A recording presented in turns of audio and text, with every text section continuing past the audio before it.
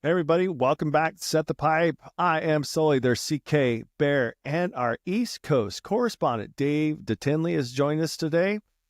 Once again, what's up, fellas? What's up, boys? Good to be back again. I mean, we started this saying we got to get past 10 episodes, and this is the 11th episode, so Yeah, pretty all exciting. good. Pretty exciting to be here.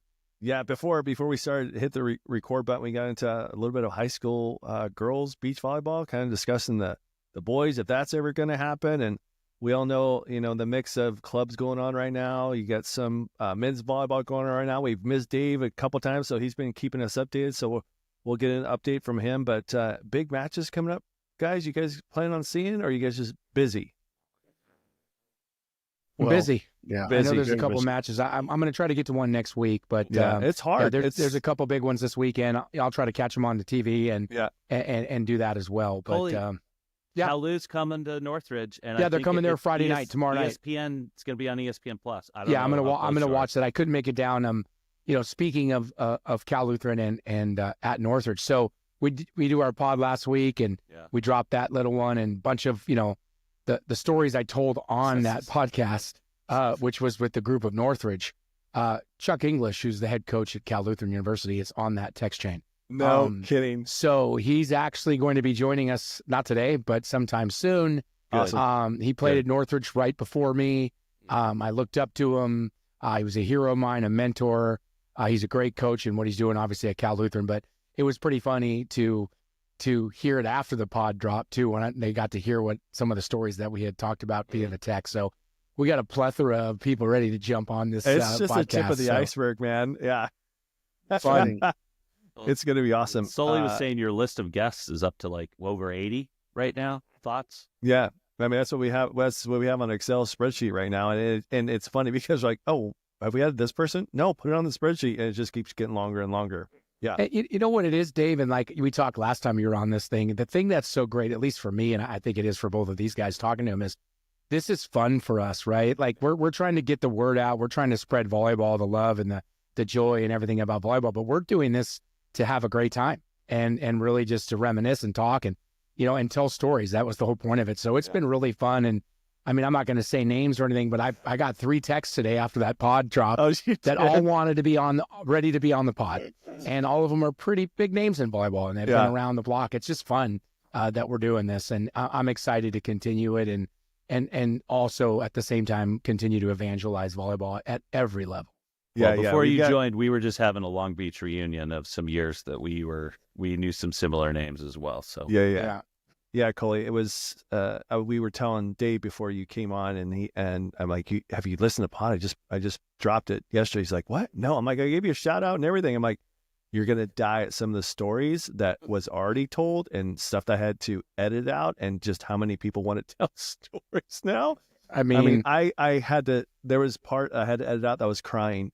I was laughing so hard. Oh my God, these two had me in stitches. It was so funny. It was so funny. But that's why we're doing this, right? So good. Yeah, Sunday afternoons. I think everyone has different. I mean, I'm sure every sport has its own little culture within the culture, right? Yeah. But the thing about volleyball, and anyone that's played it or has been, from the high school to the collegiate on level, know the kind of mischief stories that go around the sport of volleyball, from indoor to beach, and most of them are all fun and games and great. So to hear people tell stories, for us to tell stories in the past, and I'd like to hear some of the younger stories, like some of the younger guys that have played and women as well that have played in the last 10 years, and see what the difference is of playing collegiate volleyball. I mean, I want to call her my daughter-in-law, but my son's girlfriend, who will be my daughter-in-law. She played volleyball at UCLA, so she, was there when they were, going to the playoffs and doing all these things these last few years. It just COVID was there, so it was hard to really, get the whole college experience. But I'd love to hear some stories from the younger generation of what it's like traveling indoor. I still see it, the 6-man. I still hear other stuff that's going on. It's still similar than it was when we were playing. I used one of your quotes actually today, manufactured fun. I used that today. I'm like, because I was at a house and they didn't have a TV there. They didn't have any phones, anything. And they're like, yeah, I want my kids to use their imagination. And I'm like, yeah, because back in the day we had to manufacture fun. He's like, yeah, that's a great way to put it. I'm like, yeah, that was my idea. That's my quote. It was perfectly put, though. I mean, it was right. I mean, we actually had to manufacture fun, and so that's where the stories come into play. Where you would think they'd be in buses or in planes or whatever on their phones, not manufacturing phones because it's in front of them the whole time. So, yeah, I had to use that quote today. I couldn't believe I did it, but yeah, it's pretty funny. Great, it's true though. No, for sure. Dave, let's get to your stuff, man. I mean, you got some D3 love, you got some East Coast love going on there. What's up? Well, first I got to ask you guys. Did you guys watch the UCI SC match? I was there. He was there live. Yeah. Holy cow. Yeah. We've rewatched the 5th set about 3 times so far because I thought that was an epic match. It went forever, and it was that. I meant to talk about that match like more in depth when we did last week, but it was almost 3 hours. It was like we had talked about. You don't see that that often in rally scoring games. It literally was like 2 hours and 50 minutes or something like that. Yeah. And so we got out of there at almost 10 o'clock at night. The match was at 7, which thank gosh I live only 10 minutes away. But it was it was unbelievable. And that 5th set, I mean, SC had chances and UCI didn't quit, and UCI had chances. USC didn't quit. Yeah. I mean, it was just such a great match. And as I got older, I used to, younger, we all used to be like, oh, we want to win. As I get older, I appreciate and feel, sorry is not the right word, but feel bad for the loser in a match like that. Because it sucks that someone has to lose like that. It's one thing if you go in there and you get your ass kicked and you just don't deserve to win. But it's another thing when you just compete and you give it all and you have like swings to win the match and you don't win and you lose. I don't remember what it was, 21, games to 15. What was it, 27-25 or something like that? Or in the 5th? Yeah, in the 5th. I think it was 26-24. Yeah, 26-24. Yeah. I mean, games are to 15. Like, to lose 26-24 in the 5th, what a heartbreak, for SC on the road, too, which would have been a beating number 2 in the country on their court with a great crowd and a great match.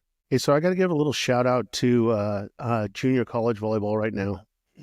I coach at Santiago Canyon, but this is to Orange Coast and Moore Park. Okay, they played. Orange Coast is great, coached by Travis Turner and Mike D'Alessandro Deli.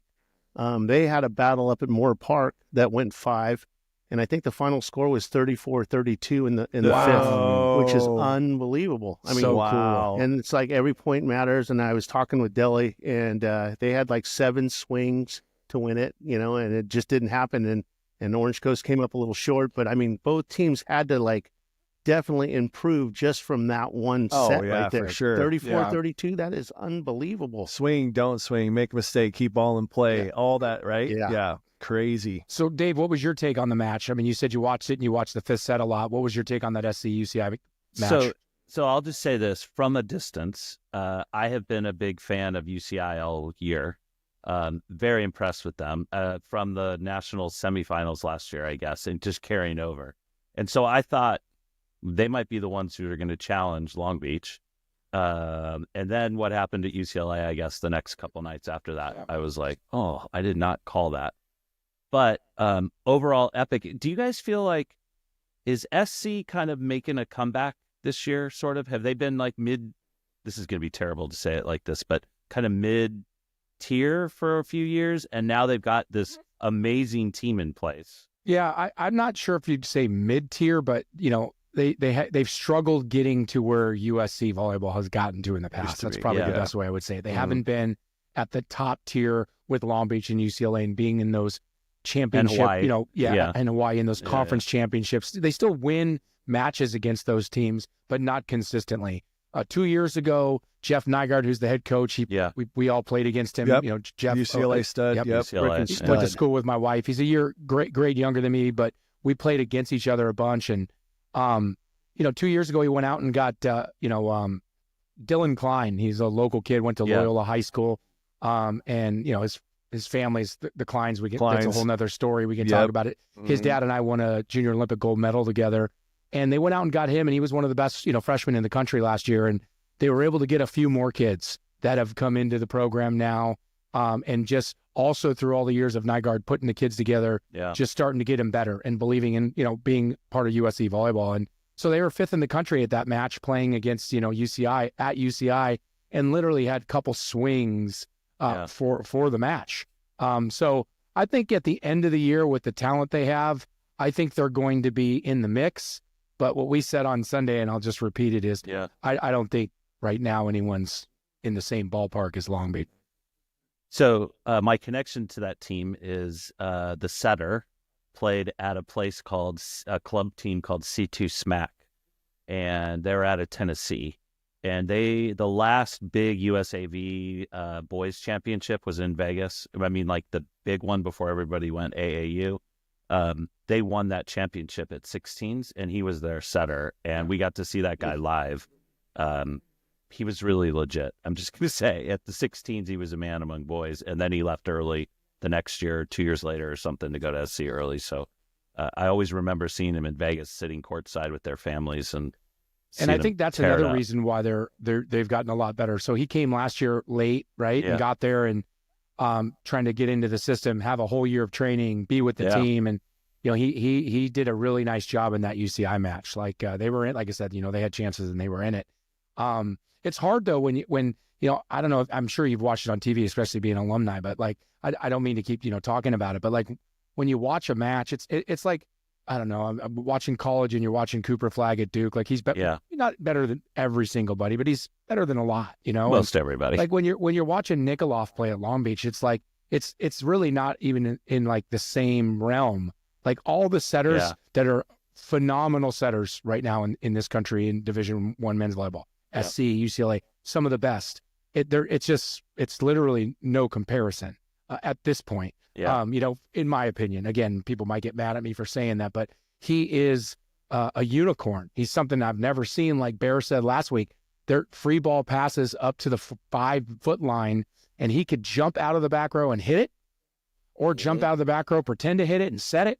And it's not like, oh my God, he could set it wherever he wants from wherever he is. And that's, again, I've never seen that before. And so like he's doing things and changing the game, which it's fun to watch. So looking at all the other setters, they're getting better. And the cool thing is for them, like if I'm the USC setter or the UCLA setter, this kid's a freshman and he's coming here, is you learn from that. You watch him and you go, okay, like I thought I was the best. Well, I'm not.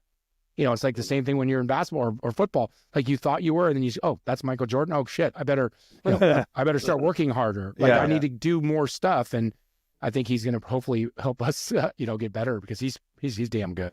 Hey, so Division I, now the rankings, you still have the most votes. All the votes actually go to unanimous Long Beach State at number 1, 23 votes.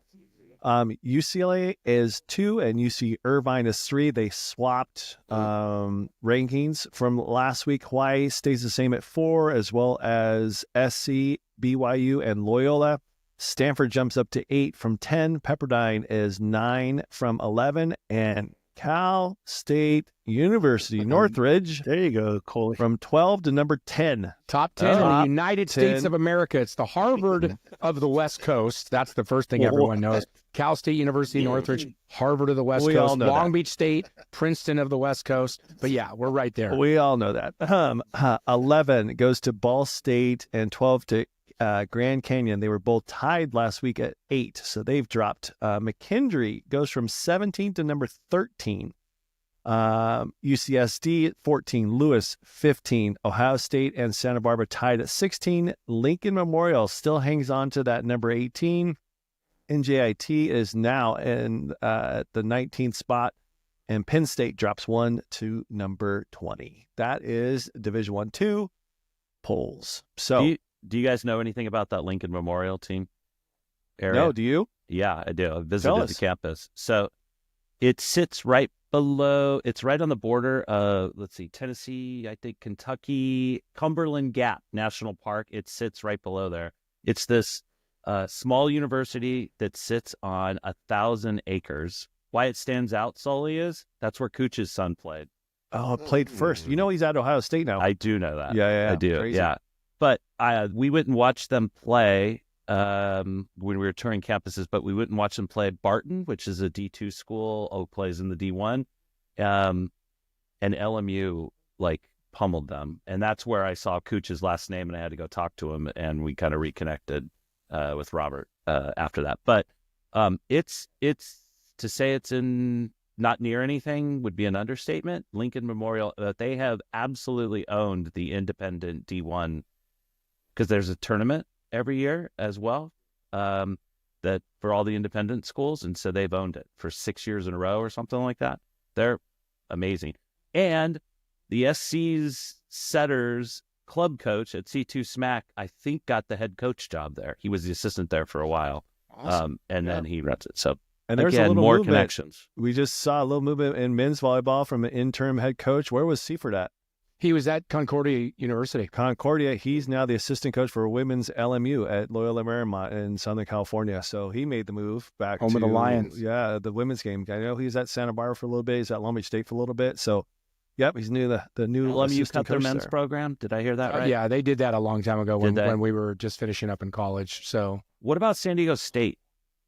they cut it as well back in, it was way somewhere back. between 94 to 96, I think. Yeah, they cut that a long time ago. They Loyola, LMU, and San Diego State cut their men's volleyball programs roughly the same time. It might have been within a didn't year or realize that. two, but it was right after I had finished in 93. It was somewhere between 93 and probably Yeah. 96 that both of them were gone. And that's a bummer because they both would be such great programs here in Southern California. They always were. I loved playing down in San Diego State. Yeah. It was so fun. Yeah, I mean they had good players, high flying. They were the Yeah. blue collar guys, right? You had Edaberry and Edinburgh. who was their Mataraki. setter? Mataraki. Yeah. Mataraki, big old Mataraki. Yeah. The setter was Tagore. Tagore was their setter for a while, and so was Asher. Bimbo I mean, Depot Mimba. He was yeah, down Ben- there. Yeah, he played. I Big mean, Ben. Ben Aaron played there? Boss, John Ross. I mean, they had some really. They were a good volleyball team. They Yeah. were really. They were always tough to play and a tough place to play. I wish they'd bring it back. With all the growth Yeah. of volleyball, maybe a school like that in the state system might be able to. Well, you got you know- Hilliard and Timmons down there for the women's. That's who's down there right now. So Oh. you got a nice little influence if they even Okay. consider it. Not that they would take over the program, but you You know, still have those two They're guys moving there. into the Pac-12. So in 2026, San Diego State is. Yeah. So they'll get more money coming in from the media and stuff from being in that conference. So, maybe, someone would want to be down there and want to try to resurrect it. You'd have to raise money for it. You'd have to get the buyoff from the school. But I think I mean, if that Stanford can do it, why not? San Diego State would be such a great addition with, adding it to Grand Canyon and, all the Lincoln Memorial. Like you could just go down the list of how cool it would be to come out here and play in San Diego. I mean, it's So, a like, great spot. Our, Yeah, it is a great spot for our sure. number one guy on Volleyball Magazine's Fab 50, our year, 87, I believe was Hugh Foster. Yeah. and he went there. Yeah, yep. He went to San Diego State. We actually played. I was with him 1 or 2 years. Oh my God, Tim, don't start smiling.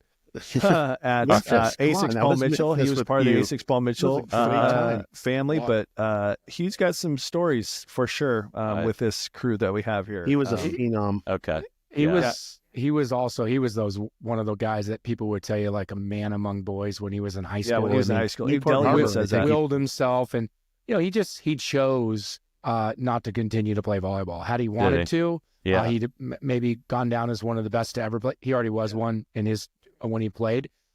He's a great guy too. I love. Hey Hugh, how are you? If you're listening, Yeah, hit yeah. subscribe. Love to have him on here. That'd be I fun. need to Would text love to you have and him get on you here. on He's here. one of the funniest guys in the world. Is He it? really is. hilarious. And what was cool is we're playing in Memphis.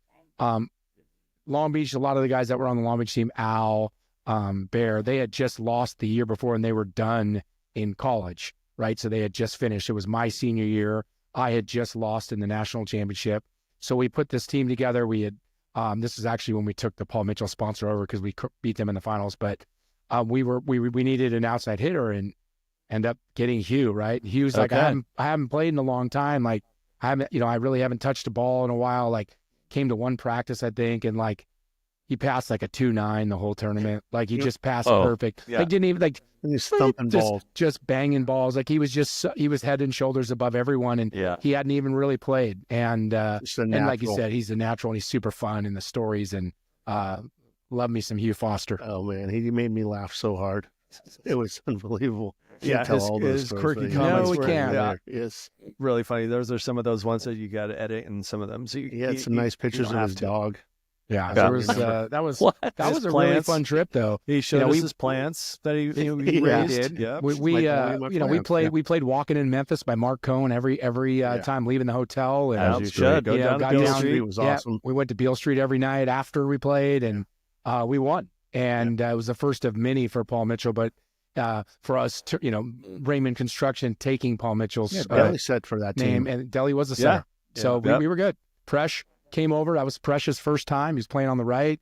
You both were there. I mean, we were good. And we had a your good guy team. Cooch was on that team too. Cooch and I were the middles. Yeah. Really? Yeah. Oh yeah. It was Yeah, it that was was a good great. time. And I we remember stayed we at the went Browns to one, I think it was a dueling piano bar, and one of the guys from the East Coast got in Alan's face, and Alan's just sitting there, like, what are you gonna do? And so he pulls up right next to us because I'm like, oh shit, what's going on? So I start walking over there. I see Huey has got his hand kind of down to a side, but backwards, like his palm facing backwards. And I look at it. Oh, he's got a beer bottle in his hand. I'm like, oh, Hugh's got this. We're good. Game on. I'm like, Game on. and he was looking. I'm like, yeah, you don't want to do this. Like, you probably should move along. You know what I mean? That was that was just the beginning of the night. That was the beginning of the night, the beginning of the tournament, and Yep. I mean, that team was like Cooch and I in the middle. Knipe actually played on the left with That was Hugh. when he was trying to go to Yep. the national team, right? Yep. Trying to Yep. get And- not a reps on work left on the side. left Yep. side. Presh, Mark Prussia was the right side, Right and Deli side. was our setter. Yep. And that wasn't. I mean, we all played all different matches and different Yeah. lineups, but that was the team. Like that. That's a pretty solid team right out of college and playing at nationals, and we were able to secure the dub and get our first gold. And for me, I was 0-2 in the finals going in. That was my third year, so it was nice to get a win. Yeah, What a yeah, great for sure. experience that was. That Did was you so come much up fun. against? That was Did so you ever much play fun. against Investors Realty? Were they out of Atlanta, right? Yeah. And then was Sports Performance a team out of Chicago? I know they're a big club team, but Yeah, no, they back didn't then- have a men's team. The Strongies, they came out of Chicago. They were Yeah. great. There was a lot of great teams from all over, and then they started letting some international teams in. But Yeah. the thing about Memphis, you guys remember that steakhouse we went that Big's brother took us to after Oh, we yeah, won there in Paul. 90? Yeah, Big when Paul. Paul took us to. Yeah, it was the butcher shop, maybe. The butcher shop. I think that's what it was called in Memphis. Yeah, good call. One of the best steaks, maybe the best steak I ever had in my life. They I cooked it probably right in didn't- front of you. right in that front of big, you. huge grill. Yeah. That was awesome. It's good dub. Yeah, totally true. It was awesome. Big bigs. Bigs. So just real quick, go down the polls. I know we're all about stories, but might as well we'll get caught up with this. So NYU for Division III men's, 27 votes to Southern Virginia at 2 with 3 first place votes, and it looks like number 3 Vassar is down to number 7. So number 3 Stevens, Springfield, Carthage, Juniata, then Vassar. Cal Lutheran stays at 8, Messiah at 9, Wentworth 10, Hobart at 11, Loris 12, 13 St. John Fisher, 14 Aurora stays the same. UC Santa Cruz stays at 15. Dave, you got to help me with this. Misericordia. No. Yeah. What is it? Misericordia. Yeah. Misericordia. Mm-hmm. Misericordia stays at 16. Lassell at 17 stays the same thing. North Central in Illinois is 18. Baldwin Wallace, 19. And MIT, smart guys, number 20. Yeah, I was writing up about this weekend because the last 2 weekends have been epic. Just absolute bloodshed has happened across the D3 landscape. So many ranked teams playing each other, knocking each other off. But this last weekend was the mover because Vassar had been undefeated. Now they're 12-1. That's right. And They they got just dropped got to knocked 7 off. from 3. I'm pretty sure, I got to think about this. I have this in my notes. Springfield knocked them off, which is Mr. Coach Sullivan's team. Let me see. That's all good. It's Yes, you got it top was 2 or Springfield. 15-0 and 13-0. Springfield. By the way. So I actually laid eyes. I was at got to see Southern Virginia play live.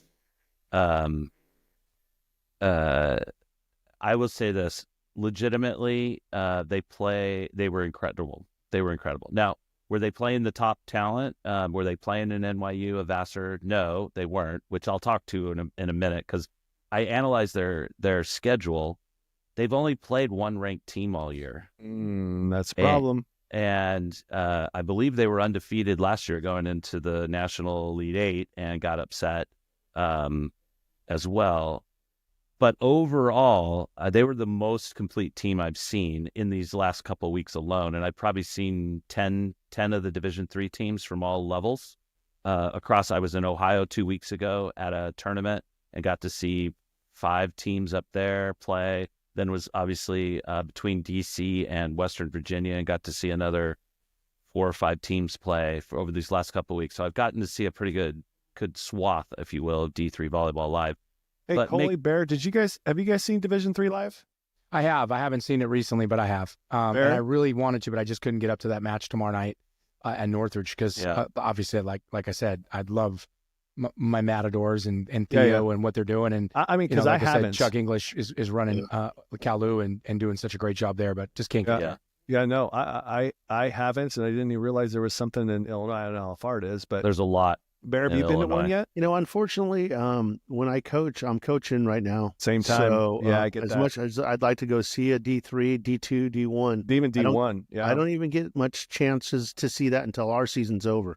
Yeah. I did get to sneak away and see the Long Beach match the other night against Grand Canyon, but I have to wait until my season's over. Gotcha. Yeah, I'll be full bore volleyball soon. My kid is still in the basketball. playoffs. They played in their Open in the CIF championship. Give him a shout out, Coley. Give us an update. Did good brother. enough to make the state Sunday to do the state pairings. Yeah, most likely we'll drop to D1 in the state, which is perfectly fine and probably where we belong after playing in the Open, which is the toughest playoff conference in the United States for high school. D1, D2, and then in California it goes down. It goes Open. Only this year, 10 teams qualified. In the last like eight years, it's only been 8. But then it's Division 1, then it goes Division 2, 2AA, 3, 3AA, 4, 4AA, 5, 5AA, and I think it's 32 teams. There could be a few buys here and there, but usually 32 team bracket. There's five games you play: first round, second round, quarters, semis, and finals. Do they just rank them in California, or is it like they win their CIF sectional, like Northern, Central, Southern? How does that play out? So to qualify, there's different sections: Southern section, San Diego section, Central section, Northern section, LA City section, which is where I'm proud of being when I played in the LA City section. There's all those sections that have their own championships. Okay. The CIF Southern section is, I think, the largest, and as of late, maybe even more than as of late, it's the number 1 section in all of the United States overall. It has. You've been saying that. Yeah. And it's just been, they have 4 McDonald's All-Americans in just the greater Southern California area. So every region does their own Open. Not everyone has 10 teams or 8 teams. They might only have 4. So then there's an Open. So that's the Open championship in your region. Then there's the Division 1. Now listen, San Diego doesn't have all the way down to like Division 12 AA like we do because we have more schools. Just like in the Central section, they don't have that, like Fresno and big. They don't have as many schools as the Southern section does. So there's, I think, 4 or 5 teams. I think it's 4 from the Open CIF playoffs qualify, and then the rest of the regions probably only have their top team that wins the Open in the Southern section, and then the Northern California. So then they go to state. Starts next week. There'll be Division 1. There's no AA's for state. It's Division 1, it's Division 2, it's Division 3, and they will reseed the teams where they kind of see fit after the CIF. The CIF was all done this year for the first time ever in computers. It wasn't like committees where they pick people. It was a computer algorithm. They put you in. They did it for everything from girls volleyball, and it was people were a little freaked out this year. Strength of schedule kind of stuff, that's all included? Or they didn't do strength of schedule. They're going to tweak that to next year because they need to, and they also need to count out-of-state games because, schools that, the 2 teams that are in the finals are Notre Dame and Roosevelt. Roosevelt's one of the best teams in the country. They're playing teams from Florida, or they're playing teams like that should be counted than just playing a local school, right? The cool thing that I want to give a shout out to, and again, we're talking volleyball, but I think this is awesome because I'm a public school kid, even though my kids go to private schools, but in Division 1, which is not easy to win here. Division 1 is pretty elite. I mean, you're taking maybe the top teams that are elite, but they still lose. Division 1 is Los Alamitos versus Miracosta, 2 local schools with local kids playing at one of the highest levels this country has to offer. They're playing each other in the CIF Division 1 finals. I'm excited for both schools. I'm cheering for both. We played Los Al earlier this year. A lot of my friends live in the Manhattan Beach area, and all of that. So I think that's kind of cool.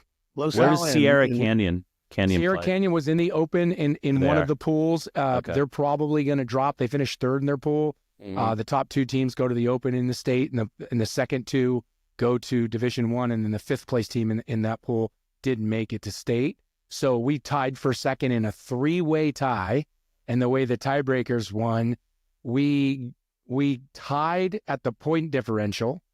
And then the next one was points allowed. So we won on that. Yeah. Had we given up one more point, or the team that ended up losing out scored one more point on the last game of the season this past Tuesday in the pool play, we'd have been out. So it's just crazy that it went down like that all the way down to the tiebreaker. But we're fortunate. I'm happy our team deserves to be in it. So we have a real chance. It'll be fun. We start Tuesday, single limb now. So we could be done next week. Could be done next week. Could go all the way for 2 weeks and get a chance to play in the state. So I know what you hope for. Where do you think they're going to? How far do you think they're going to go? Well, I'm going to believe in my son and his team. And Yeah. I think they're going to go all the way. I think they're capable of it. And you're a realistic guy. I mean, you put it out I'm there, realistic. right? So, I mean, every team in this Division I we can beat. Okay. A few of the open teams we played, I thought we could beat, and we had chances to beat, but I just knew that was going to be. I mean, like I said, they've got kids who'll be in the NBA. Yeah. Not that these other teams don't, but it's a very winnable championship. It's also a very losable championship. Mm-hmm. There's probably 4 teams that could win it. It's just who's going to play the best, and I think the way we are for this bracket is we sit well. Again, that doesn't mean anything, but I believe we're going to win it. I'm gonna ride with my kid and go all the way. It'd be fun. Love it. They'd be playing in Sacramento in 2 weeks, which would be cool if they could make it. Love Just it. great that they're there. First time he gets to do it in 3 years. They haven't made state once, so. Do you have a teammate, last name Skopass? Does your son have a teammate? We do. I do. Yeah, I let him know that you guys did. And him and I went to college together, which makes it even cooler. Like him and I go way back. We were friends. We lived in the same apartment complex. We still go golfing, and then him and his son and my son are really good friends and hang out, and he's on the basketball team too. So he hurt himself earlier this year in a really freak accident. Yeah. His son went up for a layup all by himself and ended up dislocating the kneecap, and it was just one of those, kind of like you, Sully. It was just one of those weird plays, and he's almost back on the court, so he'll be ready for a senior year and get to play club. But yeah, I got a text from his dad. I work with him. I work with his dad, and I got a text after the last one that I was on with you guys. The podcast, next morning. Yeah. Crazy, right? That's quick plug for my daughter Tegan. Tegan Sullivan was on the podium as a freshman in her Division I conference for long jump. So congratulations to my girl T. Congrats, Sully. Congrats, T. Yeah, it was funny. Tegan. I was able to go down to Indianapolis, and it was tight. I actually should share with you the marks, but it was like she actually tied for third, but they go to the second best jump, and so she won it outright. But so fourth place was tied. Fifth place was 0.01. Sixth place was 0.01. Seventh place was 0.02. Like that's how close it was to get on the podium. So pretty cool. Anyway, let's move on real quick to women's beach volleyball. Do you guys want to guess? Because you probably don't know who's number 1 in the country. Ooh. Yeah, you got to put it out there. Hold on. Don't look it up, dude. Don't look. I'm going to say, Yeah, so I know what are you doing? You SC can't do that. was, UCLA I think was 3 before that. Who was 2? What you got, Bear? Who's TCU? number 1? I What got do to you go got, with Bear? Long Beach. What Long do you Beach got? isn't close, but What do you got, Dave? Did SC just lose a dual match? Or they did. So who did they lose to? They lost to LMU? Waiting. got to choose. I said TCU. That's my guess. I'm not even on. I should look at the internet, but I'll No, go that'd be East too Coast, noisy. sort of. Is LSU? Florida State, because my coach's daughter plays at Florida State on their It team. is the UCLA Bruins with 22 first place votes. Loyola Marymount is now number 2 in front of USC and TCU. They both dropped.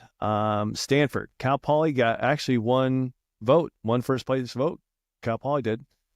7, Florida State, number 8. Long Beach State moves up from number 10. That's solid. We'll take that. Number 9, Cal. 10, LSU. Then Arizona State, FAU. 13 is Hawaii.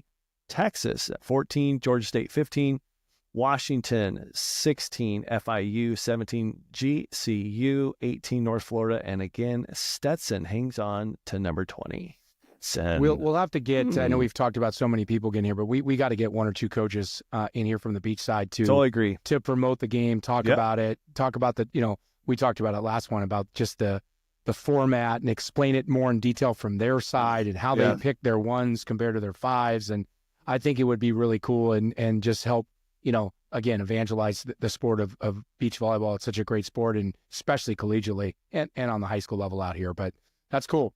Yeah, seeing it, it's fairly new, right? It's fairly new to the college landscape, and I'm sure those coaches have got those stories that need to be told, and we'd love to have them. So, is it whoever we get on there? You no? guys. Did you say 10 years old? That's a great question. I mean, we should pull it up right now. Someone pull it up. I'm gonna say 7 is what I'm gonna say. More than 10 plus. No, When I was, really? I was coaching at Golden West College with the women's team there.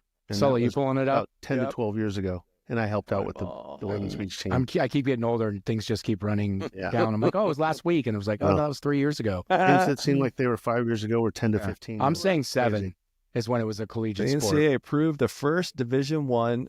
Okay, so we're going on the first Division One beach volleyball championship, or? Well, that's the first year they had it then, I would say. I mean, they had it the year before, but. They recognized it in 2010. Okay, so that's 15 years ago. Okay. In 2011, NCAA named beach volleyball an emerging sport in Division I and Division II. 2012, the ABCA began holding a separate championship for sand volleyball. That's when Long Beach State won that thing.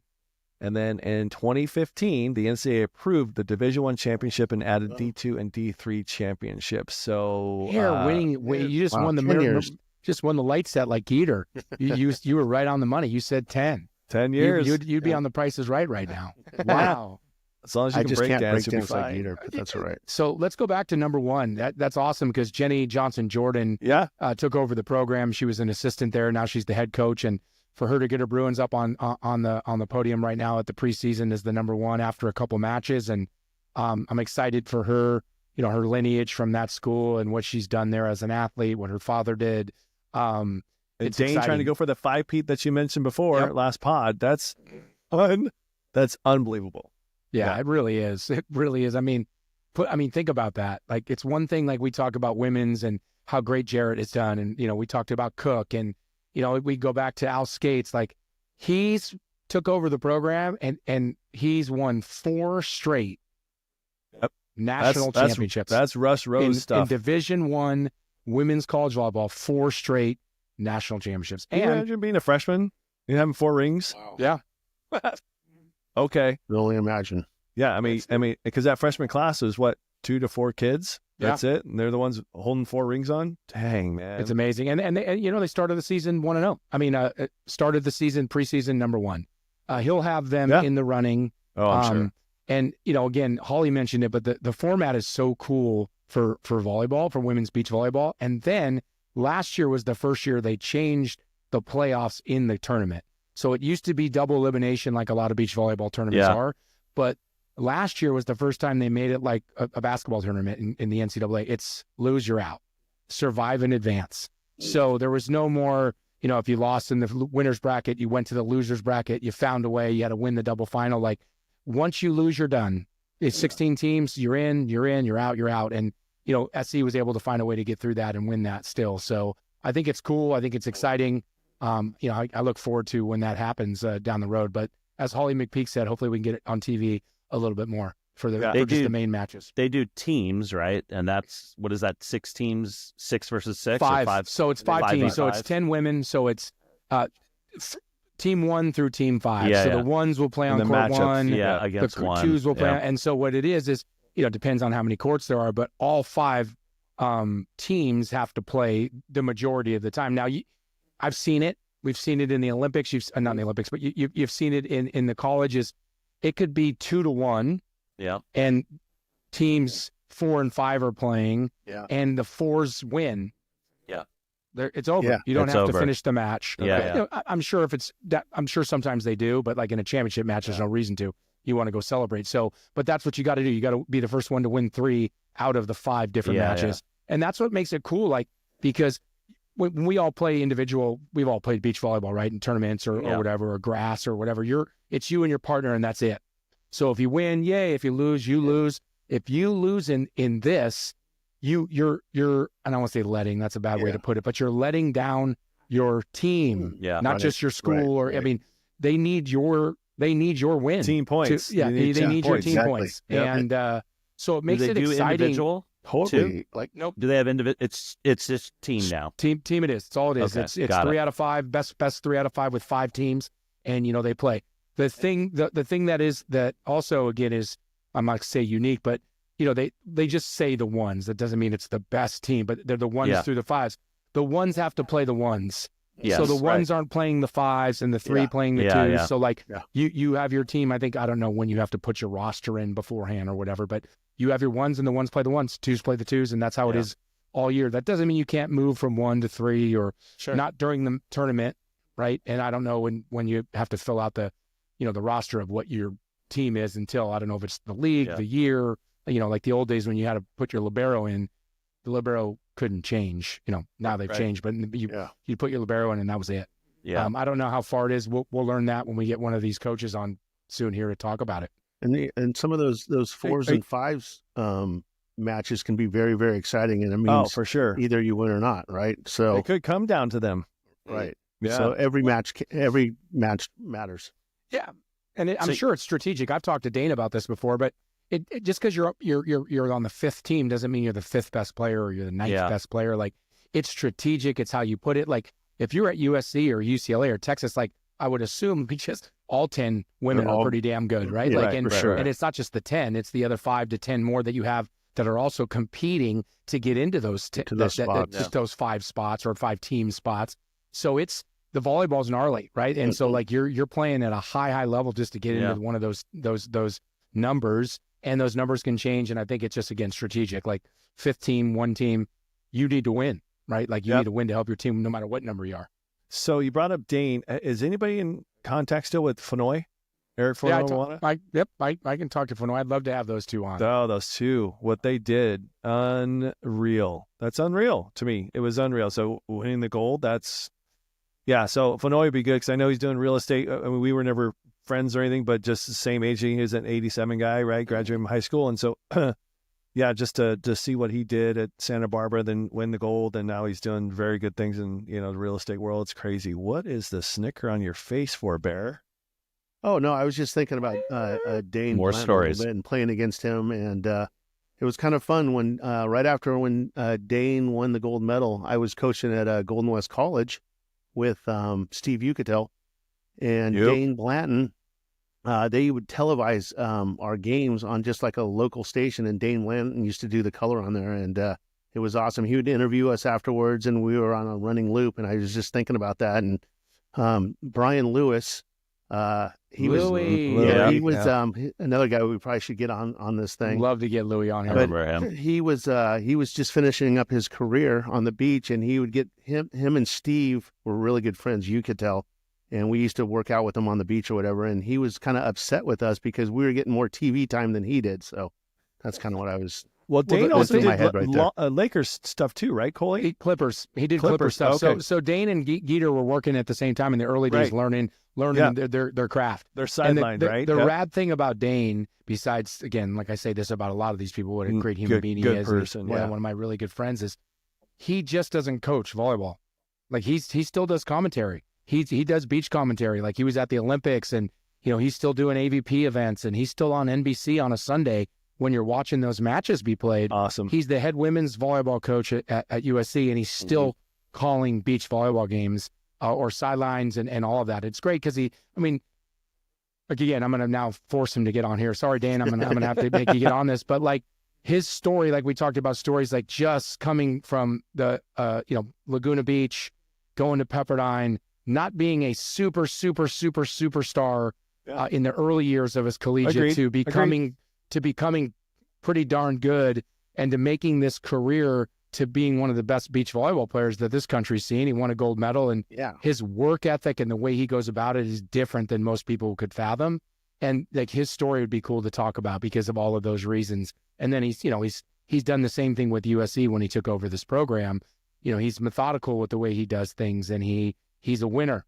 And when you're that kind of a person, it's hard not to win. And obviously 4 in a row tells you that. But I will text him right after this and tell him that we need to get him on here to talk beach volleyball. Yeah, first time I ran into Dane, because right after college, if we didn't play clubs together, you just didn't like your I just didn't like people from UCLA, didn't like people from Pepperdine, just didn't.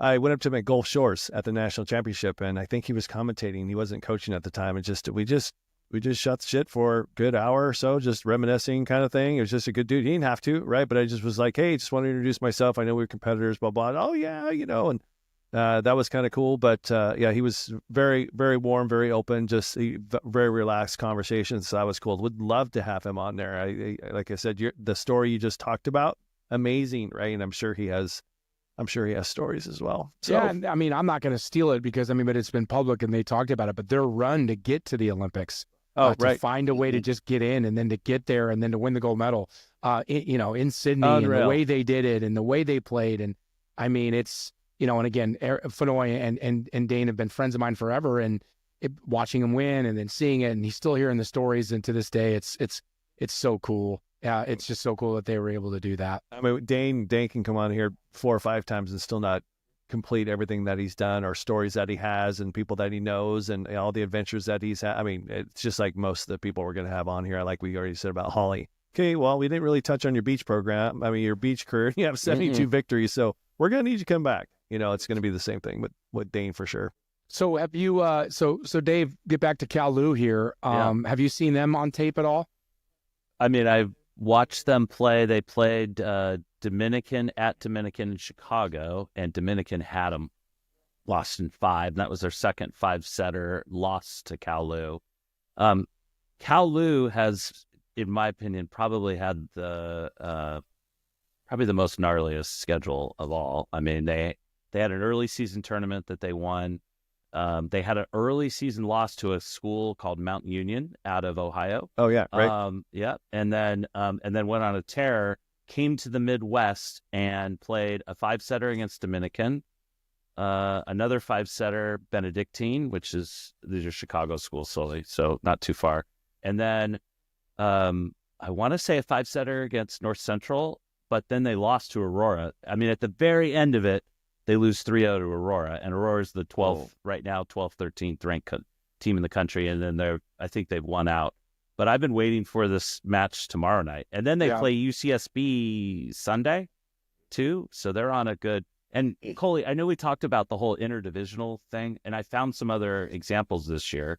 So there's a school out of Indiana called Trine, who played Ball State early on, like the first match. Yeah. They lost 3-0. I haven't seen the video of it. I'm trying to find the video just to kind of see. But this will be the first, it'll be obviously telecast or broadcast, on ESPN Plus. This will be the first eye test on the big difference now between one of the top ranked D3 schools and obviously Northridge. So yeah, and Northridge has gotten better, and they've won some really big matches lately of late. And Theo's doing a fantastic job. So I'm excited for that. And then the thing we talked about, I think, again, the benefits for some of these folks that have teams like Cal Lutherans in Thousand Oaks, which has UCLA, USC, Pepperdine, Santa Barbara, UCSD, UC Irvine. I think, is that all I'm thinking? And just on like the Division I that I can think of from here. I think that's it. All within an hour and a half driving from it. Yeah. Is like you can get Concordia to those Irvine, matches. right? Concordia, I forgot Concordia there as well. So you've got 7-8 matches, depending on strength of schedule, and they can fit it in. That all these coaches at the high level want to continue to grow the sport. They all I would assume know Chuck and what he's doing there. So what a benefit for Cal Lutheran and for volleyball, but that they get a chance to play Northridge and Santa Barbara in the middle of the season. Absolutely. Santa Barbara just battled UCLA last night. It was 1-1. It was going into game 3. It was tight. UCLA ended up winning in 4. But like you said, they're playing UCSB in a week or two. Like, how cool for them, and how cool for the sport to continue to watch the foster of it growing. Yeah, and we talked about this a couple of podcasts ago. Cole, you specifically said when you and Mooney were coaching, you would they don't want to leave California, right? And if they don't get out of California, where there's now so much more. I mean, we have a East Coast correspondent talking about D3. Well, here's the problem, and here's why. Dave, where are you right now? Raleigh, North Carolina. What's the weather? Well, now it's 70 degrees. Okay, so you're okay. Like today and yesterday was like almost in the 80s here. So like having someone leave California, I was trying to be funny, but like, Yeah, no, for sure. It's hard to leave California just because of that. But let's ask Sully what his temperature is. Right yeah, now. exactly. I mean, I already know what it is. Probably minus whatever it was, or it was the Actually, other day. it's 41 right now, but it Oh, feels wow, like that's 37. balmy. I That's know. shorts, get some See? color. You guys Absolutely. should Is it come sunny? visit. You could do I'm just that. saying, Get a- it's get gonna a- be.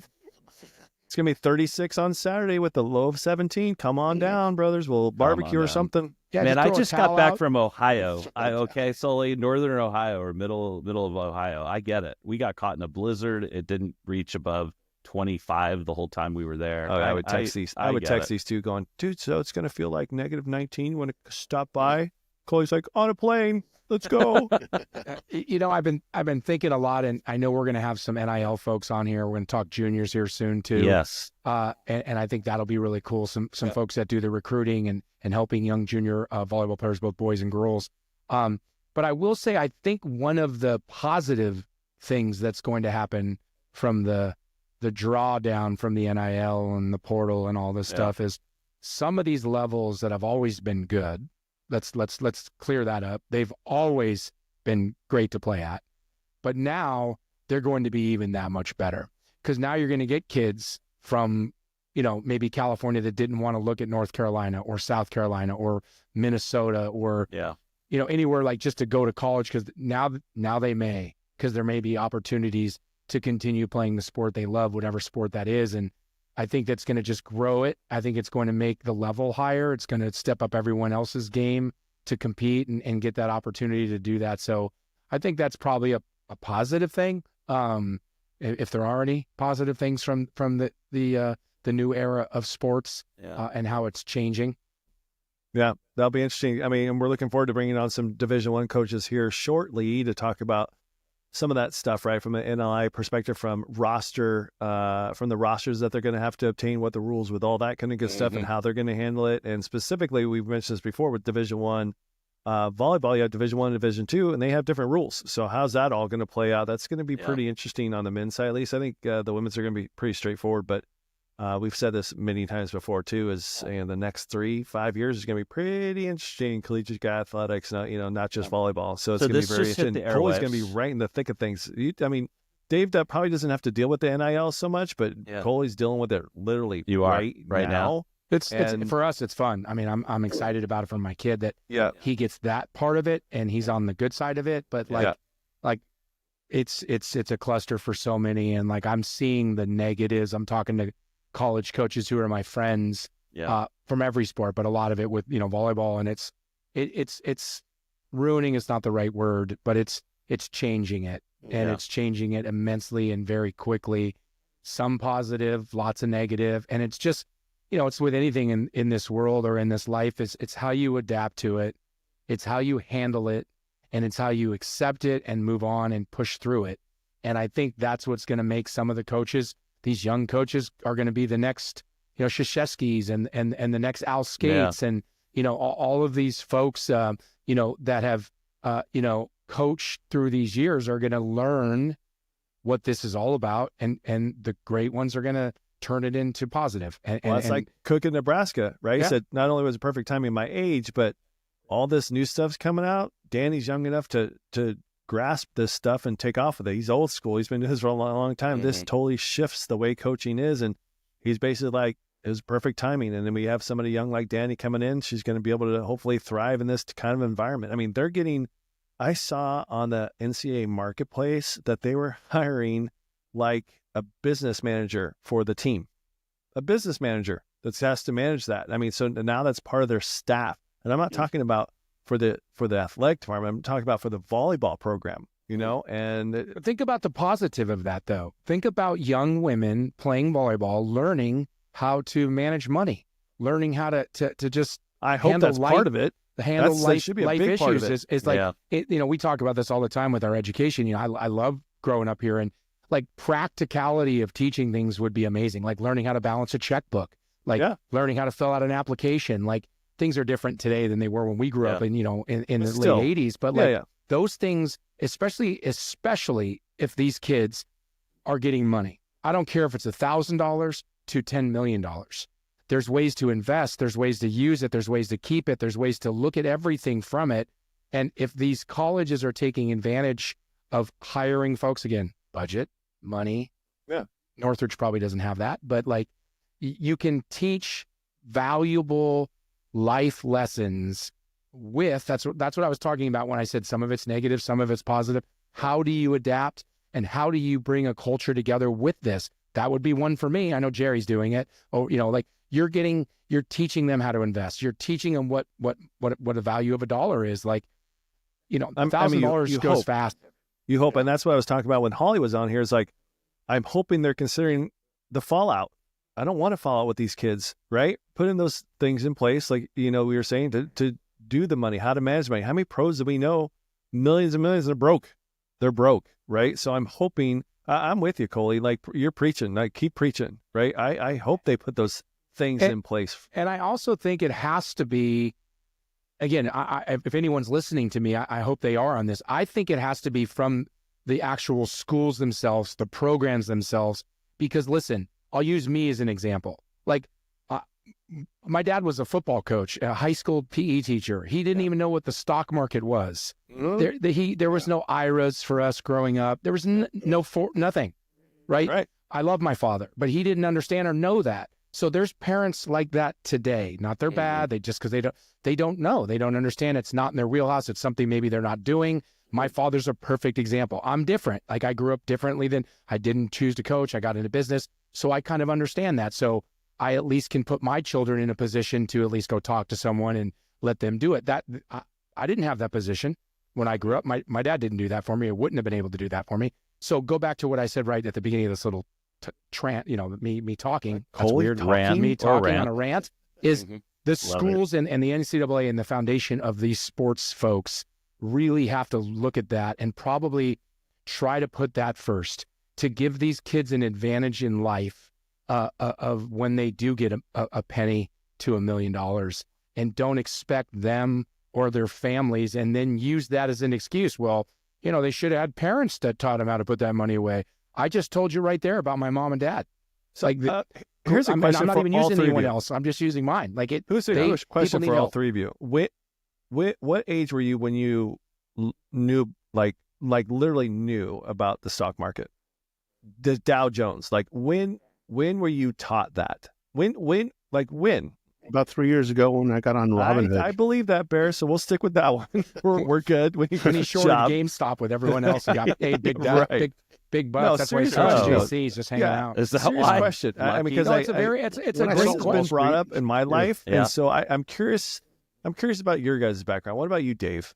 I was fortunate. I was probably late junior high school, early high school. My grandmother gifted me some shares of an energy company. Okay. And then I started tracking it. So at least I kind of understood the idea of shares and growth and things like Gotcha. that. But Coley, what about you? When I started work, 25, 26 years old. I was the same age, Coley. because I was the same age. I had no idea My dad what was it a banker. Yeah, and that's My dad was amazing a that banker. There's a dad a banker, and he didn't teach you that. Yeah, and I mean, I knew money. I knew how to do a checkbook. I knew the basics. So I was way ahead of some people at Long Beach State. But when it came down to the stock market, I had to commute from Long Beach to Orange County, and this guy would come pick me up, and because we worked together, and he would teach me in the carpool lane. Yeah. We're going to change it up right now. About what stock was. Oh boy, Yeah, it's all there we go. sweaty. Yeah, There we go. So he would teach me about the stock market. He would teach me everything. I had no idea about this stuff because I got into, and Cole, you're probably the same way. I was in high tech sales and I was making pretty good coin. I didn't know what to do with the money. I'm like, what do people do with this? yeah. Put it And under then their, they put it under their mattress.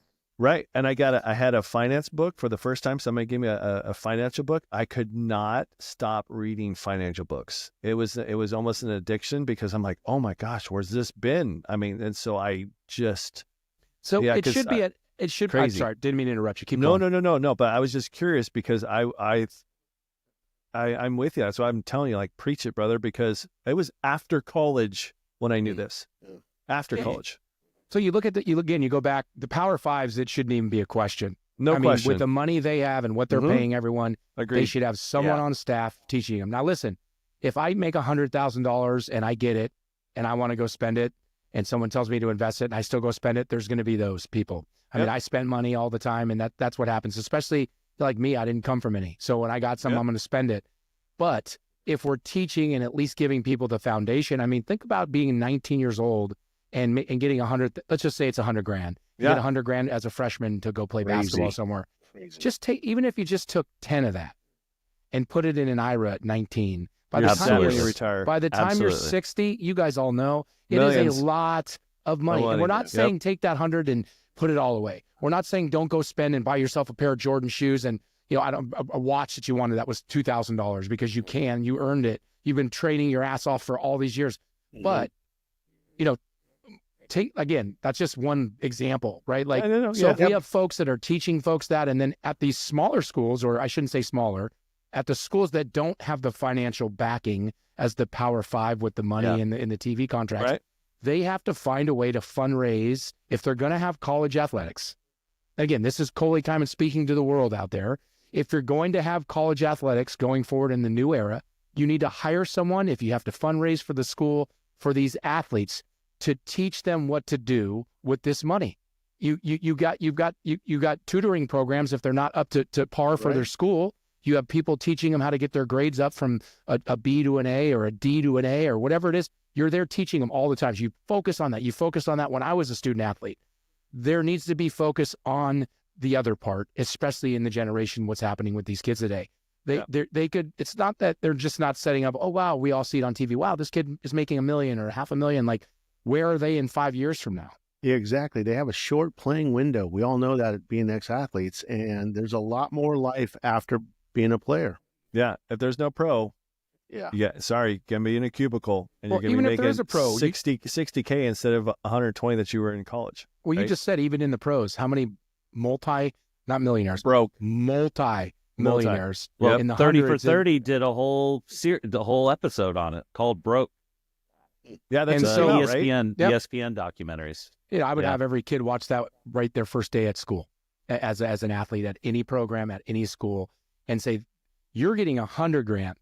These guys are making 10 million a year for 10 years. And they can't manage it. And they're working at the coffee shop. I'm sure they have some pretty good stories, though, how they spent that money. Some great stories. Oh, Bear. I'd like to be a part of some of that. Maybe we should do a podcast on stories, good stories. I'll stop preaching. I'm passionate about it because I'm living it right now and I see it. And I'm a fortunate one. I just said I didn't grow up with a lot of money. My dad was the old ball coach. Didn't teach me any of that stuff. I got to get into business. I've done decent, for ourselves.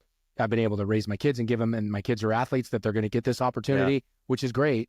That's great for us and them. And, I can help them, but they're rare, and like, I would also love the school to be a part of that and teach them so they can learn, they're going to be, they're adults. They're young adults at school. They're not teenagers. They're past 18, few 17s in the younger days, but most of them are all 18 on. So you're talking to adults and teach them like adults and give them chances to be successful when they graduate, not just with a degree, but money in the pocket and for their future generations. You might as well take advantage of it. It's a very short window, 4, maybe 5 years. Yep. You guys talked about fallout there a second ago. One is this. My memory goes back to, do you guys remember the Kent Steffes issue with the suing of the AVP and all that, or? No, so he was at UCLA and in some sort of status there because he did a paid ad that was in Volleyball Magazine. For like a semester. Do you remember that? Yeah. Is that why he went to beach and stopped it was playing like indoor? That's my point. He was like that AVP changed the whole trajectory of the way that guy went. Trajectory of where he went. But you asked another thing about fallout. So I just read this yesterday. UNC's University of North Carolina was one of the last remaining JV basketball programs. And it was a feeder program. Kids that would play their whole career on the JV team would then for their senior years would be on the varsity team and so on and so forth. It was just a big thing. It just got cut because of this proposed scholarship limits of House versus NCAA settlement as well. So Roy Williams was a coach for the JV team. Hubert Davis, coach for the JV team. So that program had to go. Yeah, there's a lot of things that are going to change, like we said, and a lot of them will be sad.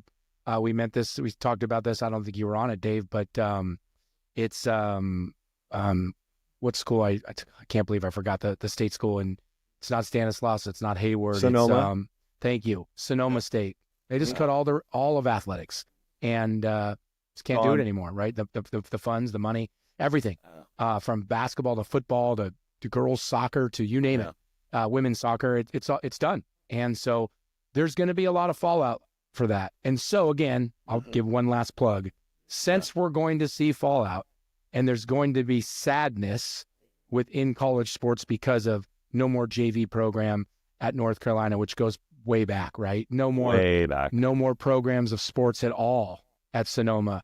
Yeah. Let's make sure, since we're making these changes, drastic changes, and we're making them for those other reasons, let's make sure within those other reasons we're doing right by everyone and giving everyone a fighting chance when they graduate from college with what they've learned and with what they made, right? And those Once things. again, my buddy Steve Yucatel, his son Johnny, got a scholarship to Sonoma, and he's redshirting this year, and he has no idea what he's going to do now. Yeah. Or it's kind what? of a bummer. I mean, he was That's on what a sport? not a full ride, but what's that? What sport? Baseball. Sorry, Baseball. He plays baseball up there. They're one of the And now he best has programs no in the idea. country every year. They're always one of the best D2 programs in the country. It was a great baseball. thing for him to go up there. He was all fired up, and now they're dropping the sport next year, or dropping the whole program. Yeah. Unbelievable. Sports program, not just baseball. Yeah, the whole Like entire the whole athletics. sports program. athletic program. There you go. Yeah. The entire athletics. Yeah, The exactly. death penalty. It's over. And it's Unbelievable. And he probably has all no idea financial what he's going to reasons. do now. It's gonna compact everything. It's gonna make a lot of schools be a lot more advantageous for others when they weren't. Like I was saying earlier, some schools where you're like, there's no chance I'm going. You're like, yeah, where do I sign? Kind of thing, because the opportunities are just are gonna slowly shrink. It's already hard enough to get a scholarship. It's gonna keep getting harder. But that's it's supposed to be hard, and getting a scholarship is supposed to be special. So, just everyone I would say is just keep working hard and always keep your mind open to like a lot of the things that Dave and us are talking about today. Talking about some great volleyball. If we're talking volleyball here, some great opportunities to play D3 men's volleyball. There's some great chances to play Division II men's volleyball. There's a lot of chances to play Division I, Division II women's volleyball all over the country. Yeah. And so there's so much opportunity to continue to play sports at every level if you want to just, want to do that. And you still got to work hard, and it's still not easy. Hey, I got a question. When do we get Mooney on this thing? That's a great question. I've asked her a couple times, and she's like, "Yeah, I'll come on," and she hasn't come on here yet. So Come on, one of these days, one of these next Sundays when we don't have anything going on, I'll have her come in here and sit next to me, and I'll get the second. Gotta mic get the work- second one going on. Got to get the second mic working, and it'd be fun to have her on here just for a lot of fun stories. Be careful, because the New Heights guys had Kelsey's wife on for the first time, and that's like their highest rated ever episode. Yeah, no, I would, even if we only have one Just mic going saying. on, have Mooney sit in the chair and just have Coley sit there and have the camera on both of them. I think that would be Post awesome. workout too. She's gonna have to come looking like she just worked out. Go it's on a perfect. hike. So she's got all the guns, and she's Because ready you're going to go. around the and- bend. No, but she, the thing about her and a lot of her friends. So if we're still talking the pod here, we tell some fun stuff. So if you have not done this yet, there's tons of companies that are taking old tapes, 8-tracks, cassettes, DVDs, and putting into the digital world. Yep. So we're going through a bunch of stuff and trying to downsize a lot of the stuff and just clean up our house. We've been here forever. Digitalize it. So we sent a bunch of stuff in. So right before this, we were watching a couple videos when she was playing in Amsterdam, and Joy was her setter. Joy McKenzie Furbringer. Yes, Allison Randick, who I've talked about before already. She was there from UCLA. They had 2 other women that were Canadian, but played at Michigan State and Ohio State. So they had 3 Americans, 2 Canadians. So they had 5 foreigners playing on this team. But we were watching video of her games, them dressing up for Halloween, which they don't do. Just some of the fun things on this video. It was pretty cool. So just, the stories that she can tell is way from me. Amsterdam's but a it's great quite fun. town too. Yeah, That's interesting. great She town. was there. Yeah, she's got some good Yeah, she stories. played in there. Amsterdam. I mean, and with That's two of cool. her two of her best friends, Oh. and that lived in Amsterdam playing professional volleyball, and they won the championship too, which was kind of cool. Oh, that's awesome. Yeah, no, for Their sure. worst cities have to go play professionally. I She's mean, a I had must. to go visit a couple times. It was Oh just yeah, such a no. bummer to go. Such a- see your Wow. such a girlfriend bummer in to go over Amsterdam. there. Way to to- take that one for the team. yeah, Red I had to District. be there. Yeah. So we weren't even married a year when she went over there. We were married like 10 months, and she got the opportunity and the contract. And of course, I was like, "You're out of your mind if you're not going." Like, Yeah. whatever go. the case was. So she went and played, and we'll tell that story when she's on. Yeah. When was that? Was that? This was in Mid-90s? 90. It was 97. Oh, okay. So she went over. No, excuse me. She went over in 98. So 98 to 99. Okay. So we celebrated, and that's another part of the story. I'll wait because we have so many, but had an unbelievable New Year's in Amsterdam. Like Geeter, Jimmy Klein, who I mentioned today, They were who his son plays at SC. Like we all came over to celebrate New Year's, and we had like 30 people there. Barnett, I have a story for this steakhouse we took over for dinner from bunch of folks. The Hughes brothers, Jason Hughes played at Northridge. His brother played at Santa Oh yeah, Barbara. yeah. It's They were Schroed's awesome. buddy. They grew up together. They were playing somewhere. They flew in. Like we had like 30 folks that playing all over Europe, and then a bunch of obviously folks came over from the United States to just have a good time in Amsterdam for New Year's, and it was a fun time. Oh, That was in my 98, God. 99. Oh, jeez, that'd be awesome. Boys, good pod, good job. I mean, I talked all the time, so that's nothing new. That's I'm all right. That's sorry. what we love, I have Coley. the Come power on. of Yeah. editing, so it's okay. I can edit. It's your all shit right. out. I gave you editing, shit so last it's time, fine. Coley, but No, but Oh the my thing God, is, that was I was so just kidding, funny on the you know. last keep pod. giving me by the shit. way. I deserve it. It And was I want you to give me so- shit. we That's love the best hearing part. you, dude. It's the best Honestly. part of this. Yeah. I'm going to say this. So you guys remember one thing. You always set the pipe and you hit subscribe. Just remember that. Always. Yeah. So you said you had 3 nuggets. Let's hear them. I mean, we were obviously getting down on the NCAA, but I will say this: a couple of things that I've noticed out here. One is University of Maryland Eastern Shore starting a D1 men's program. Yeah, next year. HBCU, right? HBCU, absolutely. First ever Division I HBCU volleyball. Yep. One of my sons at Eastern Mennonite, he's got a player who's already transferring over there, and they've already made an announcement. But that's a little bit of a bummer, but good on him. He's going from D3 to D1. Good for him. Seriously, he's a great guy. Great kid. The other thing I would say is that I guess last year, Fontbonne out of Missouri closed down, shut the whole program down after like a 12-year run. But out of those ashes, Westminster rose and now is a solid D3 young program, first-year program that was in Ohio with us. And those guys could ball out really, really well. They came from some of the largest, not only the Fontbonne team, but some of the largest clubs out of the St. Louis area as well. So I'm just saying, like, little nuggets like this. Oh, the other one I shared with Sully is the School for the Deaf, Gallaudet. Is that how you pronounce You gave it? me a shout out last pod. If you would You have did. listened to it, Dude, you said you just posted it.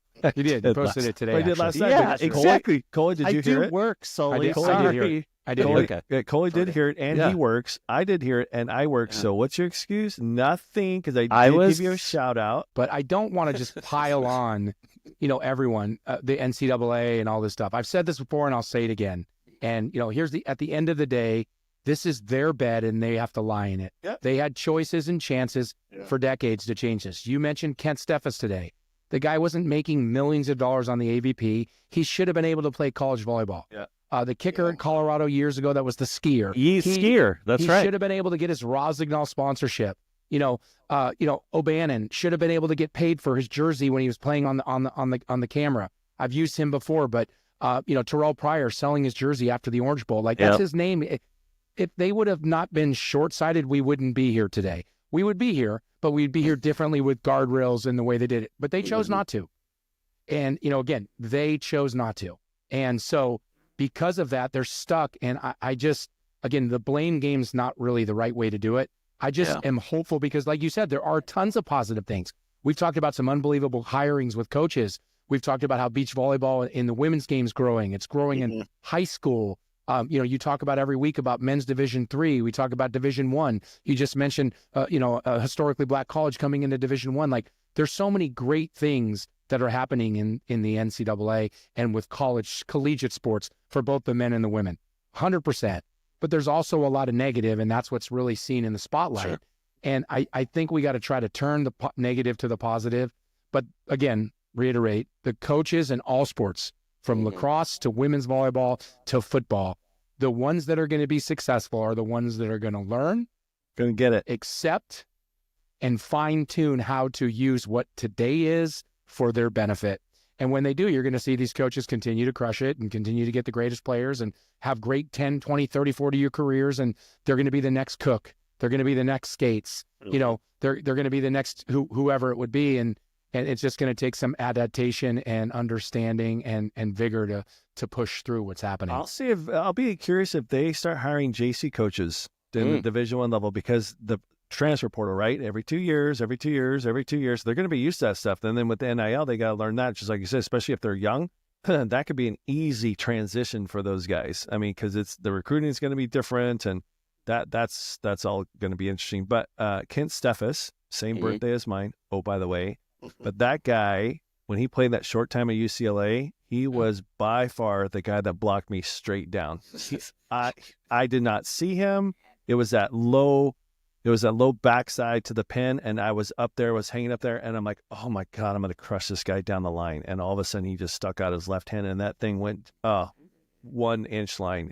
I'm like, oh, well, that's Ken Steffes, I guess. He was great. He's another one that I actually I think would be great to have on here, because he has so much just from that, like just hearing that story about he was at Stanford, coming to UCLA, not being able to play for whatever reason, then going to the volleyball, and he had an okay, beach volleyball career. Sure. It's decent. It's decent. But he's gnarly. So I'd love to get him on. I'll reach out to him and see if he'll come as well. So that's crazy. He has so much, so many stories. Iconic in our generation there. Absolutely very iconic. And he was like Hugh Foster back in the day. I think we're the same age, same year, and he was just a man among boys.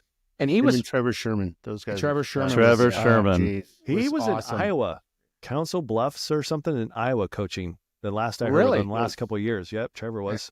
Yep. I got to play against him 1 year in college. I remember it. It was fun to play against him. I mean, like we said about all these stories, I think he'd be a great one to tell, not just because of his beach career, but like just the underlying, if we're going to talk about collegiate sports, right? Like, exactly. That he'd be great to understand, because he was caught up in that. Yeah, he was caught up in what was his view of that? Well, that shit show, was all going on, right? And how does he feel now? I mean, of course, like all of us, like I'm excited my kid's going to get paid. Like I didn't, whatever. But like looking back at that, like, like he paved the way, like a lot of these guys did. The O'Bannon case is probably what. Was the first domino, for sure. It was the first domino that was pushed, and ever since then, rightfully so. But ever since then, things have just, the wheels have fallen off for the NCAA. But he would. I'd love to hear his story. I never even talked to him about that in all the years when I used to go and support him and watch him in beach and all of those things. I never even really. We talked some stories about him hooping against some other college athletes and stuff, but never that. That'd be an interesting story to hear. Yep, that's what we're here for. Okay, boys. Well, again, another one.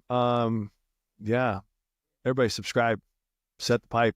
That's what y'all just need to do. Just set the pipe. CK, Bear. Good stuff. Dave DeTinley. Thanks, guys. Good time. See y'all. See you guys. Fun stuff.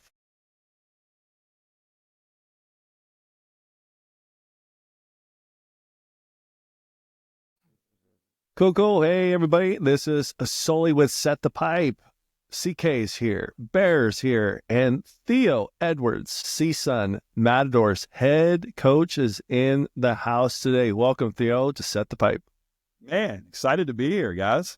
I'm so happy to have you. I got my Northridge shirt on. I'm representing. I mean, I finally have two Matadors now. I'm always against two 49ers. We got two Matadors. Now we're even 2-2. That's right, baby. That's right. Yeah, no, couldn't wait. I feel like I've been keeping up with you guys since the inception, and listening to the conversations and the people being on here. You guys are doing such a tremendous job. Well, it was awesome. You gave us a nice shout out a couple of weeks ago, and thank you so much for that. Yeah, that was big, Absolutely, man. It's what's cool about it, Theo, is we're trying to just, we got into this. We're old guys that played, and it was like, just tell the story of volleyball. And now that we've been doing this, so many people want to come on, and we're so grateful for you to come on during your season and talk about, Northridge and just men's volleyball in general. But it's been fun for us to tell the story. And I think, as you know, because you have a lot of history with the sport, it's such a great sport, such a fun culture, such a good thing to get out to the masses. So that's what we're trying to do, Yeah, Yep. well, and that was what the shout out was about. So many people who understand this game and what it's done for all of us in our lives and the connections we've been able to build. And man, I feel like I couldn't speak highly enough about for what volleyball has done for me. And so I love hearing your guys' stories, man. It makes me get back to my old days as a player and think about how great times were. Well, let's talk about that. So this is your third season, correct, as the head coach at right. Northridge? Yep. Yeah. And you were an associate head coach prior to that. You were on some special teams back at Northridge when you played. Now, you were an outside, correct, Theo? I was not actually. If you go back far enough, I played every position there was. You did. Aside from Bear was setter and wondering libero. that. Bear's like, was he middle? Yeah. I'm like, I thought you were in middle. Yeah. At the end, I was an outside hitter, and Okay. when we made our run to the Final Four. okay. Well, this guy is not a dumb guy for sure. He's a 5-time Dean's List honoree. CSUN made some history by being ranked, I think, the first team in Northridge, #1 in the country as Division I. Pretty incredible there. Then you gained some coaching experience on the international stage, silver medal as an associate coach with USA Volleyball, 2014 Pan Am Cup in Tijuana, Mexico, actually. Then garnered some gold and silver medals serving as an assistant coach for the USA Volleyball U19 Youth National Team. So you went from player to assistant to associate to head coach, right? For Northridge? Wow. That is exactly right. We've got somebody on the other side, on our side, Long Beach State side, has the same kind of path that you did with Alan Knipe, right? He just threw him through 49er, threw him through Matador, and we can't get away from Coley and his Matadors, I don't think. I mean, there's just a lot of love coming on your side. And to be quite honest, it was always like the blue-collar university, and you always knew you were going to be in a dogfight with CSUN for sure, no matter which way it goes. And Coley reminds us all the time how they smoked us 3 straight, which is true, but you just can't underestimate you guys. So, Theo, your resume is awesome. Coley's been wanting to get you on here for a while. It's been great. Pleasure to meet you for one, but we can't wait to hear your stories. Yeah, I'm going to say this before you jump in, Theo. Like the fact that what makes me so proud as an alumni, and we talked about this last year. Northridge started out as nobody, right? Even when Price was coaching back in the day, when Samuelson was there, they didn't even make the playoffs.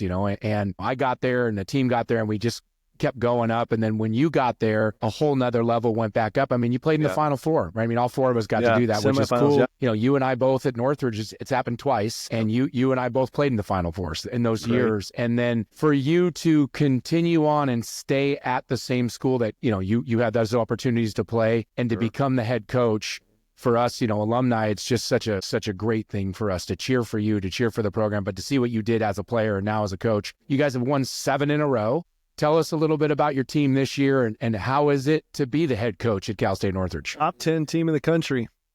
Yeah, man, you guys are too kind with the intros. But our team, I think our team this year is unique and incredibly special. Last year was a lot of a build for us in the sense that we had a lot of seniors, but we were setting the stage for a lot of new things. And culturally, the ins and outs, right? And every program has their own stuff that happens in their camp, but the guys that graduated from us last year were fantastic leaders. And Kyle Hobus, Griffin Walters, guys that are now playing overseas, playing professionally, and Griffin is actually studying his master's. Talon Cook, who's actually on my staff, he's our graduate assistant. And those were our seniors and guys that really helped pave the way and helped us build. And this team that we have this season, there's 9 new players, 9 new faces in the gym, 9 new faces in our program, and a lot of international guys and a lot of guys that come from all over the world. And so it really, starting in the fall of this past year, we had to really start over in a lot of ways, but the culture and the things that we had put in place in prior years has really helped us get a head start and helped us jump this team to where they are today. And they're incredibly excited. They worked their tails off. It's a really, really special group. And leading the way is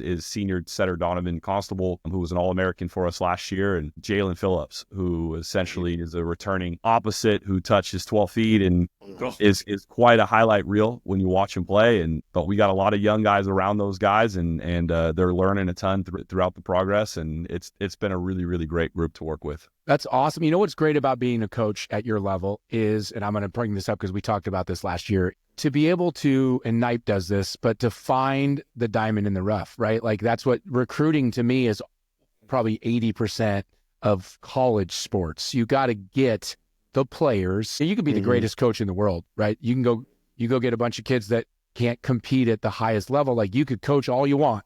You're not going to beat those teams. You're just not. And so like you told me you saw him just playing on the side or whatever it was. No one even knew who he was. And you saw him and you're like, I'm going to get him. He's going to be a great volleyball player. Last year, he's all freshman team. This year, he's one of the best players in the country and nobody knew who he was. Tell us a little bit about recruiting a kid like that. Cause at Northridge, it's not what it was maybe when I was there, but you're going up against Long Beach, who's the best team in the country year in and year out. And the financial at some of these schools.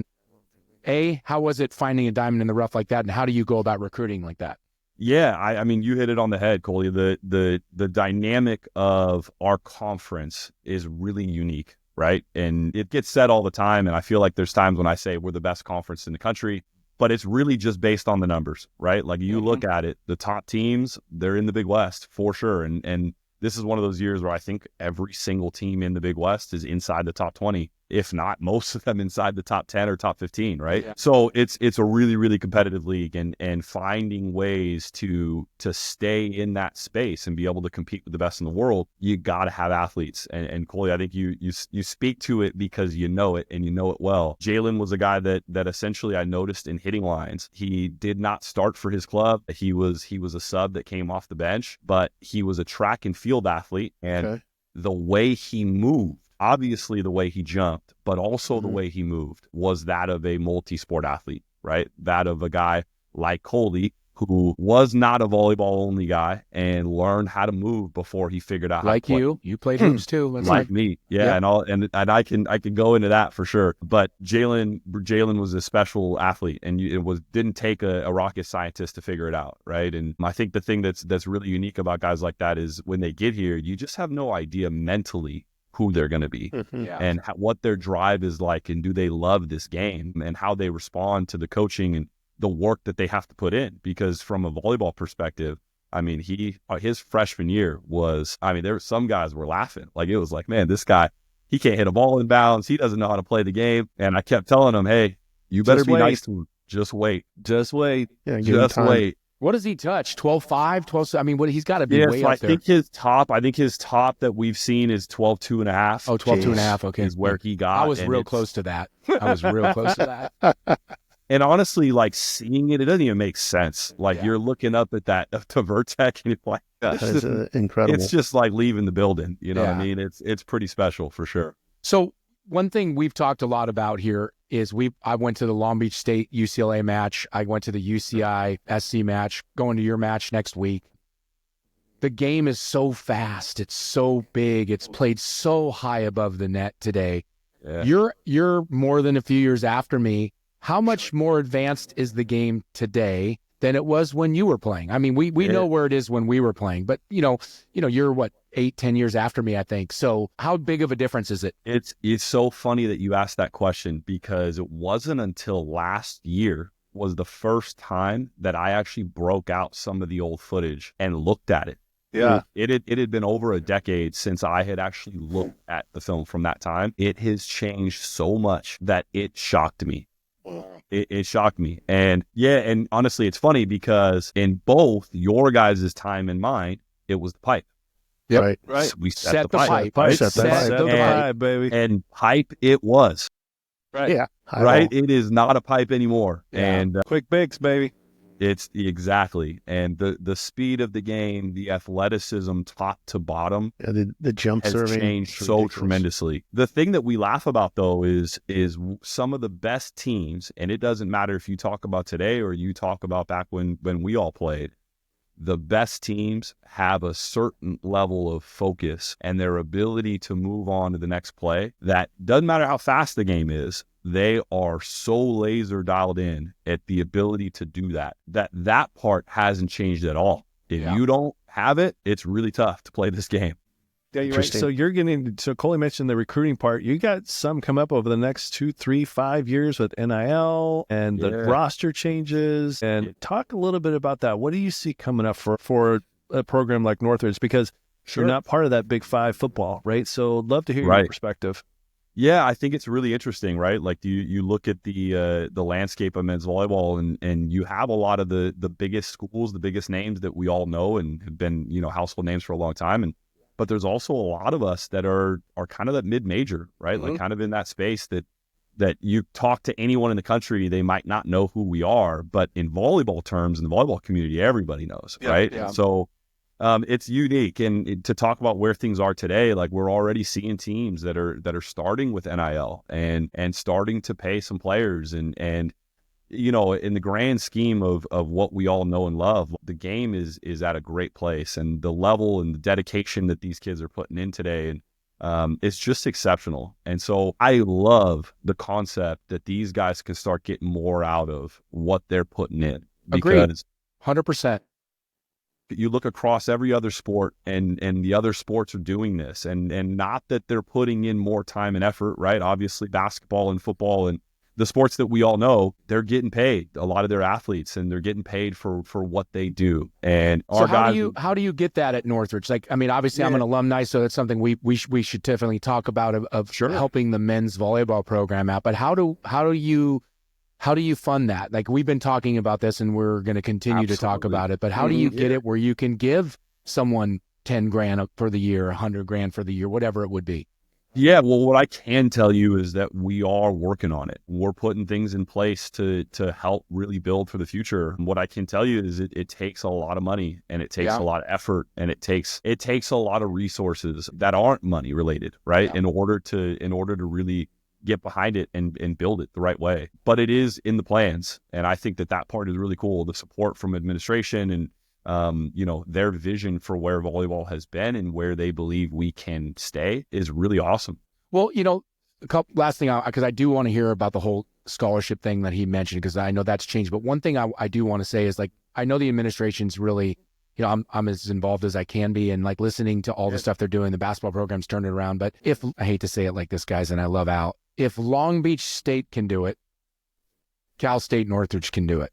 That's and right. so the thing about Long Beach, we talked about this the other day, the three of us, is it's the best program at Long Beach State. And I love the basketball program, and a couple guys I know are playing on it. Great. I hope he builds it. But let's be real. There's not one team at that school right now that can win a Division I national championship other than men's volleyball. That's right. Period. That's right. I mean, their baseball team, maybe they have a great year. They're usually decent, but like running through that whole thing, men's volleyball at Long Beach State is it, you know? And so, like, going back to you at Northridge, like, you know, I think there's no reason why you can't, you know, we've always been trying to get there, but to mimic that, right? To be one of the best programs year in and year out. Yeah. For that. Well, I'm going to give you guys a little insight and a lot of love to Alan Knight, because not only has he done a tremendous job in building this behemoth of a program, but the second that I got this job, he was the first one that reached out and said, "Hey, I can show you everything I've done." And that's awesome. From that point on has been helping me understand how to build a program the way he's done it. And I don't want to get him in trouble, because I don't know that he's done that for a lot of other coaches, but I've been incredibly grateful because he has shown me things that I wouldn't have known without him. Mm-hmm. And so I think Alan is 25 years ahead of me in terms of what it takes to build it the right way. And we all know that pyramid has been a really, really great help in the process. Of course. But the work that he has put in, the loyalty that he has built, the followings, he has done it the right way, and it's truly impressive. You know, we've talked about this on multiple times on the pod, just how the best coaches are very humble. They're willing to share, and that's even the drills, right? But from a program perspective, that I don't know. I expect nothing less from Al, to be quite honest. Of course, he's that's a great judge of character, and just to be able to give back to the community and just to see this thing grow. So that was really good to hear. And like I said, I just think the most humble ones are the ones that are willing to share, and the ones that aren't so good don't, and that's okay. And Sully, I would say you find another women's coach that's sharing that type of information with someone that's in their conference, right? Wouldn't happen. No, wouldn't happen. You know what? I'll put one up there, and that's Bobby Peterson, because I know she's done that within the at NBC. you and I. But but she's been there forever, just like, and look at the culture, though. Look what Jaden said about her and the culture. She said the culture's great, and when you believe in yourself and you have Knipes' culture's great. Theo, what you're doing, the culture's great. So when you have that, that's something worth sharing, right? And the one thing that I love is maybe you know this, maybe you don't, Theo, if you've talked to JP, but Long Beach State back in the day with Ray, their coach, Ray and John had an amazing relationship with Long Beach and Northridge. They did very similar. They helped each other out. I mean, being a state school is a state school. It was great. They were great with each other. So it's awesome to hear that Long Beach and Northridge is still doing that. And, Al's one of our good friends. We're going to have him on here sometime. And we love him, and I love what he's done, to see what he's done. And what's cool about it, like we already said this about you, is you played there, right? You got to play there. You got recruited there. You graduated from there. You were an assistant there, and now you're the head coach. And it's so cool. It's just so cool. That's the same with Alan, and the same with Bobby. Bobby played there, assistant coach there, head coach there. Same story that you guys have. So there's some similarities there. What's about sharing and caring. So I'm going to go back because I interrupted the question. So we talked about NIL, and that's a whole different thing. Now with the scholarship limits and all of that, how is the school has to fund the scholarships, right? You don't just have it in your back pocket. So that's the first thing that has to happen, whether they agree or don't agree. So how does that look for like a CSUN in a Long Beach compared to like UCLA? That's, in the Big Ten and getting all that money. I think every school is going to be very unique in how they get there. But I'll talk about the opt-in, opt-out, right? And essentially what's coming, because that's a really, really important part of this. And part of the reason why I can't give you a complete answer today. Of course. Today, we don't know as a university whether we're opting in, period. We also don't know whether we're maybe not opting in now, but opting in later. There's also a lot of discussion about what that actually looks like. Obviously, we know what the opt-in piece looks like, and there's some guidelines that have been laid out, but the NCAA has not really laid out what it looks like if you don't, and what competitively does it look like, right? Like one of the issues that I think we're all going to eventually see is this game continues to grow, and obviously with the NCAA changing, there are teams that are opting in and being told by their athletic directors, we're not upping your scholarship. So I know you're at 23 roster today. We're moving you to 18 roster tomorrow. And keeping at 4.5. And keeping you at 4.5. Wow. And what that has the potential to do for obviously the opportunities, right? But really the competitive piece, because if you really lock up a team in that perspective, but then there's also teams who they compete against who didn't opt in, who have the same scholarship but more players and the ability to build on that. Now it doesn't seem competitively fair across the board. So I couldn't tell you exactly what it's going to look like from a landscape perspective, but I will tell you that I think that long term, like there's a lot of fears around this, but I think long term it's going to end up great. And I really do believe in the sport. I believe in the coaches. I believe in where the game is headed. And I think long-term, this is going to be a really great thing. That's all. From a national championship perspective, how does Division II come into play? Because when I went to go watch Lewis and Long Beach State, and Al and I got to talk a little bit, and he's like, we kind of just touched on this. He goes, but here's the difference. Lewis is Division II. They're going to have different rules, right? Yes. So how do you see that playing out because, combine the two to go for a national championship? That's right. Yeah. And so on the podcast that we do on a weekly basis, we're talking about this, right? Because Dan Friend is on that podcast and he is also on the board and sits on the committee and serves I think the big thing is it's probably going to force Division II's hand, right? And we've talked a lot about the potential of a Division II championship separating and doing their own thing, but at some point that likely will be the case. And as you see, it should be the case though, because the difference is, I mean, I don't know what they are specifically today, but when I was at Northridge, when I first got there, every sport was Division II, but men's volleyball played in Division I. So we were the same thing. Division II back then, it was 10 semesters, and that's all, you got your 10 semesters. So you could be 25 years old and have only went to, 4 semesters of college and go play Division II sports. And so like, imagine that I don't know if that's the rules anymore, but like in volleyball, like you're saying, you go to Lewis and you're 25 years old, you're a sophomore and you're playing against 18-year-olds at Northridge that are, stuck in Division I. Like, so it's going to be interesting to see. And I hope they do change it because that gives more growth for the sport, more D2 schools, more D1 schools. So.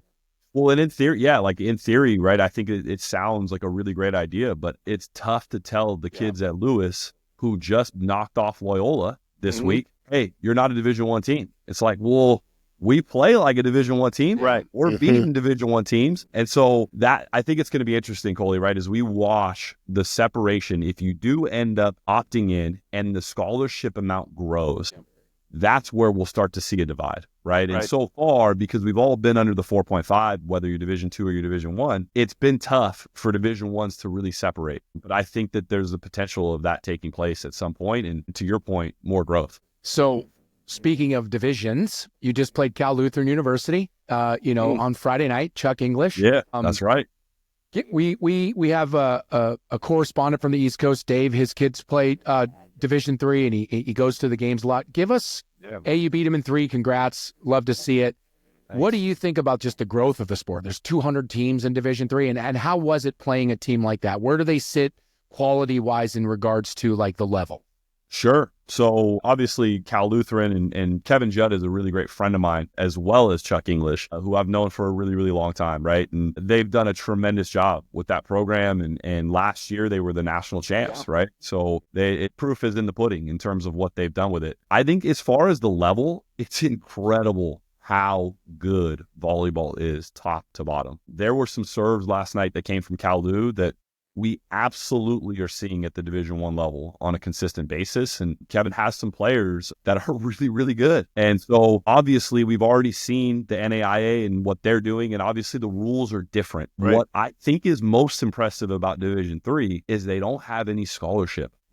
And to see the growth of the level and what they've done over these years in a time when there's not a lot of scholarship, some of these schools are very enrollment driven. Right? It is really impressive when you start to look at it from that perspective. And Cal Lutheran is a great program, and there are many great Division III programs. Like Springfield has been beaten up on Division I's for years. Yeah, people won't play them unless it's an exhibition because they've been deadly. Yeah, we got him on here, and I knew Cal Lu last year. Obviously, knew that happened, but I did not realize how many Division III schools there are. Northeast is where a lot of them are, and how much volleyball it is. And so Dave was telling us on this, and I've just been super impressed. Now I've been doing more research and trying to watch games online, and I just can't believe, like you said, how many are playing. It's so awesome from when us 3 were playing college volleyball, right? What was 16? What did we say, 16? Yeah, it was 16, and we'd go out to play Ball State, and that's it, like now there's just teams everywhere, and it's just, it's awesome. It's so awesome to see men's volleyball. We talk about all volleyball from women's to beach, but to see our sport, us 4 sport men's volleyball, where we all played, to see where it is today and where it's going is just, it's awesome. I'm so excited for it. It couldn't be more exciting. I couldn't agree more.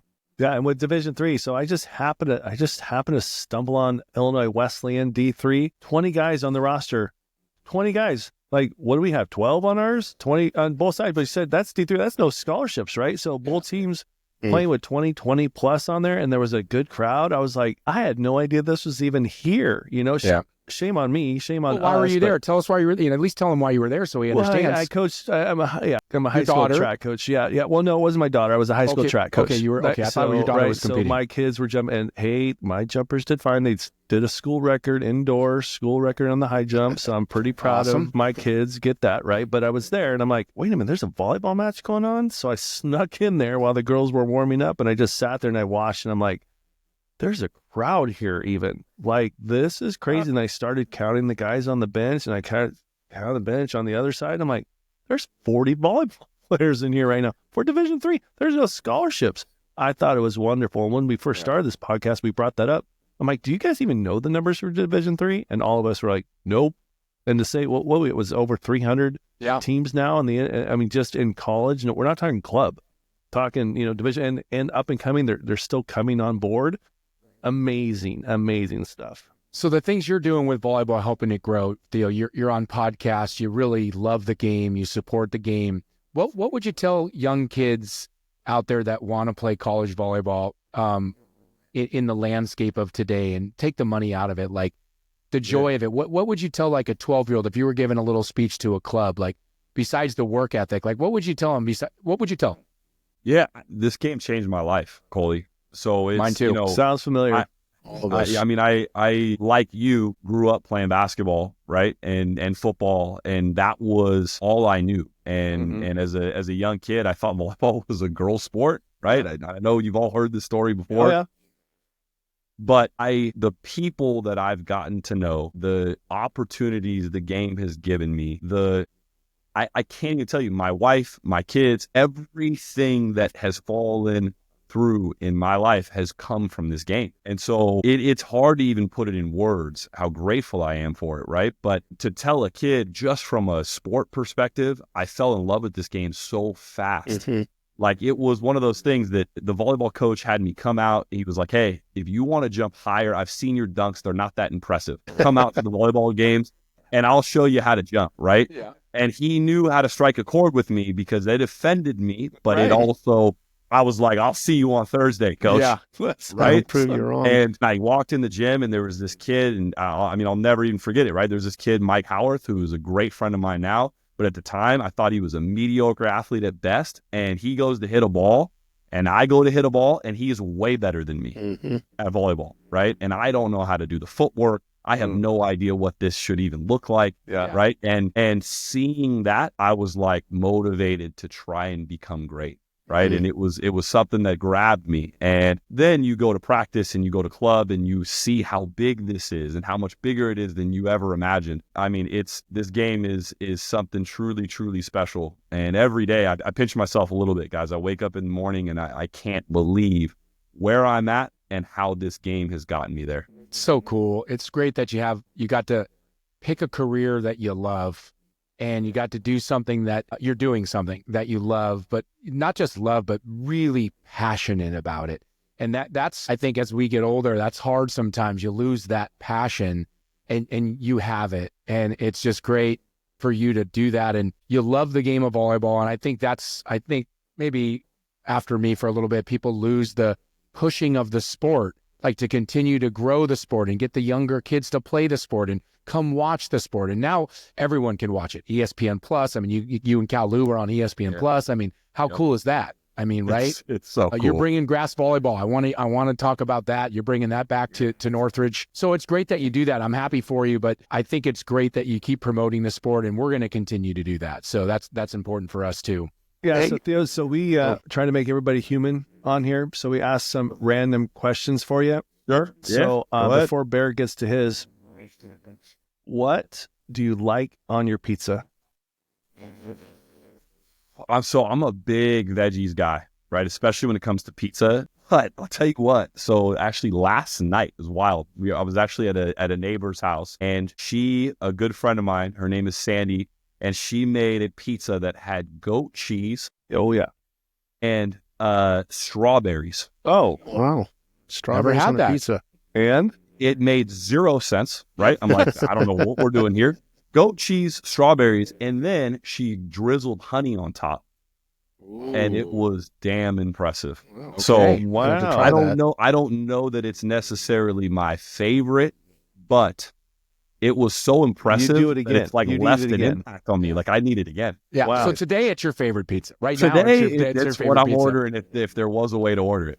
okay. So Absolutely. what's your least favorite thing on a pizza? So I actually love seafood, but somebody ordered anchovies on a pizza one time. Couldn't And do it it. was from like Domino's. It wasn't even like a place where you should have any business ordering anchovies, right? Yeah. And I eat anything out of the ocean, guys. Like I love Yeah, seafood. I I'm love down. sushi. This was the worst tasting experience of my entire life. So you throw anchovies on there, I'm shocked. Like Not I can't happening. go back, man. Bear, what you Amazing. got for a boy Theo? What kind of music do you listen to? What genre do you prefer? Sure. So I grew up on hip hop, right? And so my childhood was Tupac. It was Biggie. It was Jay-Z, Nas, and I think I still listen to modern music today. I still like pop culture music, right? But when I'm having a rough day, it's late '90s hip hop that there you is go. absolutely my Biggie's my number. If I'm going to rank all my hip hop or my rap artists, I love Pac and I can go down, but Biggie for me is number one. Mooney and I listen to him all the time. My first ever concert was Run DMC, Houdini, Beastie Boys, LL Cool J, all in one concert. They were all in Wow. one concert. It was LL. just right, and it was I need amazing. love. what you wouldn't pay to go back and experience that one more time. Right? Right? And it was just before they were Man. ready to explode, especially Beastie Boys. They were just just exploding. So we got to see them before they it was crazy. But, my Adidas comes on, everybody takes off their shoes and pumping up their shoes and my Adidas. Anyway, back in the day, but awesome. Hip hop. Cool. So, you got my question is going to go back to we talk more grass volleyball. So tell us about that. We had Jaden on here. She loves grass volleyball. There's a culture to grass volleyball. It's different. It's within the culture of volleyball, but it's its own. Yeah. It was really big when I played because Price, put them on. You're bringing them back. Yeah. Let's talk about it. Well, let me tell you. So the legend of Northridge grass volleyball was so big and so important that as somebody who was a kid, I never played grass volleyball. I didn't even know what it was, right? When I got to Northridge, the older guys on our team would always talk about it. They talked about the Coley Kymans. They talked about the Bob Samuelson. They talked about Jeff Campbell, right? Yeah, Guys he played being a lot on the grass and being deadly, and guys driving from all over the state, like Bakersfield and Orange County, and coming up to these grass tournaments. Vegas, people come, from Vegas. Yeah. And I heard about them my entire time at Northridge. And even as a coach, I remember just thinking about, like, how do you do it? Like, how do we get this back? And for me, when I took over as the head coach, I kept trying to figure out, how do I give back? Like, this game, I feel like I've taken, and not in a negative way, but I've taken so much. The game has given me so much. I got to figure out a way to give it back. And I got to find a way to make it inexpensive. I got to find a way to make it a great experience, and I got to find a way to give it. And so we did it. And so essentially this is year 2. Kevin Judd has been involved in helping me with this. I mean, in fact, has been a massive part of it in the process. But it's really just about the volleyball. And it takes away a lot of there's a lot that's come into this game, right? And the recruiting side, and for the kids that play club, as great as the growth has been, when you got to get into a big tournament, and not only do you want to compete and do well for your team, but you got big time coaches that are all standing at every corner. There's a lot that comes into it. And I feel like the grass strips all of that away. And the fun comes back. It's to just compete. You can pick your own team. You can just play the game, and you get to just love it. And we had close to 200 people out here this past year. Wow, good for you guys. It's been awesome watching it grow and come back. Do you have the guys on the team helping out and like doing that kind of stuff like John did too? Oh yeah. Oh, see, that's cool too, right? Because we got to be involved. Build it. Yeah. Yeah, that's probably the best part, Coley, is that they've been able to see how they can help too, and they help build all of it's actually the same setups with it. Same setups. That's just the same stuff. That's cool. So I'm surprised, like Sully, you and Bear never played, but back I in our played days, a lot of grass volleyball tournaments. At I don't think I ever played at Northridge. Yeah, no. so John Price, my coach, who's was been there forever and one of the best to do it at Northridge and whatnot, he started this to fundraise because we needed money, right, at Northridge. And he built this system. I don't even know how to put it, but it's just wood, but they're A-frames. They're A-frames, exactly. They're like A-frames, and it's all across the grass. There's, 10, 15, and you put them up, and then there's 2 or 3 of them. And we used to have unbelievable, and we couldn't play when we were, right there playing at Northridge, but we would set them up in the morning. We'd have to tear them down at night. A couple of us would have to work during the day. And to go to Theo's point, which was at Northridge, like, oh my God, do I really got to get up at 7 a.m. on a Saturday? But like looking back, how cool it was to do it. We're with our friends, talking about the night before or whatever. All the volleyball players that are playing in these things are not playing college volleyball like we are. Yeah. They're around the college volleyball players. They're coming to the games. They get to talk to us. They're seeing us. We're doing all this. We're watching. We're seeing young high school kids that may be playing with us in 3 years. You're seeing guys like Mike Bird, Chuck English, guys that had played at Northridge. They're playing now, so you're rooting for them. Like Sammy's playing. Like, it was awesome. And it was just such a cool culture within a culture, like you said. And so many people would come and play from all over. Bakersfield, San Diego, Vegas, and I'm glad you brought it back because it's a great something unique within Northridge that you can do that I think is pretty cool to help build the program. Yeah, well, and I got to give a lot of credit to John Price, right, who has had a huge influence on me as a coach and has been nothing but my biggest supporter. But he started it back then, and I remember when I told him, "Hey, I'm going to bring it back," he's like, "Dude, that is awesome!" Like he was thrilled. He was also like, "That's going to be really tough," but that's it is. Do you guys have like guys only, or do you have guys and girls? No, so we actually, so initially We didn't get any girls to sign up the first time around, but that is in the works. The goal is to essentially the way that John did it back in the day was day one, I think was guys. Day two was like a co-ed. And so as it continues to grow, the goal is to get as many people that want to play volleyball out on the grass. If I can give you just a little suggestion, sure. There used to be a thing called reverse co-ed. Do you know what that have is? you not done this? I played in a couple reverse co-eds. And guys have to hit behind the 10-foot line. It's a on women's on net. a girl's net. It's a women's net. And the men, so you're playing on a women's net. That's it. Yeah. And the women can hit wherever you want, like normal doubles. right. But the guys have to hit from behind the 10-foot line. 10-foot line. But Okay. you can I bang. don't think the guys can block. I don't remember. Guys can't be can't at the block. net. Yeah. No, they can't be at the net. Yeah. But in today's game, like think about setting on a women's net, like at the ball at the 3-foot line, and you just flying out of the back row.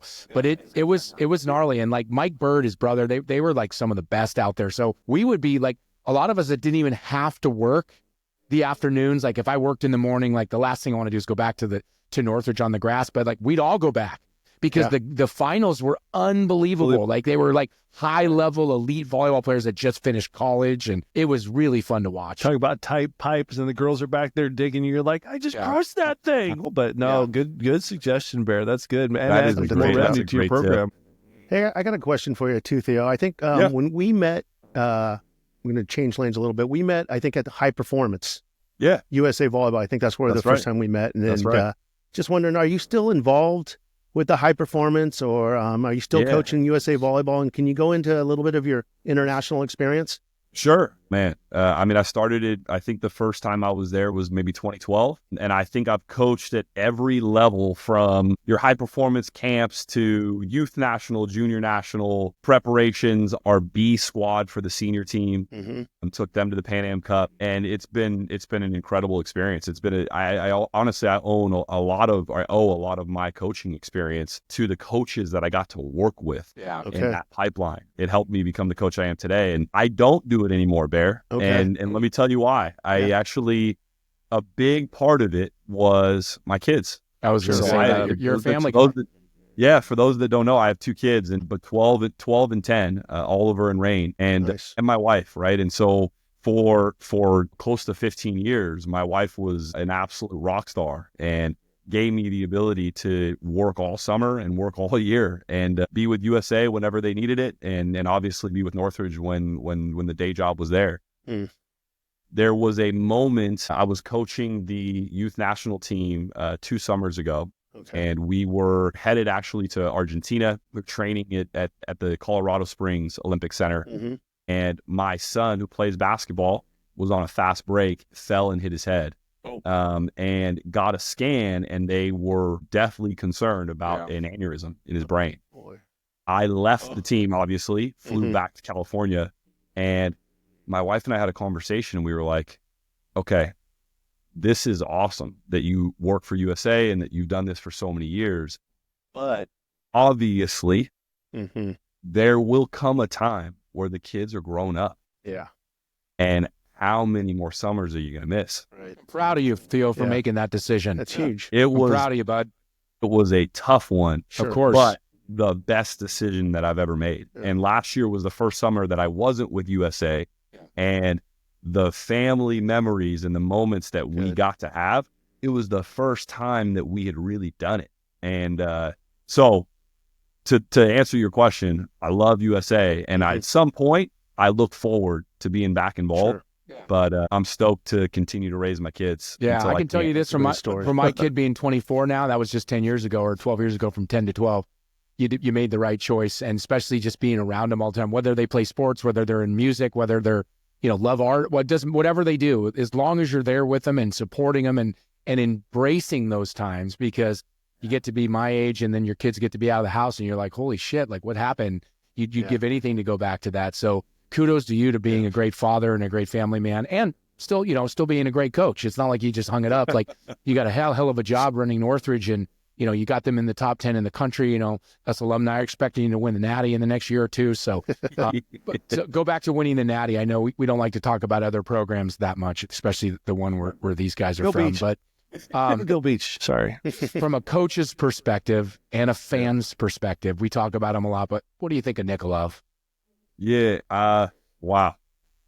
We talk about this all the time amongst the coaching circles. Nikolov is the most impressive setter that I've ever seen. Me too. Is the most impressive setter I've ever seen ever, which I think is Wow. a pretty crazy way to put it. That's saying a lot. And not that he is a complete package yet, right? I Like he don't has a disagree long with way that. to go. I agree with that. Yeah. But what he has done for NCAA men's volleyball, and this is where I give a lot of credit, right, to the players that deserve it. Notoriety that he's bringing to the game, his willingness as a VNL player who honestly should have went pro last year, Mm-hmm.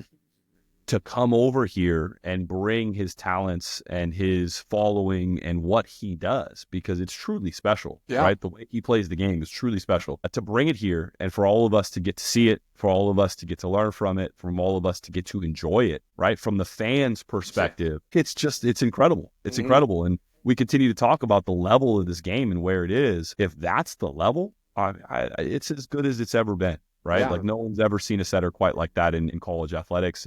But as a coach, and the fact that I got to scout him for Wednesday, he's a problem. Yeah. Absolutely. And I'm glad you said what you said, because I said this the other day. I was like, to all the setters around the country, like, I mean, it's like I said, like when you're a basketball player and you're like, you see Jordan, you're like, oh shit, I guess I'm not the best player like I thought I was. But like, so all these setters, I mean, I've seen Irvines and SCs, and I've watched you guys on video. I'll see at that game on the 5th. But yeah, like, if you're watching and you see him play, you're like, oh shit, I got to get to work. Like, I got to get to work. I thought I was working hard, but oh my gosh. Like, so like, I hope, and again, thank for him to come over here and to make the level of our country and our players better. Like, to realize that there is more to do and there is no cap. Like, I thought I could only do this. No, you can actually swing from the back row as a setter on a 2-ball, like they do on the beach. Like, who does that? Like, he does. Yeah. Like, why wouldn't you set him like that if you can, right? So that's cool, and it probably makes your job tougher to scout him, but also gives you like maybe some insight for your players to say, like, guys, we're going to change the way we work a little bit. Yeah. Well, and what an experience, right? What an ability to. I echo everything you just said, because what it does is it makes us better. And that's why I'm so grateful that he's here, because what he's doing is he's raised the bar, and it's awesome, man. What an experience. Hey, so I don't want to go without saying, you mentioned it just briefly, but we've talked about it on this podcast about your spouse, not yours specifically, but a coach's spouse, right? Yeah. And how there's quite a bit of divorces out there, right? But that sounds like you got a pretty great gal there to kind of get it, and then to rope you in, to realize, hey, I still got your back on this whole college thing, because it's college coaching is crazy. Bear's going through right now. I've been through it, right? But to have somebody to sit down with you and say, it's great, you're doing fantastic, love what you're doing, but that takes someone special to kind of rope you back in, and for you to believe in your partner, just say, okay, you got my back, I got to have your back, we got a family, currently, and like, Coley says, we got, all of us have kids right now, but the 3 of us are almost out of the house.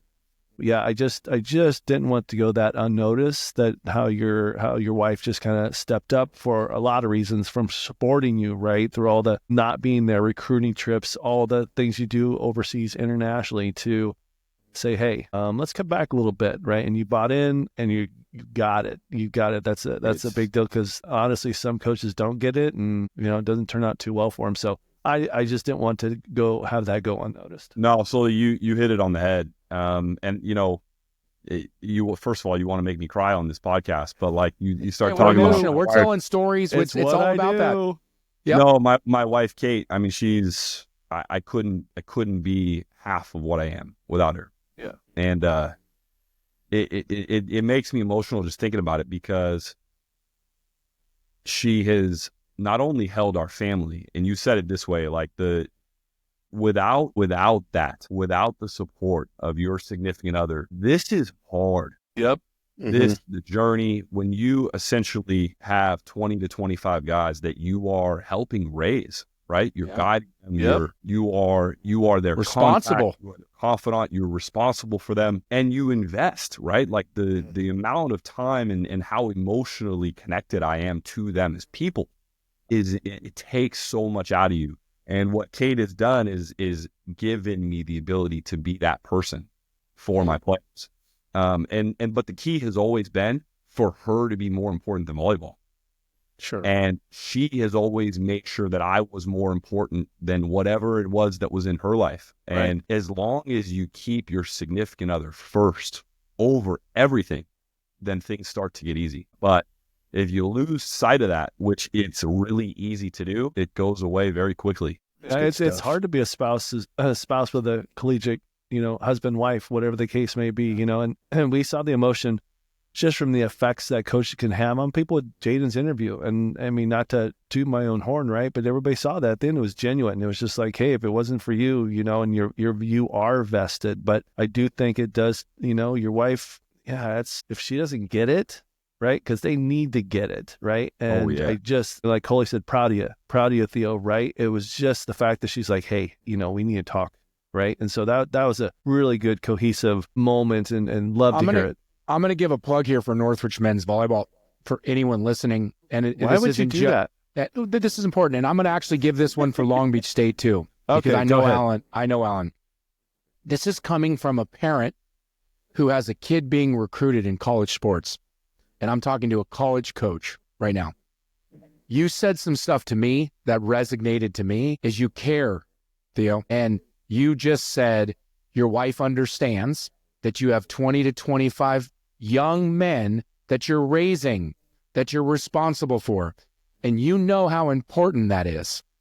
There's a lot of coaches in this country right now that have forgotten that, especially on the basketball side, but have forgotten that. And that's why you get into it. Obviously there's money and it's a business and it's a career, and I get all that.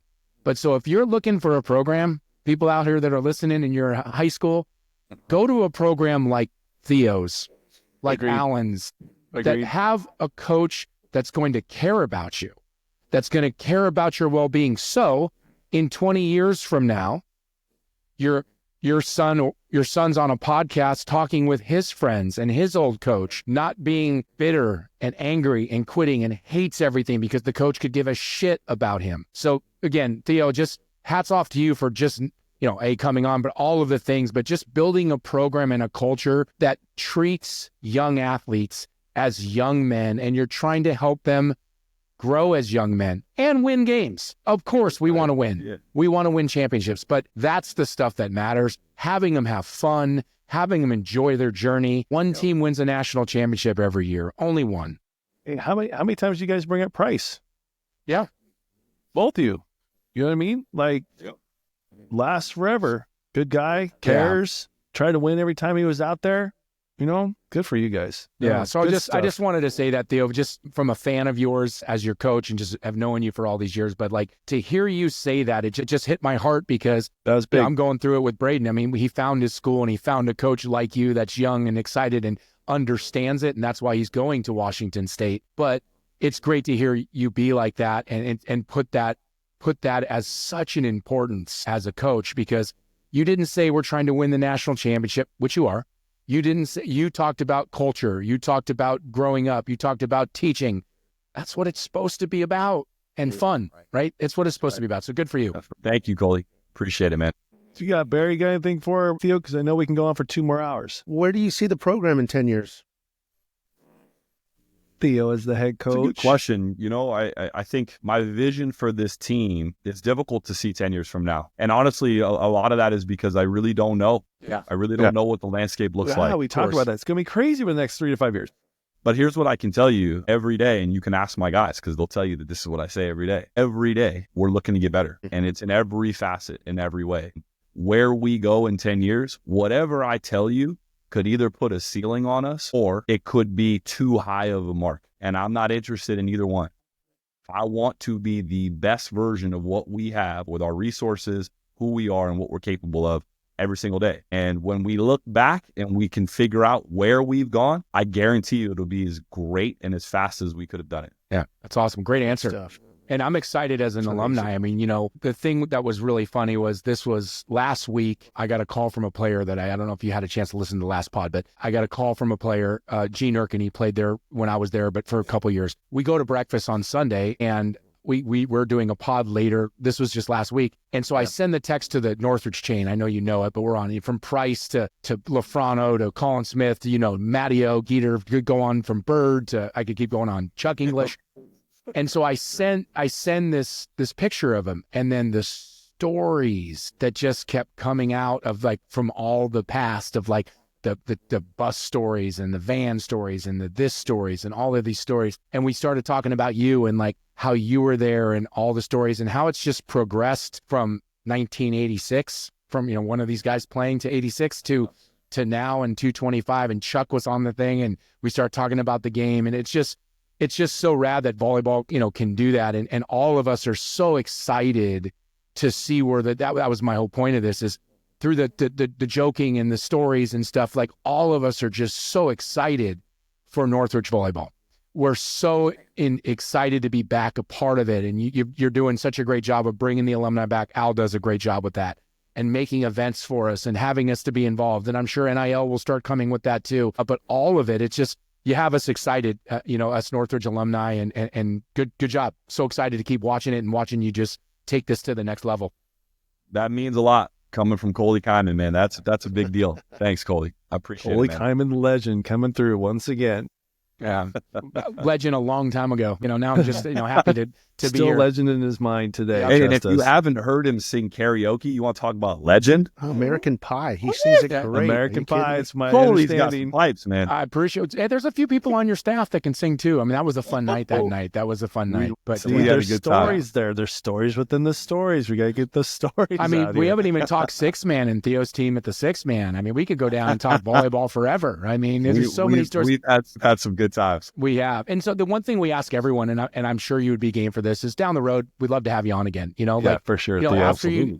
like this would be a great way to do it. Like, I think it's like in April or May. May's the championship, right? Yep. The playoffs. So like in May, when you upset Long Beach and Nikoloff's not even going to the Final Four, I think that would be a perfect time to have you on. What do you think? This sounds great. I Sounds can't great. wait. Okay. Just want to Yeah. make sure that's a good time Yeah, to get count you. me in. Thank you so much, Theo. Wow. It's great talking with you. Okay, well, that was Absolutely, Bear. Theo Pleasure. Edwards on Set the Pipe, everyone. It was sure a pleasure. It was good to meet you, Theo. These guys have been talking very highly on you before you got here, and your story was great. And we, like I said, like Coley said, we'd love to have you back, but appreciate your time, man. Hey, this has been a pleasure. I love you guys and appreciate what you're doing for the game. Go Yeah, we love you Matadors. too. Go Matadors.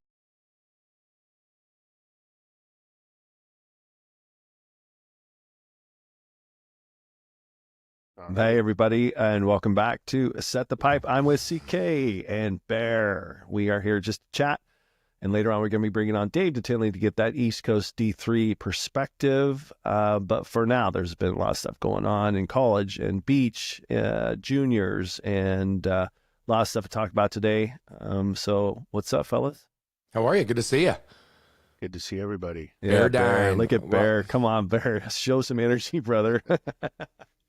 I got a great story for us to tell right here, and it's about Set the Pipe, and it goes back to a Paul Mitchell teammate, a Long Beach State teammate.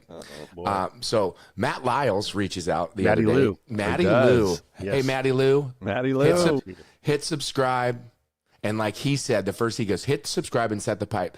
So he sends us a text, Mooney and I, and he's sending us a picture of his youngest daughter. Him and Jamie are coaching her, and it's volleyball stuff, and it's awesome. And they're at junior tournament, and everything's going great, and it's just going back and forth, you know, about basketball. Their son's out now. Braden lost this past week, and so everything, Sorry to you know, hear it's that. all good. Thanks, all Yeah. good. It's all good. So we're going back and forth, and so I send him the video of one of the videos of, you know, Set the Pipe, and his first comment was, dude, do you have the one time you hit the pipe off me to beat us on the video? I said, well, I don't know. I don't know if it's on there, but I was kidding. But it's so funny. Like, what's so rad about doing this with you two, for me personally, is so many people have reached out on the positive side, like through LinkedIn, through just Instagram, through texts. Hey, we want to be on. Hey, this is great. I love to hear the stories. Keep doing what you're doing. Keep, you know, talking about volleyball. Then you have folks like your teammate from college, Matt, my good friend, Matt, who had no idea we were even doing it, who was just with Ben Bodipo, by the way, because Ben was there supporting. Okay. And Ben and I have talked about it, right? Ben knows we're on it. So I'm like, Matty, he's like, what have I been doing? I'm like, oh my goodness, Matt, you got 13 to catch up to, buddy. We've had Ferbs, we've had Holly, you know, I'm going through he's like, really? I'm like, yes, Matt. I'm like, and on top of it, which would be cool is to have you on it for a few reasons. One, he's a Long Beach State 49er national champion. Yep. He is a Paul Mitchell alumni. And he's involved in what we talked about with that group. Him and his wife both played college volleyball. They have 2 kids. One's a young junior just thriving and learning the sport of volleyball and loving it. And then their son, good volleyball player, but kind of going down the Braden path, loves hoops, right? Oh, so he's been playing hoops. And, you know, they were in the open division in NorCal, and he had a great year too. And but him and Jamie would be great to have on here. Yeah, for sure. Yeah, no, that'd be good. Yeah, we're on that text chain with our Long Beach guys too, and I haven't put it honestly, and I haven't put it out there. Hey, are you guys listening to Set the Pipe yet? I'm kind of waiting for them to go, hey, listen to it. Hey, it was pretty good, you know. So I'm just kind of waiting, but maybe I should be proactive and marketing a little bit better. But well, it's not so much. Oh, go ahead, Bear. What were you going to say? I just think we're getting out there a little bit, and here's something kind of a little bit off topic. Is my mother-in-law asked me about it the other day. She goes, hey, I was on YouTube the other day and I saw you're doing a podcast. She didn't even know. And somehow it came up on her feed and she goes, you guys look really professional. You guys have headphones and microphones and everything. Looks great. And I'm like, wow. And then my you said, mother-in-law, hey, did you who's subscribe? not involved in volleyball at all. So did you ask her to hit subscribe? She didn't know how to. I go, next time I'm over at your place, I'll help you with it and you can subscribe. Yeah, she's like, I don't know how to do it. And set the pipe. Awesome. Yeah, it's been so fun, and I think to all the people out there listening, I hope you're enjoying this too. And the biggest thing we're going to continue to do is tell stories about us, tell stories about our friends, tell stories about volleyball players and volleyball people, and anything that kind of touched volleyball throughout the generations. I think that's a fantastic thing for us to continue to do and evangelize the sport as well, and try to get it out to the youngsters and the oldsters, and just keep having a great time doing it. Hey, we had a great pod with Theo Edwards. Got to see him play against Long Beach State. And then do we want to announce who our next podcast is? Yeah, well, I think Theo ran into a brick wall with Long Beach State, to be quite honest. Long Beach State just looked that good. Northridge looked solid for sure, but just as of today, Long Beach State's on just another level. So we're going to have the number 1 team in the country's head coach, our former teammate at Long Beach State and teammate at A6 Paul Mitchell. Number 1 head coach at Long Beach State is Alan Knipe. We have him coming on the next pod, and it's gonna be a good. Absolutely. I can't wait for us, to launch that one out. And again, goes back to what we were just talking about, telling stories, right? We had Theo Edwards, who's doing a fantastic job at my alma mater. By the way, a lot of texts within the Northridge crew after that release of the pod, and people are so excited about the program, what he's doing. Everyone wants to stay and get more involved, and so awesome. I'm glad we were able to do the pod just for a few reasons, right? Just to talk about Northridge volleyball, talk about college volleyball, but also get it out there for all the programs. And we'll try to do that for many programs and many coaches that want to come in here and talk shop. And I do want to keep talking about men's college volleyball. And I would love if you guys want to comment on this, but UCLA just beat Stanford a couple nights ago at Pauley Pavilion, and something that's cool for me, because we talk about parenting all the time on here, mm-hmm. right? And one of the hardest things to do, and every student athlete in college has a parent or parents or someone that's taking care of them. So, just to know that they're out there competing, they still have a loved one watching them. Well, UCLA's playing at home against Stanford, and their setter's very sick, can't play. So next man up, and who's the next man up? Trent Taliaferro. He's a freshman, gets a chance to play in his first college volleyball match at Pauley Pavilion. That's really cool, right? Most people are like, oh, he's a freshman, he could start. Coming off the bench, right? But the cool thing is, there's a little twist to that, is his father, Brandon Taliaferro, is an assistant coach at UCLA. Brandon Taliaferro is a former national champion All-American setter at UCLA. So he's on the bench. He's on the bench. Hawks is like, you're in. They give him a call. He gets the start, and they beat Stanford in 4, and he plays great. I think we'll put a picture or two up on here to show you the love of the father-son.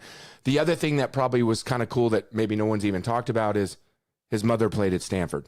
And his mother, Heidi Taliaferro, is a national champion at Stanford. Kidding. To make it even tougher in that matches, he didn't just win a match at Poly. Yeah. He didn't just beat an opponent with his dad coaching or being he beat Stanford, where his mother was, a great player, a national champion. And so, like, you talk about how that would drive home. He's a college student, but how that conversation must have went, for all of them. It's for dinner, after dinner, it's like, oh, mom, and dad, yeah, funny. That's awesome. Also, I'll get all three of them on there. I didn't know there was a Stanford connection. That's awesome. Yeah, did I. And I can tell you this because I know this because you guys saw me at that game, at the Long Beach State game, wearing a UCLA shirt. Yeah. Heidi was right in front of us, wearing a UCLA shirt. Well, family. She's a proud Bruin. Yeah. Her husband is now a national champion coach. Was on John Spera's staff when they won it the last few years. He's a national champion player. He's the assistant coach for a national team. Yeah, he took the job to work with Eric Sullivan as the assistant coach for the women's USA volleyball team. This will be his last year at UCLA, and to be able to coach your son, not just on the team, but to actually win a match where you used to win matches, where his mom and wife has played and won matches. Yeah. To play in the historic Poly Pavilion in that kind of setting, in that situation, pretty cool. That's a good story. Congrats to you, there. Trent Taliaferro and the Bruins, and Johnny Hawks. Great win for you guys, and way to find a way to continue your role. Yeah, great story. Brandon's going to be leaving UCLA though and going to the national team. Is that what you said? Yes, he's going to be an assistant coach. That's got to be a difficult situation though, I would think, or a decision, because he's coaching his kid. I mean, that's kind of a once in a lifetime thing to coach your kid at a collegiate level, and then actually leave as his going into his sophomore year to go coach the national team. Yeah, I don't know. I think it's a catch-22. I don't know if I'd want to coach my kid at that level personally. I coached my kids growing up, and I look back at it, and I don't know. I love being a parent watching, especially when the kids are playing at an elite level. You talk to Al about it, and he'll talk about it with his son. Is sometimes you don't even think about it, right? Because you're trying to win a match. You got 5 other guys on the court, and your son's this. But just like Al and Brandon's, their kids are setters, so they're engaged in every single play, right? It'd be like me as a middle. Like if I don't get set, I might go around a bunch of rotations and not touch the ball for, I don't know, could be 3, 4, 5 rotations if I don't get a set. The setter's touching the ball every single time. He's like a quarterback, right? He has the ball in his hands to do something with it. So, like, to be involved that much, like, I'm not saying that's why he did it. To get an opportunity to coach for the United States of America, coach with Eric Sullivan, move over to the women's game where there's just a plethora of more teams at this point. I think it's a great call. He's a great young coach. He's a great volleyball mind. He's an unbelievable competitor. And he's also, just like I say this, both him and Heidi are great human beings as well. And I'm so excited for all their success. Joy McKenzie told me a long time ago, she goes, Sully, you're going to be the best coach, best technical coach in your gym. Train your kids, but if all possible, don't coach your kids. And that's sunk in pretty hard for me. And I've done that ever since. So did that with Savannah, did that with Tegan. With Tegan, I'd always call myself the third assistant. There was a head coach, an assistant coach, and then I wanted to be two seats down because Tegan was playing, but I'm like, I'm just going to call serves right now, and I'll do technical stuff, but I wasn't the head coach. I wasn't the first assistant on her club team, right? So I really took that to heart, and, you have a little hesitation, Cole, in your voice going, yeah, I did it, but you know what I mean? I'd rather be watching type of thing, I'll say it, we're allowed to say what we want on this. I was a bigger dick to my kid than anyone else. And I love coaching. Mm-hmm. My father was a high school coach for 43 years. Mm-hmm. It's what's in my blood. I just got into sales and, lived a different life, but we're going to go back into coaching because I miss it. And I love teaching. The problem is when you have your child on there and the competitor within me, you guys played with me. So the competitor within me and the wherewithal is I'm going to teach and coach and be super positive to your kids. Yeah. I would never scream at your kids. I would never say, "What are you doing? Go run another lap." Like, would never do anything. That'd be positive. Don't worry about it, Sully. Swing at the next ball. You're going to get a base hit. Oh, don't worry about striking out. Like, to my kid, it's like, get back in the cages. And so, like, it caused problems when we were younger. I mean, it really did. I said this on a different pod. So I don't know how, I obviously coaching at the collegiate level, I'm sure it's a little different, right? Your kid's already gotten to that spot. They're there. But again, it's your kid, right? And you want your kid to succeed. And more importantly, when I watch my kids, it's not about me. I don't want them to succeed so I can walk around the gym saying, "Oh, my kid scored 20 points." I want them to embrace what you and I, all three of us have had. You know that feeling when I don't in college, but that feeling you guys had in Hawaii when that last ball hit the ground and you won a national championship with your brothers. You can't describe it. I mean, you can't even really put it into words. The wins we had, even in Memphis, or, we can go to different places, winning down at the beach on a 4-man on a Saturday, playing against Delhi and Rocky, Mishirak, that winning that game mattered, right? And you were happy to win that. And so, like, I think maybe at that level, coaching your kid, you're probably there. But it's just like Oklahoma, right? Oklahoma, we dogpiled for club nationals when we won the whole thing. Dogpiled after college. I mean, it's a big deal. But I took that Joey McKenzie to heart, and I gave like my kids private lessons, but we didn't talk like game strategy, and I never talked about what the coaches would say. It's just like I would technically help them, but like I said, I was way down the bench and let those guys do lineups and feedback and all. Like I was as far away as I possibly could. At the same time, those coaches, they wanted me there, they wanted my feedback, but I wasn't going to be the one to tell them anything or tell them what to do or the kids. So that was a really good advice from Joey McKenzie. And like I said, I took that to our Furbringer. Sorry.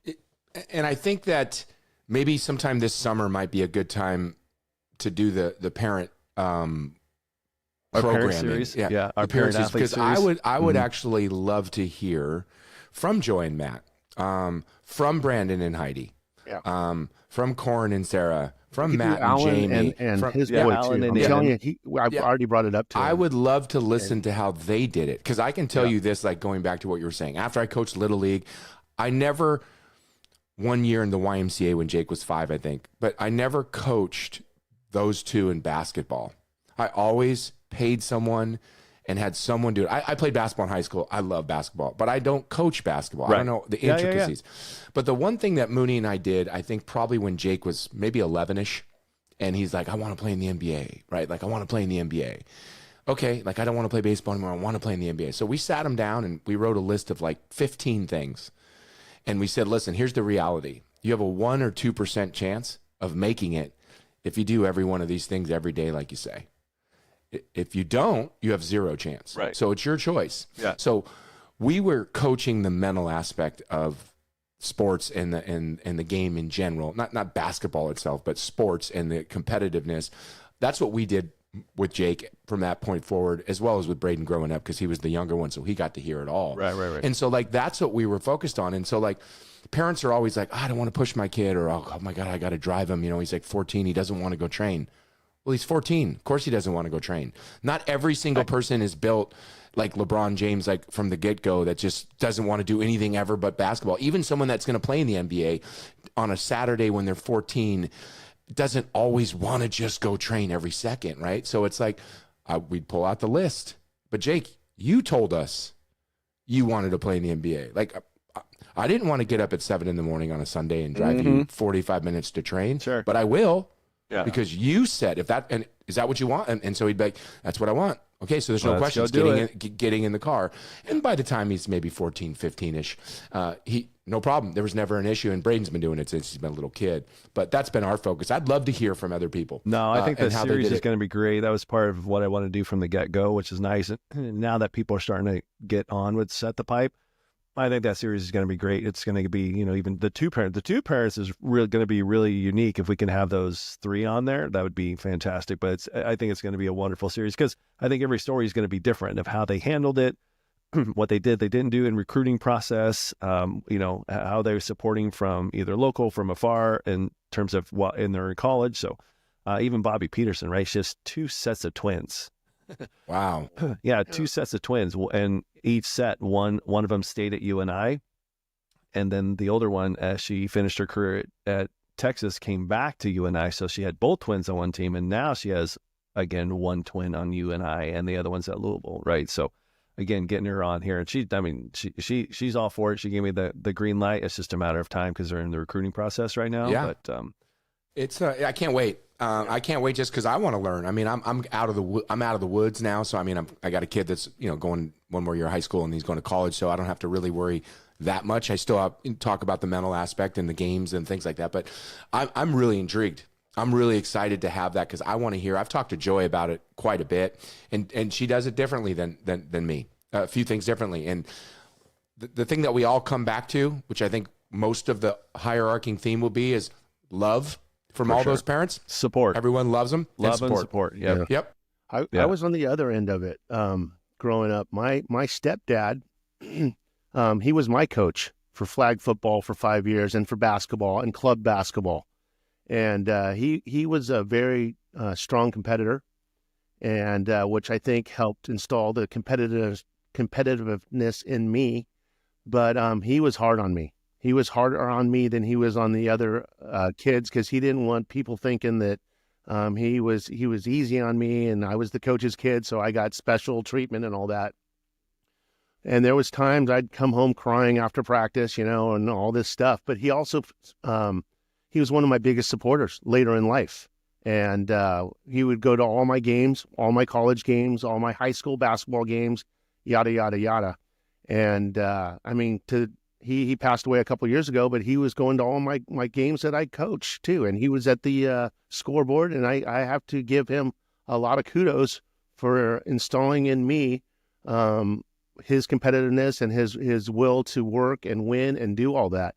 And so it was tough. It was tough when I was younger, but we became very, very close later in life. Sounds like Jake and I, and I'm going to tell one story, and you'll probably make this a short, and it's going to make me look bad. And I'm torn if I regret it or I don't regret it. But this goes back to what you were just talking about, your stepdad being tough. Jake's 7. Okay, guys, 7. Not 12, not 14. He's 7 playing Little League Baseball. I'm the manager, the coach. It's a coach pitch / kid pitch. So it's not even like we're playing in the playoffs or whatever. Game's over. I'm furious. It's an 8 a.m. game on a Saturday. I'm furious. And the kids didn't play hard. They're 7, guys. Okay. They're 7, but let me go back to Coley Kyman, got to win. So they're 7. We don't play hard. Jake was lazy, whatever. All the kids want to go get whatever. So everyone's leaving. And Michelle just looks at me and she's like, come on, Jake. He's going home with me because I'd have to drive early to get there to set up the field. She's like, I'm like, just go. So the next thing you know, we're out at a field, the bigger field, and I'm launching balls from the bat, ground balls off his chest. Balls are bouncing up, almost hitting him in the face. He's crying. And one dad, who's my neighbor, comes up and goes, Coley, I'm like, just don't talk to me, right? And so the lesson I was trying to teach to him, and again, poorly lesson, I don't know if I truly regret it because it goes back to what you said, Tim, is you said you learned a lot how to compete, how to go through things. Could I have done it differently? 100%. But what I was trying to explain to him was, listen, if you're going to play sports, right, fun is the most important thing, right? We need to have fun, but running around in a circle when you're playing right field or shortstop isn't having fun. At 7 years old. I don't care. This is and I said, when you play sports, it's a game, and the object of a game is to win. Doesn't matter if you win or lose. It's not about that. But the object of a game when you go to play a game is to win. So if you're going to step on a field, a court, whatever it is, you play to win, and you play hard. Have fun, cheer, jump around, dance with someone, but you play hard. You always give your best. Well, he didn't give his best, and it wasn't even close. So I was like, if you're not going to give your best in the game, you're going to give your best here. Because until your best is done, we're not leaving.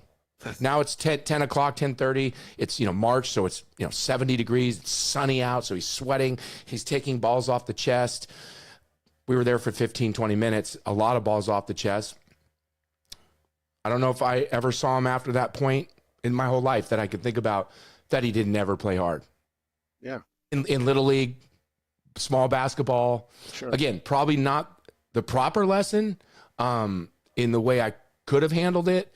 Maybe there's a way, take him aside, maybe do a sprint or two just to explain the concept of you work hard.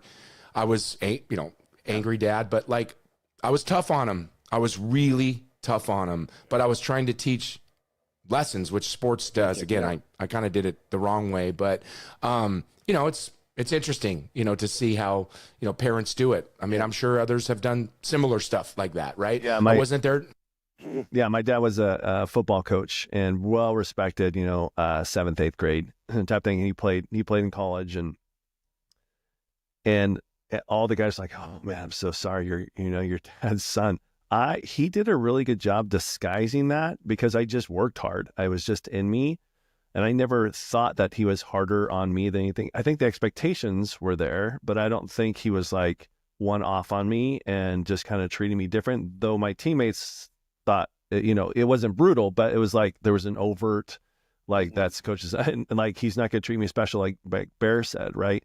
But I think what really paid off is when he wasn't a high school coach. And so when I scored or had a huge hit or had an interception or anything, he was the first one up in the stands with his hands up going, like, good job. I spotted him in the stands every single time I came off the field.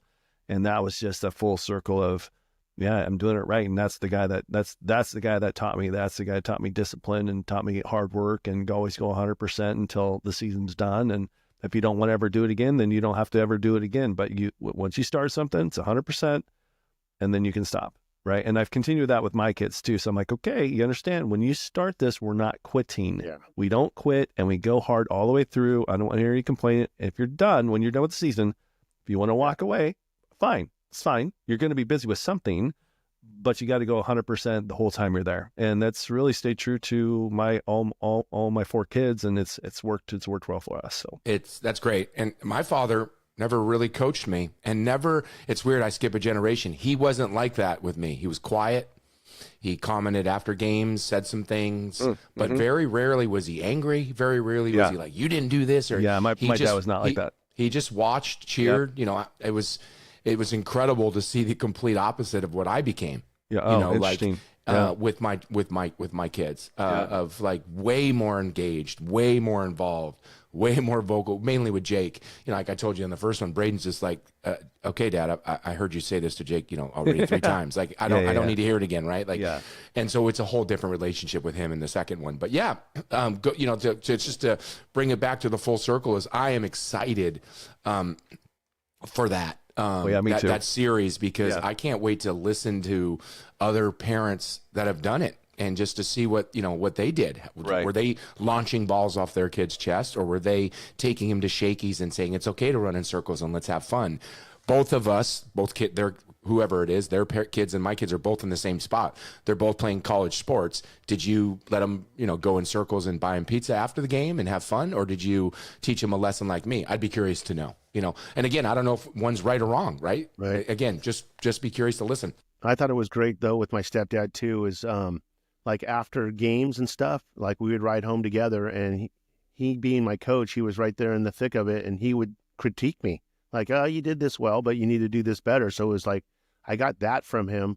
And then it was like during the week, maybe we didn't have practice. Hey, you want to go shoot some hoops? Let's go work on your free throw. You need to work on your jump shot, or let's go throw the football or whatever like that. So I got like almost personal training too, with private lessons with him too. So he knew what I was doing, and he wasn't just a parent in the stands, just kind of, doing this and had no idea what was going on. He was right there in the thick of it. And good for you that you had that. Yeah, it was great. I mean, to circle back, one other thing about, you were talking about winning, with your kid at that age. Have you seen that one little baseball clip? It's about 30 seconds, maybe a minute, where the baseball coach has like 10-year-olds, and they're sitting there, and he's telling them, hey, we're here to win no matter what your parents say or whatever. Have you seen that? I have. Yeah. Okay, I'll find it and I'll send it to you guys, and maybe we can put that on this thing too. because it goes exactly what you're talking about, Coley. It's a catch-22. Like, and again, as a 54-year-old, I'm 54, as a 54-year-old ex-athlete, parent of 2 children, married to an athlete, I've changed so many times of how I've thought. All of us. I mean, I should show you the text chain to our friends after losing the other night. Mooney was so angry, more angry than me, actually, like angry that we lost. And so just, you guys know what losing is like. Yeah. Like, and so it's a tough one because, again, when they're 7 years old, playing Little League baseball on a Saturday morning at 8 in March, 7-year-olds shouldn't give a shit about winning a Little League baseball game when a coach is pitching. And looking back now, I know that, right? I know that now. Yeah. And but it's a game, and you should try to win, and you should play hard every time you step on a court or field or whatever. But in the grand scheme of things, looking at it, there needs to be both. And the funny thing is, and I said that earlier, is I didn't have any of those other kids come get balls off their chest. I didn't yell at any of those other kids.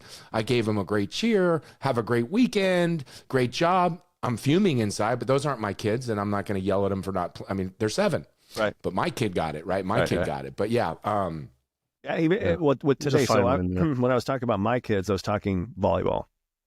With me coaching track right now, I've coached both my kids, in the summer, in the off season, and then I took a position in high school for, because I took it not to just coach Tegan. Does that make sense? So it's like I took the job to get a job, and then it just so happens to be the jumps coach, and it just so happened that Tegan was in high jump and long jump, right? So, but I do all 3, and it's different because, they don't have to compete against playing time and what position they're going to do. And it's such a different dynamic from a track, because track, it is what it is. Are you faster? Do you run? Do you jump higher? Are you the longest jumper? Yeah. And I'm a technical coach. So the jumps are very technical with physics and all that kind of good stuff. And I excel in that type of situation, but you're still competing though, and you're competing against yourself, right? Like even in a high jump, like if you've jumped 6 feet before and you're only jumping 5'8" and 5'10's the win, you can win, right? But for whatever reason you don't get there, you don't make it, whatever. So it's like, I love athletics. I'm a huge fan of it. I watch it every time it's on TV, not just the Olympics, but anything I can. And what a cool sport you get to do. So I just want to say, we were talking about, coaching and doing all these things. It's hard to believe this, but my favorite game I've ever coached in my life. I've coached college. I got to coach Jen Kessie and April Ross to try to make the Olympics back in 2000 or 2004. I've coached a lot of sports, college, high school. We lost a match in the state playoffs at El Toro High School when Michelle and I were coaching, and we lost in 5 at Torrey Pines, which is ironic because my son just lost to Torrey Pines this past week. But we lose in 5, 17-15. It was the best match I feel like I've ever been a part of. I was so proud and so excited to be a part of that, and they lost, and I'll never forget going into the locker room and looking at their faces and crying and just saying, you know what, you won. Like, you did everything you were supposed to do that we asked you to do. Everything. Great feeling. You competed, you did everything, and we came up short.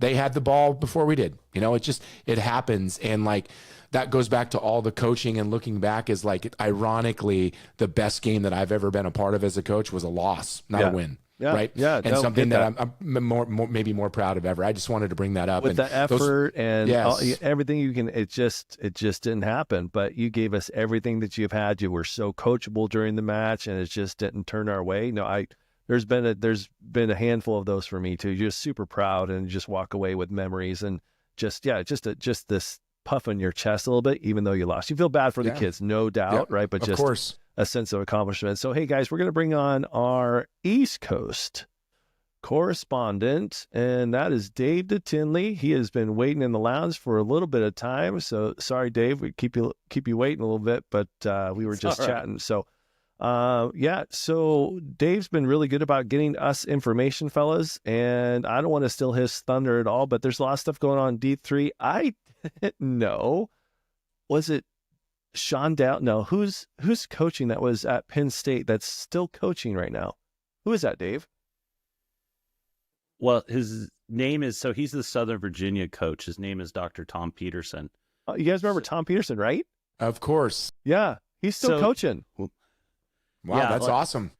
I was watching one of the reviews of the matches. I think Southern Virginia played Marymount, and I was just listening to it in the background, and it was like, hey, and Coach Peterson used to coach at Penn State. Sorry.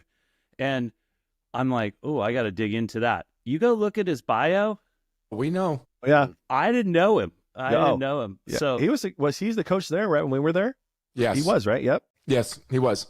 So it's pretty lengthy. So not only before they became an official varsity team, by the way, I hope this is funny because like I've been thinking about this whole thing and then all of a sudden your voices come on and I'm like, oh shit, game on. So, Welcome. Good to see you, Dave. Hey, Yeah, exactly. good to see you guys. Our podcast, we don't fuck around here. I Like guess we get not. after it. Let's go. So 4 or 5 national club championships. And then obviously they went D1 and he has some championships there. And then he went to Penn State, won one there.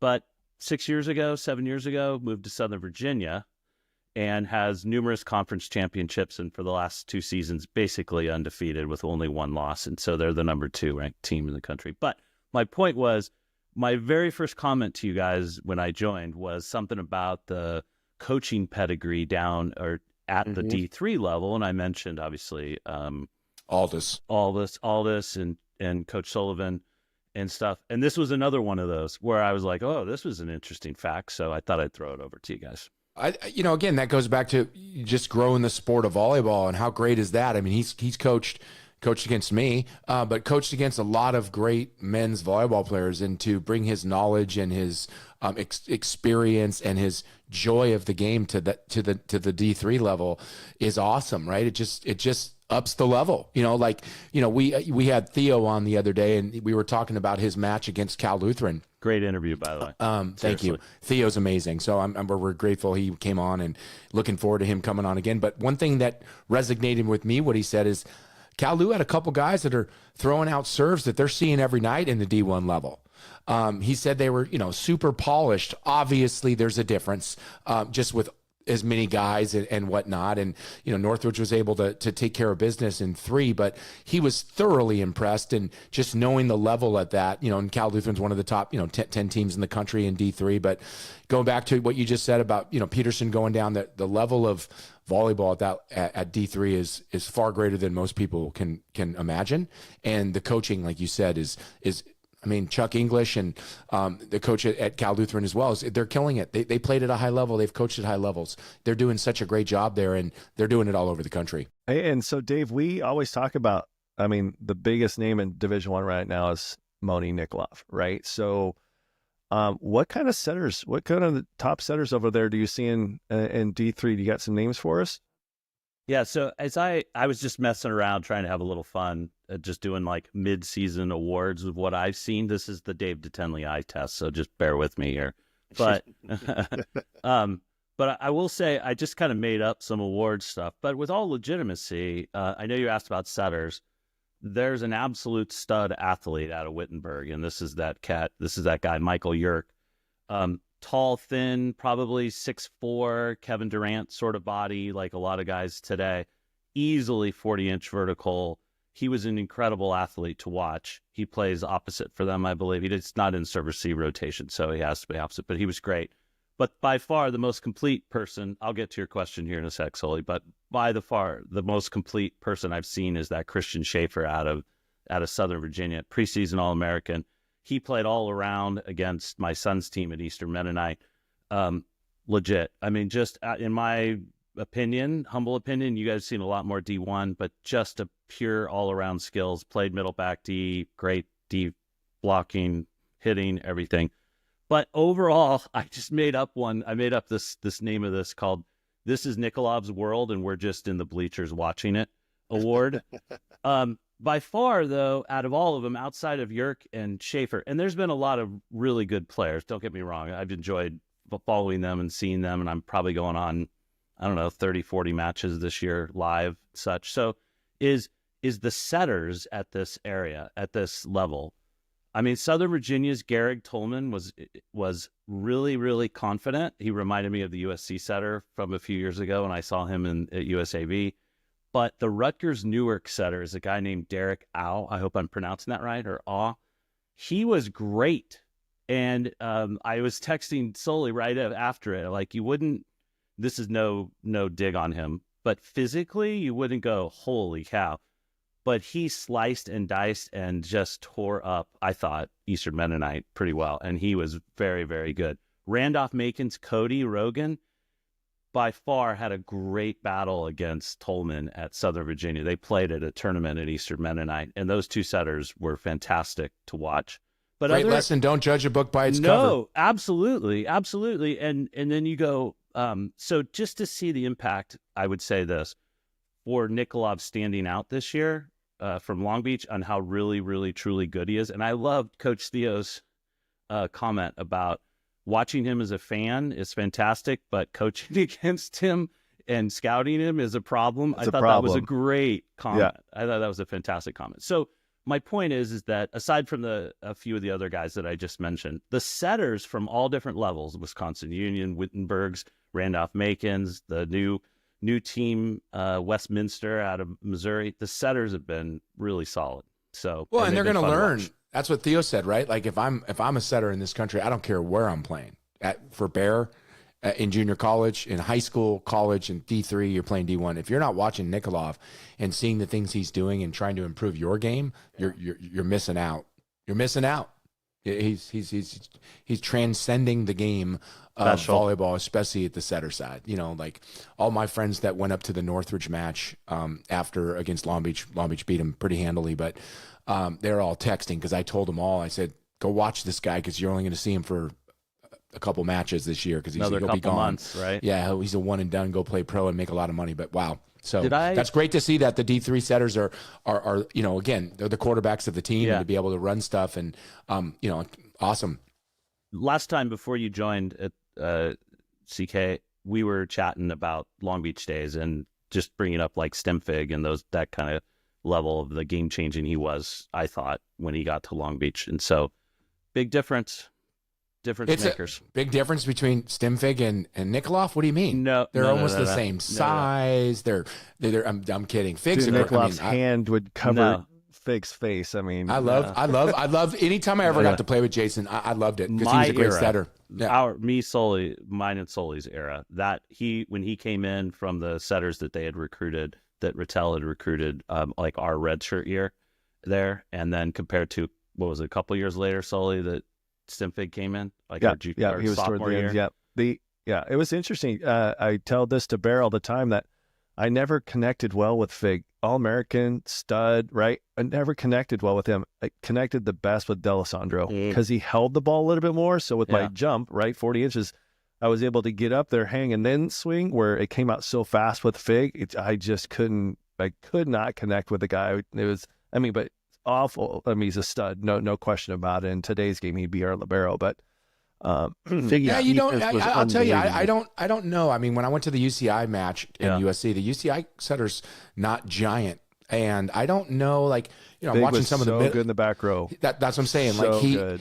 Again, we talk about the generation of learning the game today compared to then. Like, the thing that I loved about Jason Stemfig, obviously, you know, playing where he grew up and stuff, was he brought a volleyball IQ to you guys, not just setting the ball, like understanding the game differently than most setters were doing, right? Yeah, his reading was just like on the beach, right? He would steal balls in front of people. Yeah. So, Bear, what were you going to say? Well, Deli had to calm him down a little bit in the back row because he was taking balls from the middle back. He was probably even taking balls from Winslow on the left back, you know, and just trying to I would never hit down line against the guy because anytime I hit, he dug it. Yeah, or even tip it remotely near him.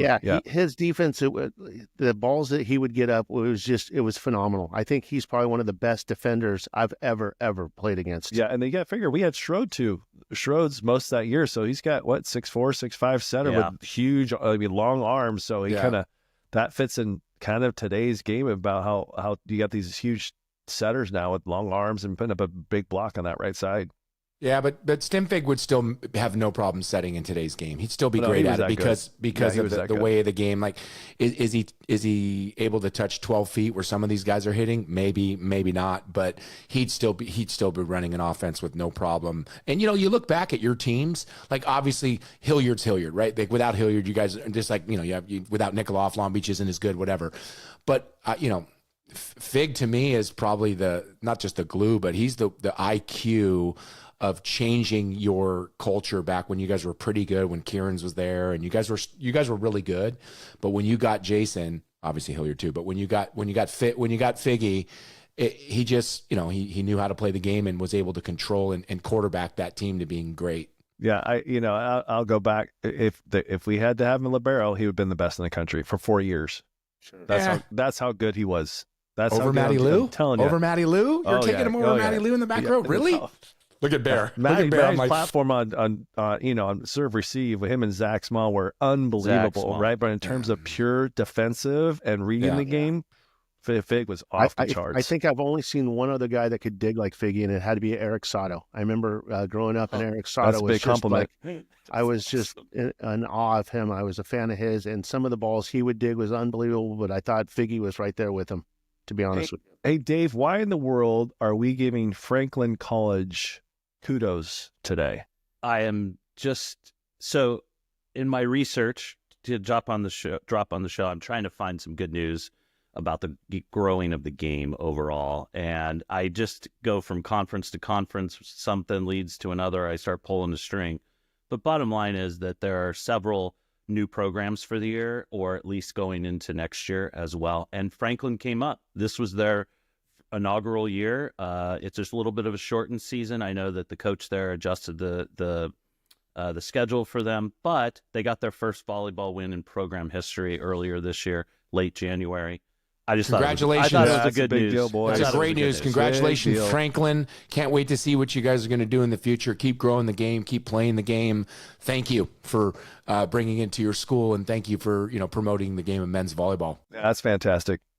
That's why. And there's a couple other ones starting. ODAC's expanding. That's the Old Dominion one out of Virginia. I met and talked to the Shenandoah coach who's starting a program next year, as well as Bridgewater also joins the ODAC officially. So that'll take them to 9. So that conference officially recognized the sport this year. It had several members that had it, but it had enough now to officially recognize it. Awesome. And it's continuing to expand. So that's those huge, are just man. some of the cool stories, by the way. Yeah, that's huge. Well, boys, we know this was going to be a short one today. Dave, you weren't on earlier, but we did announce that we're going to be having the number 1 team in the country, Division I's head coach on here, Alan Knipe. Pretty excited about that. And we do have, how many guys? 3, 4 that's already booked with us. So hopefully everybody enjoyed today. Sorry, like I said, Dave, it was short. You waited a little bit, but you crushed it, Dave, by the way. Yeah, as usual, Dave. You absolutely, you add to our podcast for sure. Bless you. Absolutely, Dave. Quick question for you and for the audience here with D3. When's the tournament start? How much longer of the season till the playoffs start? So we're conferences. So there's 14 recognized conferences. Those will all be the auto bids. They start, let's see, that week of, is it April 8th? It's like the 10th through the 12th-ish, somewhere in there. And so we got a solid month left of this season. Okay. Yeah, and then the tournament is that last week in April as well. Great. And it's being hosted in Virginia at Roanoke College, which has incredible sports arena. So it's going to be a great location. Looking forward to get there. Awesome. That's awesome. Well, again, everybody, thanks for joining Set the Pipe. Subscribe, please. I guess it's that way, right? That way when we kind of do things. Yeah, down there. Subscribe. Yeah. Follow all the stuff. Yep. Yeah. Follow all that kind of good stuff. So appreciate you boys. Love you guys. And love you back. Thanks for listening. Set the pipe. Always set the pipe, baby.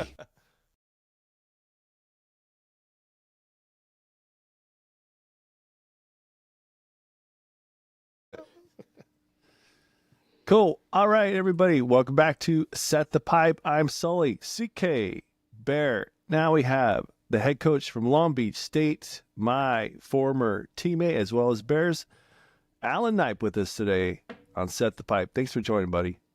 Awesome. It's great to have a chance to speak to the three greatest people on podcast. Well, hey, listen, we made something great. Appreciate that, Al. Appreciate that. That's right. Thanks for coming on, Everybody's listening, watching. Make sure you guys subscribe and follow us. Let me give you a little bit of background on our buddy here, Alan Knipe. So, of course, he is the head coach at Long Beach State, three-time ABCA National Coach of the Year. He, as a coach, won back-to-back championships in 2018, 2019. He also, as a player, won in 1991. Our squad, that one right there. Of course, you had to bring that up. Yep, always. I should wear my hat too, by the way. But 3 I don't have against it 1 on yet. See those Yep. 3 stars right there? I'm just saying, there's 3 stars.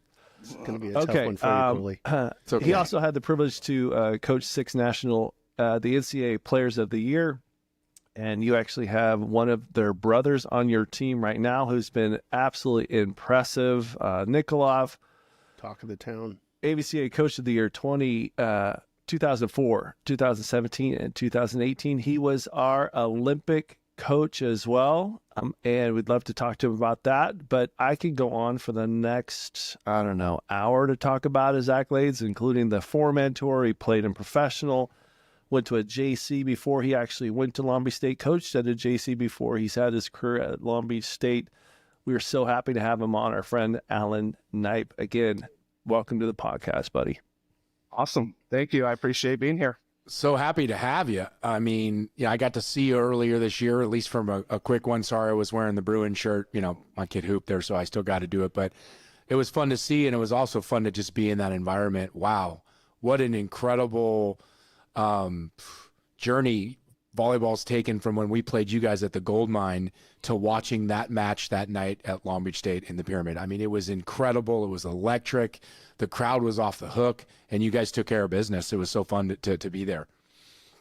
Yeah, Coley, that it's been like that now for a few years, as far as that, especially that matchup in particular. And I just think it's such a great showcase of the men's game to the volleyball community. Obviously, both teams generally have a lot of talented guys, but what I think probably it's got to be about 5 or 6 years ago now that John Sperron and I were talking and said at that point we had just left the Big West and split from the MPSF, and so we had no contractual reason to play UCLA every single year, but we were playing them home one year, away the next year, and these crowds at both venues were getting bigger and bigger, and we were also playing each other, obviously, in the end of the season a lot too, and in the Final Four. And John and I said, "Hey, man, we just got to do this home and away every year. We got to play each other more."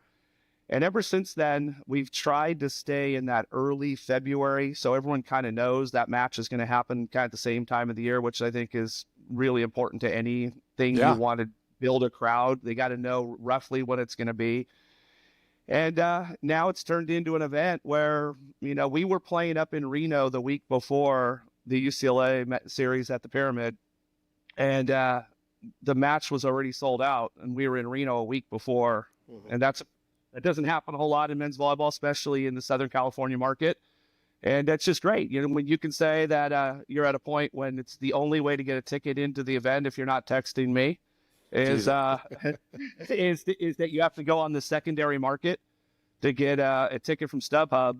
Those are, as we all know, we've been doing this a long time. These are great messages for people in leadership positions at universities, especially mid-major universities, that you can do this. This can happen at your university. And it's impressive, and it's great for our university. It's great for our program, but more importantly, it's great for the game of volleyball. Go ahead, Sully. Yeah, when I went out to Lewis, I mean, it was 3/4 by the time we got there, and we got there an hour early, and I told these guys in a pod, I'm like, there's got to be some kind of like student thing going on, but I'm just gonna follow the crowd. It was for the match. That was unbelievable, and I was, Al was gracious enough before in warm-ups just to say hello, and then when I saw him afterwards, you told me you're like, watch this. And all these kids just stuck around. All the Lewis students stuck around to get autographs and see pictures. And it was a packed house, and they had a radar gun for the serves. And it was just, I was blown away. I wasn't expecting it at all, but I'm like, wow, this is so great for not only men's volleyball, right, but for volleyball in general and the attention it was getting. But I was blown away. And then for me from afar, I got to see the UCLA match that Coley went to, and Coley just could. He's just like, this is unbelievable. This is unbelievable what's going on. And obviously, Al, we're going to talk stories and stuff that we've known you forever. But the reason why I wanted to do it with these guys was to really get back and to give back to the love of volleyball, which it's done for me, what it's done for us. I mean, we've been all over the country together, and so like I'm at that match, and I haven't been around it as much, been grinding with the hoops with this stuff, and I was just like, I saw so many people, and I'd been to matches, but I was like, wow, this is incredible. And then the next time you played them, which was a few days later, I went to the USC Irvine match. It's right down the street. Jimmy Klein was here. Go watch Dylan play. And I'm getting texts from your match. And, I know what Pauly looks like empty. I know what Pauly looks like full. I was blown away with the crowd. Yeah. I mean, you guys smashed him, but like you just said, it's not just the pyramid that's doing it. Like this was thousands and thousands of people just a few nights, after you had played at Pauly Pavilion watching you guys play. And by the way, I was at the SC Irvine match. Great crowd also. Yeah. DJ, unbelievable game, 26-24 in the fifth, but like it wasn't like that. I mean, we played at Northridge. Maybe if we sold out or we did everything we could to pass out flyers, there was 1,500 people there. We came to the gold mine. There wasn't many people there. Yep. To see that on a night like that, packed house at the Pyramid, 4 days later, packed house at Pauly, packed house at the Bren, all to watch men's volleyball. It's pretty sweet to see the growth and the excitement behind it. Yeah, I got myself in a tough situation a couple of years ago when I decided to make a comment at the Final Four, and it kind of went viral, and that was, just men's volleyball's NCAA's best kept secret. And I still mean that. And that's the NCAA, they need to do a better job of promoting this sport. You look globally at what's going on in the men's game. You look these massive crowds and what Poland's been able to do, and what's all through Italy, obviously for a million years, but all the other leagues that's going on over there. But you watch some of the Polish championship matches right now, and you see what goes on at the men's game specifically. I mean, no disrespect to the women's game. What's happening at their Final Fours, what Cook was able to do at the football stadium. Incredible, awesome stuff. But for the men's game, the crowds internationally are very, very big, and it's a big deal. But the NCAA refuses to jump on that bandwagon and promote it and get on like we had the Twitter account or the social media accounts or the platforms that they eliminated during COVID, and they don't really post. Like you'll get on the NCAA social media platforms and you'll see a post from a year ago, the championship a year ago. And there's too many wonderful stories that are going on. And some of these are exactly what you said. What's happening at Pauly at the crowd, what's happening at the Bren, and what's happening at our matches. You come into the Pyramid for a match and it's sold out, and we got a sandbar, we got an international floor, there's a lot of things going on to promote the sport, but we do need a little bit of help from the people that are supposedly in charge of this thing. Do you think having John take over USA Volleyball in his role can help that? Do you think he can push that to the NCAA to help grow the men's game? Absolutely. I think John's a great choice. I had the luxury when I was the head coach of the national team of having Doug Beal as my CEO. I didn't have someone that was in there a suit that was just not a volleyball person, empty suit, person. I had a multi-time Olympic coach and won the first gold medal and coached professionally in Europe. And the most important thing in the world was to him was the national team. So John's going to be that, for Karch and for Sully. And that's going to be a great thing, because when you can pick up the phone and the guy on the other end knows exactly what you're asking, why you're asking, and why you need it, it's going to be good. And then he's going to get in these meetings and he's going to be able to have conversations, whether it's FIVB or whether it's NCAA, and he's going to have conversations. And he's going to be able to explain the why, not just the what he wants. And this is, it's super important to him. And, John's going to want to move the mark. And we got the Olympics in LA. He's going to want to move the mark of where he left it as a coach to what he can do as the president. And I think he's the right guy at the right time. And him and I have spoken. We met in person. He knows that I'll do anything and everything I can to help everybody involved with that thing. Yeah. Get the guys on the top of the podium in LA. Well, that's why we're doing this. Part of it, like I said, is telling stories and getting people like you to tell what's going on in the men's game today, but also help grow the sport and just evangelize the sport of volleyball, because the culture of it, the way we've all lived our lives through it. It's something that it's like you said, it's a really kept jewel, the way you said it. And so, like, the more it can get out there, the better. I would love to see the NCAA, I've been saying this since we were playing, make this a mainstream sport somehow, or as close to mainstream as it can. I mean, like you said, listen, I love the new coach there at Long Beach. He's for basketball. He took a kid that's playing on Braden's team. He's doing a good job. He's trying to do, but they're not you guys. They're not going to win the national championship. They're just not.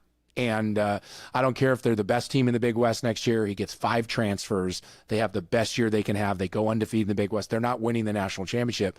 Those teams aren't built, and the money behind it built to win consistent games 5, 6, 7 in a row. So you're doing it. You're winning national championships. You have a chance to win more national championships.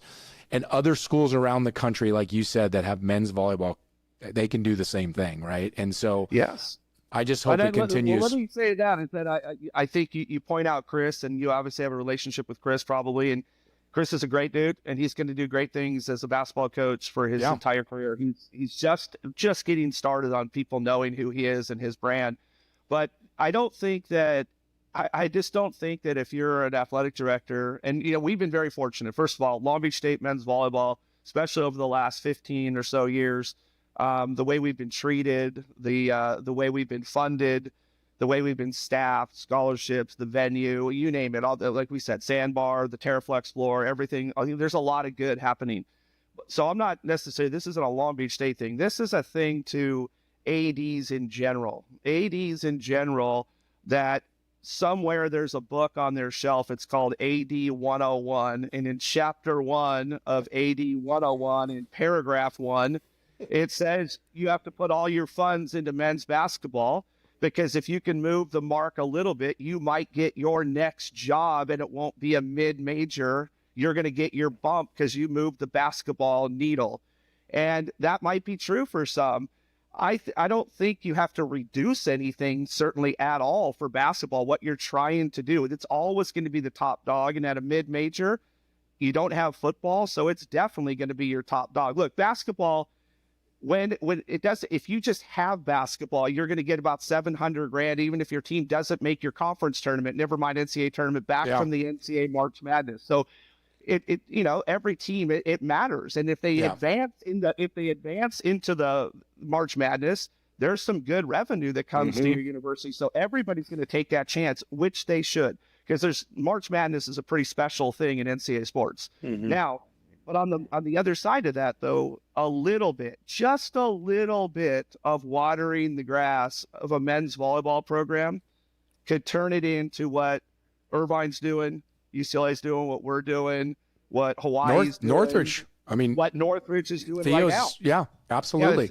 Theo, but there's a great backstory to Theo that everyone's watching what's happening right now. But what Theo's starting to see the fruits of his labor right now is what he did for the last 12 or 15 years. I don't know exactly what the years, all the efforts he's put in, coaching the USA teams, the junior teams, the youth teams, getting the Northridge brand out there, building himself as a coach, a system that he wants to run.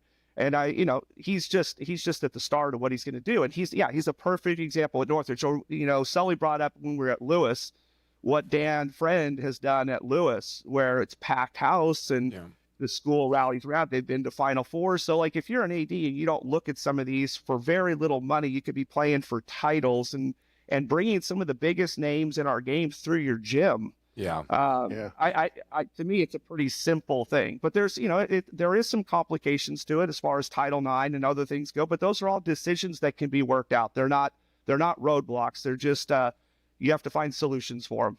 Yeah. So did the NCAA kind of go, hey, it's not us now. We're going to give you 18 scholarships. We're going to not give, right? But like you'll have the availability for 18 and the women's are going to have availability of 18. So you're even now. So has the NCAA just kind of said, okay, it's not us now, right? It's all up to the ADs. It's all up to the university. So they kind of taking off that pressure. Is that your take on this, Al? Absolutely. Okay. Yeah, it's we don't want to get sued anymore.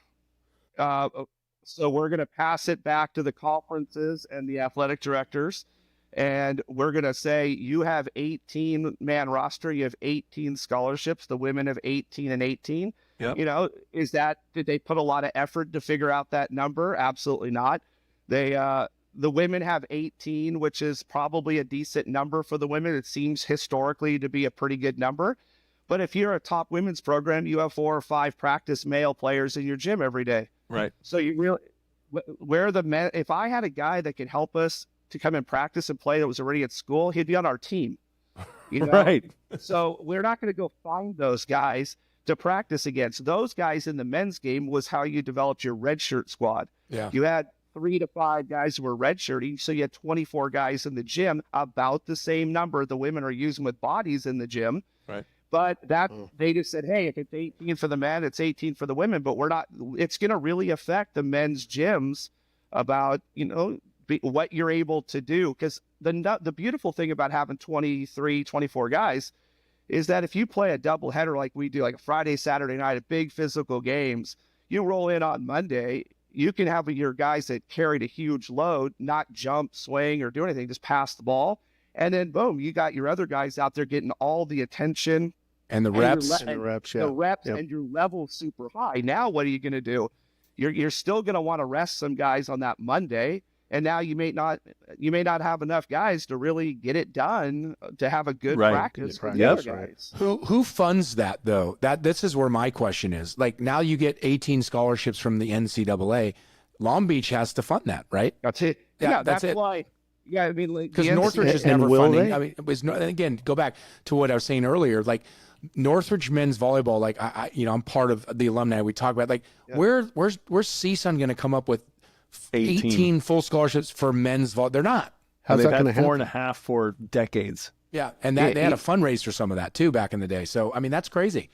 Yeah, like it was back when we were all playing, we had about the same, and Hilly had half of it. So you're right. So what are you going to do? But rightfully so. He had 2 scholarships. He was that good. But what I would say, yeah, you're exactly right. This is like the NCAA during COVID threw their hands up in the air and said, hey, you know what? Let's get everyone a new year. Not really sure how it's going to work out. You guys work that out.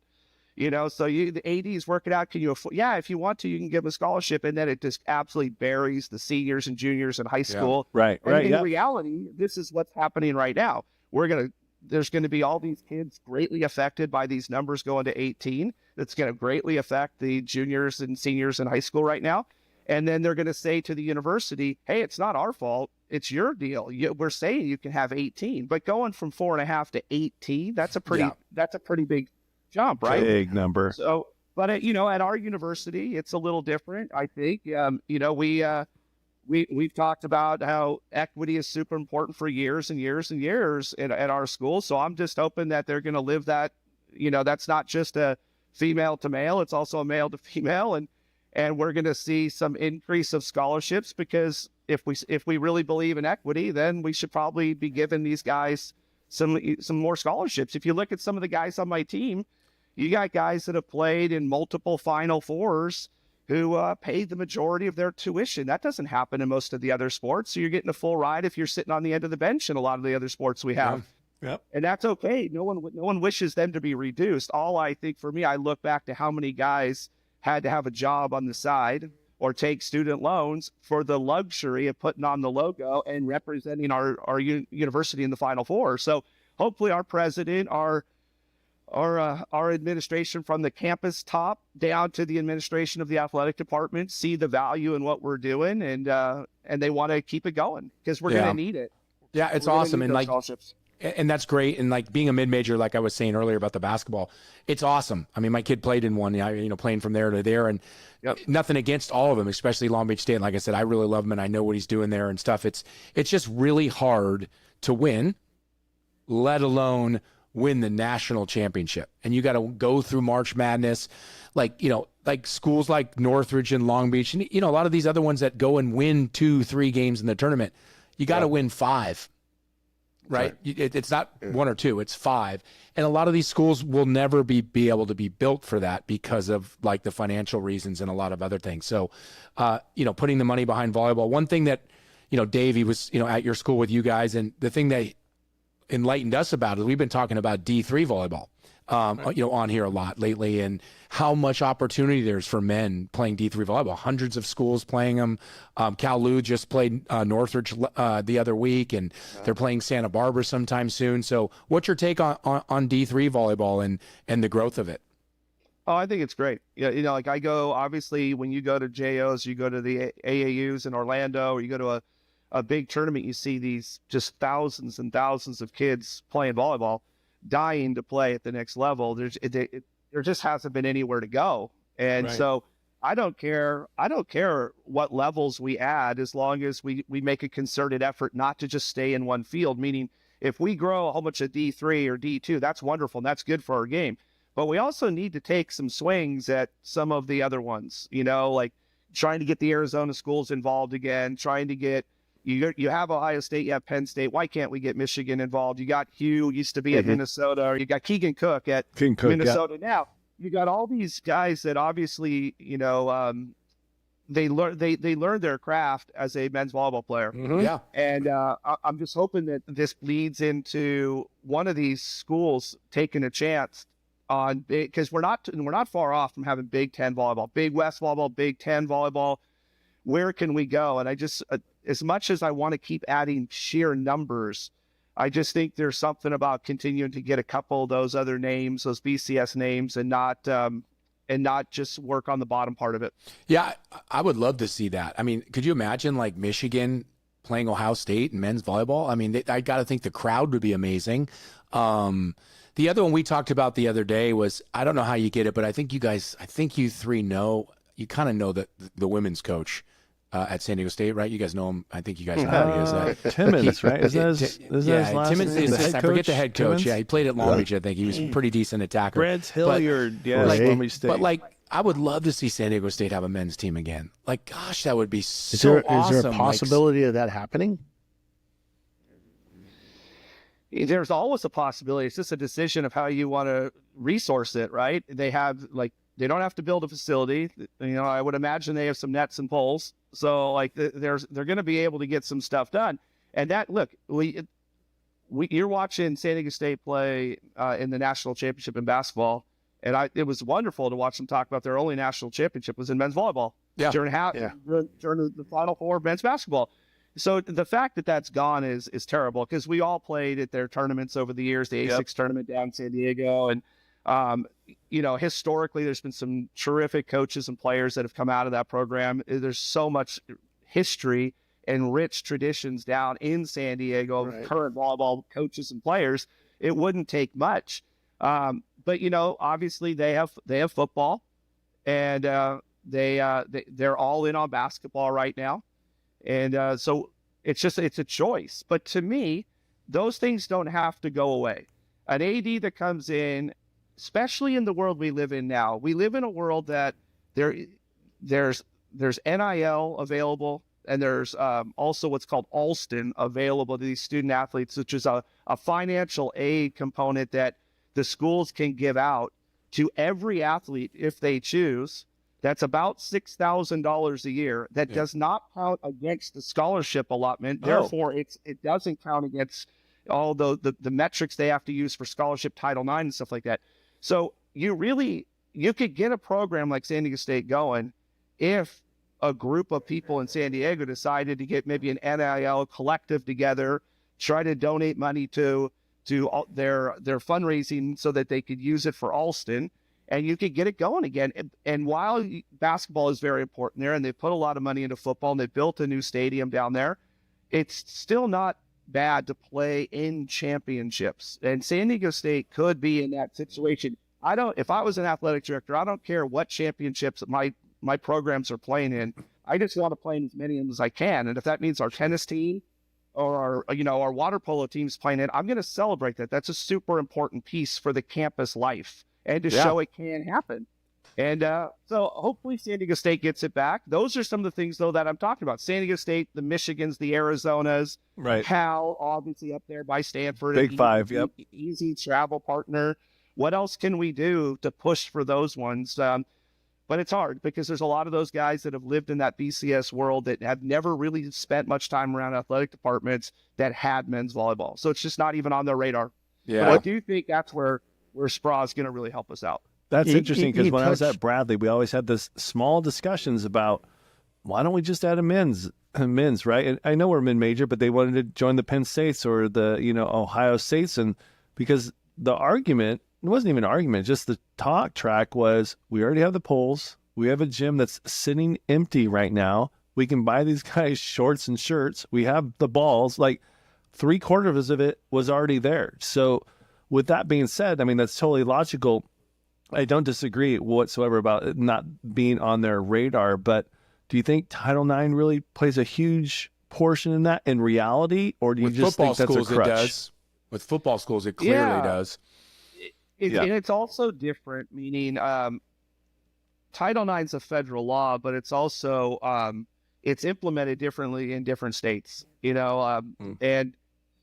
and that's decision by the legislatures and also decision by the ADs. But it will always play a factor. But here's the deal. Look, Title IX, I don't want to be here like just bash Title IX, because the thing about Title IX is that its intentions are very good. And there are a lot of good things that came out of Title IX. You watching our national team soccer sell out the Rose Bowl, win the World Cup, like that Mia Hamm team and stuff like that. I mean, that's incredible. What it's done for women's volleyball is incredible. Yeah. What it's done for softball, there's lots of good.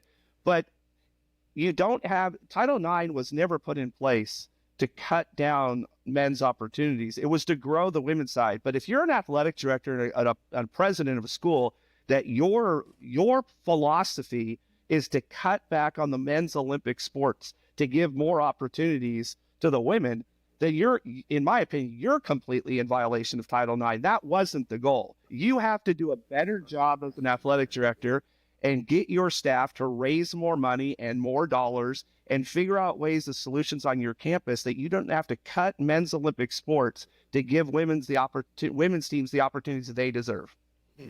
Well, it also, I've said this for years, and, I played it for a bit, but football is such the outlier because hopefully it's going to be an Olympic sport, flag football. And I love watching girls high school and it'll soon be women's flag football. It's a great game that they're bringing up, but there's no equivalent to that.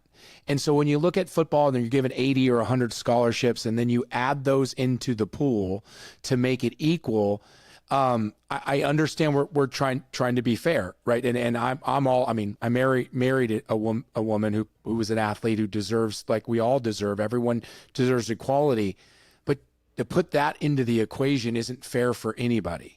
And I understand the money and I understand it, but you're saying, we have 100 scholarships over here, we got to give 100 scholarships, but there's no women's sport that has 100 scholarships. Like football. Nothing. And so you want to go 12 for 12 or 13 for 13 in women's hoops.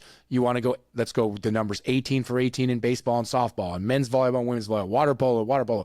There's no men's sport that's the same as women's beach volleyball. Maybe there's a men's sport that can't think of one that there isn't for women to play other than football. And so I've said it for years. I've said it back when I was playing in college. I don't know why they do it. And at the end of the day, and this probably isn't going to be politically correct on this, but hey, there's 80 scholarships for football. Any woman can go out for the team and earn a scholarship to play football. And that's going over 100, by the way. But I'm saying, that take football out and make everything else, you said. They said Stop that for cutting years. programs, make it equal, grow the sport of women's sports. Women's sports are amazing. They're taking over the country by storm. You know, the WNBA is really starting to make a push with Caitlin Clark. Women's volleyball, we're watching, you know, I've said it on every podcast, I'm watching Charlie Furbringer play on a Saturday, and I'm turning the channel watching Alabama football. Volleyball is just growing, and women's sports are growing. But like you said, make it fair. Well, University of Iowa, and I bring it up with Caitlin Clark, right? University of Iowa has 13 women's sports, 7 men's. Yeah, that's a trend though that's very common, and that It has is. been for years. And that's what I'm talking about when it comes to Title IX. Look, I think I think Chip Kelly, when he was at UCLA, had a really good statement when he was talking about football, and that is that everybody should be an independent in football.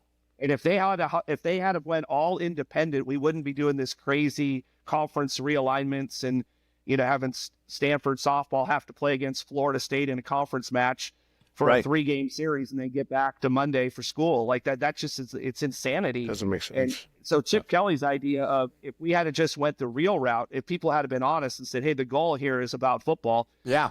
Why don't we just make them all independent? You can't complain at the end of the season about your RPI if your school has total control of it, and you can still schedule your rivalry games in there. And then everybody's an independent, and everybody else. And does that make it NCAA plus for football? I don't care. That's what it's always been anyway. Yeah. So if it's NCAA plus and the rest are Division I, that's okay. And if we can't as coaches, and I don't care what gender you are as a coach or what gender you coach, if you can't look at what happens in March Madness TV deal and realize that is not doable for any other sport, what they do, then you're completely delusional. And that is why the basketball teams at most universities are going to get more things. And that's all going to be fine. I think everyone can agree to any of those things I just said, but the other ones of stifling the Olympic development, which is what all the other sports are, when are getting hit. Men's soccer, men's water polo, men's volleyball, you know, what these Men's Olympic swimming. Yeah. swimming, diving, gymnastics, all of these different sports that every 4 years everybody expects to win gold medals at the Olympics for USA. These programs are getting decimated by the way this gets played out, and that's really what's unfortunate about it. And I'm all for anything you can do to make things equal, but at the same time, part of the problems we have is that there is so much money generated in college sports, but you have to artificially offset things and just burn money, like burning money on charter jets to put 12 to 15 athletes on it because the football team also does it, could fund a men's volleyball team At San Diego State. for just those flights that you were using, or just a flight maybe. God, you know, but at the end of the day, it's a horrible business model. If it wasn't the NCAA, most of these situations wouldn't be even an issue, because all the companies would be bankrupt because it's such a flawed business model. And I just want to see, like, all the money that they're bringing in, if it was actually used with very good intent with equity and not these artificial barriers put in place where you have to burn it and spend it and waste it, I don't think we'd have any issues with a lot of this. And you could be growing lacrosse and soccer and all these other ones that the men are getting absolutely hamstrung. And the thing about all those sports you just mentioned, they're growing so big across the country. I mean, when we were kids here in California, lacrosse wasn't even a sport for boys. It is huge here now, right? Huge. And it's a great sport. Hell, I wish I was around. With I the would have played weather, it for sure. yeah. And it was all back east, and when that snow and everything, I was like, why doesn't Southern California have lacrosse? It's the perfect area to do so. But there's not a lot of growth in the men's collegiate lacrosse game. It's been around forever. We used to watch it at nationals, right? Every time we'd watch that, and the women's softball. But they're not blowing up the Pac-12 and the Big West. They're not all just joining every week with men's lacrosse. It just hasn't grown because of these reasons that you said. It's interesting to watch it from afar. I mean, I'm in it a little bit, having kids playing sports now with the NIL and a few other things, but to see how great college sports are, but then also to see some of the things like you just mentioned of how much better they could be, right? And probably should be. It's such an honor. And let me go ahead and say that, because all four of us did it, and you're engaged in it daily, Al. It's an honor to play a college sport. Absolutely. It's an honor to go to school and represent your school and your family doing that. It's amazing. It's a grateful thing that all of us got to do. But if you get the chance to do it, No, one thing I just want to make sure that I'm clear about it is because I ding the NCAA quite a bit. When I talk on some things, there are some things that they obviously do well. They are our governing body. They do have championships. We have a championship. There's always room to grow, but I don't lose the fact. I don't get lost in the fact that I am incredibly fortunate. In my view of this whole thing, I have the greatest job in volleyball because I get to coach where I want to, drive PCH from my hometown to my alma mater to coach in this amazing venue. And I didn't have to switch. And don't take that wrong when I say I didn't have to switch to the women's game. Lots of coaches did that because the finances were so different and there was more opportunities. Yeah, I was going to say availability. 350 schools and 350 positions of the head coaches, assistant coaches. I understand it. I didn't have to do that. And so I'm very, very grateful for the opportunities, what it's given me as a player and what it's given me as a coach, what it's given me and my family as life experiences. Obviously, My wife went to Long Beach State. Both my boys went to Long Beach State. My older son, Aiden, set for us, and we got to experience national championship games together as a father and son. I mean, it's been very good to us as a family. However, when you are in it this long and you are in the weeds of it all the time, you see how some simple adjustments could just blow the lid off of men's volleyball and some of these other sports to that most gyms look like Long Beach, Irvine, UCLA, Hawaii, BYU, not just a handful of them. Yeah, and that's why I think what I was saying about it is obviously we're all grateful, but things have to change still, and they have to grow, and they have to adapt and go on. And to see men's volleyball where it is today, watching that match again, like I said, in your arena, but you and your administration over the years have put the effort to be that good, right? It's not like you just showed up and you were great. Like you had an administration behind you that wanted to help you build the program. So, hopefully, again, I said this besides, hit subscribe is people that are listening to this, hopefully it's executives, in business as well, especially the NCAA, is that they can help us make this better. They can help us grow this. They can help us give us the new young generation, the 12-year-olds that are watching this and watching volleyball, aspiring to be the next Nikolov or the next, Coley Kyman or whoever it might be. I know who's, but it's important because we don't want to see this go the other way, right? We want to see this continue to grow and give opportunities. And the reason why I said this at the beginning about being grateful that we are grateful, but if you get to, and we're talking this level, if you get to that spot and you're having a chance to go play college sports, college volleyball, you deserve the chance. You deserve to have that money. You deserve to do that. You've earned that spot. And if the NCAA is going to go ahead and continue these sports, they just need to figure out ways to enhance it and just continue to make it better.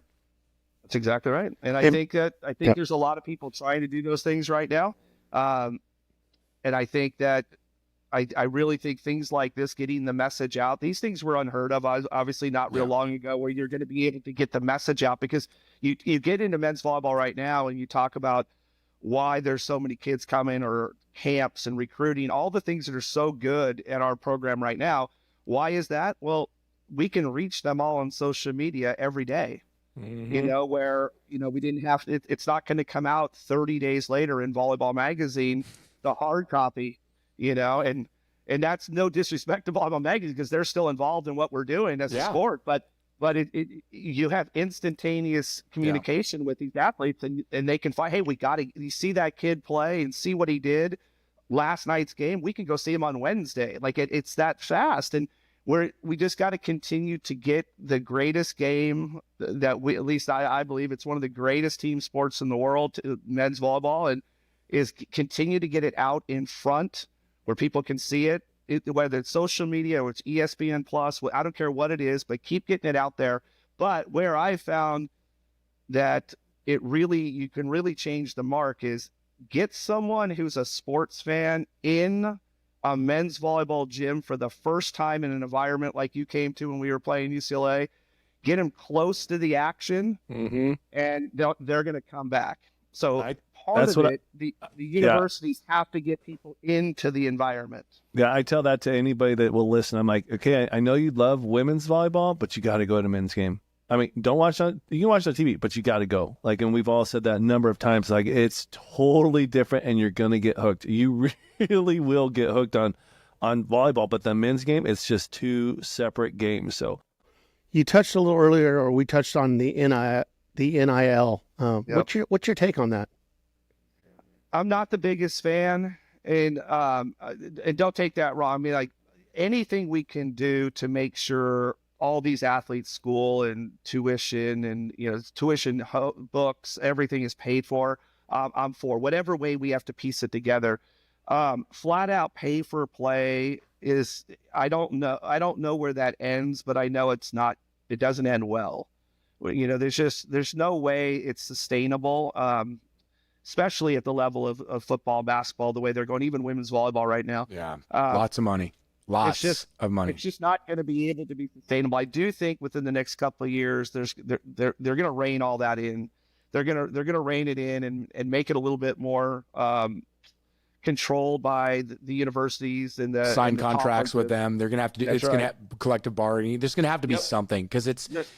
Yeah, it's the Wild West right now, isn't it? With that, well, it really hasn't hit the men's game. There's some good stuff in men's volleyball, but it's not the same level as you're seeing in some of the other sports. So I think that, I guess my point is that as many men's volleyball players as I can get on my team that don't have any debt when they leave school because they put in all the effort that it takes to be on our team, that's what I want. So if that's a combination of financial aid and Alston and NIL and scholarships, I'm fine with that. Because I'm not one of the ones that think that when you get everything paid for, that you also need to have $50,000 worth of cash also. Because I think you're also devaluing why you're there. If you want to make that kind of money, you can go straight to the NBA. You can go straight to Europe and play volleyball if you want. But you're there in this very special time of your life as a student athlete. And your degree and this experience does matter. So for me, that's the baseline of what I want. Have the men's guys, since we're only talking men's volleyball right now, have the men's players leave college, have an unbelievable experience, and don't have any debt. And not be in debt. Yeah. Yeah, that's what I was hoping for my children, right? Like graduating with a degree. Jake graduated with a couple degrees and money, right? And so, but like the fact that they're starting like that, all of us did, and at least I did, started with no debt and being able to go with an education and the experiences we all had in college. I mean, you couldn't give me $25 million for that, right? Like, No, I agree. I probably, with my new podcast, Al, is going to be called Getting Weird. So I guess if I write that book, I might get $25 million for all the years of stories. The weird stories. I'm with you. I appreciate that. I mean, I differ a little bit. I do feel like all the athletes deserve some of the money. I mean, they have so much of it, as you mentioned, and all the money through TV, especially football and basketball guys that have their names and you're watching. With that being said, I think it's out of hand. And I think it's something that needs to be reeled in. I'm not going to say change, but reeled in some way where everyone wins, right? The kids win, the schools win, the alumni win that are supported. Like, I love this team. Like, oh, that guy's gone. Like, the whole team's gone. And I have a new team. And then, this, and they're not graduating from your school. And that's another big component. Like, this is the NCAA, as much as I have my issues with them, as you mentioned, you love them and hate them at the same time, this is college sports, right? That you're playing college sports and you're going to college and you're getting an education, and whether that education is going to get you a job or not, it's an education, and you're learning how to grow up in that education. It's not just learning what 2 + 2 is and some history. You're learning how to be a young man and through all of that. And I've had the good fortune of being all over the world and talked to all sorts of people, and the NCAA student athlete experience is the envy of the world. Yeah. And that's why there's so many foreign, athletes and that come to the United States to be part of this thing in all sorts of different sports. So the idea that we want to blow this up and turn it into some sort of professional endeavor, that people in Europe are looking at this as, this is crazy. What you guys have is special. But Coley, to go back on one thing, I'm not saying that people shouldn't make money. I'm saying a baseline for me with all the money out there There's no is debt. that student athletes should have no debt. If a guy who's a a marquee type guy on each team is making a little bit more money or whatever, or he can get better deals for selling his uniforms or whatever. I'm all for extra stuff. But Well, I just think that the baseline is I'd like to see my guys who put in what I watch them put in every day. They leave with no debt. They deserve that. Yeah, and we're going to pivot to talk about volleyball in your team. One last thing I want to say about this, because I talked about this in the other pod, and hopefully I know you would do something like this, but like you talk about having no debt. For all these athletes, whether it's men's volleyball and they get $100, or you're talking about the quarterback at, Alabama making $5 million, the schools in the NCAA have got to do I don't know if it's going to say a better job, because I haven't really seen it thus far with some schools, to help those kids how to invest the money, how to use the money, how to help your family with the money, whatever the reasons are. You got it. We know you. You're an amazing human being, and you want your kids to graduate, learn life lessons, have no debt. If you start adding tens and 20s and 30s and hundreds of thousands of dollars to some of these kids, like me, me, I grew up with nothing. If someone would have given me $250,000, we probably would have spent it in the first week. Just hanging out with Winslow, but he knows how to get all the deals. You would we'd have went from Tijuana to San Francisco, and our money would have been gone. Geeter along with you. Yeah, Geeter. We'd all been in the truck driving. But I just think would have been in the Winnebago. In the Bago, you're right. So that was my only thing. The last thing I'll say about that is I hope that as they continue to grow through this and sift through the weeds and figure out what the model looks like in 3 to 5 years, that's part of the model. They have, Absolutely. They teach kids how to get their grades up in study hall. They really need to teach all the young men and women who are making $1, I don't care if it's $1, how to use that dollar and how to value that. Well, there's also an opportunity for these universities too, that, for the guy that comes in and knows he wants to be a business major or kinesiology major or whatever, engineering major, that's all great. But for the ones that come in and they're undecided, if they actually created, you can go to university and be a dance major, a music major, performing arts major, but you can't be an athlete. But which one of those do you think you have a chance of making the most money when you leave? And what is, statistically speaking, the best chance of going to the NBA or going to, especially at certain schools? And to me, a degree catered to an athlete who's trying to be an athlete. Why is it against the academic world that I want to be a professional athlete?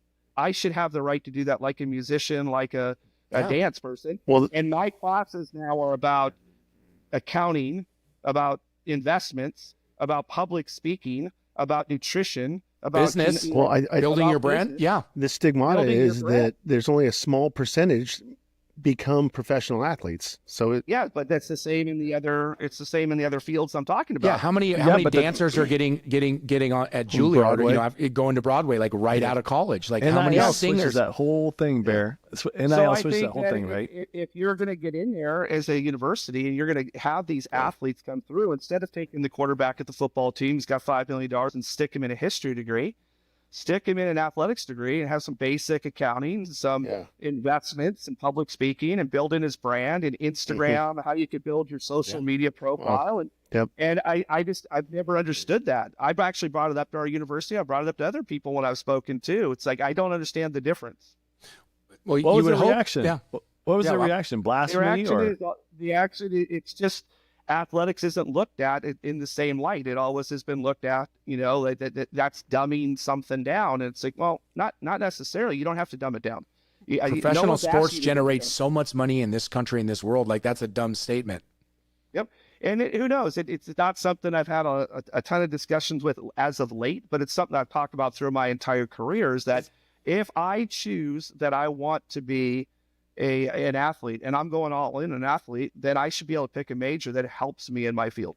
Absolutely. It's going to take one. It's going to take is one, and then it's going to blow up. If somebody actually puts a curriculum together that's already there at the university, right? Business, you got investing and all that kind of good stuff that we've talked about, because we've talked about the fallout, right? These kids get all this money, and it's a whole new world now. Like you said, Al, with Instagram, and how am I going to brand myself? How can I continue this to go? I mean, now we know that volleyball recruiters, right, have to build their brand off of the social media and all that kind of stuff. But to have that while you're trying to get your degree, I mean, I just think that's a brilliant idea. That is a degree. Well, that's what I mean. Degree. That's what I mean. So the brilliant idea is just to have one university go, you know what? This we need to develop this curriculum. We need to do this for the athletes. It's going to take one in the big schools, right? And it's just going to, I think that'll blow up. I think this is a brilliant there you idea. go. They're going to pick it up from your podcast and my idea. That's right. Set the pipe, baby. Royalties, baby. And we're going to call it the Knipe School of Athletics to every school because you invented it. But listen, I think it's brilliant because I'm sitting here thinking I've never heard someone say that before, and I can't believe I didn't think of it. But I'm listening. Well, no, Al, if you're not careful, he's going to take it as a CK. No, I'm You just might telling want to you. brand it. You I'm might gonna want be to honest with copyright you. it now, Al. But no, seriously, I would because I'll tell you this. I know my son who's going to go to college and what he wants to do. He wants to become a coach, right? So they have coaching and all that stuff. Imagine, but he wants to be a professional athlete. So in being a professional athlete, just like these other things, like you're teaching all the things you just mentioned. I don't want to go through them all. That's if I don't make it. Let's see, because he wants to play. He doesn't go to the NBA. He learned how to market. He learned how to put stuff on social media and make a business out of it. He learned this. He learned finance. All of these things he learned in his major, right? Which isn't basketball. In his major to become a business person of his own brand, and now you don't make it. You don't make the Broadway musical. You still go and do something from it. You still create a different path for what you're going to do in your life. But you stay in that industry. You stay in that industry. And you're brilliant. It's brilliant. I love it, Al. Concordia has a program for the masters, coaching and athletic administration. And that's great for the people we that have we have a sports management program too. Those are wonderful. I'm talking about an undergraduate degree. Yep. That is actually beneficial to what the student athletes want to do in their life. Yep. And they should have every opportunity to chase their dreams and have it supported by the institutions. And have it applicable while they're taking those courses. I mean, you get an IG, you get a YouTube, you get all this marketing stuff, but while you're at school, it's applicable today. You don't have to wait. Who's coming in undecided, and every class he goes to isn't interesting to him because this is what he wants to do in the future. It's going to be much better than the kid forced to be, American studies or whatever it might be that he's being forced into. Love it. Yeah, great love call. It, love it. Yeah. So you want to pivot, Sully? Go ahead. Yeah, I'd like to pivot on this just because we've gone over AVP, we've gone over the professional women's, we've gone over men's, we've gone over women's indoors, and there's kind of a common theme, sort of. And actually, you and I, Al, at Lewis, I got to stand next to you pre-game, and you're like, watch this guy. I'm like, okay. He was an outside hitter. He goes, just watch. So he misses and he's trying to hit straight down, but he hits the net. And he goes, why? I'm like, the dude flies. He goes, yeah. Tries it again. And he didn't get quite what Al was expecting him to do. It's just to pound it at the 2-foot line. That was a setter, Moni Nikolov, right? And almost every pod that we on, this guy's name gets brought up from an 80 miles per hour, serve 84. to Bear gets to see it firsthand. Cause I keep telling these guys, I'm like, you had to be there. Like, it was rock star. Like, I couldn't believe it. Then the 80 mile per hour serve. And then Bear's like, it was 84 when I was there. And I was in the sandbar and I got to see it on the floor. That was unbelievable. Right. So, he's, a brother of a kid that you had that was an NCAA player of the year. Now he's on your team. And it's interesting because we can talk about it. And then when Coley actually went to go see him, he's like, yeah, no. This is a generational kid. He is an absolute generational kid too. And then Bear comes back on and says, they're actually sending this guy from the back row on the first ball overs to hit from the back row. I'm not trying to give strategy away, Al. Sorry. Yeah, I mean, no, but you can see it. I mean, he's so long and so talented. And I said this when I was at Lewis, I'm like, he's not even polished yet as a setter. And he's pulling off stuff that you're like, what the, faking to go over and he back sets or a quick set. I mean, it's pretty dynamic. So I would love for you to talk about, because we talked about a little bit about you going over international, your son's over there and the stories there. And that's for other, pods in the future. But tell us how you found him. I know you had his brother, but the impact he's not only at Long Beach State, but the game himself. I mean, he is the rock star of men's volleyball right now. Yeah, I've answered this question obviously a few times so far this year. So what I would say is that when you watch him play, if you were just watching him warm up and go through any part of the game, the last thing you're envisioning him doing is being the setter. Mm-hmm. Like just the way he goes about his business, the way he hits his serve, the way he attacks the ball, his size, his length, his physicality. most of the time that kid walks in your gym and you're saying you're going to play on the right or you're going to play on the left for me. Yeah. And I think the comparison, and I know this is dating us a little bit, but I think that what Pat Powers did in the 80s for volleyball, of being able to go from the middle to the right and create the D for the 84 Olympic team, and that big physical guy who could fly with a great arm, that imagine Pat doing all that, but Doug had him set, like it just, it doesn't optically, it doesn't work when you watch him play. And I don't mean that negative in any way. It shows you his all-round volleyball ability. But really what it comes down to, like, for people ask, like, how's he at this level as an 18-year-old? Because technically he turned 18 at the very end of the fall for us. He could be playing 18 and under club volleyball right now, So that's crazy. But in reality, I think he's a perfect starting point of a conversation of why this is happening in international countries like this, these kids that are being developed, and why it's not here to the same degree. And this is no disrespect to the American athlete, but our system is set up so poorly for them to get to their maximum potential in an early state, because we say he's young if he's 22 or 23 years old. They say you're young if you're 17 or 18 years old, because that's when you're going to finish high school and you go professionally. So you're young when you're 18 and 19. Like, here's my point on this, is that he played volleyball. He's played more volleyball than most of the guys who are seniors for us right now. Right. Already in his life. Yep. He played at an academy, a high school academy, played in a club. He played 5 days a week, 6 days a week against guys that were older, bigger, stronger. He played international volleyball against neighboring countries, and then in world championship type under 19, under 17 events. And then if you compare that, what goes on here, they play for our clubs and they play one good match on a weekend, and then a pool that's very weak. And they practice twice a week for 2 hours, and they play once a month in a tournament, and they're just thousands and thousands of reps and hours behind. And, the number one thing, if you read the book Outliers, 10,000 hours to master anything, right? Well, we do a drill for our guys. Where are you on the 10,000 hours by the time you're a freshman for us? And most of our guys get there and they're like 2,000 hours, 1,700 hours, 2,300 hours.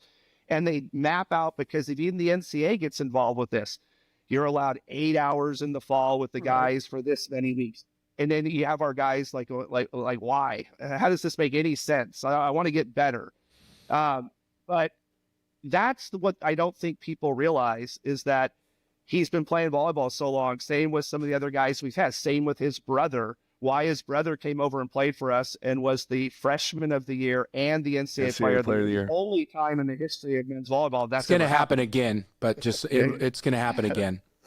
Well, my point is that when his dad, who, by the way, Vlado Nikolov, was a tremendous opposite for the Bulgarian national team, played all over Europe on professional teams. And when I was coaching the USA team, he was at the tail end of his career, still, finishing up his days as the opposite and the captain. So, they have a good pedigree. His mom played volleyball as well. And with those guys, though, their whole existence to what they do volleyball wise is they're experts. So when the dad, when Alexander got named freshman of the year, as he calls it, newcomer of the year, he goes, that's great, but he's played more volleyball than everybody here. So he kind of should. That was the attitude. But a couple of weeks later, when he was named the player of the year, his dad was, that one's good. Like that one. But my point is that I really think, and this is why USA Volleyball has the same issue to figure out the answer to, and that is, if you're going to have our club level volleyball, the for-profit type club that's out there, that's part of the issue. Yep. Is they come together twice a week to play some volleyball, and then they go to these random tournaments, and then we put them together in the best 12 we can find, and we ship them off to Norseca, and they generally are good enough to beat most of the Norseca teams, and then Sometimes they'll lose to maybe Canada, or sometimes they'll lose to Puerto Rico. And then it'll be kind of dicey sometimes in the gold medal match against Cuba, because those guys have been playing earlier and bigger and stronger. And then the very next year, when they just have to be top 2, they qualify for world championships of under 21, under 19, and now going to be under 17. And we ship them off to Europe, and they get 15th, or they get 12th at the European Championships. And then, which is a huge credit to men's volleyball, they all go to their universities, they all get better. They get better, they get better, they get better. And by the time they get to the national team, then our national team is always ranked really high in the world. So what are we going to do to change it for our young guys? How do we bring the best players in America together sooner, more often, higher level competition on a regular basis? And then there wouldn't be as much disparity of a kid coming from Europe and being the same age as some of our guys and it looking like he's older when he's not. But okay, I'm going to say this. Probably this isn't. You're there with him every day, and you guys are Long Beach. So I watched him play, and I've seen him play a few times on TV. I don't disagree with you, and I want to have this conversation because I think it's important. I see it in basketball. It's all about money. There's kids playing every weekend. It's just there's no development. That's why the European hoop game's taking over the NBA and whatnot. Yeah. But with that being said, I remember when LeBron was 18, he was on the cover of Sports Illustrated, and people were like, wow, this guy is just different. I don't care if Nikolav's been playing more than everyone else. No, I get your point. He's different. And I'm lumping them all into European agreed. players at this point. Agreed. Nikolov, you said the term generational talent, and he absolutely is. He's, if not generational, he might be more than that. Like, I mean, I've watched volleyball like you guys have since I was a kid, right? Like, I mean, back in probably like 84, I watched the Olympics. That's when I started to really love it, back in 84. So I've been watching volleyball since 84, and I've never seen anything like him in that regards, especially with setters. And some of the best we've seen from Stork, I mean, go all the way back. Yep. He does things that are transcendent into the game of volleyball that we've never seen. And that's why I was saying, like, I said this on the podcast the other day, we were just talking, and I was like, I went to, I've been to a few matches already, and like UCLA setter's damn good. The SC setter's damn good. UCI's really good. Like, they're not close right now. And that's just me, Coley Kyman's opinion.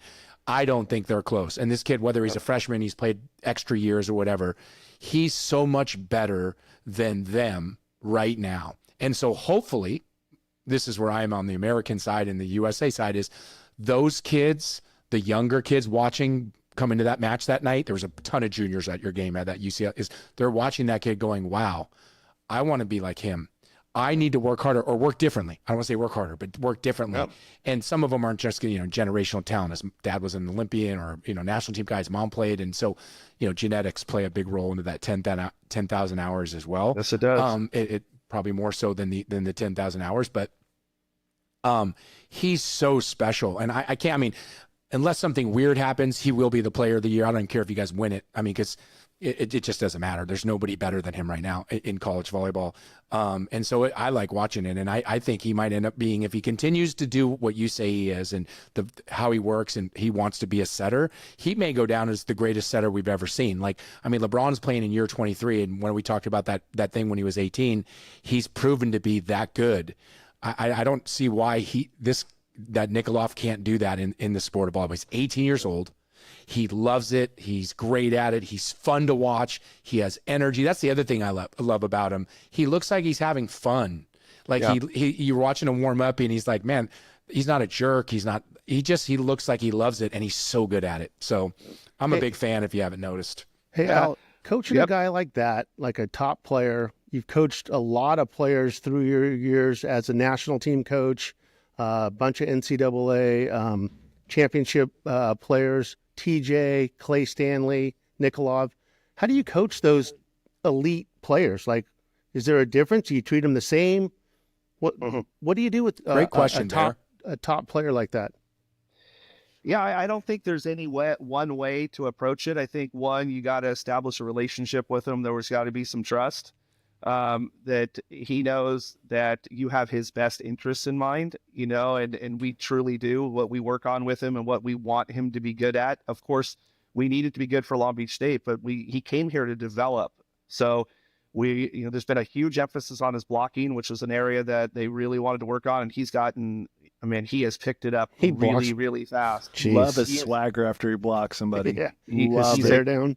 Mm-hmm. So I think that's one way, is like just establishing what it is you're trying to do for him. The other one is that you got to realize the more you coach, the more you pick up, whether it was TJ or whether it was Clay or whatever. They're all totally different personalities, but whether it was his brother or now it's him, is that they have so much. And in this day and age, they have so much already on them. Like, after, whether it's a game or a practice and he picks up his phone, there's going to be just a gazillion messages and everyone tags him. It's just everyone in the world's watching him, right? He's already got so much on his plate. Right. Sure. The last thing I want to do is put a lot more on him.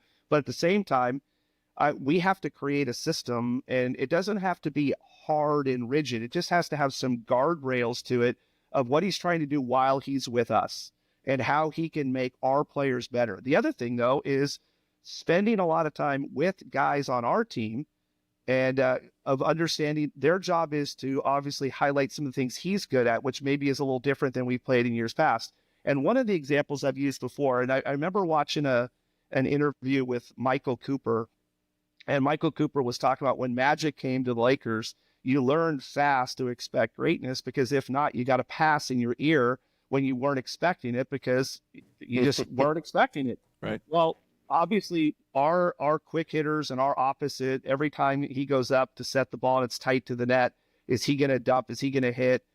Our other hitters also have to learn how to hit quick attacks off of him, maybe not being in a traditional setter's posture.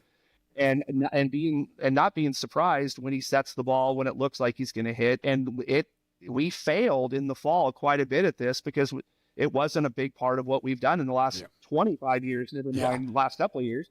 So I think when you balance all that out, then what you're showing him is that we're trying to adapt to you a little bit, but we also, here's some guidelines you got to adapt to us. But most importantly, as a head coach, I want him to feel I support him. I believe in him.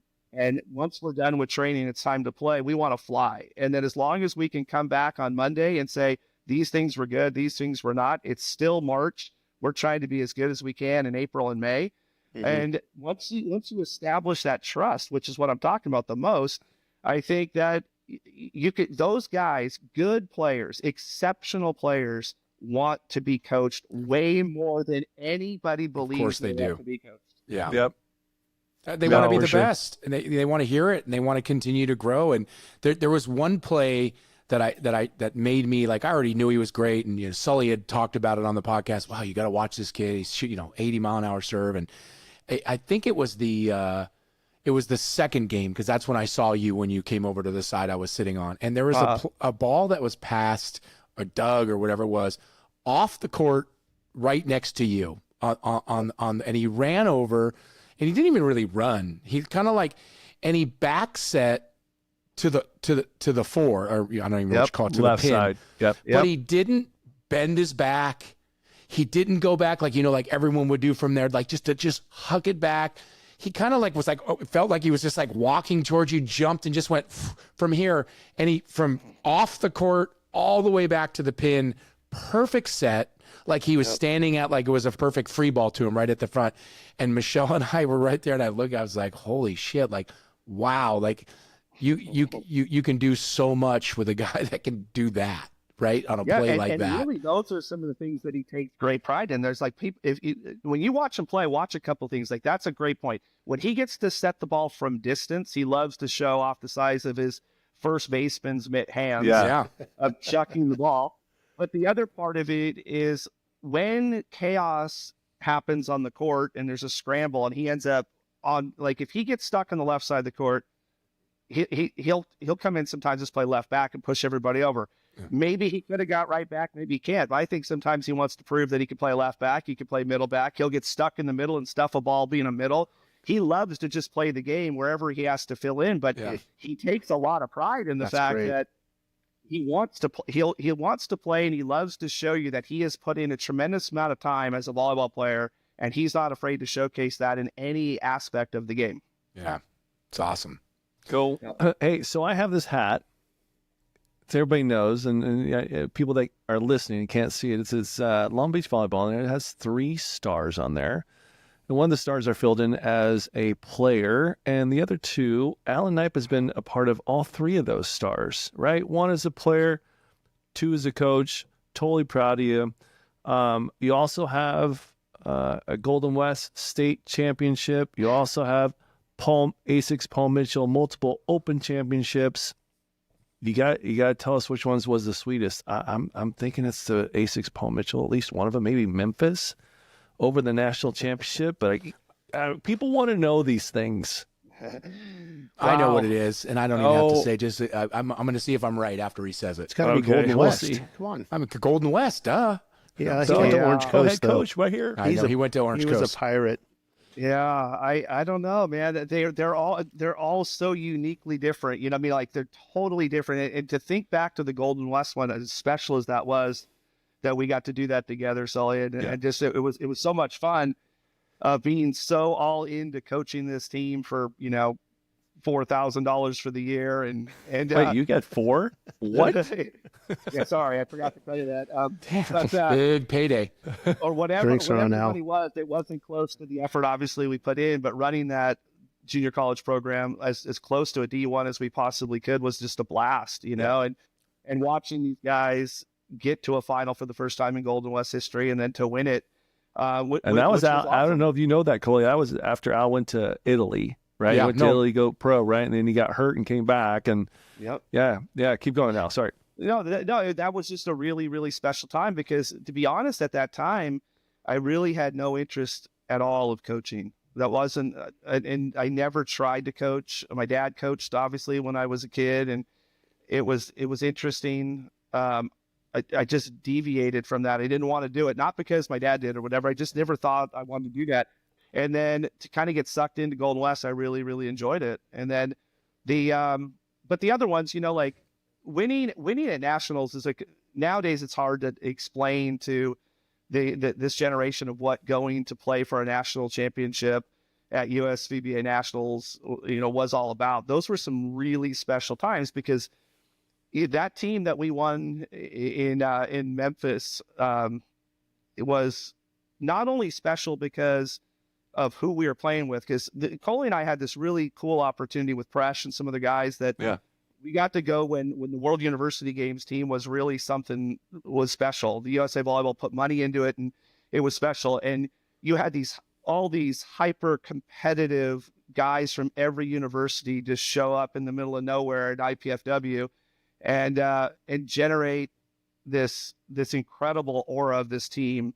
And how fast it switched from this super competitive of what university I play on to this common goal of trying to do something for USA Volleyball. I didn't realize at that time what a couple of weeks in the Midwest, how it would change the whole trajectory of my volleyball friendships for the rest of my life. Because besides my Long Beach guys, who obviously I'm very, very close with still, that particular group of 12 to 18, if you expand it out to the whole group, not just the group that went to the tournament, I'm incredibly close with all those guys around. Those are some really good people from a lot of universities around the country. So that one was really special because when Cole and I got close at that event, he then joined kind of the Mike D'Alessandro and Rocky Sorelli group of Raymond Construction, Right. Because back then you could only pick up 2 guys that were current college guys that didn't play with you during the whole year. And Cole and I were the pickups the year before we won. Yep. And then to go play with, and a big part of that to me was to win it with Mike D'Alessandro setting us, who we all have our own relationships with Mike, how special it was. And plus he had been to the finals a whole bunch of times and didn't win it. So that opportunity just to do that first, I got to experience that first at Long Beach winning, and then all of a sudden this first with winning at nationals was huge. And we took the sponsorship. We took Paul Mitchell sponsorship in Memphis, and we went to what you just said it the other night, the steakhouse. Biggs took us to Butcher shop. we went to the butcher shop after that. Paul. Before we go back to you answering more, because it is about you talking, not me, but I do want to go back to that 91 summer real quick. We're going to show it on this when this is done. I just actually was in my garage and I found the picture of our 91 World University Games team. And it's actually like the professional photo, and it says it's awesome. But that summer of being in Fort Wayne, thanks Arnie Ball. We're going to hopefully have him and Loy on here sometime soon. But we were, we tell stories, but like We were there for like 3.5 weeks. They put us up in a golf course. And there was 18 or 20 of us trying to make 12 spots to go to the World University Games. And, we talked about that picture I showed you, Winslow, Seeley, Loy, Canyon, that's right there. Yeah. Matty Lou, Jason Perkins. I mean, like you said, we can go on that team, but that summer itself, it changed my life. Like you said, you and I became really good friends. Presh too. Like Presh is one of my best friends. I was with him last night, and we all became good friends. I was lucky enough for you guys to invite me to that team, and I went for we went for 15 years together, and just got that experience to travel around the country and be friends and all of that stuff. That was a really fun summer. Not just for the volleyball, right? I mean, we go back. We won the silver medal. We lost, in the finals to Poland, who was just probably better than we were, but. What an amazing group of guys, and in that experience of being there. And that's why playing sports to me, and like you went back earlier, we talked about the college experience. I think that's also what's missed, especially in the juniors, the younger kids, is that's what it should be about, is those experiences and those fun times. The fishing I could go on and tell some stories. Blowing up fish with dynamite, probably shouldn't have done that. On the 4th of July, that was really cool. Probably edit that one out. But if you think about that summer when you talk about losing to Poland in the gold medal match, but being down 0-2 to Russia in the semis and beating them in 5 in the early 90s, U.S. Russia. I mean, that was a pretty incredible match. It was probably one of my favorite matches ever to play in when I look back at that, and the celebration and the excitement. Again, you ask this, Sully, all the time. You asked Holly, what's it like? And I think maybe a good segue to have Al answer this after. What's it like to wear the USA? But we're playing in 1991, USA Russia, big match in the semifinals in London, crowds going crazy, and we were down 0-2 and we came back and won in 5, like you said, and it was such a unique experience with all these guys from different colleges that we just were with for 3 weeks, putting time and effort in 2 days and 3 days. Incredible. And to win that match and to secure yourself a medal. Also, you get a medal. You win that semi, you're getting a medal, and so that was pretty rad. Big deal. The story that I always think of the most in that match was on that team we had Winslow and Coley and myself were the middles, and those guys, it was usually Coley and Winslow would start most of the matches, and I remember warming up in between sets, and we're coming from college where, you play pepper and do all this stuff, and FIVB rules are no ball can be out at all. So you're just jogging back and forth, and I'm trying, we're down. I'm thinking I'm going to go into this match. I got to stay warmed up. So we start doing, Carl Hinkle and I are doing dive lines, going as fast as we can and then diving to the other end line, the sideline. And I go for the world record and hit my chest and absolutely split my chin open. Yep, I remember. During the match. And there was this huge curtain behind us, and I grabbed the team doc because I put my hand there. I go to Carl, I go, "Hey, what does this look like?" And he goes, "A second mouth." And I go, "Well, that's not good." So I grab the trainer, we go behind the court, and he put stirring strips on this huge white Band-Aid, and now I go back to the bench, and whatever time has passed, and Jim McLaughlin was our head coach, and he calls me up to get a paddle to go into the match, and he turns and looks at me and goes, "What the hell is wrong with you?" It looks like a chin strap.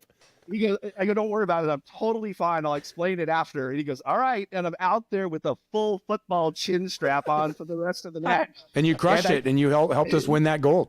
Well, help us win that match. After the match, he says to me again, I go, "Coach, I know how much video you watch.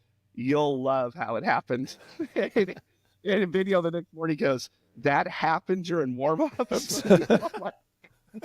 Amazing. That's hilarious. Unbelievable. But those are the stories that are so great, right? Look at you're telling about that, right? That's what's so rad about that. That's just that's just the tip of the iceberg for Alan Knight. Let me tell you what. I mean, there's so much more for sure. Well, I actually think and this is a really quick one, I think probably the best story of the entire tournament in England at the World University Games is because the nice thing about going to the World University Games if you're a volleyball player is it's actually like the Olympics. There's all of the disciplines going on. So you're staying in the Olympic Village. You get to go watch water polo, whatever, these other swimming, diving, basketball. And we have these huge apartment buildings that we're living in we were They were these just nicer built in ones, just built in Sheffield. really nice. And then the ones that they were going to knock down after was over here. And at the basement of one of them was a bar. And you had to go in there, and it was so gross and sweaty in there. You had to hold your beer with a hand on top so the sweat didn't drop from the roof into your beer. But the best part is and I'll get real quick to the point of this. By the end of our time in the bar, and they had a karaoke deal on stage, all the Eastern European and all the foreign countries were just asking for Coley to sing one more song. American Pie. Why does your singing career always come up in our podcast? Because I wanted to do that for a living, and I just wasn't good enough, man. That's what I wanted to do. Apparently you were good. Wasn't the place called the Ye Old Blue Balls? That was outside. That was outside the area. You're right. I don't know. I heard that. I wasn't there, but yeah, of course you never. Something. Yeah, you're not allowed to do that. You got to follow the rules. But no, that was amazing. Coley was the top request at the Village. It was incredible. It was fun. We had a good time. So I'm going to say this, and I can't believe you didn't say it, but you were probably getting there, but I interrupted because I like to talk. I got to go back to some of your best moments. I mean, let me ask you this, because this is probably a whole different segment, but winning the national championship at your school where you played and you won one, winning it now as a coach, and watching your son also. Yeah. Right? I mean, playing that and being part of that, how was that? Almost surreal, to be honest with you. It's really weird that once you're kind of, the warm-ups are over and the game goes, you get going, you get into this mode. It doesn't matter what match you're coaching. It really is just another match. As crazy as that sounds, I've said that about the Olympics too. Like you walk into all this fanfare at the Olympics, and they're dropping things on you like, hey, there's going to be 60 million viewers of this match, and you're like, wow, that's a little different than coaching, my club team or Golden West back in the day. But once the match starts, it really just does become another match. The competitor in you. But where the uniqueness with Coach and Aiden was, we got to experience some things together that you can't really explain to people. Sure. That you experienced as a student athlete, and you try to tell people, right? This is what people go like, I get tired of hearing the stories, but you can't truly explain it if they didn't live it with you, or they didn't live it in their own journey. But to have Aiden do it with me and then get to do some of the things on his own, but I've already kind of done some of those things, like down that track to a finals or to a conference finals or a certain team or on the road, but do it in his own way. It had this really special bond. But it wasn't until the matches were over. And sometimes you see him in pictures, even the emotion in pictures, like that was pretty fun to do. So yeah, that was special. Winning at UCLA was in 18 was really special in its own right, because it had been a while since Long Beach had won. And, that Josh and TJ group had got there a couple of times and came up short. But what people don't realize in that 18, between 17 and 18, there was a very good chance TJ was going to go pro. Mm-hmm. And there was a big push from a lot of people to try to get him to go pro. And he decided not to. He decided to come back, and we had a great conversation about it. And there's a really special moment at the end of that match. If you go watch it on YouTube or anything, is when the ball drops. He sought you out. Of TJ and I. It's just like, TJ is a very, very special person to me. He's an incredible volleyball player, but he's so all in all the time. And TJ and I got our relationship to a level that was significantly more than coach player. And we shared a lot of things together. We've been through a lot of things. He's been through a lot of things. And when that ball dropped and he came over and was able to accomplish why he stayed, that's awesome. That's a pretty special moment. Those are the awesome ones. So there's so many. And what I've learned in my career with being so fortunate to be in so many of these moments is to try not to compare them. To try not to, because they're so different. Like, whether it was when Sully and I were Golden West, or whether it was winning in 91 at Long Beach, or whether it was the ones coaching, or even the ones you just get to the Final Four, or whatever it is, there's none that feel the same, even in the moment. The venues don't feel the same. The game doesn't play out the way you thought it was going to. There's always these weird things that happen.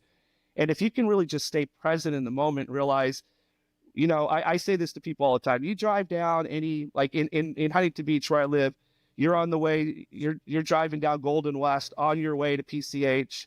And there's this huge sports complex like every place has in America. And you pass there any night and the lights are on. All these, guys are out there in their 40s playing softball. They're not trying to create a softball career. They're trying to rekindle their college career. They're trying to feel that moment again of competing. They're trying to feel that kinship with their teammates. They're trying to, just have a little bit more time of what it felt like when they were part of a team that had a common goal with some of their best friends grinding in the gym. And they're searching for it. Well, my whole life has been I stayed in this 18 to 22-year-old world and at my own alma mater. So it really, I've never gotten out of that for the most part. It's like Groundhog Day over and over again, but I've tried really hard to make sure I stay present in it because it's so special. And it's been an incredible journey. Crazy. Unbelievable. It's good stuff, Al. Good It's stuff. so awesome, Al, that you get to do that. And something that I thought was cool that you said earlier, and this probably a good lesson for everyone from 10 to 35 still competing, is it's just the game, right? It's just a volleyball game. And like I tell Braden that all the time. I don't care what game it is. He's playing for the league title. Or he goes out. I give him my fiery speech or whatever that I would do. And at the end, I look at him like, right, he's closing the door. I'm like, Diz, it's just another game of hoop, bud. You've been playing hoop your whole life. Just you got to put the ball in the basket. 10,000 people there, 100 people there. You in the parking lot outside or the driveway. It's still the same thing. So I like that you teach that and you see that and you help the kids.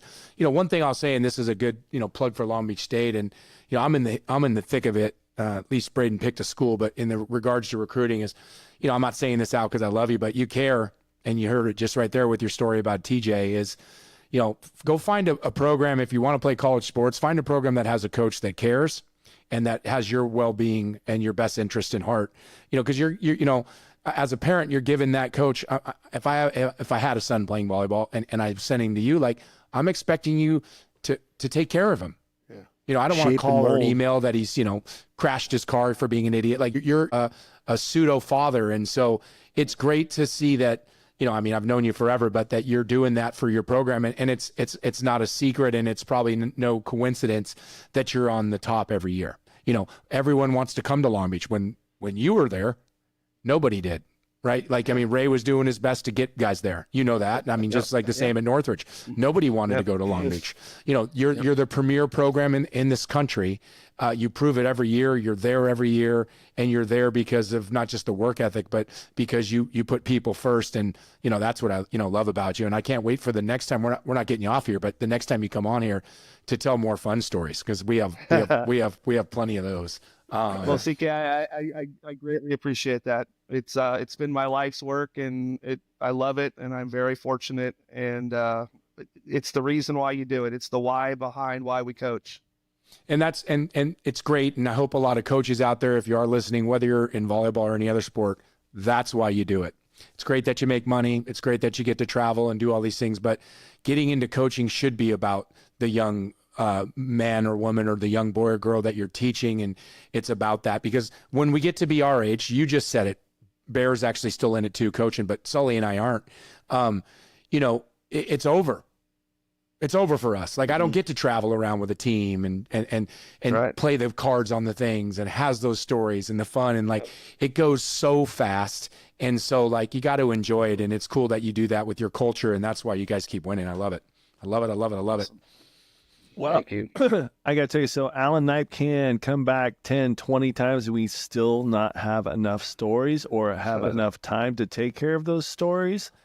So, Alan Knipe, thank you so much for coming on Set the Pipe, buddy. And, we haven't even gotten to the Olympics, and we'd love to have you on. We know your time is precious. We'd love to have you before the playoffs, maybe to give us a little half an hour or something to kind of give us what you're going to be doing in the playoffs. But just a special interview. It was a great interview, and we'd love to have you anytime you want to come back, buddy.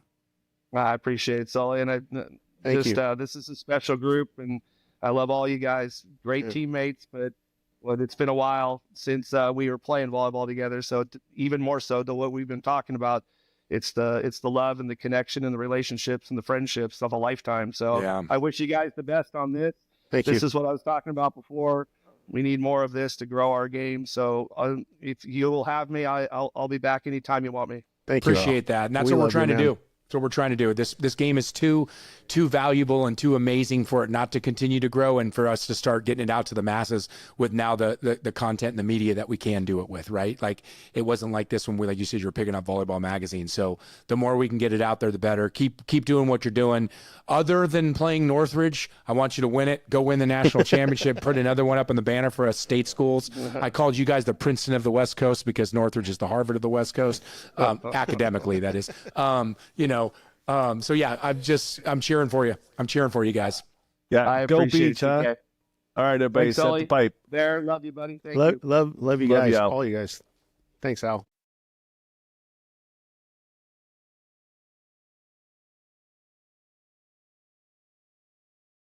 Hey, everybody, and welcome back to Set the Pipe. I am Sully. CK's in the house along with Bear. How are you, fellas? Can't complain. My Lakers are winning, and we're good. Excellent. So, hey, all you people out there that are subscribers, thank you so much, and followers, we sure do appreciate it. But please, if you haven't and you start to enjoy what we're doing, please subscribe and follow below. I'd like to say one thing about that. First of all, I want to echo what Sully just said is thank you. Everyone that's been listening, we really appreciate it. We've been getting some great feedback. We're doing this to have some fun, tell stories, and evangelize the sport of volleyball. And it's just been so great to hear from you. So thank you for listening. Please keep spreading the word. And as Sully said, hit subscribe. And as always, you always set the pipe. Always set the pipe, baby. It's more and more happening. I'm seeing it more and more in highlights, by the way, around the country. That's great. I wanted to touch on three things with you guys. Alan Knife's interview was so good.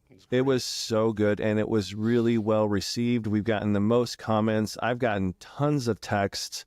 I've gotten some messages on social media just saying how great it was. But I really think you need to do the service of going to watch the full interview on YouTube, just because there's some hidden gems in there that we haven't done shorts on or reels on that I think is going to really blow the socks out of anybody that watches it. The second thing is we've already booked a couple. Well, we've booked quite a bit, but the two up and coming are going to be a JC coach that has a very good, well-organized, successful juniors club. That's going to be a good one. And we also have a volleyball college Hall of Famer, AVP stud. Resume is unbelievable. Now doing a recruiting service. So the recruiting service is successful, and she's going to go over all of that as well. So at least those two are in the books already, and we've got plenty coming up. So, but I really wanted to touch on the Al interview and see what you guys heard out there. Yeah, Bear, go ahead, because I got a lot to say, and you know me, I like to talk. So I'd like to hear what you had to say, and I'm sure you've talked to Al a few times more than I have. I talked to Al, and Al wants to come back on because there's a lot of things that we didn't even go over, like his career and playing career and all that stuff. But he loved it, and I thought it was a great interview. He touched on a lot of stuff about the NCAA, NIL, and Nikoloff and his season, and it was just a great interview. And some people have talked to me about it, and they're like, hey, I didn't even know you guys were doing a podcast, until he kind of put us on the map a little bit, and very thankful for that. Yeah, Sully, I think it's, when you asked me to do this the first time, to come on and tell my story, and then ask me to be a part of this, and ever since then, we talk a lot, the three of us, and it's just been so rewarding, and it's just been just a heart full of gratitude to fall in love again with the sport. Yeah. To be able to listen to the best coach in the country, and he's been one of the best coaches in the country since he's been doing it here in college volleyball. He's won multiple national championships. He has the #1 team in the country right now. He's seen it all. He coaches at a state school, which is far different than some of the other schools that are around the country. He's coached in the Olympics. He played on the national team. He played on the beach. He relates to his players. He knows where the bodies are buried, back from college volleyball, from when we were playing to what has happened in the NCAA. So just to hear his just his, his mindset, his understanding, his stories, his explanations, where he thinks it's been, where he thinks it should go. It was fantastic. I mean, I learned a lot, and, I love the guy, but just, it was great for volleyball. And I think, again, what we're doing here is great for volleyball. He's able to explain it from a collegiate, humble standpoint, and for people to listen and take it, for yourself to listen, learn, and enjoy it for sure. Yeah, I think we talked about this when we were done with the podcast, just kind of reviewing, and none of us knew we thought we knew how the interview was going to go. It didn't go the way we thought it was going to go, and it was extremely well done. It was so good. And Bear, you're right. We can do 10 other pods with Alan. And I think also when we sit back, we're kind of spoiled. Like, Coley, you knew Holly McPeak, Alan. I mean, Bear's one of Al's best friends, right? We played together. And then you have Hawks. We all know Hawks. It's just kind of strange that we're talking to some of the best that's ever done it in beach, AVP, indoor, coaching, whatever the case may be. And it kind of catches you off guard a little bit. Like, because you look at, let's say, basketball, you're in the hoops with your son and you get the number one team in the country coach to come on your podcast. That's a big deal, where we go, yeah, it's Al. Yeah. Your buddy. Is that right? I mean, you know what exactly. I mean? But you start reading his accolades and you start really getting on the business side of Alan and the things that he went to in depth, and the whole Alan Knight bachelor's degree. Yeah. That was amazing to me. So not that we take it for granted, but it's just like, it's Al, of course. But the discussion just went way different and way better than I expected to. It was excellent.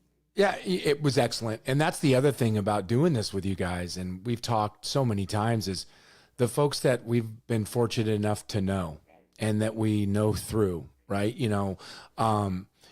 Talking to Alan, he's, like you said, he's the number one coach in the country right now. We get to talk to collegiate coaches on the women's side. We're going to have collegiate coaches on the beach side. And it's just through all the stuff through volleyball. And what's cool is, and I think, again, like we've talked about, trying to talk from the junior level to the pro level and everywhere in between, is it's people can learn. We all can learn. We can listen to the best and try to take what it is. We're going to tell fun stories. There's going to be some great ones. There's going to be some great people on here that's going to be fun and laughter.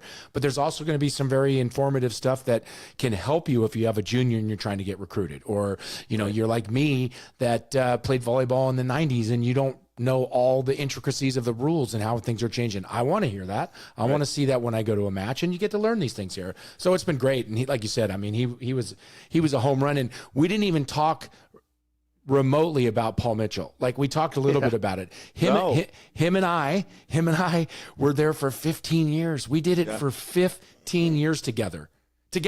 We did this thing, and we were traveling all over the country, putting teams together, playing, and like, we didn't even really say other than, being part of it. Like, we didn't even talk about that. And like you said, his Long Beach State career from his junior college to just his playing career, take everything out from coaching, take all that. We brought him on here just to talk about someone that played his 4-man career, his indoor career over in Europe, his national team run. His Long Beach State run, his JC run, his high school run, right? His career is incredible. A lot of these people that we have on here's careers have been incredible, and it's cool. I'm excited when he goes overseas, obviously with the Nikolov brothers, right? His son's over there. So not only did he play over there, he recruits over there every year, right? And now Aiden's over there. Yeah. So it's kind of like we didn't even touch on that, right? So. Al's already told Bear and all of us that he'll come on whenever we want to. So he's a little upset with me right now. He asked me to go to brunch today, and I told him I couldn't because I had a podcast to do. Oh, priorities, baby, priorities. Sorry, Al. Sorry, Al. Unbelievable. Yeah, and they're still winning. They played a couple matches this weekend, and they beat Northridge again at the Pyramid, and then they played. Princeton last night. They played Princeton last night and beat Princeton. Yep. So, they're doing what they're supposed to be doing. It's going to be interesting to see, you see it occasionally on the women's side. I don't think anyone's done it in, I don't want to, say I'm doing it wrong, whatever years it were in basketball, to go undefeated. Yeah. Misty May's team did. And that was a long time ago. That was a long time ago. I know someone did it in the women's game. I Could have should been know Penn this. State because they had 4 in a row. I would say in the last 4 or 5 years, I feel like someone had done it. And I should look it up. But nonetheless, I just looking at the matches, I mean, and I'm going to talk about USC in a second. So maybe, and I saw them play earlier this year, but I just don't know if anyone's going to beat them.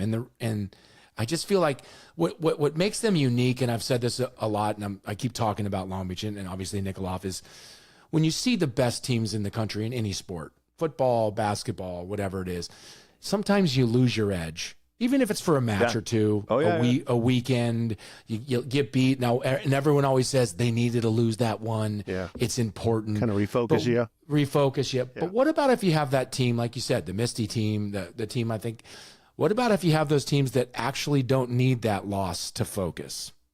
And they're really focused every single day of the year until they win the championship.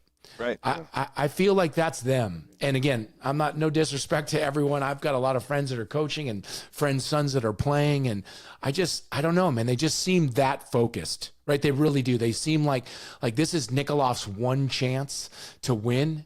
And he loves to play. I don't think he wants to go out any match, whether it's Princeton, whether it's UCLA. I don't think he wants to lose. And I think he's prepared to win every game like it's the last game. I think he expects to win.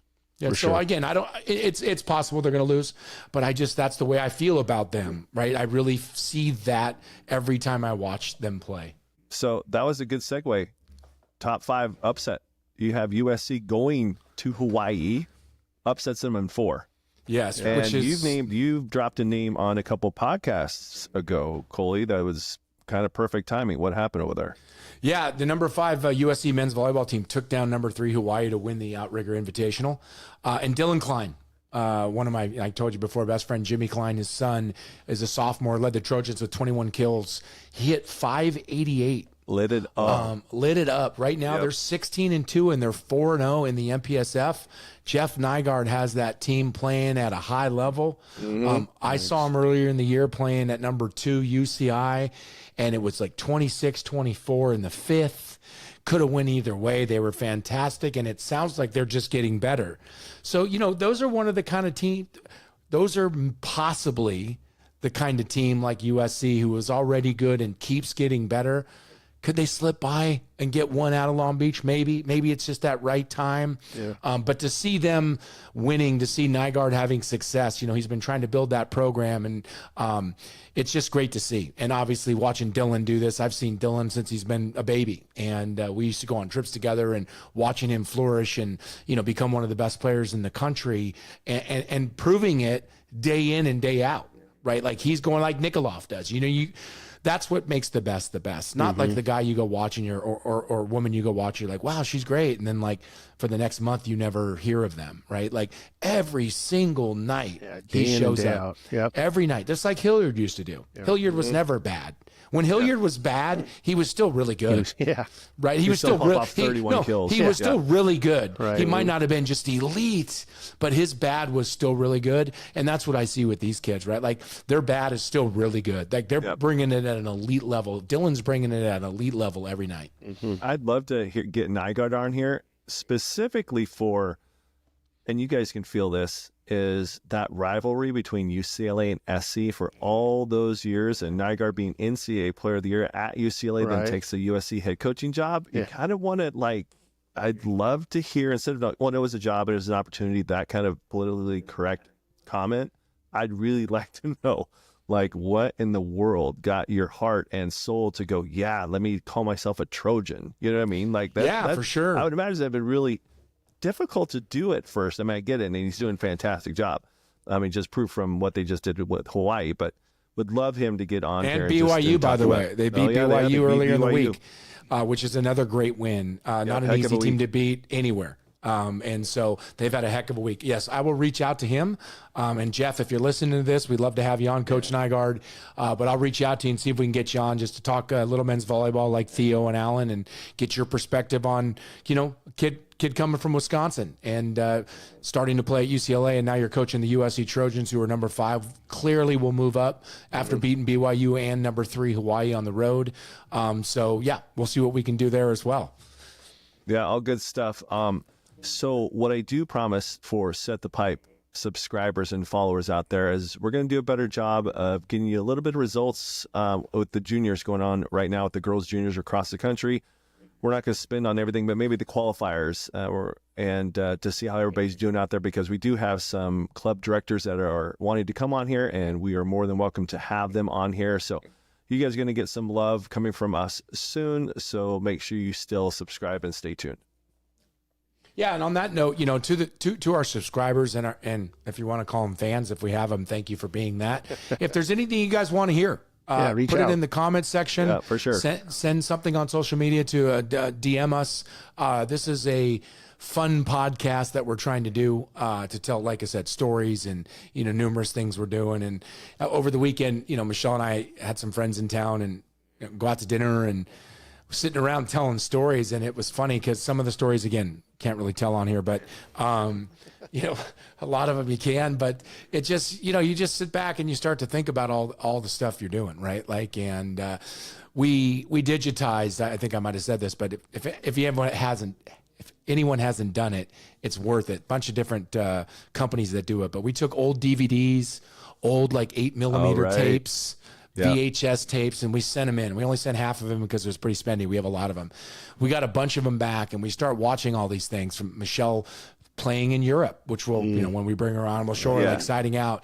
Jake being born, and we were laughing because Chris McGee and Al Randick, who I've mentioned both times on here, they're both their godparents, and their relationships through volleyball, and the funny comments on these they're now digitized, and just all of these volleyball things that we were watching through the years of these just made me realize again how grateful I am that we're doing this podcast. But there's just so much to talk about, right? Yeah. I mean, in our age, with all what we've done from the first few years of you guys at Long Beach to what you're doing today, right, with volleyball, and there's just so much, and the growth of it, the tournaments we've played in. I've played in Mexico, we played here. You've done so many different things. I mean, I've played in the beach tournament on the shores of Lake Tahoe, which is a great event. There's just so many ways to play and be a part of this sport, and it's cool, like I said, that we get to tell the stories of it. I think I told CK, I don't know if I told you, Bear, but my neighbor, shout out to Travis Lewis across the street, stopped in the middle of the street. He's like, "Hey, I'm listening to your podcast." I'm like, he's a Division I hooper, right? He played Division I down south. And I'm like, "Wait, you're listening to my podcast?" He says, "It's athletics. It's really good. Keep doing what you guys are doing." I was like, "Okay, excellent." I thought that was really great. I had a buddy reach out that knows nothing about volleyball, and he lives in Minnesota. And it's like, "Hey, caught your podcast the other day. It's great." And, a childhood buddy. So we're getting the word out there. It's kind of cool. Yeah, it's been fun. And I think, we're not going to spoil anything, but we have quite a bit of guests lined up for this podcast. And we said it earlier, and what's cool is, again, we're pretty lucky just to be able to be around the sport for so long, and so many people that we get a lot of folks that want to come and chat about the sport, Division I head coaches and ex-players and ex-Olympians, current players. I would never call ex, but Olympians. Right. Yes. Once Olympian, always an Olympian. Current players, old, washed-up people like me, us, and you guys, like folks like us that still want to talk about how great we were, like things like that. We got all kinds of folks that are going to come talk, and hit subscribe, keep listening. But this is a longevity play for us to continue to do this. We're having a blast, and we want to keep telling the story of volleyball. We've heard so much from so many people, and that's what we want to do. So again, I said it once, I'll say it again. If there's something you want us to talk about, please put it in the comment section. Comments below. Yep, send us a DM. We're gonna continue to talk everything from juniors to pros.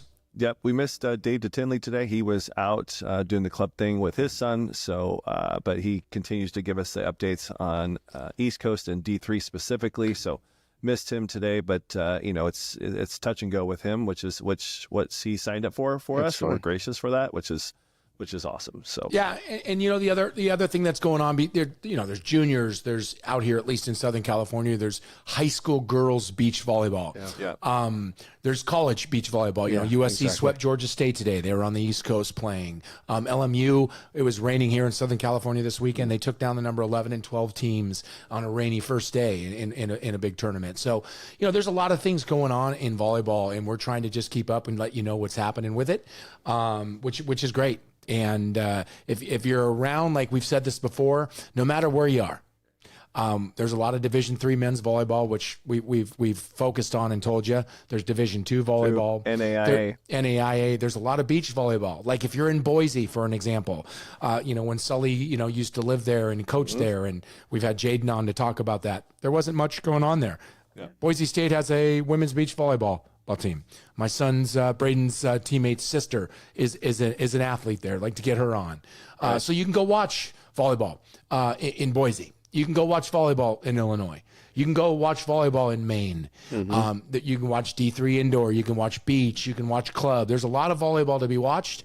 And as Alan said on here, which I thought was pretty interesting, talking about the men's game, and we talked about how the men's game's grown immensely since when us three played college volleyball. People watch volleyball all over the world. You can argue that it's the number one played sport in the world behind in front of soccer, or you can put it right behind soccer. But those two sports, which are kind of smaller within the United States, soccer's made a huge push. Love the MLS. I go to the games, go to the Galaxy, the LA Football Club here. They're doing a great job in soccer and finally growing. It's great to see here in our country. But volleyball isn't that. It's starting to see it in collegiate. We're starting to slowly have these new women's pro leagues. We need more folks to go out to the men's games. We need more folks to go watch, some collegiate beach volleyball.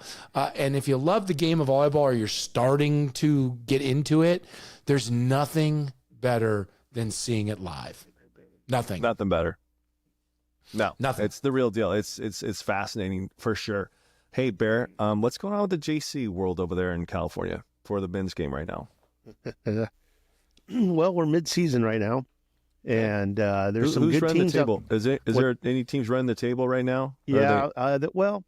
There's a couple really strong teams. Orange Coast College doing great. They do have one loss. They lost to Moore Park, and I'm not sure Moore Park's overall record, but they had a barn burner playing Moore Park a couple weeks ago.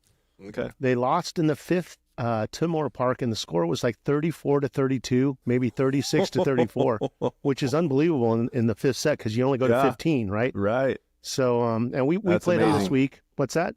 That's amazing. Yeah, that's an amazing game. So you played him this week. So what was it, 40-42 in the fifth set? Yeah, we actually almost went 3 sets with them. No, we went 3 sets, and we got in our 20s against them in the second set. So we were pretty stoked on that. Yeah, my guys are playing hard.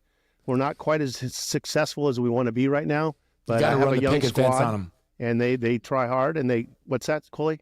I said you got to run the picket fence on them. The picket Let fence. yourself get taken out. Like our old speeches in the games. Maybe some pump twos might start working. Might bring that back. Yeah, you remember those? the old pump twos. We call them IHOPs too. The IHOP. The IHOPs. All right. Fake one. Guy jumps up your weight. Yep. Boom. Straight up and Bear done. I cut you off, Bear. Keep talking, JC. No, that's all good. And then Mesa down in San Diego, they have a strong team. They have a guy that's like 6'11" that plays on the outside who can put the ball away on the left. He can dig balls in the back row, and he's hitting the big like almost a D1 player. And so Moore Park, Mesa, Orange Coast, they're pretty strong. Golden West looks good too. They're like 13-2. We played them on Friday. I think they could give Coast a run for their money. They haven't played each other yet. I think they play next week. But Nick Armato is the coach there, an ex-Long Beach guy, two-time All-American or two-time NCAA champion. Yeah. And he's doing a great job with Golden West. He's kind of resurrected that program. Yeah. That's good. So, so do you have, just top of your head, do you have dates for the state championship tournament? Do you know? It's mid-April. Early to mid-April. Okay. Yeah. Okay. Like the 4th. I'd like to get to, how's IVC doing? You know what? I have not really looked at their record. They always have a strong program. Rory down there is doing a great job, and we actually play them this week. So I'm starting to prepare. I think we play them Wednesday, and like I said, I don't know their overall record. Where's that game at? Where's that game on a Wednesday? Thanks, Coley. I'm not sure if we play at home or there. Let me know. Okay. I think I'd like to maybe come watch that match if I can. I just want to You come. said IBC? I'll let Pesto know I'm coming too, because I'd like to talk to him. Well, it's Rory, and I can't think of Rory's last name right this second. He's the Long Beach boy. I coached his kid, or not his kid, his older brother, like when he was 12. Are you talking about at IBC? This coming Wednesday at Bears Place versus IBC. Yeah. Perfect. I may come out there. Come on. I may come out there. I'll put you on the list, Coley, so you don't have to pay. Yeah, I appreciate that. I'll let you know for sure. It's funny because when you go to matches, like, I don't mind paying. It's obviously the growth of sport, but then I'm like, man, I mean, like, I just got to call the coach, right? Like, but that's, Coley, you know, we don't even charge. You're in for free, and I'll even get you a parking pass. How's that? Whoa, dude, don't go over the top. Do that. You know, one thing we can keep this one, but, you know, one thing I want to talk about, I know one of these days, Geeta, we're going to have you on here, but, like, I was just joking around with you when I cut you off, was about Bear dying. But you know what's funny to me, and I think about, you know, like, playing such at a high level like we both did, like Ray Rattel and Deli talking to you in the middle of a match. You're trying to win something. They're going to tell you, like, who's at setting, whatever. When we played Paul Mitchell, we cared just as much to win, but it was just weird. Like, you'd come in, it's like, we're down 11, 8, and you got to the game to 15, and, like, you come into the huddle, you're going to, we call a timeout because they score 3 in a row, and, like, we're sitting there, and then all of a sudden, Geeter comes in, and, like, he does that exact speech from, like, Hoosiers. You're just, like, listening to him. He's like, Bear Dad, let yourself get taken out. Coley, close the lane. And Allen, don't get caught watching the paint dry. Team, and you're just like, and then you go out and we go off and we win 15-13. Totally right? resets us though too. It's just so, you look back at stuff like that, and, like, I don't know if I used to coach with a few things, like, say, try to be funny like that, and, like, let go of it, the thing, just let go of the stress and the level, and it just made me think of that. No, like, I'll never forget great. that one of the times we were playing, and, like, he just came in, and there's, like, a little tense and stress, and all of a sudden you come in, and he just, starts giving a Hoosiers, quote line from the movie, and everyone's just like, let's go. Let's go run the picket fence on them. There's no picket fence in volleyball, right, no, but we're doing it. Right. We're doing it. And Prescio, he had that football cheer thing that he'd fire us up on too, and my gosh, so much fun. I had one team that after a timeout, I just kind of smile, and we're getting our butts kicked. It was like 7-0, right? Getting our butts kicked, and I'm just smiling at them. They're kind of looking at me. I'm like, well, we can't play any worse. So let's go. Let's turn this thing around. We wind up winning because they're just all start laughing. They're like, you're right. Like, we're awful right now. Let's get out there. There's a bunch of girls, and they're 18s, and they're like, you're right. We're pretty awful right now. So we can't go down any further. So it turned them around. It was really fun. But yeah, you have that in your back pocket, man. Yeah. And Schroeder would come in, like, I had a timeout, and I'm like, Schroeder, we got to side out here. And he goes, how about that girl in the 4th row over there? Right. You think she's single? No, that I never looked. I never looked. Well, the funny thing about that is I'm probably going to get this story wrong, which I shouldn't, because Joe Montana is one of my heroes. But, like, it goes to tell all these kids listening to this, especially the kids, the collegiate guys and women, you've kind of already hopefully gotten there. But, like, everyone stresses out during matches, and especially if you're young, and there's like Theo had mentioned that college coaches are over there watching you. Like, it's just another game. It's just another match. It's just another serve. You've done it 100 times. So go to that story. What Schroeder said is Joe Montana's, I think it's the NFC Championship game when he threw the ball to Dwight Clark with the catch. The catch. They're getting in. They got to make this drive, and all the lines in there, and they're all, like, written in. And he gets up there and he goes, "Is that John Candy? That's John Candy. Wow, John Candy's here." And I remember hearing the story of everyone was just like, "Oh, we got it." Like, hey, he's another guy out here playing football. He's thrown the ball a million times, right? Yeah. Like, it was just, and, Schroeder would do that. I would kind of, it's so, like, it's the stress of the game. It's important, and you've got to be focused, and you got to be locked in, and not everyone can, talk about a girl in the front row, or talk about John Candy, but just to just take it in as it's another game. And that's why I loved playing with Paul Mitchell, is because all of us, every single person that ever played for that team, was put on that team for a reason, not because we just whatever. They all were cut from the same cloth. Even the younger guys, as we kept getting older, and the younger guys, we still got the guys that competed and winning mattered to Absolutely. them, but so did the story. Yeah. Because it's all about the story. We and that had story, that cheer. It's all about the we- story. It's Or all that about the call. story. Yeah. And that's exactly what it is. It's like, we're not going to lose. You know, Tyler Hildebrand, we're going to get you on here soon, Tyler Hildebrand. He's out getting an IV. Yeah. Like, he's out. Before like, the finals. we're in the losers bracket. This Is is that the story Milwaukee, I should. maybe? I don't think it wasn't Milwaukee, but Sorry, I I'll didn't think mean to about interrupt exactly where it was. No, it's fine. I interrupt you all the time, and I need to be interrupted more. But I'm telling the story right now. It's important, so maybe this will pull Tyler in. But like, he's on our team. We want to win this thing. I think we lost the year before. He was young, too. and he was young, and like we went through. We lost. In you know, you go through the losers bracket. So we had a battle, and we have this unbelievable match in the semis of the losers bracket to get to the finals of the losers bracket.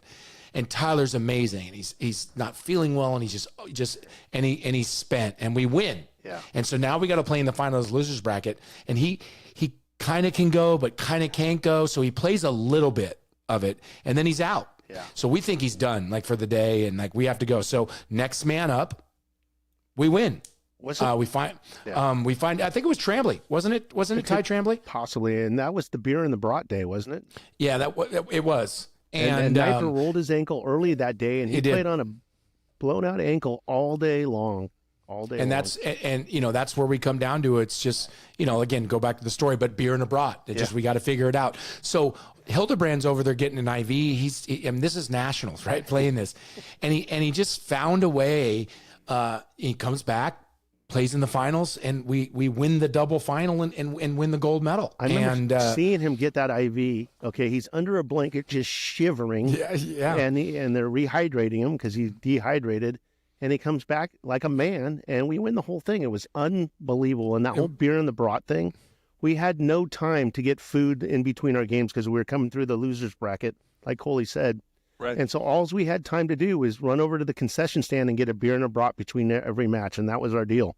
And Carbs, maybe played a carbs, little credit protein, card boom, roulette boom. with that too. Yeah, whoever had to pay for that. But like, you know, but the reason I brought that up, and again, it's not just about talking about Paul Mitchell, as you said, but like we would find the diamond in the rough. Not that Tyler was the diamond in the rough. He's one of the best players in the country, but the right folks that would fit, that would be that kind of guy. Not everyone would do that these days. They would hang it up. And no disrespect, it is what it is. Like, we just found the right kind of guys that were cut from our generation in ways to play and having fun and listening to a Hoosiers, you know, replay pep from the talk, movie yeah. in the middle of a timeout, down 11-8 in the third to be eliminated. Right. Not like, hey, there's three guys in the front. They've been setting the D every time. Let's focus on that. None of it. And again, the majority of the time we'd win. Yeah. It's awesome. It was good stuff. Real good Cool. stuff.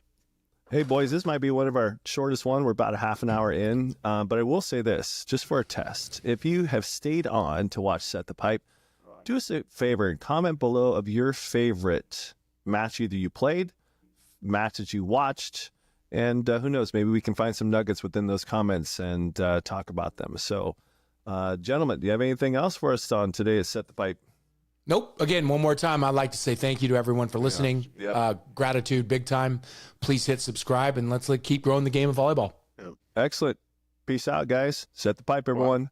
Set it.